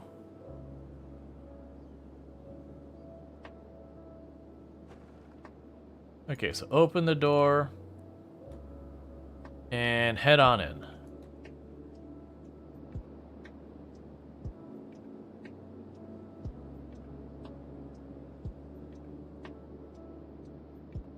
I wonder if I put like a wall here and a wall here, if it will force them to go through the middle.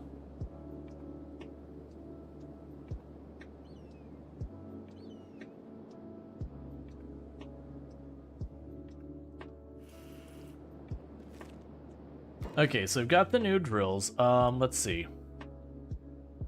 So we have an ore mine. We have 1 and 2.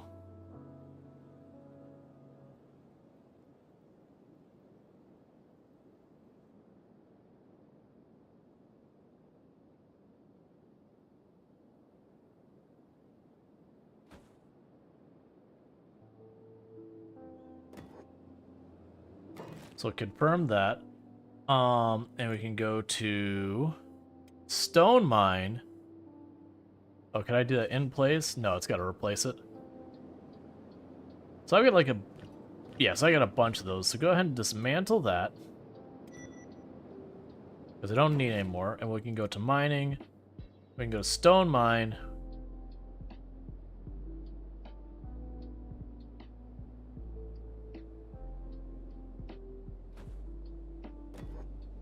Okay.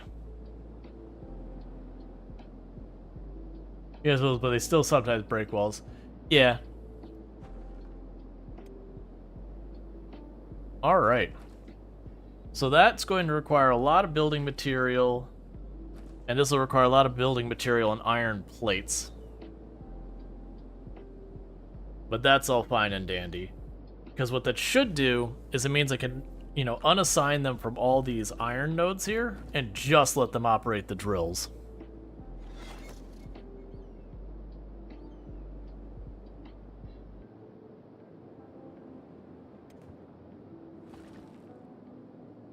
Okay, so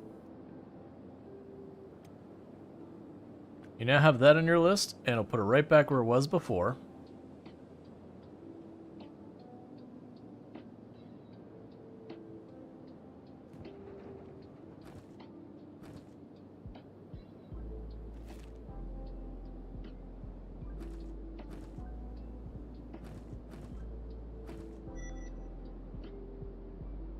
These require a lot of iron plates you don't have, but that's fine.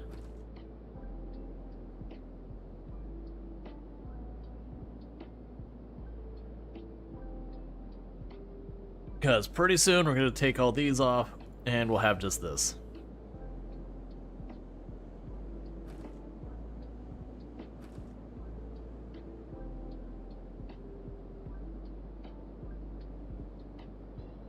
Yeah, that'll take a minute because it requires iron plates we don't have.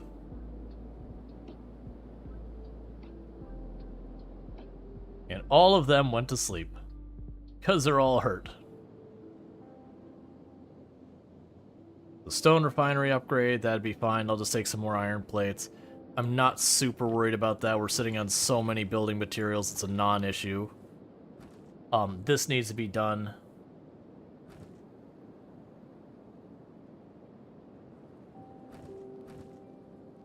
We are actually basically out of raw iron, which is interesting.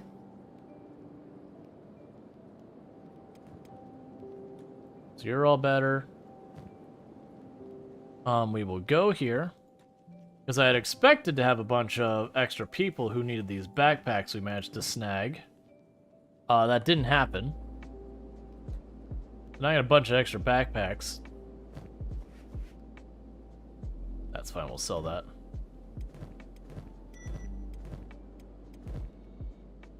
That's all fine. Okay. So you can upgrade that if we want. Oh, it's just electrical components? That's easy. And that also works out because I think one of you had extra components on your person. You did. Okay.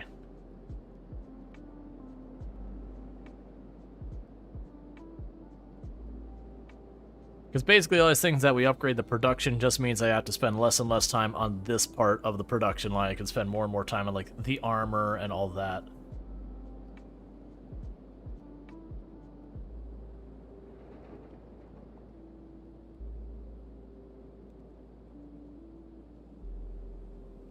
Okay.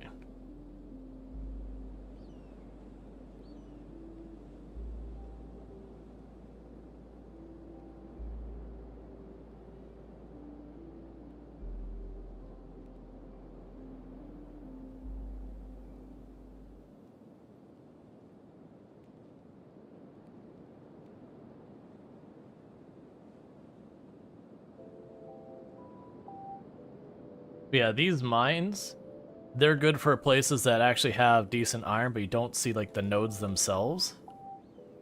Here, I'm gonna just... Oh, here. Because he's taking them out of there, we can just pop this in here. There, that's all I would do, is I want to just get it out of my inventory. Okay, so I'll get the stone production to be much faster. There's a certain point where these things get automated, where they just shove stone in it. Yeah, like, pretty soon this will be where we just shove stone in it, and it just makes it. You don't have to actually have someone running it.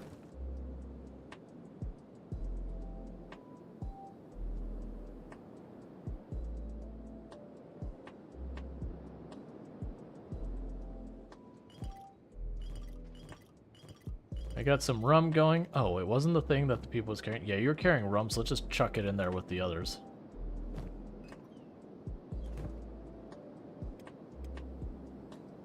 Okay. And we're getting tough enough and the beds are getting good enough that, like, other than Eonek, who we had doing stuff, all the other ones are basically already rested up and all. On top of that, though, we are going to make a skeleton repair bed.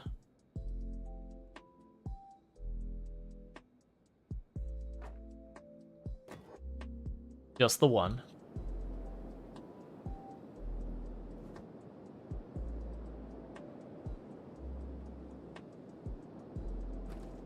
Because this needs to get done. Let's turn off our steel for the time being. Just to make sure we're not cannibalizing all that stuff. Then pretty soon we'll get that done. The farmers have been making good progress. But,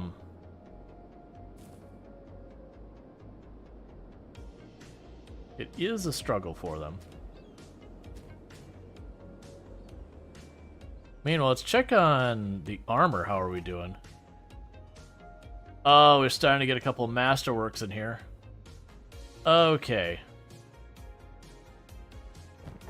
Let's see here. So we got specialist grade. We'll put that down there. Masterwork. Beep. Specialist can go down there. There was a second one in here. I saw it. Pretty sure I saw it. There it is. She-Wolf has a specialist grade. You have a specialist grade. You can grab the specialist grade. You grab the specialist grade. You specialist grade. You specialist grade. Cool. All of them are now into at least specialist grade or better.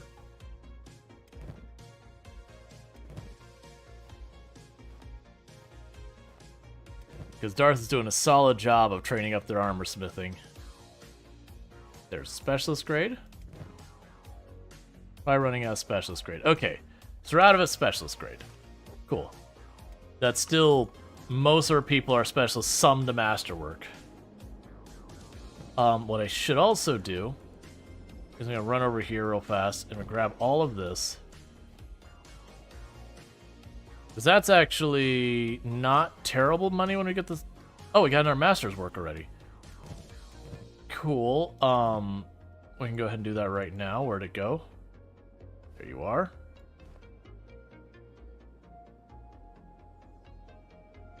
With the specialist grade down here real fast.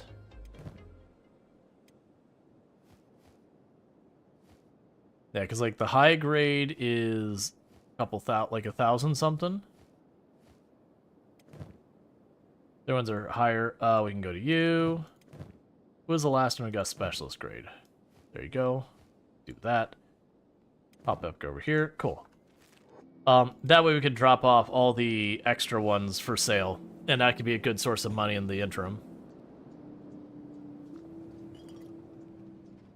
Yeah, so producing food and rum.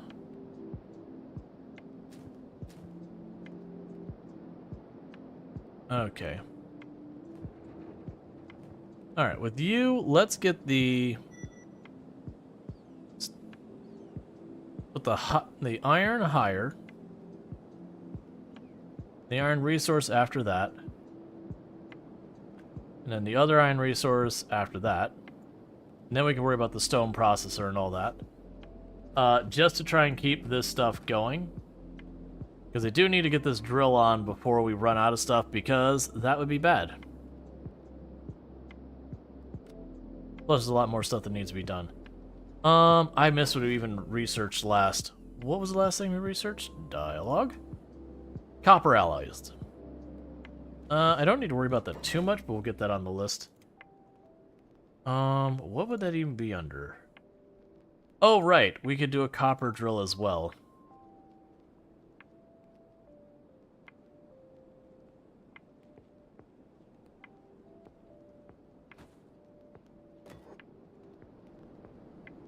Because those are generally usually better than the actual nodes, because then you can just have more people work and stuff. Alright. We can worry about that in a minute. But also we wanted the thing for copper alloys, which is maybe crafting. Yeah, copper alloy bench. So we'll put that over here. And then we can go down here to storage.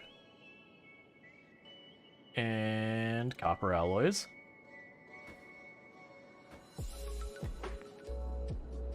Alright. So base is coming along nicely. Once ENX all patched up, we'd be ready to go out for another sortie, see what trouble we can get to. I do believe my next target is going to be the Holy Mines up here, since the Holy Nation has done multiple attacks. Now granted, we are handily winning those attacks. Oh, it's a beak thing in there?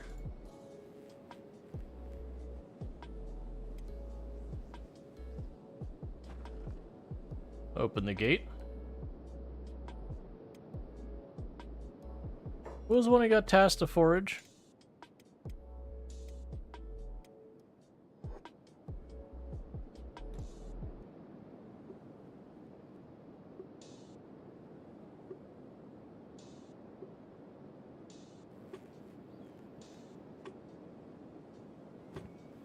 Cool. And close the gate.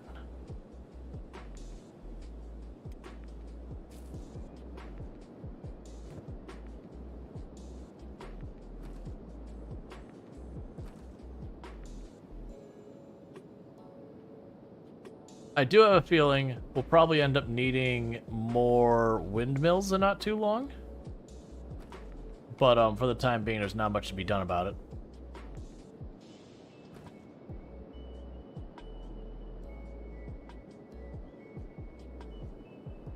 Yes, this needs to be upgraded, but I need to get more supplies for that. And that's just gonna take time.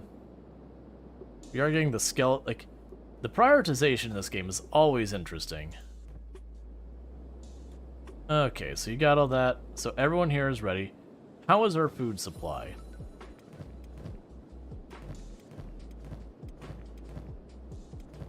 We got all this, but let's go ahead and just like before, pop over to one of these crates. And grab a bunch of all the chew sticks.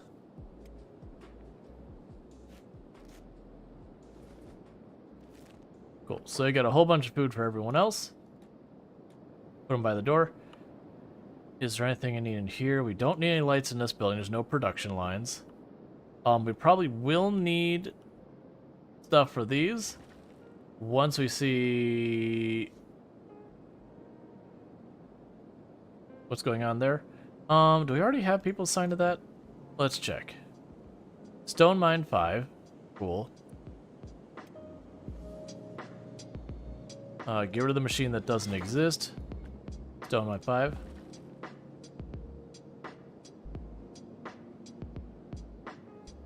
Go to this one. Do that. Stone Mine 5. Go to this one. Do that. Stone Mine 5. Basically, I'm taking all the ones where they had the stone mine queued up to do stuff here. And then swapping out what was the old one for the new one.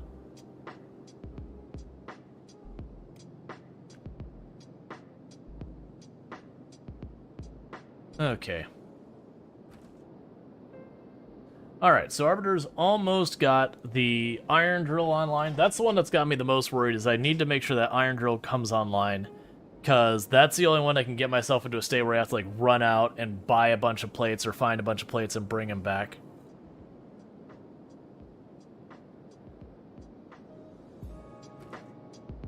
Yeah, now, so, with this, I can get 100, like, almost 140 efficiency with just one person. So Arbiter is now going to have their priorities changed to use that. And I'll put that up here, and you never will deal with the iron resource nodes again. I lied. We'll put those as the minimum requirement.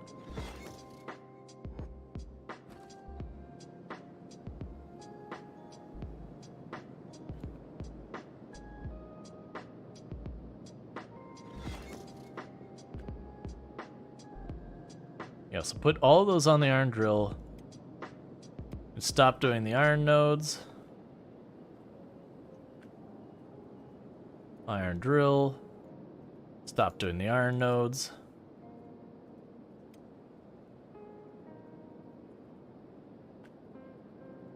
Because an iron drill is just going to be way faster and requires less people.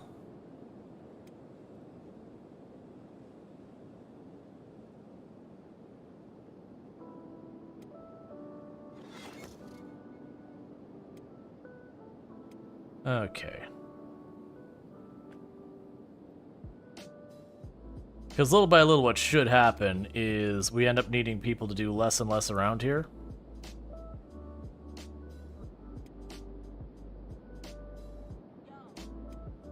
It'll be able to specialize them. Cool. So now they should start getting the other stuff going on. We can do the same with these. So yeah, so you'll notice they're just running the drills now as opposed to like doing lots of laps and the other stuff. But that's the advantage. They also don't get a penalty, and I don't believe they get a penalty for working in the darkness on the drill. I could be wrong about that.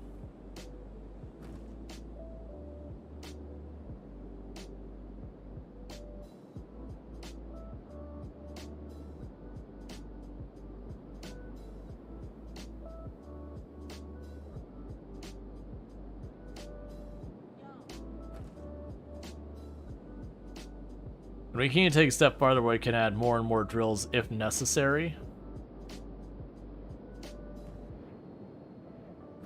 How much power do these things run? 25. That is a lot of power. Okay, so power.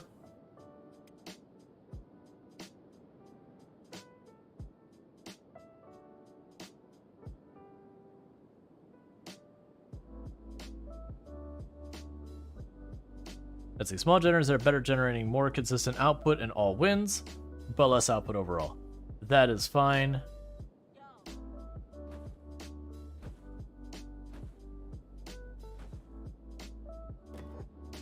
I will need those built because we're increasing our power use tremendously.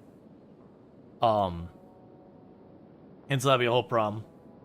But yeah, so we've got all this going. Did we finish the skeleton bed, or is it like one plate short? Okay, skeleton repair bed is good. Does anyone have any limb damage that needs to be addressed? 12 points is not much. That's fine. They've only got a little bit as well. Most of them are probably fine because we did just do it. The one that'd be the question would be Captain Brody, because they're always damaging their limbs. It's what they do. It's martial arts.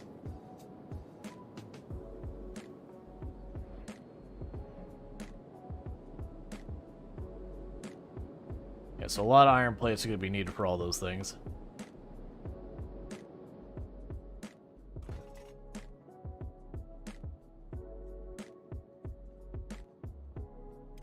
How are the rest of you doing?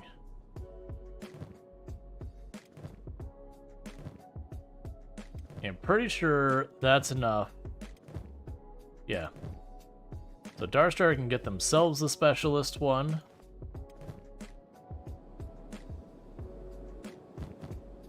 And Conrad can get specialist one. Why did you not empty your inventory?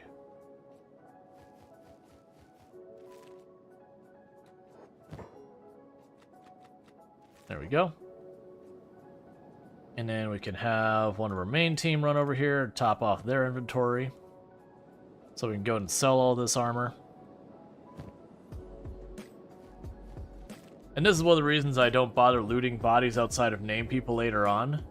Is because as you pop back to your town, if you're making anything, whether it's, you know, rum or hashish or armor or whatever, you know, each one of those stacks is like $1,000 to $2,000 or $3,000 and all that for per item.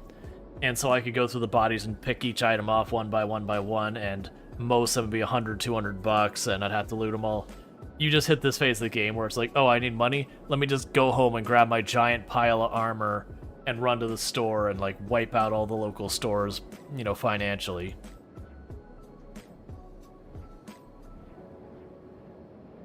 Okay. But the reason I'm going to need all these is when all of those are running at the same point, that's going to double my power consumption. So, like, my max power right now, if I am running all of my equipment, it does tap out my power grid. So I'm going to need to way overdo the power grid to accommodate. Alright, so with all that said, what's going to end up happening here is it is about that time to snooze the ads so you don't get hit with another round of ads, is I'm going to quickly do a proper save, because what's going to end up happening now is we are going to go find someone to raid because it is about that time that I wrap up stream. As a reminder for those who don't know the normal schedule, this week we will not be having a stream on Wednesday because I'll be with Tomb celebrating her birthday. I may or may not have a stream on Thursday, kind of to compensate for that. It's kind of up in the air right now. But in the meantime, thanks so much for tuning in. What we're going to go ahead and do is find someone to raid. But for those over on TikTok and YouTube, the stream will be ending abruptly. So that's just because there isn't really a thing of raiding on those platforms. So don't forget to, like, follow, subscribe, like, do all those things. I really do appreciate it. It all helps. So goodbye, TikTok and YouTube. And then for all of us over here on Twitch, we're going to go to the ending stream screen and see who we can find to drop a raid on. So I imagine my options for Kenshi will be pretty limited because they usually are. But